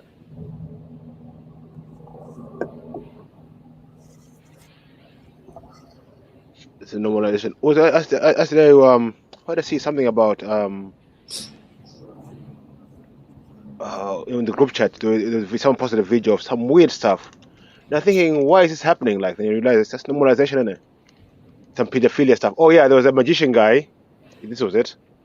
A magician, saying he was going to do a trick in front of kids. Yeah, where if he failed to escape, if he failed to escape, his pants will drop down and expose himself to kids. And then if the trick goes wrong, he will be arrested and then go to sex register. I'm thinking, why would you go through that unless you're trying to normalize pedophilia? Yeah, true. You know what I mean? And I think that to me is where the issue lies with these type of things. You know what I mean? It's when you're trying to make something normal, when you're trying to tell people, "Oh, this is okay now. This is the best." It's when you're trying to tell people this is the best thing to do. Like, this is where your attention and your focus needs to be. I think it's a bit nuts. You know what I mean? Because it's like, why are we moving towards a genital-focused society? Like, is there nothing going on in people's heads? Is there nothing going on in the other 95% of people's lives? It all has to be like, what you do at the bedroom is like the forefront of your shit. Yeah, I found that as well. What people do in their bedroom is forefront of the shit. I found it when I came to this country. In Africa, we don't get this. Oh, this person is sleeping with this person, or this person is doing that in their bedroom. This person, you don't hear that, but here it seems to be a big thing. I find it very weird. Very weird. It's overload, man. Mac, you're taking a siesta after your gym workout? Maku's playing fucking pro, man. I know. Hey, you guys were talking about movies, yeah? No one mentioned the never-ending story for graphics, breakthrough graphics. Sorry, what? Say that again, Beefy. The never-ending story. Yeah, that movie. Yeah. Yeah, that was a groundbreaking movie for all the graphics the graphics. Yeah. Not gonna lie, I really used to like that movie. I can see you my age group, my G. Yeah, man, you know. That was a movie, man. That was lit back in the days, bro. That movie there, yeah, like the how can I say it? The circular, like, mirror kind of aspect of the narrative. You know what I'm saying? You're the one that's inventing the story. That's that's some esoteric shit, man. But we're talking earlier on about writing your own story in life, innit? You're the author of your life story, and so if you don't write your story, someone else will write it for you. Yeah, crazy. Yeah. I don't know much about the background of that film, but it sounds like a story that probably existed and they readapted it for that. It sounds like it might. Yeah. Well, probably. Well, even like I learned like a few years ago that most of the movies we see in Hollywood are actually Chinese remakes. Yeah. I'm not gonna lie. The action movies you see in Hollywood. Yeah, the Chinese and that, like, their creativity is just next. The special effects are amazing. You see some of the movies in the 70s, what they're doing special effects in the movies, it's what happening in Hollywood now. You know what I mean? Or even like the Matrix thing. That was taken from Chinese movies. What did that back in the 80s? Yeah, they were very innovative and all that. Even the kung fu movies and their ghost stories and that, they used to have because they had anime. Yeah, what used to happen in the 70s in sci-fi movies in Hollywood is they used to do what's called matte painting. A matte painting is basically a painting that replaces, that was effectively CGI before CGI. So in stuff like Blade Runner and all these films where you see like a vast kind of expanse of land and it seems like you're in this place, but you're not. It's actually a painting. Yeah, set like a set basically. No, it's not a set. It's a painting. No, painting behind you. There's a painting behind you, and you're standing in front of the painting, but it seems like in front. Yeah, the set is in the foreground. The painting is in the background. Exactly. In the background, yeah. Or them like the cowboy movies, you know them. They used to do that a lot in the cowboy films. You can tell there's a fake painting behind. The guy is riding around. yeah. And you know them shots when people are driving a car, innit? And like there's like a screen behind the car pretending to Yeah. Scarface, the movie, that was the one, the car scene, Scarface, when they're about to blow up the thing. He's turning the wheel and the car's turning the other way. That was funny. I did not kill kids. He's turning the wheel and the car's going the other way. Like, bruh. What's happening with the editing here? No, when he's in the car and they're going to blow up the ambassador and the kid in the car, he won't do it. Yeah. And they're driving behind the guy to set off the bomb. I have to watch it again. Yeah. But I like watching movies for mistakes, though. I love it. I like spotting mistakes in movies. The mistakes? Weird stuff. Yeah. Movie mistakes.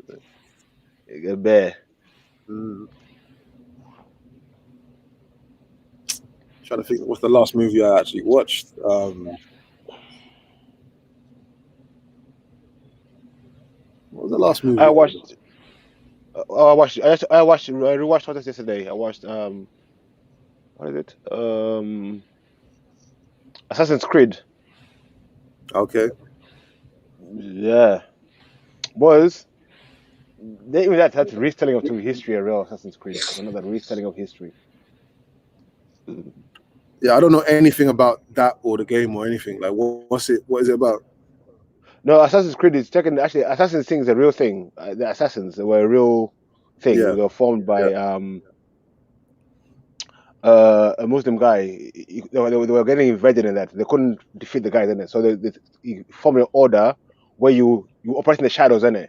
You learn your opponent, you learn his ways and everything, then you strike him without him knowing. So you learn their weaknesses and everything, then you strike the assassins. They got a reputation back in the Middle Ages in that. The Templars and all that. So they say the Templars got the knowledge from the Templars and all that when they went to Arabia. That they met the assassins, they got all the secret orders and all that stuff. So like the Knights of Malta and all that. That's where they got their shit from. Yeah, it was their shit from. They took the concept and ran with it. Makes sense. You know what I mean? Yeah. The assassins. It's a Hassan Saba. If you check up Hassan Saba. Hassan Saba. Yeah. He went and formed a monastery in the mountains. He used to recruit people, and then they used to do the training and all study their opponents in the shadows. And they just strike you without you knowing. They find the best way to hit you. Just keep it moving. They won't say nothing. You're just left dead, bro. No one knows what happened to you. You know, them ones there. You want about assassins, like the actual origin? Yeah. Yeah, it's quite. I've read a book about it like a year ago. Yeah. It's quite a really interesting one, to be fair. It's very interesting. So they're nice. Yeah. And apparently they were getting called because it's a Middle Eastern thing. They were getting called like all over the world. They're not all over that what they thought was the world to be on job for people because they were so good at it. Yeah, but they were first formed to protect a sultan. Exactly. Yeah. Then from there, yeah. So they're like the first KGB and the first CIA, basically. Exactly. It's literally that, man. Yeah. Yeah, it's crazy, man. But isn't that where hashish comes from as well? Or hashish comes from them? I think hashish I think is Moroccan, I think. No, but what I was told is that the word assassin has got something to do with hashish, that they used to all smoke it or used to give it all to them, and that was what something along those lines. I don't know. I need to look into that. Because I think they're called Hashashins. So was Hassan, so like they're called Hashashins, but then they became assassins. No, are you joking or? Yeah. No, but Hassan Saba, innit? So you know, like when you follow someone, innit? Like Jesuits, Mohammedans, and stuff like that, innit? So they're called assassins, but then they became assassins in the end.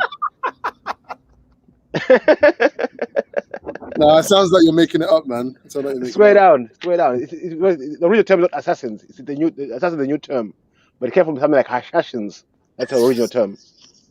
Yeah, I can vouch still. That is true. Is the way That he's saying it. Hashashin thing is true. No, that's it. That's how you pronounce it. I know. Assassin, yeah, assassins. Hashashin, it sounds mad. Assassins. I know. Assassin, that's how you say I'm it. not saying it's true, but that information is floating around. I don't know if the information is true, but yeah, that is what I heard as well. But not the hash part, I'm not so sure about. Because when I first heard the word, it was something to do with forest people when I heard it ages ago. No, but because he formed the stuff in the mountain, then he formed his monastery, like his base, high in the mountain, which was hard to get to. So no one you could find them, like in the middle of the forest. High up in the middle of the forest. In there, realistically. The first, that's the way I remember it. Some forest, like fucking assassins. I guess what we think of as assassins, stealth killers from the forest. Yeah. They'll appear from nowhere, kill you, just disappear again. I mean, them things. No, they don't brag about it. They won't brag about it. They won't leave no nothing. They just kill you and leave you for dead. See you later. Good with poisons and that, innit? Yeah, they used to like proper kill you in mad ways. I mean, no trace. No trace, no case. So that's where it came from. No face, no case, no trace. You know what I mean? Yeah. And when they became popular, most politicians use it for their own gain, you know what I mean? So that's how it's run. That's how it's run. It's a mazza. Yeah, see, Samson is right. Hashashins. That's it. That's how, yeah, that's like Hashashins. Okay. But they come from the name, the guy who founded them, Hassan Saba.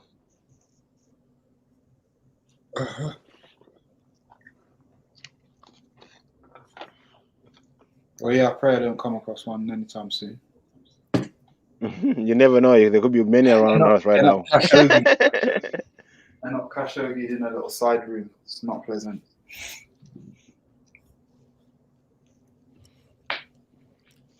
Oi. Oh yeah, they were the immortals in 300, isn't it? No, I don't know. Well, the immortals, yeah, in 300, they use the monkeys, innit? And you know, Hollywood likes to believe the Chinese as monkeys. You gotta watch these things carefully. Those monkeys were Chinese. Those assassins were Chinese. What's this in 300? Yeah. Fuck knows, man. Yeah, they were. Seriously, they took the piss. Oh, those monkeys were definitely a Chinese style depiction. Definitely. Hollywood takes a piss, bruv. They take the piss. Yeah. No, that was definitely a Chinese style monkey to me, the way I viewed it anyway. Yeah. I'm gonna have to rewatch that. I bare things to rewatch today, you know, like. Right, listen, these movies, they take the piss, bruv. There's a lot of stuff where they just barely take the piss out of customs. You know what I mean? Monkeys are usually always black people, innit? But this time they went a bit different. You get me? Yeah, they took them China. Like, nah, fuck this. Let's do this. And then the bad guys were Somali and the Persians were Somali, innit? Like, they're looking like from Kush and that. Yeah, yeah. In 300, I'm talking about. Yeah. Yeah, man. Yeah, it's all just games, man. It's all like dragging you one way and then dragging you the other way, man. Yeah, rewriting history, most of it as well. Yeah. And then Gods of Egypt. Gods of Egypt that took the piss. I still haven't seen that one, man. Oh my god, bro. You gotta just find it on YouTube now and just put it on. Just watch the first couple minutes and realize it's called Gods of Egypt. So just watch the first couple minutes. Bruv, a Hollywood blockbuster, bruv. Bare big names. Christopher Bell, Russell Crowe. Bruv, they're all in there, bruv. Taking the fucking piss. Yeah. If you're a white guy, you're a white guy, or you're white, whatever, like, cool, you're down with, like, you might even be slightly down with white supremacy, but you should be embarrassed to be in a movie like that, man. Nah, man. Look, bro, the typical 20-year-old white dude has This is no true. idea why that's ridiculous. They would just see gods of Egypt, just a bag of blonde man representing the gods of Egypt, and to them it's just normal. Standard It's not behavior, ridiculous. bro. It's just normal to them. Yeah. You didn't even do. Look, I'm looking at this picture, and I don't even need to watch the first couple of minutes. Honest, I'm looking at this picture now. I'm looking at the picture, and it's like they couldn't have even tried to do like a mixed thing. Nope. You know what I mean? They couldn't have even tried to do a mixed thing. They just went straight all out. Straight white, yeah. And Just titled all it out gods, white. and titled it gods. Bro, listen, even the crowds are white. How about that? Yeah, the crowd The is crowds are white. Everyone's white. I'm going through Google Images and that. If you see a black person, it's probably just like a servant or something. Now there's a Donny in there still. What's his name? Is this Chadwick? Chadwick Boseman, yeah, okay, cool. Oh, is he in it? They put him in it. There you go. I don't know now. I don't know. I can't recognize people's faces. What's he, a young knave or something? There's a guy that's called Moor. He's a Moor. He's a Moor. There you go. God of wisdom. Yeah, God of wisdom. A Moor. He's not taking that. He's a Moor. It says, what's that? See, the Moors were in Egypt. Yeah, you know what I'm saying? Just bare mix and match. They just dropped the mix and match. How could he take the role, though, man? I'm dead.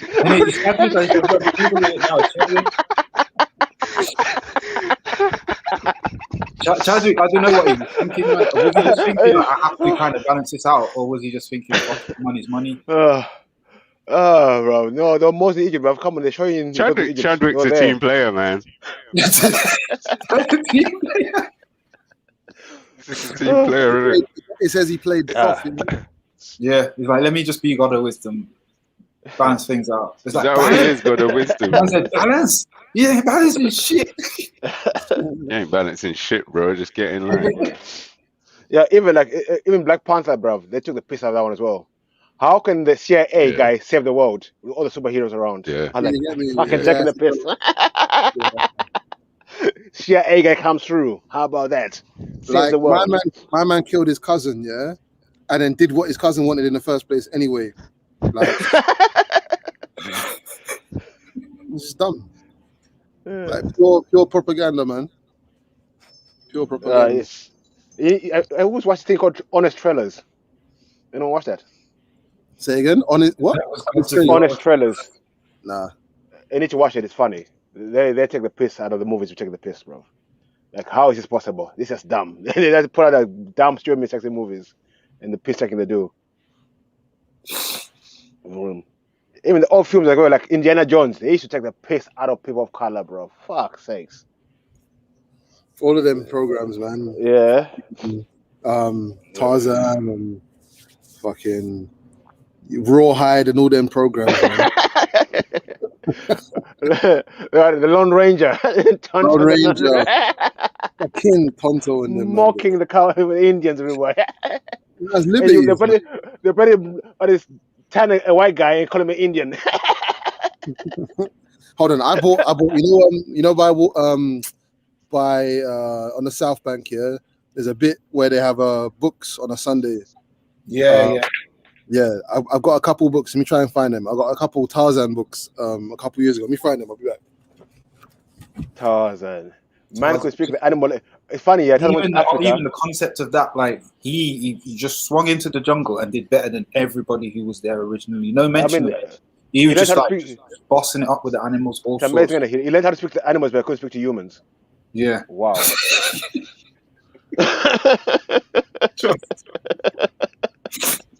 It's like all the way back to that. You couldn't do baboon talk properly as well. You couldn't do baboon talk. Which baboon go? I never heard no baboon like that in my life. A gorilla, whatever. You don't sound like that. I've been from Africa. I never had a gorilla sound like that in my life. Yeah, they take the piss, man. It's all about. I think movies are all about rewriting history and rewriting perception of reality. You know what I mean? And rewriting people. Recoding people, like people's normality. I don't even know. I don't even want to try and use words to describe it, but people are not the same. Like the typical member of the herd is not the same as say 30 years ago. 100%. Severely lacking. I always say I'm cut from a different cloth. They don't make it no more. You know them ones there. Exactly. I think you're right, because I think once you watch certain things and your perspective changes, it can change your perspective of the things, and your reality changes as well. Yep. It's all joined, all put together very nicely. But if you think about it, the way that their whole thing shifts is a good way of kind of maintaining the generation gaps, even the race gap and that as well. Do you know what I mean? Because when you look at America, like black media is separate. You say black media or black comedians? Media, like music, film. There's a big separate, there's a line in the sand. I don't think it's separate. I think it's put in different categories, but it's not separate. No, it's all the same people. That's what I mean. Yes, it means it's categorized differently. Yeah, but it's not separate. And the following, unless it breaks through to that mainstream level where it's got everyone's attention, yeah, that's what I'm saying. Then it's considered black. But if it breaks through, then it's considered American. Yeah. But even still, when it breaks through, it's still kind of like you know, like the Kevin Harts and the Will Smiths and that is they're the poster boy. Then like we love these people kind of because they broke through. But what I'm saying is like when them they were kind of, sorry to cut you just quickly. It's not a big point, but they were kind of for a long time promoting the mislabel of Kevin Hart as the funniest comedian alive or the funniest man in the world or something. So where did Jen come from? Even Jen in that sense, they were claiming him. He wasn't the funniest black comedian. They were claiming him at that point when he joined them in whatever their agenda was. They claimed him. See what I mean? They were holding him up there. There wasn't not that they were saying there wasn't a white man funnier, but they were using that title. Trust me. Do you know what I mean? But yeah, I'm talking more about like the BET thing, the country chart thing, all the kind of movies that come out and they're on one side, and all the movies that, do you know what I mean? Like I think you get that in all genres. I think in America, you get that in all. You got the Indian side, you got the black side, you got even the white side, the country music, the hillbilly side. That's what I'm saying. That I think things are split there more so than like the black thing is deliberately split away though. Yeah, and I think it shows itself in different ways when they look at that, when their society and obviously all the bullshit that's happening now. But yeah, Tarzan. I think that comes out of the idea of black people doing this stuff against all odds. So it's never meant to happen, and when it does happen, it's a bit of a surprise. Do you know, like initially, like it's stuff that black people do in America where they're reaching new ground and breaking barriers that were set for them. Like it was always set up for it to never happen. So when it did happen, it was just viewed as something happening over there. Yeah, you don't see the cover, yeah? Yeah. So I want to know, like, where did Jen come from? Mary Jane? Is that Mary Jane? Is that Mary Jane? Look how he's murking the black guy, man. Yeah, he's just dashing him. He's just dashing ragdoll stuff. Wow. This pure fantasy. You couldn't even photograph that. Look at the little blurb as well. Bro, I want to know, how are cousins surviving with all the malaria going on? Dreaded warriors of a strange country. Why did you buy this, man? You know what? History. I'm trying to learn about the history, innit? Tarzan the Terrible. Wow. Get me, Europe's great heroes like Tarzan the Terrible. But most of the European heroes are terrible guys. They're further the cause of the European, isn't it? So if you name one that isn't that terrible. Yeah. One European hero. Villains. A male hero that isn't a tyrant in some way. Yeah. Although I suppose heroes don't really go down in history unless they are tyrants. Well, I don't know if tyrants, but you've got to be dominant. That's the word I'm going to use. A lot of these European ones were tyrants, Alexander the Queer, we can name all of them. They're all the same. Conquest.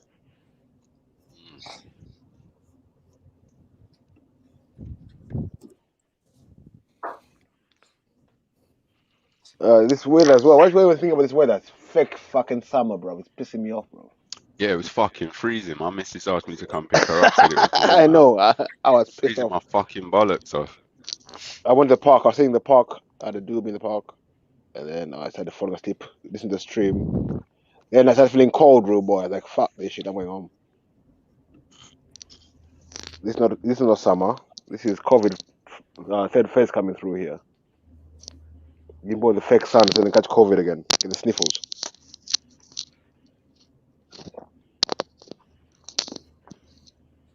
The chat gone all quiet. No. But the movie I'm wondering what to see though is the Matrix. The one the thing that's coming out. I want to see that one. See What's what coming fuck out? with A new Matrix. Yeah, the first Matrix. They're remaking it. No. The Matrix 4. Is it 4? Yeah. Yeah, so it's going to be progressive, like years down the line. When they're from the new Zion or whatever. That is going to be the most Illuminati film ever. It's going to be so depressing. Well, I can just tell. From what I was depressing. excited. I was excited about it. Yeah. Then I found out about. I read a little article about it with them transgender boys who are now women in it directing the film. Were Wachowski sisters or brothers, should I say? Yeah, they were they're transgender. They were now female now. What? You didn't know that? I don't even believe that. What do you mean? I mean, I believe it's being put out there. I don't believe that they're really female. Why would two brothers both have that same fucking disease? They both had. Both were born male, but really we're female. Yes. If they're twins, isn't that like? They're not twins. They're not twins. They're not twins. They're not twins. I don't think they're twins. They're just brothers. No. Oh, fair enough. Now, fuck all that. They're just cross dressers. So Man. They're probably not even. They're probably even cross dressers. Okay, yeah.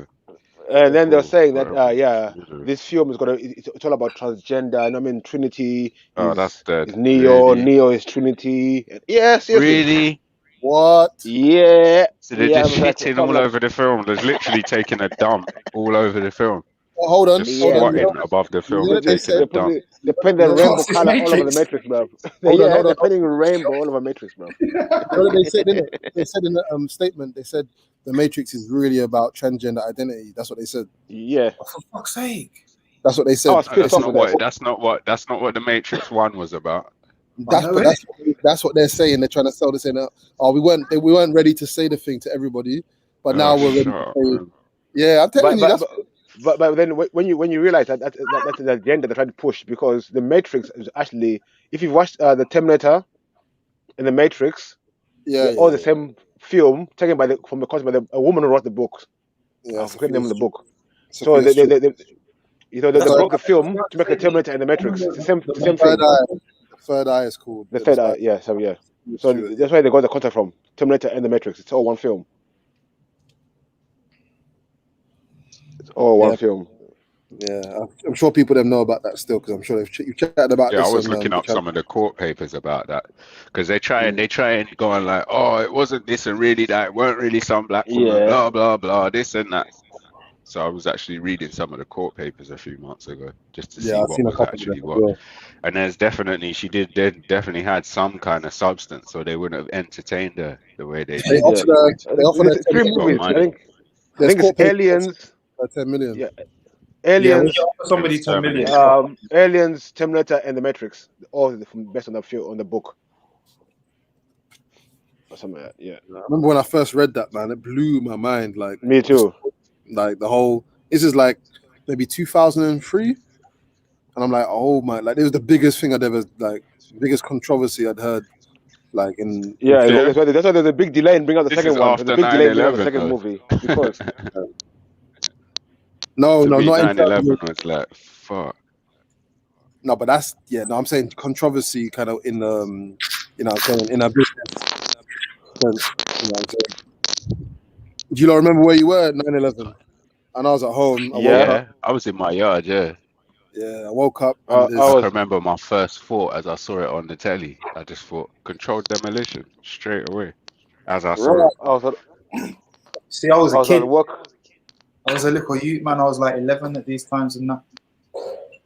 I was at work with the clients, walking through the town center, 18, and I was walking past the Currys, and I saw it on telly. You know, back in the days, there were the Currys shops. They did have the telly's playing the news. TV. I was walking past one of them. And I'm like, what? That was a movie, innit? Intense. that's I thought it was a wicked. movie at first, and then they was trying to show, and everyone was standing there. Yeah, that's It's a real. sick way. Yeah, it's happening right now. You probably found out one of the best ways, Beefy, except for being. Do you know what I mean? But no, done, yeah. But the thing I think that you found out. but I became very black very quickly though. I was like, I'm going home. See you later. They're not my towers.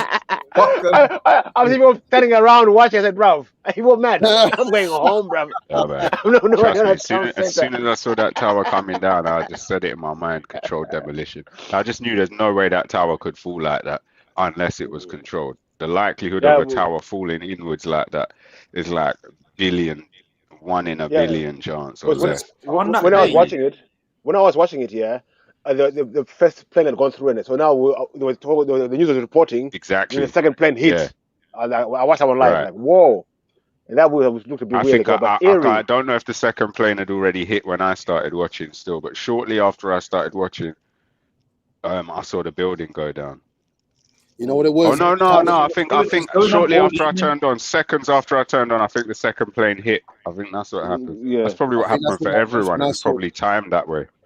Yeah, that's Yeah, what I that's saw. kind I of remember what the it whole was. thing You know was going what, on yeah? all evening. I think there was reports of it, and then as they were reporting and getting the info together, more was happening, and then it's like, oh shit, Raj Yeah. fell down. Oh shit. And there was one Yeah. CNN Like, reporter. There was one when CNN I got- report, yeah, and she's saying the second tower has been hit, and the second tower is behind her.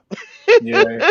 But then, yeah, you see, in the evening, that's what I remember more. The evening in it, because I basically, I think I was at like a friend of my mum's after school, and then we went home, and then that's when my mum was talking about it. News was on all evening, all that stuff.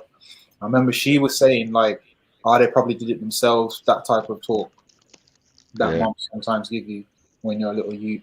But then, Bro, you're lucky if your mom gives you that talk. You're lucky. Most people don't. Give you that talk. true. It's true. I think it's Sad one of truth. those. It's one of those things that's always stuck by me. Like, especially when people have kind of questioned me about certain things, or people have come to me with certain things like I don't know about it, and I was like, nah. I remember then and a couple of other conversations from pre-12 where she put me onto like not everything can be fucking trusted, basically. Like, and I was she thinking don't myself. she don't know the ins and outs, but like she knows that there's a smelly fish. In it. I remember my little Mazda Yeah, phone was when trying to the- get when the- signal in London. I'm thinking, how is my guy from Afghanistan using a 3310 in the cave to direct all this shit? I was shocked. Like, this is 3310 did it. Yeah. But yeah, like so when it was on the news that evening, I remember like they were going through like who they think it was already. Yeah. No, the They had passport. a list. Remember, They had a list that they called the axis of evil. Remember, they found the passport. Yeah, found the Syria, passport. Iran, Iraq, I remember Afghanistan, them and there's outlining one it other. that Was day. it Yemen or something? They were outlining it that day, like, yeah, we're gonna go this, we're gonna do this now, because I know it was like it's one of these three. And lo and behold, look what's happened. And that shit's old news now. Middle East is done. Like nobody cares. It's all And corona. the maddest thing, out of all them countries on that list, Iran was probably the most overtly, according to the propaganda we were fed, Iran was probably the most dangerous, overtly dangerous, I know what you mean, overtly yeah, yeah. anti-West. And every single country except Iran has been ran through. Trust me. Trust me. Every single country on that list except Yeah. Iran. They keep ran offering to through. run through it, but they won't. Because it's chaos when No, you do because it. Iran, I'm seeing in more recent years that Iran is a team player. Yeah, that's also come out as well. Because I feel like people were trying to say, like, let's say about 5 years ago, it's like Iran and Russia, they're not involved. Yeah, That was some people's narrative, like Iran and Russia aren't involved in that. yeah. And it's like Yeah, when nah, Iran, it's when Iran's COVID cases went through the fucking roof before Italy's. team player. Yeah. Team player, bro. When I see how Russia, Iran China, team player. It's all one. Like they might have their own sides and they might have they might have desires and plans to fuck each other over, but right now they're all working as one team. Fucking everyone else.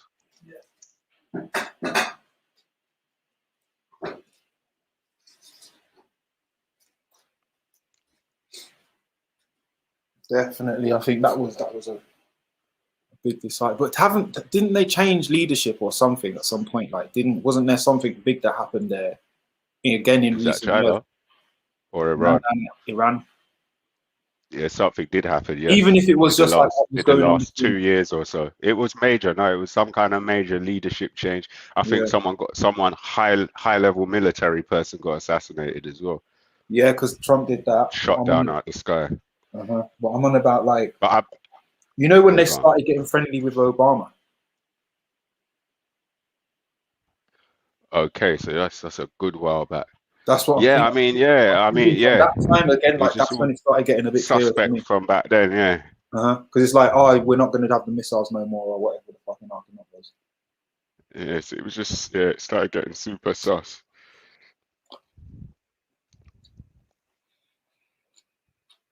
You think you learn?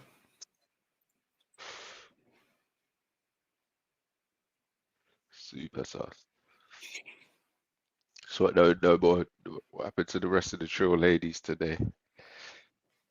Not many ladies on the panel today. Your movie talk must have scared them off. What movie talk? From earlier, we was talking about films, like for how long now? We went away, like with series of films, and going away for a second and come back to them. It's like, okay.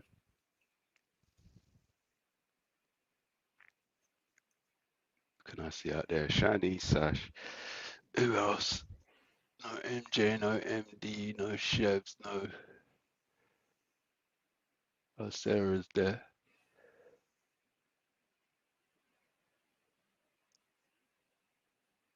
Yeah, it's going quiet. Needs a little female touch. Spice it up a bit.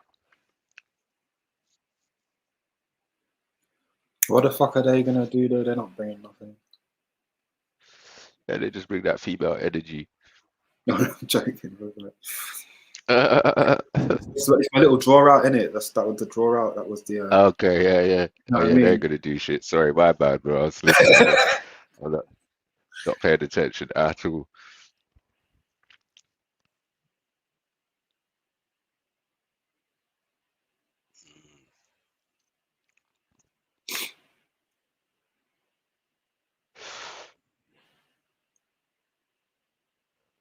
Yeah, boy. What was we talking about before it just went quiet? Iran being a team player. And oh yeah, what was he talking about before Iran? Into that situation from the where you was when you started to see 9/11. 9/11. Oh yeah. So do you remember Diana as well? Yeah, I was younger, but I do remember it. Again, that's when I was super young, but that's one of the things. It was like a big day in the world. Yeah, to me, the dribs and drabs of information that were coming out. Go on. I don't remember none of the aftermath, because obviously it must have, based on how they are now, it must have been in the news and the funeral and all that. I don't remember none of that. But I remember yeah, but they were drip feeding the story. The news that day, the first day when it happened, kind of. They're drip feeding the story, and then it's only the driver survived, but he's unconscious. Then it turned out he woke up, but he ain't got a tongue. It was just like, what? Fucking hell. You see that the detail of that again, because I was young. What year was this? 92, something like that. Nah, I think it was more like 96, 97. Was it that late? No, I was in school, surely. Oh no, maybe not actually. I was old enough to have the news presented to me that the day though. So they was in that particular S class, which at the time I knew as well. There's no way that S class turned over. It didn't just turn over. Would have been fresh, innit? It was a new one, yeah. It was the first. I can't remember what that model number's called now, but I think it's W123. Might not be though. I could be wrong on that. But yeah, it's these were like they came white thing. It's like a big slab. Yeah, they came out in 96 or something, and they were like the first. It could do like self-driving, lane tracking back then on the autobahn. Do you know what I mean? I just know how that car worked. I just know there's no way that dude was able to turn that car over on what was effectively a straight or any of those bends. Like you'd have to hit the tires with something.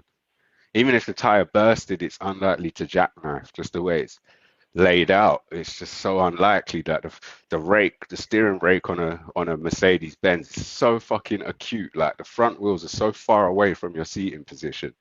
Yep. Long steering racks, you know what I mean? It's a Mercedes feature. So it's just so unlikely that thing would have turned. Like, I said, I'm looking at the car. I know exactly the one. It's a slab, mate. That's a slab and a half.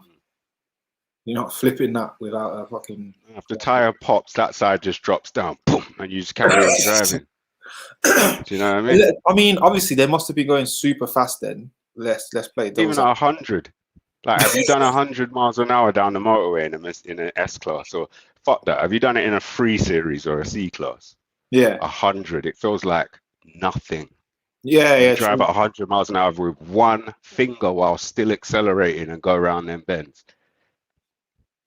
It's nothing. So in an S class, it would feel like you're doing 50. I remember when I was a kid, like a small child, being in a flipping, what would it have been? C Reg. So that's a 1986 Jaguar XJS V12. 130 miles an hour. It just feels like 60, 70 miles an hour, like nothing. So at S I know you mean. class, It's because of that smooth ride thing that they've got going on with the wheels and the, yeah, system and the structure and the seat. exactly. That relationship Exactly. from floor to your back basically is just like they put work in there, innit? Yeah, man. Because it's before all this tech, that was how they could set themselves apart from all the rest of the cars. Exactly, the way they set up the ride and the handling. And gear it or whatnot. Exactly, because all the rest is just electric windows. That was it. Because it got kind of. So yeah, that Diana thing. As a youth, I just thought this don't make no sense. So if I was 96, then I was even older. I was 16. It's 97. I just checked as well. 97. So there you go. I wasn't even that young when that happened.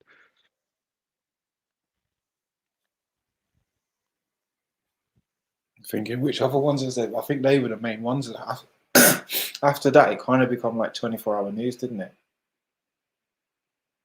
Not Diana thing, but like yeah. The terrorist era, should I say? The Islamic terrorist era, like yeah. Well, after 9/11, you mean? Yeah, basically. But I'm saying that's all you'd hear. Yeah, the whole world changed. It was Sky Digital really got into its swing and that, and all the other types of like and then after a certain time it become internet news and Facebook news. So people's relationship with news changed. Yep. Definitely during that little stint of going to Iraq and all that shit or whatever they were doing.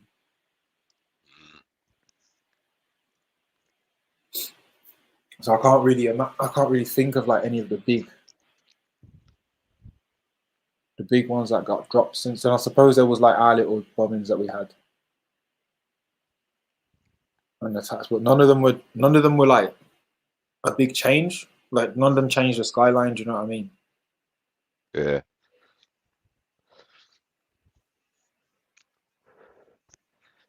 Oh boy, I've just watched the people deteriorate. I see these events and I see the changes that they want to implement, and I just watch the people deteriorate around these people's intentions. That's the way I would describe it. Yeah, people have deteriorated around these other people's intentions. Oh, I know them. Remember Notre Dame? What about it?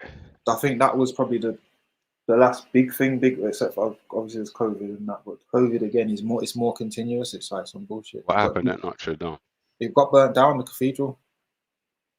Okay.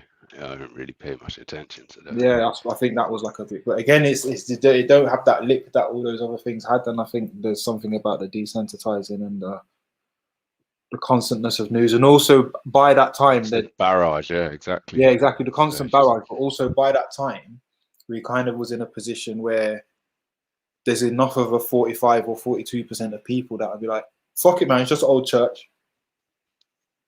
Oh, yeah, definitely. But then really start banging on about their narrative about, people starving and all these other things, and that, which in many ways is fair enough. but also was, again, it's just a big divide type behavior.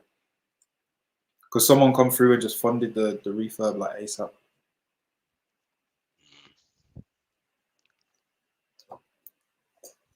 One sec, my door's going. Okay. All right, babe, calm down. Oh, hi there, you all right? Gonna deal with it, babe.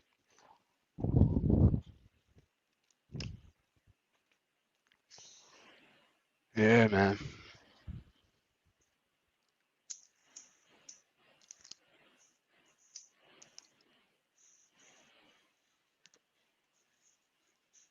None of them ladies accepted the challenge then.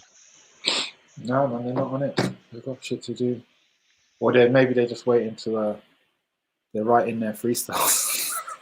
Oh, yeah. Right, they're freestyles in there.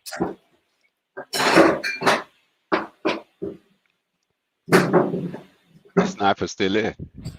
You still here, sniper? Is he gaming? I don't know. Yeah. Do any of you know what happened to his Saturday shows? Because Saturday shows keep disappearing. I don't know about Saturday shows, man. I know one of them, somebody put up some mad image. So hold on, you mean on here?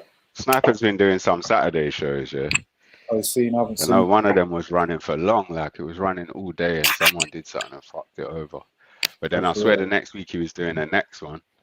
And when I went to watch it, it just weren't there. So I'm wondering if someone did the same thing again.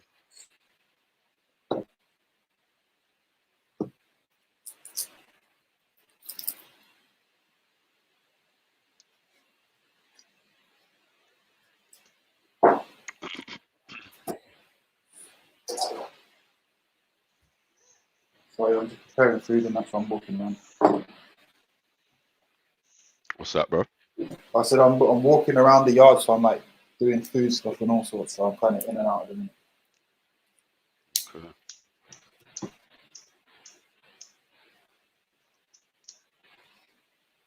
So no one got any topics? Somebody, do you know what? Somebody mentioned a topic earlier, but it was about fucking Super League. What's that? I think it was something to do with like, should there be an African version or someone's come up with an African equivalent of some sort. Of what? Sorry, what are we talking about? Well, I can't be wrong with sport in general. Like, I don't really care about it. Yeah, that's what I was gonna say. I'm not on this sport thing too much. So yeah, it's just whatever, isn't it? Especially mainstream sport. For real.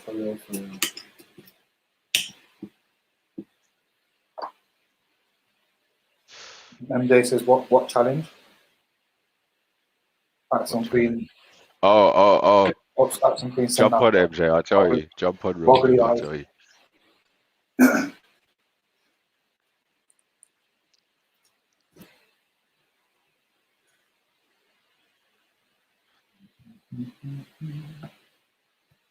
Oh, Shed's up to as well.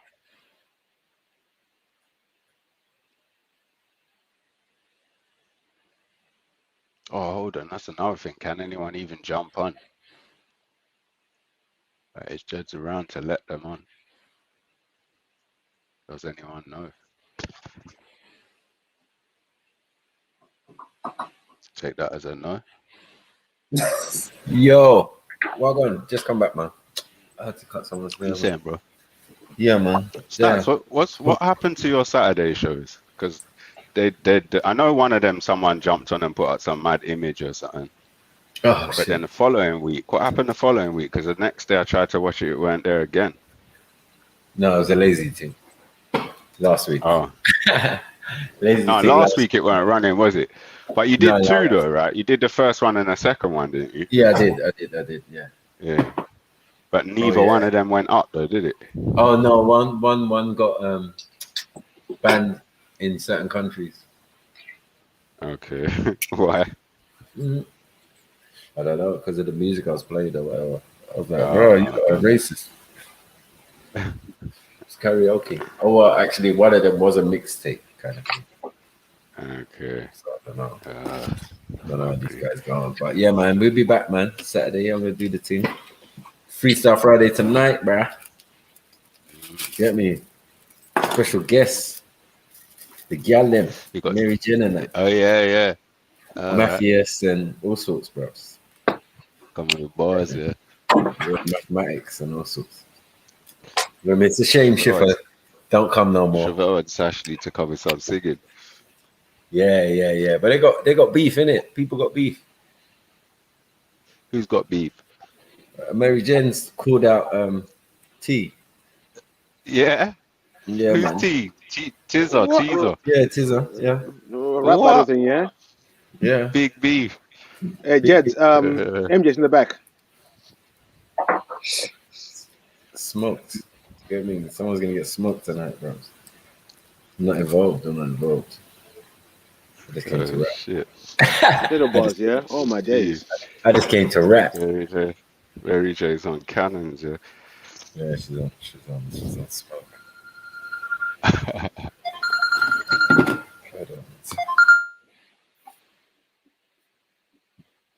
Oh yeah, Jets ain't even around. It sounded like Fax wanted to pop up as well tonight. He's got something to say to the black boys, apparently.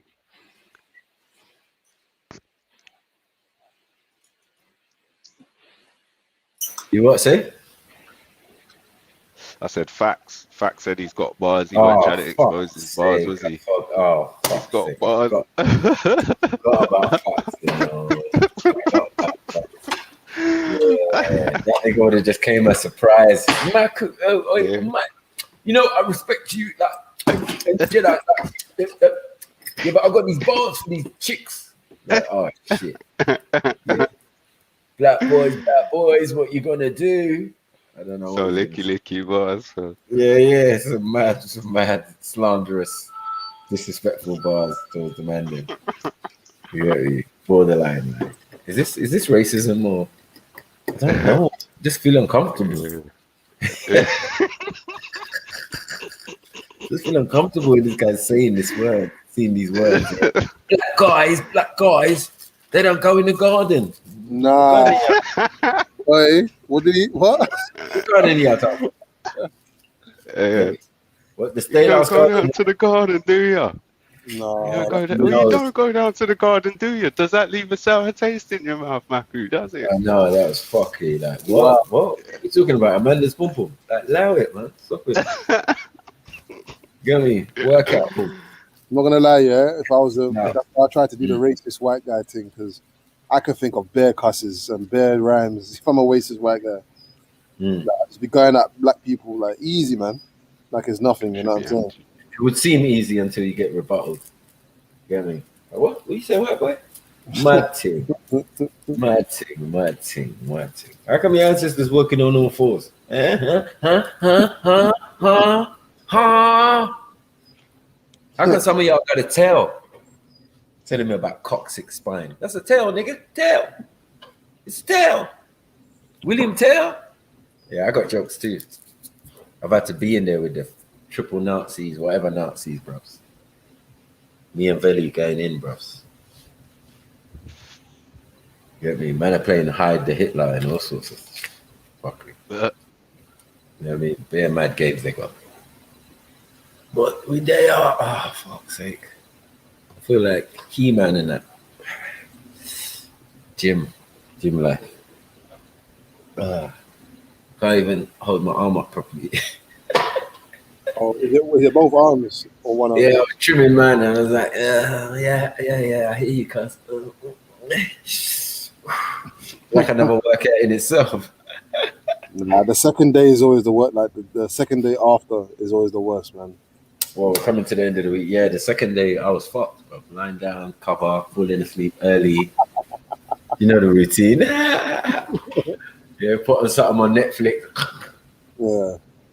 But can't sleep because you're in pain. So you're like, recovery. Yeah. It's mad. If you have ice baths, does that help the It might do, but you know, like the effects, you could actually think you've got COVID. You get me? Because your body's so weak and that. Like, right, if I supposedly got COVID now, I'll be folded. You get me? Mad thing. I'm trying to get my wife to do some boxing training with me, but she hasn't felt that burn before.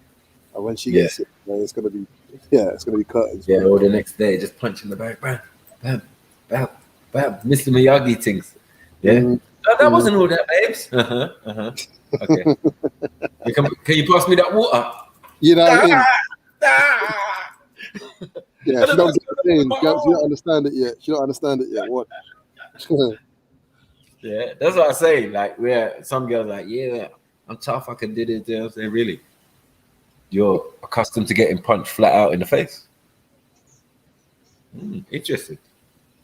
You know, sustaining injuries like falling off of flats and all sorts of stuff that boys do. Do you get what I'm saying? Jumping from the first floor and that. Yeah, all of that. You was doing that, yeah? Good on you. Who, me? No, I'm saying good on you to the girl who's trying to be tomboy. Yeah. Right. Really? They don't understand, man. They don't understand. I remember even something as simple as getting cramp after you played like 120 minutes of football, bro. Like just getting a cramp up in your hamstring and the pain. Like, you know what I mean? Or even get a stitch during the game. Yeah. To run through it, boy.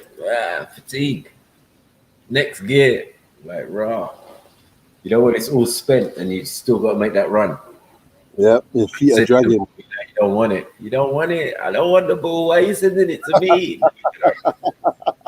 Run for my life. For me as a winger, I'm the quick player that you have to keep an eye on in it. But yeah, when on a few occasions the person was faster than me, it was a Mazza, bro. Mazza. I held on to man's t-shirt and whispered in man's ear, I beg you don't, bro. Stop it, man. You ever been outpaced by a white man? Never. But I have been by Korean youth. Yeah. Yeah. Korean youth, blood. Fast! Oh my god, it was an import. You know, you look down at the calves and everything, like this is a machine. Yeah. This ain't even a proper human being in that. proper adult. And this is a machine, the young machine ready. This one's going into the national team straight away. You know them ones? He's designed, didn't it? They designed him. Yeah. They were playing for like Crown and Manor, which is the academy team. Yeah. And bruvs, we beat them. Yeah. It's only the inexperience that made us beat them, I think. Right. You know, like they had all the energy and all of that, but they didn't have the wisdom and the know-how. But bruh, if you ever heard of Mike getting put on his backside, like because two men are running towards him, it's a mazza, bro. I didn't know what to do. Games this, sorry? I was football. Yeah, two men running towards me, and I had that. What do I go for this one? I goes for this one. I just fell back and sat on the floor, like. Well, I don't know what you lot want me to do. Yeah, like I'm getting out, Nyam. I'm getting Nyam out on this left wing. Yeah, this guy's fast. He doesn't like me. Yeah, them guys with a mad stamina, man. You don't want it. Innit?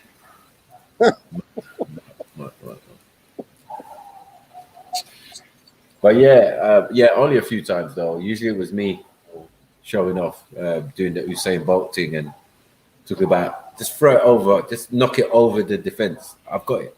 5-10 yards, give him a head start, in fact. Yeah. Let's see who's gonna get to the ball first. You know what I mean?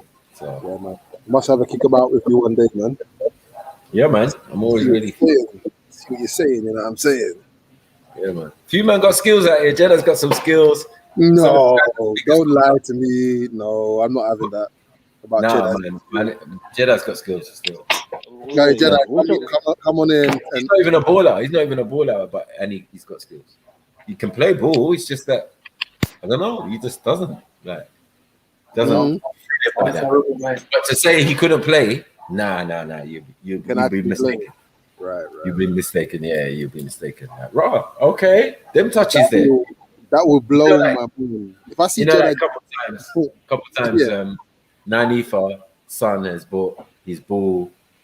You get me, or another sister, one Rasta sister, but his son, Prince Akeem or whatever his name is, he brought the ball as well. And yeah, these men at Speaker's Corner, especially these Somali brothers, blood. You know how it goes, yeah. You know how it goes. Yeah, North African, bare Moroccans. Yes, my brother.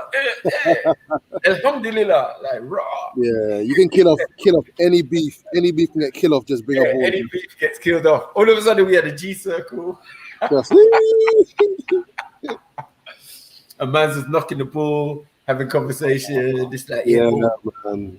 Yeah, I feel that. Man, we had good fun. That's why I tried to organize the football thing in Speaker's Corner. Yeah, to squash the beef. Like, you're not beefing. Come we play ball, man. That's all it takes, bro. That's all it takes. All this. I had a diary full of players, bro. Sarah, everyone, bro. You get me? Oh, my man can play as well. Oh, boy. Nah, listen, I got Abdul Hamid just because Sarah said he was playing. You know the ones there. I said, what? But it was Sarah who said, what, a game where I can kick people? Shaolin football. Shaolin soccer. That was going to be Shaolin soccer, boy. You know what I said? That's what I was going to be. A bloodbath, boy. Gladiator football. And I went to Abdul Hamid and I said, sorry, I've just got to let you hear this joke here. I imagined, you, when the kickoff went off, man's not even looking at nothing, the ball or nothing. Man just focused, stalking Sarah, you know? Man marking him. Man marking. Yeah. Man marking him. Yeah. He said, no. It's not even going to be like that. What, Sarah's playing, yeah? I said, yeah, bro. Oh, that's a joke. Yeah. It's Muslims versus the rest of the world, bro. So yeah. Yeah, it was a mad thing. It would be I had my versus right back, the little Jewish guy. You know the little Jewish guy with the glasses? Yeah. He was my right back, blood. I had players, blood. And the manager was Gary Google. Yeah. You get it? For the rest of the world team. I had it all planned, bro. Funny, man. Yeah, Jedi wanted to go in goal, but it was between him and Uncle Ty. What do you mean, Jedi? Really? He wanted to go and go? He wanted to go and go. Because when I first approached him, I'd never seen him play yet. Yeah. I saw him play after. You get it? But he was like, yeah, no. I'll go and go, innit? Like, all right. But Uncle Ty also said, yeah, boy, I'm a baller, but you know me, old man, Uncle things, I'm getting go. Listen, his eye will probably drop out when the ball lick him, man. You know, he weren't well in it. Like, you don't know what can happen with him, man. Yeah. They had a decent team, the Muslim team. They're better players. Ringers. You're actually serious. This actually went down. Like, you planned all of this shit. Yeah. Planned everything. I had my little diary book where I had everyone's names and numbers and their position, what they would prefer. You get me? I had the Kemet side, and then the Muslim side was handled and given over to Ali Jihad. Yeah. You get me? He was the captain of the other team, of the Muslim team. Was Hijab trying to be centre back in that? That's what I was saying. I was saying, where's he gonna play, bro? Yeah, and where's Mohammed Taweed as well? Hijab and Taweed have been goal posts, isn't it? These niggas in the game, bro. Yeah, you're gonna see some dirty football. I'm telling you. I think Hijab would have gone in goal. Hijab would have gone in goal with his mittens. You know, the mittens he had. You can't get past Xerxes. One step forward, one step back. You can't get past Xerxes with the mittens, bro. You know what I'm saying? That game would have been ridiculous. Like, I would have. I'm telling you. Someone would have died again. I tried to get Steve. I tried to get Steve, you know, the policeman. Yeah. I said, come and ref the game, man. He said, yeah, I heard about it. Sounds good, but I'll only be there to watch. You're supposed to be the reason why there's gonna be peace at the game, because if you're there as a spectator, you just want to watch. Like, how's that helping? You get me? And I don't even talk to you guys. You know what I'm saying? The man telling me he knows about the thing. Yeah, he won't mind seeing it. And I said, yeah, man. What, you want to do refereeing? He said, nah, man. I come to watch. I said, nah, that's bullshit. Because these fucking feds are shit, bro. Well, if we can get that, if that can happen. No, you know why? Because for me, it was like meant to be an opportunity to squash the fucking beef. Who has to deal with the beef when it goes off? And it you. Yeah. It doesn't even make sense. Like, you want this beef then. That's how it seems. You want the beef. You know what I mean? It's something to do. You know what I mean? Yeah, man. I think there was some females as well trying to get in there and that. Yeah, remember the Jamaican. The Fire Bingy woman. The Rasta girl. My sister. Fire Bingy, the real Fire Bingy. The real Fire Bingy. The Rasta sister that come to the park, man. For my ends and that. But she played for Arsenal and that. Goalkeeper and that. So. Oh, see. But on pitch as well, she was cold as well. You know, like racial Yankees are bridging and that. Mad thing. I'm trying to think if I've seen any of them. Oh, Gabs is a baller. I used to play for one team. Yeah, Gabs was on my team, lad. Gabs was fully on my team. He was like, yeah, I played yesterday. No, you remember Maku when he used to come in his kit? Do you remember? Yeah, come in tracksuit. What's that? What are you wearing, Gabs? Yeah, I just played yesterday, man. Yeah, man. Okay. So what? These men want to play, yeah?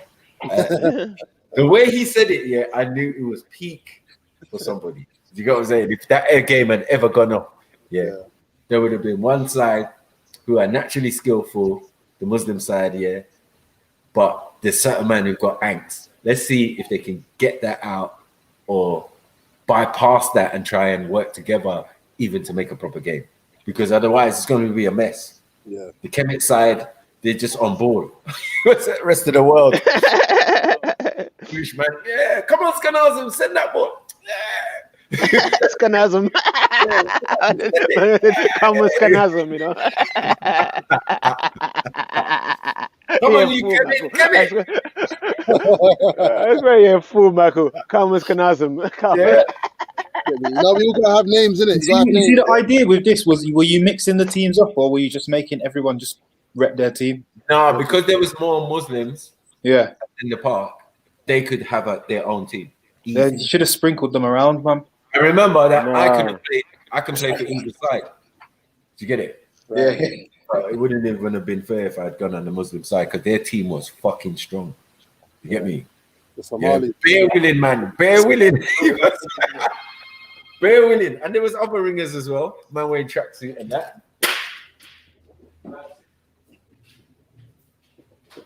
But the problem as well, you get bare fake ballers. Like I used to play Sunday football back in the days, and bruv, you know, everyone was nearly made as a pro. Sunday football. At the injury, but you're playing right now though. The injury ruined my career, and I would have made it. But bruv, you're playing right now. Yeah, that's what they all say. Yeah. Ruin their career now. Everyone in football was a pro, bruv. Nearly made it. I was one of them shit talkers as well. Don't get me wrong, bro. Oh, why can't I hear anything? Oh, I know the ones there, man. I don't see those MA Browns. I say that. I don't really see MA Browns on the pitch. I just go past it. Whatever, bro. Come true, innit? When you're ready, Maku, innit? When you're ready, man. I got a ball on the roof right now. You get me? I said I got a ball up on the roof here right now. I watched it. I got a ball in my yard, bro. I've always got to. Yeah, I just practice in my socks on my wooden floor. I watched some clip here where Damien Marley and his brothers were playing football. Bruv, men were wearing rucksacks for the dreads. This is long. They were wearing rucksacks for their dreads. Yeah, to play football. No, that's rude. I'm like, nah, I'm out. I'm out. Are you man carrying a pack on your back to play football, bro? Long that. I'm tired of watching you guys playing. Fuck this shit. Yeah, I know Bob was a baller back in the day. I know that.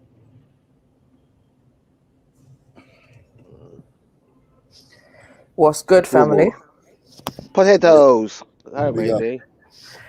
Potatoes. I'm good. I'm not really good. I feel a bit shit today, but you know, it's all right. I'll get over it. You took the vaccine, did you? I may as well have the way I feel. Maybe I ate too many potatoes. One of them ones. I feel like a potato. Green potato. Green potato. I think it's, you know, when you mix the potatoes and you have like Irish potato and sweet potato, it's kind of like mixing alcohol. It's just not recommended. So what's this challenge that S has got for the ladies? Was it just a challenge just to get us on the panel?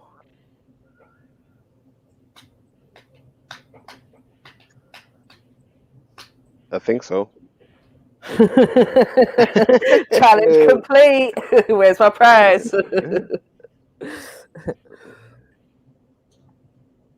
Yeah, I'm supposed to write some bars for Freestyle Friday tonight. Well, because You got bars, MJ. You've been ready for weeks. Don't lie. Don't lie. You've been ready for weeks. I don't have the creativity is not flowing right now. It's not flowing. Yeah, right. You're ready to slay some guys. You've been making challenges everywhere. You offer me out. I think I need to have a drink or something. Like I need a confidence boost somehow because I'm not really. Remember, you offered me out. You offered T out. You offered the Abasha crew out. Listen, T's been getting at me all week. Literally all week. So yeah. And I've just laughed it off until now. I figured the best way to get revenge is through bars, isn't it? Bars. Yeah, man.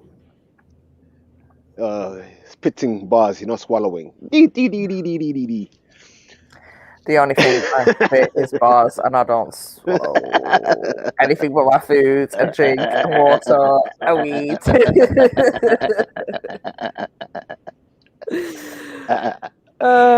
Spit or swallow. I was joking. What's everyone saying in the building? Big up my G, Mod Best. Axum Trill. Yeah, the Horn crew is representing right now in the chat. Axum, you gonna jump on tonight and spit some bars, yeah? Show us what you got. Oh, Axum, you should have said that to it. You see, MJ's watching, right? She's like, yeah, you know what? Now, poor Axum. Like the day we took over Maku's Saturday show was funny. Like I don't know what made us start freestyling, but something just it's like some spirit overtook me that day. It was like, hey, let's freestyle, and we start freestyling. And then Axum jumps on to like join in the fun, and I just started going in at Axum. See, I blame the spirits, man. I fucking blame the spirits. I don't know what happened that day. I think with freestyling, it's easier when you're going at someone than just trying to go out of your head. It's like casting my channel. It's easier to cast someone when you're in front of you than when you have to think about it. Yeah, freestyling, that type of thing. You just can't help but go for someone or say something about someone. Just disclaimer: anything I say during Freestyle Friday is not to be taken seriously. No, I heard it a bit of it last week. She was going in. I was like, MJ has been writing. I wasn't even. Do you know? I even said to my son one day, I was like, "Hey, write me some bars." He's like, he just looks at me. He's like, "Think of 5 things and make it rhyme." And I was like, "Oh, for fuck's sake. Trying to be the teacher now, yeah." You know, when the student becomes the teacher. Yeah.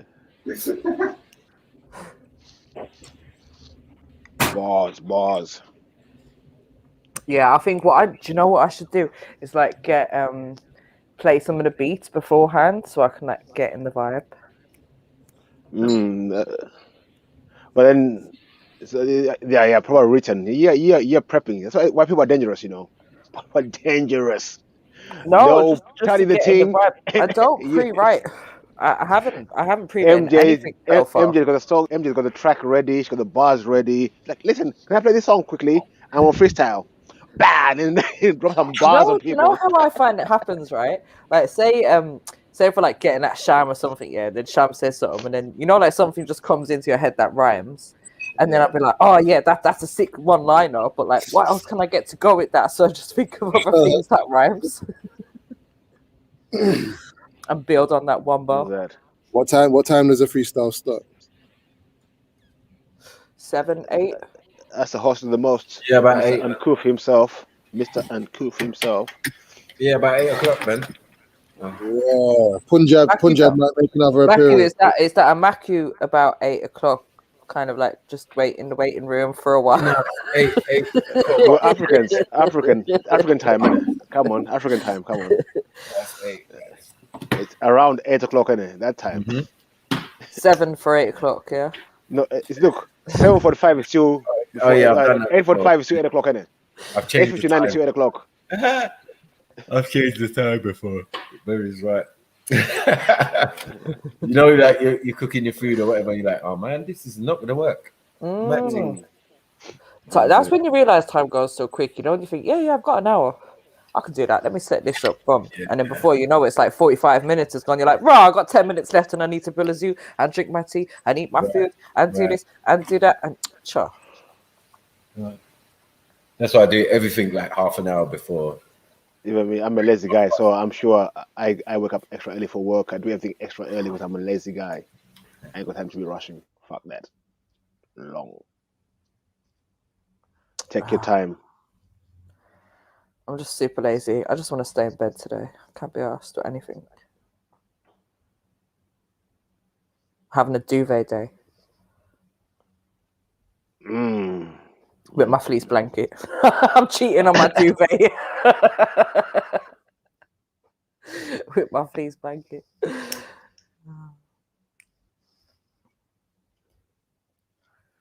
Any topics? Any topics?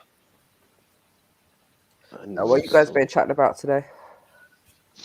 A whole host of things, definitely. Various topics.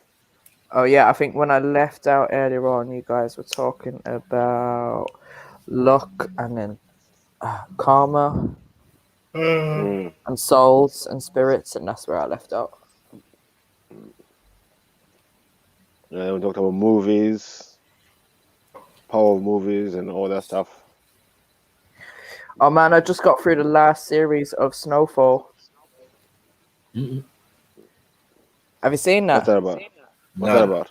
It's really good. It's about like how crack evolved on the streets of America in the 80s. Say no more. Yeah, so it's like one particular boy, how he gets into it, gets his family into it, the whole CIA involvement, how like they was bringing drugs into the country to make money for arms so that they could have wars with other countries and control. Yeah, to make money for no arms. That's bullshit. Crack in America, CIA. What are you talking about? That's where they got the name from. But yeah, it's quite good to watch. I found it quite interesting. I've gotten through like the whole four different series in the last like 2 weeks. So it's on the chill thing, yeah? Netflix and chill, yeah? I think series 1, 2, and 3 was on. Where did I watch that? One of the mainstream ones, like BBC. I think it was BBC. Okay. But then series 4, I had to go onto YouTube to watch that because it's not available in the UK yet. But yeah, it was good. But I hadn't watched TV programs or movies for about 2 years, 3 years. I stopped watching stuff. I'm really trying to get back into watching a few movies once in a while. But I don't like wasting my time. I'm the same, you know. Like the thing is, I don't even time is a thing to waste. I gave up having a TV for the sake of I got so sick and tired of TV and just all the bullshit and the news on every flipping channel. I was just like, no, I'm done with it. But I have been thinking recently I might just get I might do the whole projector thing instead of getting a TV. Because I want to be able to like watch movies and stuff like that on a bigger screen than the laptop. But I don't know if I actually want to have a TV. Might be cheaper just to get a projector and a screen, right? Yeah. Yeah, definitely. I might just do that, I think. Because the TVs are so expensive as well now. No. If you want to get like a decent one. Not really. Smart TV, wait. But they're now too much. Everything's smart now, isn't it? So I saw like a 75-inch going like for 300, 400. Okay. It dropped since the COVID. I'll tell you that. Yeah. And now, and soon was like last year, everything was shut, most of the shops like for things. So this year they're gonna have old models for sale, going cheaper than the new models coming out this year. So there's gonna be a lot of cheap tellies going about in the next few weeks. Because every year they bring out a new generation of tellies. So That's true. And I suppose if I don't get a smart one, because I don't really want all of that additional technology, I just want a screen to be able to like watch things on, like connect it up to whatever device and watch it on, innit? with most smart tellies, you just project from your phone. So you watch whatever you watch on your phone, you just project your telly. Right. You know what I mean? I kind of like life without a TV, so yeah, I don't know. Yeah, it's good. Like I mean, when I didn't have a TV, like the thing I realized that the thing that influence your life that you know the news, what you watch on the news, boy. Yeah. And When I started just the watching the shit news, that captures you I sometimes. wasn't Like, involved. Yeah, you know, like you I leave a wasn't TV involved in the station world. on, and then like some stupid program comes on, and you sit there half an hour later, you're like, why am I watching this? Why am I Exactly. interested in this? Like, why is this even playing in front of me? Like, go away.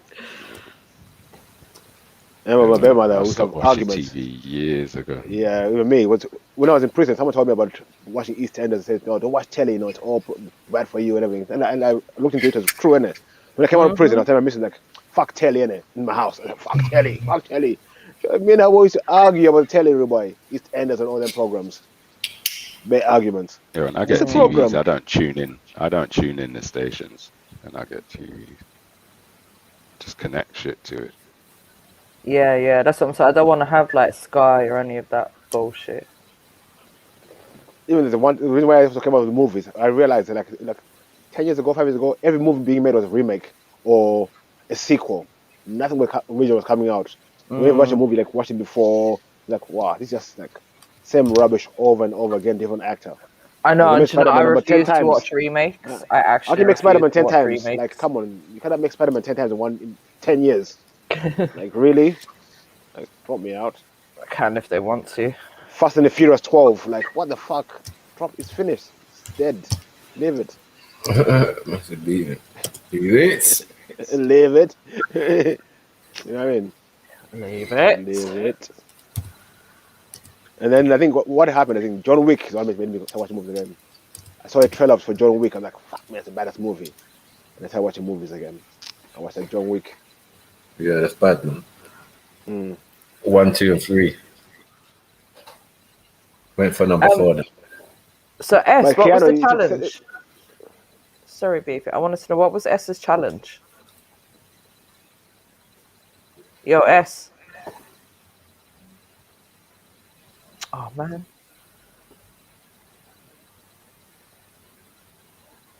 Mm-hmm. The challenge was definitely just to get me on the panel. Yeah. Yeah, no, sorry. I was saying before, it wasn't. There wasn't. I didn't set a challenge. It was. I can't remember who it was. It was either MA or Mag. One of them said it was just a draw out though, and yeah, you turned up. So yeah, challenge accepted. That was right. Drawn out. I tuned in 'cause I was trying to have a nap. I felt really tired and then I couldn't go to sleep. And I was like, oh, okay, let me go back to the channel. And then I had S gone, oh, none of the ladies accepted the challenge. And I was like, what? What did I miss? MJ, don't lie. Your auntie's hand is kicking in. Your gingerness is kicking in. Like, oh, son, let me go and have a nap. Let me disappear from this. That's what's happening, isn't it? Something like that. Let's just say something like that, innit? Ain't even been out today. Actually, live streaming from my bed. This is terrible. I've been out today. I'm sitting outside the hole. I love the sun. Any bit of sun, I'm out there.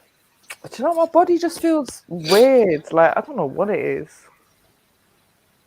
I don't know. I feel cold. Like, you know when you can't get the heat into your body properly? COVID. Yeah, I hate that shit. Run down. I think you must be run down. No, but people think it's summer, innit? They see the sun out, they wear little jumpers, little jackets. Yeah, It's go fucking out and cold catch a out little there. cold. Yeah. Cold out there. Fuck's sakes. Yeah, no, I'm not one of them people. I've seen that. It's funny because when I was out the other day, I see like few people have still got their In big shorts and furry that, like jackets really? on, and then some of them got like vest tops and shorts on. It's like, what's going on? We're in the same place, but you're dressed for completely different climates. It's cold. No, they're people get excited to see a bit of sun. They're wishing summer so badly. They walk around in shorts. Like, no, Went out it in a doesn't work. t-shirt earlier. You can't do a sun dance in the shorts and think it's gonna be sunny. Nah, stop it. Stop it. And that's it. And it gets cold quite early still. So even if the sun is shining for them couple of hours, by like 4 o'clock, that chill starts to come back. And it. Nah, but I see my white daughters in Bermondsey already. The white Reeboks, blue shorts, shit over the collar, with a can of Stella in the hand. Standard behavior already happening. Like, really, guys? Are you sure? You sure? Is it that type of weather? Yeah, fam. Yeah. Okay. Cool. Good luck. They have a woolly hat and 2 jumpers and the jacket. See you later. I keep it moving.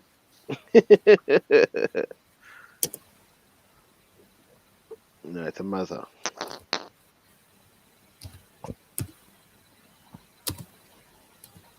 What's everyone's plan for the weekend then? You know, yeah. The Queen's birthday. Who gives a monkey's? Fuck. I'm the Queen. How about that? That'd be controversial. Who's celebrating the Queen's birthday? Come on, some people out there doing it right now. Well, wait, aren't we supposed to be celebrating what's that dude's day today? It's today. What's it? George's Day, isn't it? St. George's Day. Who was George anyway? Isn't he the Patriot of England or something? Yeah, but who was he? He's Greek. Know. He's actually How am I a Greek. supposed to know? He was a Gregorius. Greek. Gregorius. He was Greek. George and the Dragon. He defeated the Welsh, the dragon, innit? The Welsh, and he took over. George the Dragon Slayer. But who built Adrian?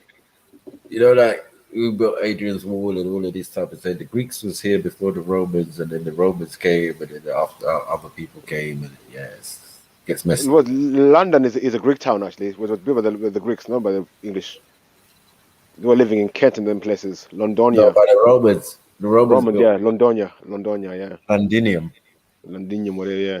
Yeah. And Bath, that's Roman as well. Yeah.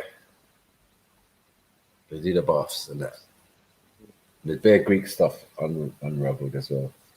I've always found it strange that they celebrate St. Patrick's Day more over here than they do St. George's Day.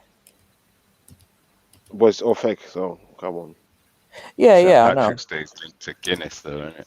It's alcohol thing. Even if you don't drink Guinness, it's an opportunity to drink alcohol. It's also marketing as well. It's been a very good marketing strategy by Guinness. Yeah. Oh yeah. It's in the pubs every single year.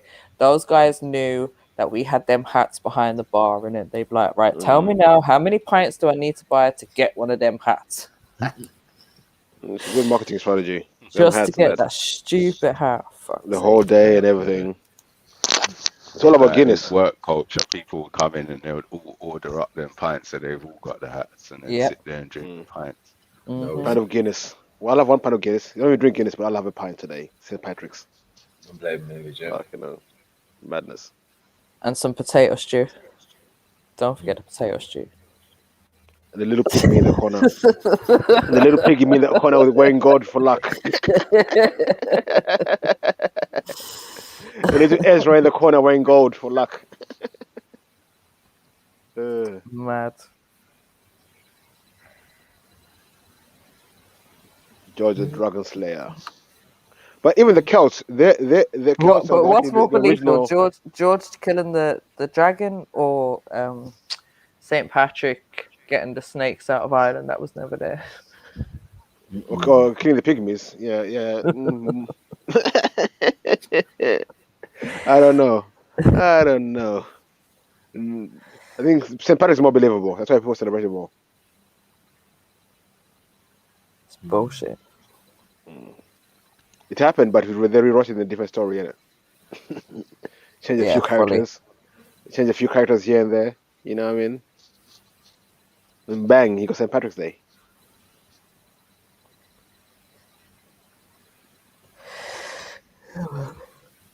But even like I like St. Patrick's Day back home because it's bank holiday. And I was usually found it's out the a other nice day that celebration, the Celts are actually Spanish people.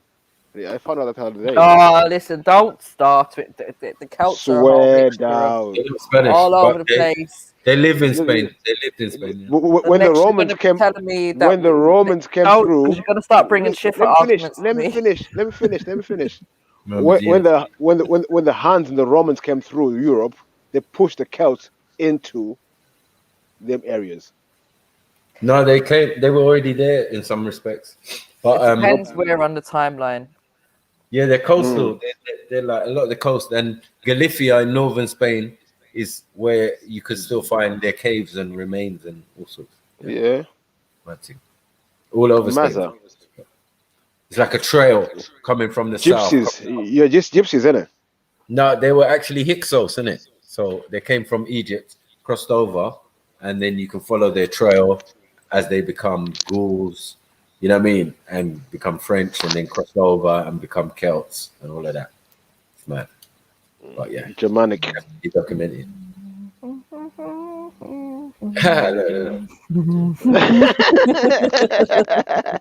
So Emily, you're from Spain. How about that?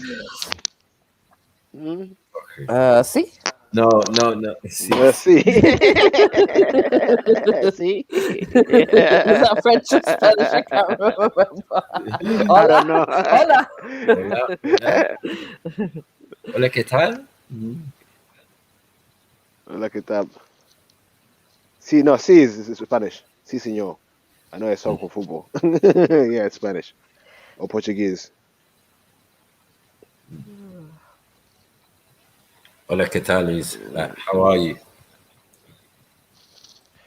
I don't know any Spanish at all.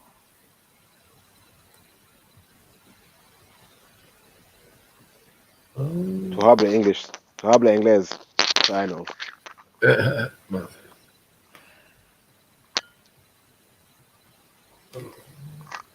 Where's everyone today? Enjoying the sun? Park life? Hey, where's everyone today? Maybe. Enjoying the life, park life, aquatic life, all them lives. Finally got their asses up and went outside. Hey.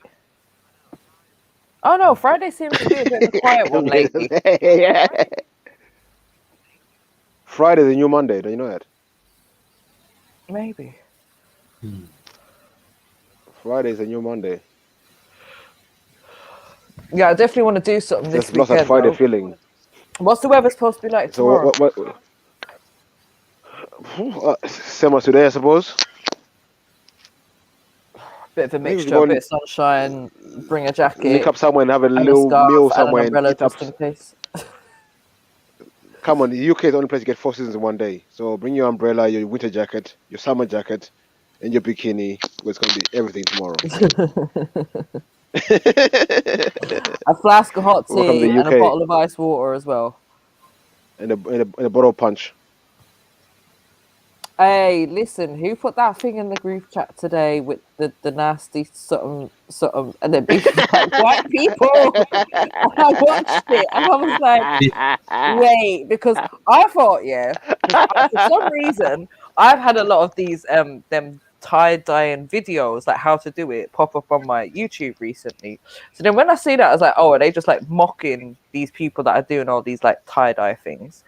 And then I watched the thing and see what the woman done. I was like, wait, where is she actually going with this? And then she said, put up the drink.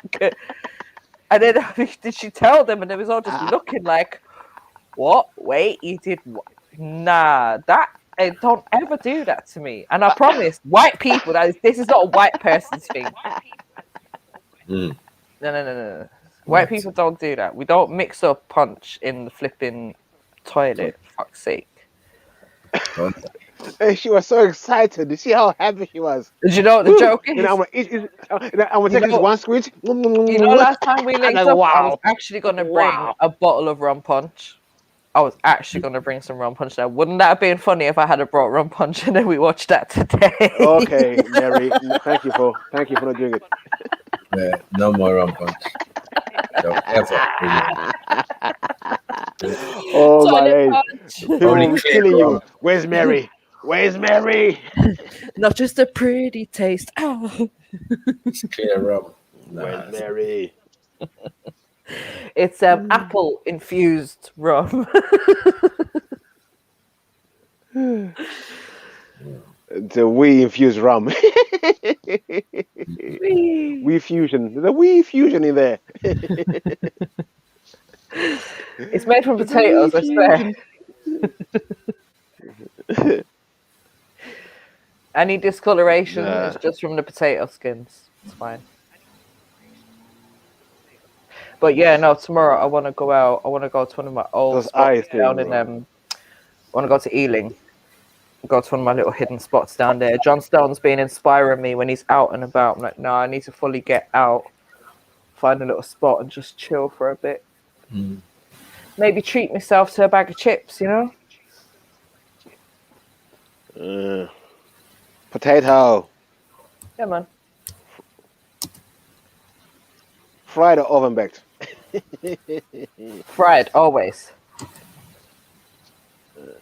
But even Oven potato chips thing, are it's not an nasty. Irish thing, potatoes. It's not an Irish thing, that's a Belgium thing, potatoes. It's a Sorry? Belgium thing. Fries. Okay. Fries. Home with Oh yeah, they can from hold the Belgium. fries, but the potatoes come from Ireland. Come on. I bet it is, huh? I don't know about that. I don't know about that. I tell you one thing though, when Jedi googled Irish food, he didn't see no chips on any of them plates, did you? Nope. Just bare mashed potato. Potato. Chopped up potato with meat, chopped up potato in a stew, chopped up potato in Cabbage. No, it was the ham. Yeah, it wasn't the people there. It's all Belgium, they that's flip France, meat, isn't to be it? honest. That's across the water, isn't it, basically? And they used to have potato and everything. But when we got cold and run out of fish, they think, oh, what can we fry to make like fish? So they fry potatoes, fries. They think, nice fish fingers. Imagination. Use the imagination to eat them like like fish. You know what I mean? Them ones there. That's where fries came from.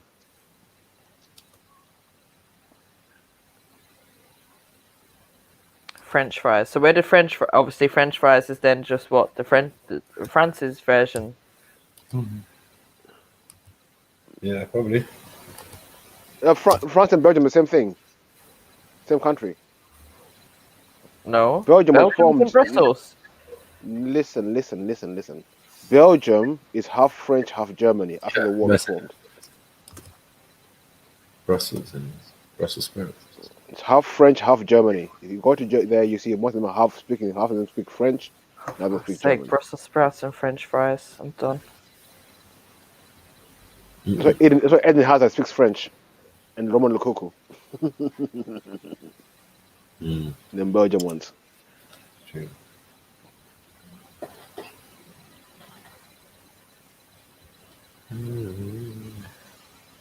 You know, they're having a little Brexit thing there as well in Belgium, where some people want to go back to France and the other half want to go back to Germany. So Belgium could be no more. Belgium could be no more. Belgium was it was a territory given to one of the Queen's family, innit? King Leopold, innit? To hold that spot there for yourself. No, them ones there. We call it Belgium after you. We give you the little spot there to hold, be a king there. You know what I mean? After the fall of Prussia. All these jokes needed lands and everything, so they'll give you lands. I have a question. Does anybody know if they're still giving out the flu jab? Yes. Why? There were, but now it's too late now for the flu jab. You get the flu jab in between September and October. Did anyone get the flu? Has anyone got the flu? I had the flu. I had a little sniffle for about a week or two. Sure it's not COVID? It wasn't COVID, bro. Nothing to do with my breathing. Nothing to do with my breathing. I just had the fucking runny nose, bro. So I found out that it was fucking cold, bro. My father took the vaccine, And then I seen him a few days ago, and he was like, "Oh, I'm sure I'm due for my flu jab," and I was just like, "Dad, really?"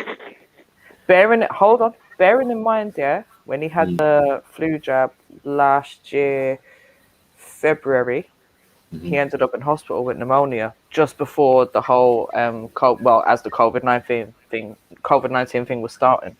He was in hospital with pneumonia, so he just got out like as they were starting to set up the little COVID centers and stuff like that. And now man's talking about, when am I getting my flu jab? And I was like, but Dad, do you not remember what happened? Like, do you fully not remember that you nearly died again last year after you had the flu jab? The flu jab.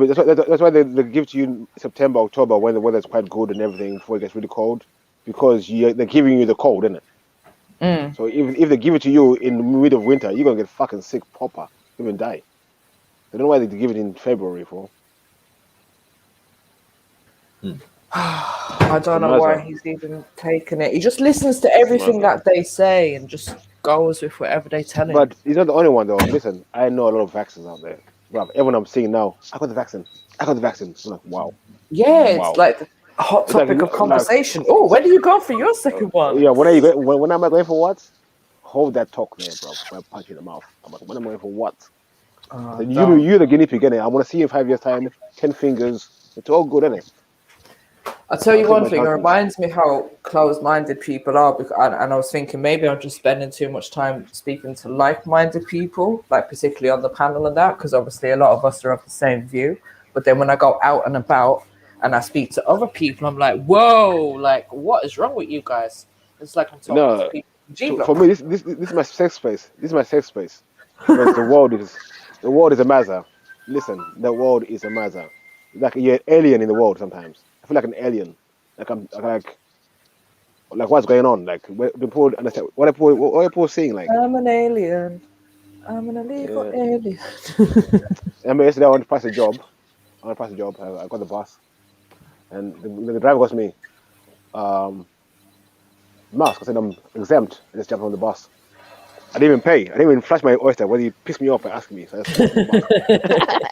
come on. Yeah. Then I went to look at the job. Then about 20 minutes later, the same bus driver came back again. I put the bus, jump on the bus again. He goes to me, "Where's your mask?" I looked at him like, "Bruv, you Are you dumb?" I just gave him that look like, next time, I swear, don't stop me again. Where's your Today, mask? What if you're on the fucking bus. mask? You saw me 20 minutes ago, and you asked the same question, I said you the same answer. Bruv, don't be stupid. And I said, you asked me twice every time. You asked me twice. Where's your mask? Where's your mask? Like, I'm dumb.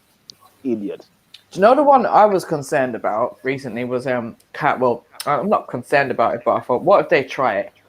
Because you know when you if you book an Uber or something beforehand, it's like, oh, you must wear a mask, you must do this, you must do that, and you must tick here to agree to all of this. It's like, yeah, whatever, tick the box and book my cab, and it cab rolls up, I don't wear a mask. They ain't said shit to me.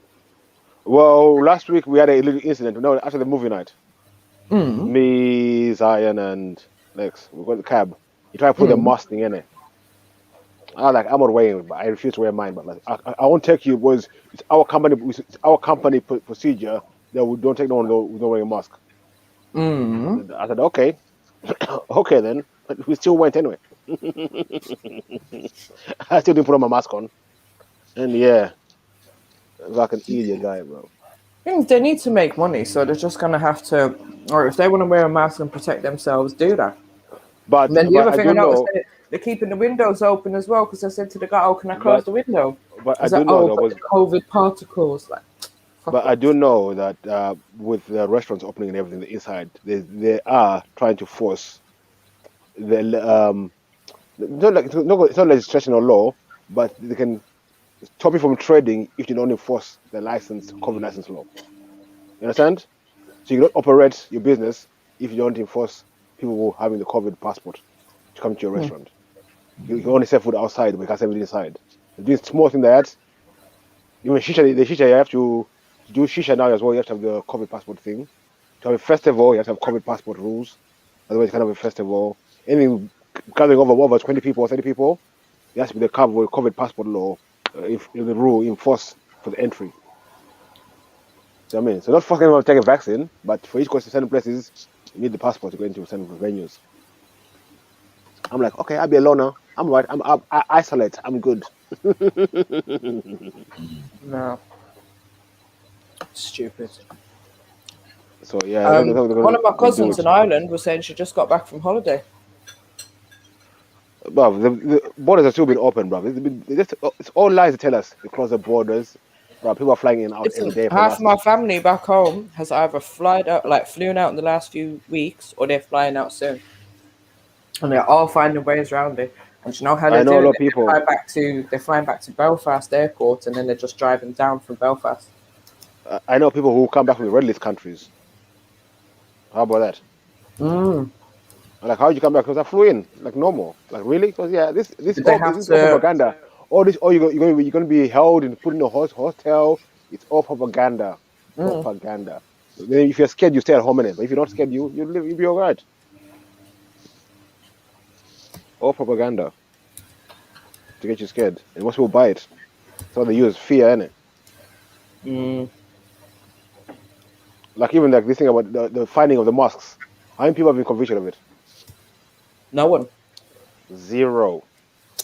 There's all this big who about it. God, how you been fined? Nobody. God, no one been fined. You know what I mean?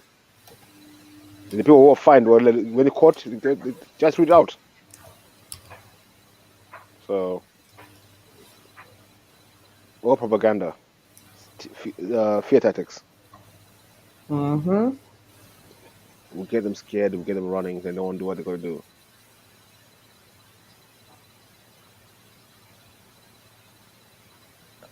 Rob Bits, I don't know why you're saying it's end cold out there. Yeah, it's so tall, bro. It must be freezing up there, bro. I don't know what you're talking about.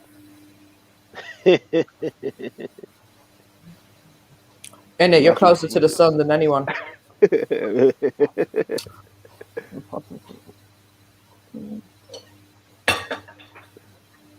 Okay, you guys gonna lock off the show. Hey, letting up your still show. Heartbroken. What's that? What did he dump you, Mary? So I'm still heartbroken. Yeah. Oh, what, Beefy, you didn't know about this? No. Uncle Beefy, I was all crying and everything last week, man. Shit. Rasta strikes again. Yeah, no, it's not even funny. It's not I'm not funny. laughing. I'm crying. It's my crying sound. I'm crying with laughter. No, you cry so much, not laughing. No, I realised. I woke up today. I think this is why I've stayed in bed all day. I just woke up and I was like, no, I'm not over it. I'm not Rasta. over it. Rasta strikes again. Remember the auntie with the fruit, Beefy? Huh? Remember the auntie with the fruit back in the day? Oh, I think Mary needs to see that. I thought about that the other day. You know, when she said, what she said. I said, no, Mary, you need to see her. You get some training from the best.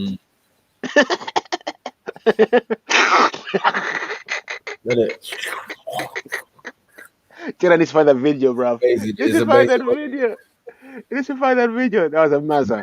What some people could do with a grapefruit, man. It's mad. Grapefruit. Mad. Mazza. Mazzolini. The sounds alone was mad. Yeah. So what time is the show starting, Michael? 8. Jada's about to lock off the show. Yeah. Make sure you like up the show, people. And then I'm gonna charge my liquid tablets. Oh yeah. Wanna get my weed and all them good stuff. Yeah, man. And big up everyone in the chat. Big up everyone, man. Come on, man. See you all at Freestyle Friday. You don't know. Where's Jada anyway? He's saying the show in the chat, but I can't say we're still live. Yo, Jed, you're there. What are you doing, my G? You gonna be around for Freestyle Friday, Beefy? Yeah. I'm gonna go get my weed now. Go collect my weed. Some bit of mimosa, and then yeah. Some mimosa. Yeah, I'm gonna jump in the shower. Hopefully, wake up a bit and feel a bit better. See you guys in a bit. See you in a jiffy. All right then. Big up, everyone. Big up. Big up Red Pill Tree for hosting us today. Big up the chats. Big up everyone who came through. We shall catch you on the other side. You don't know.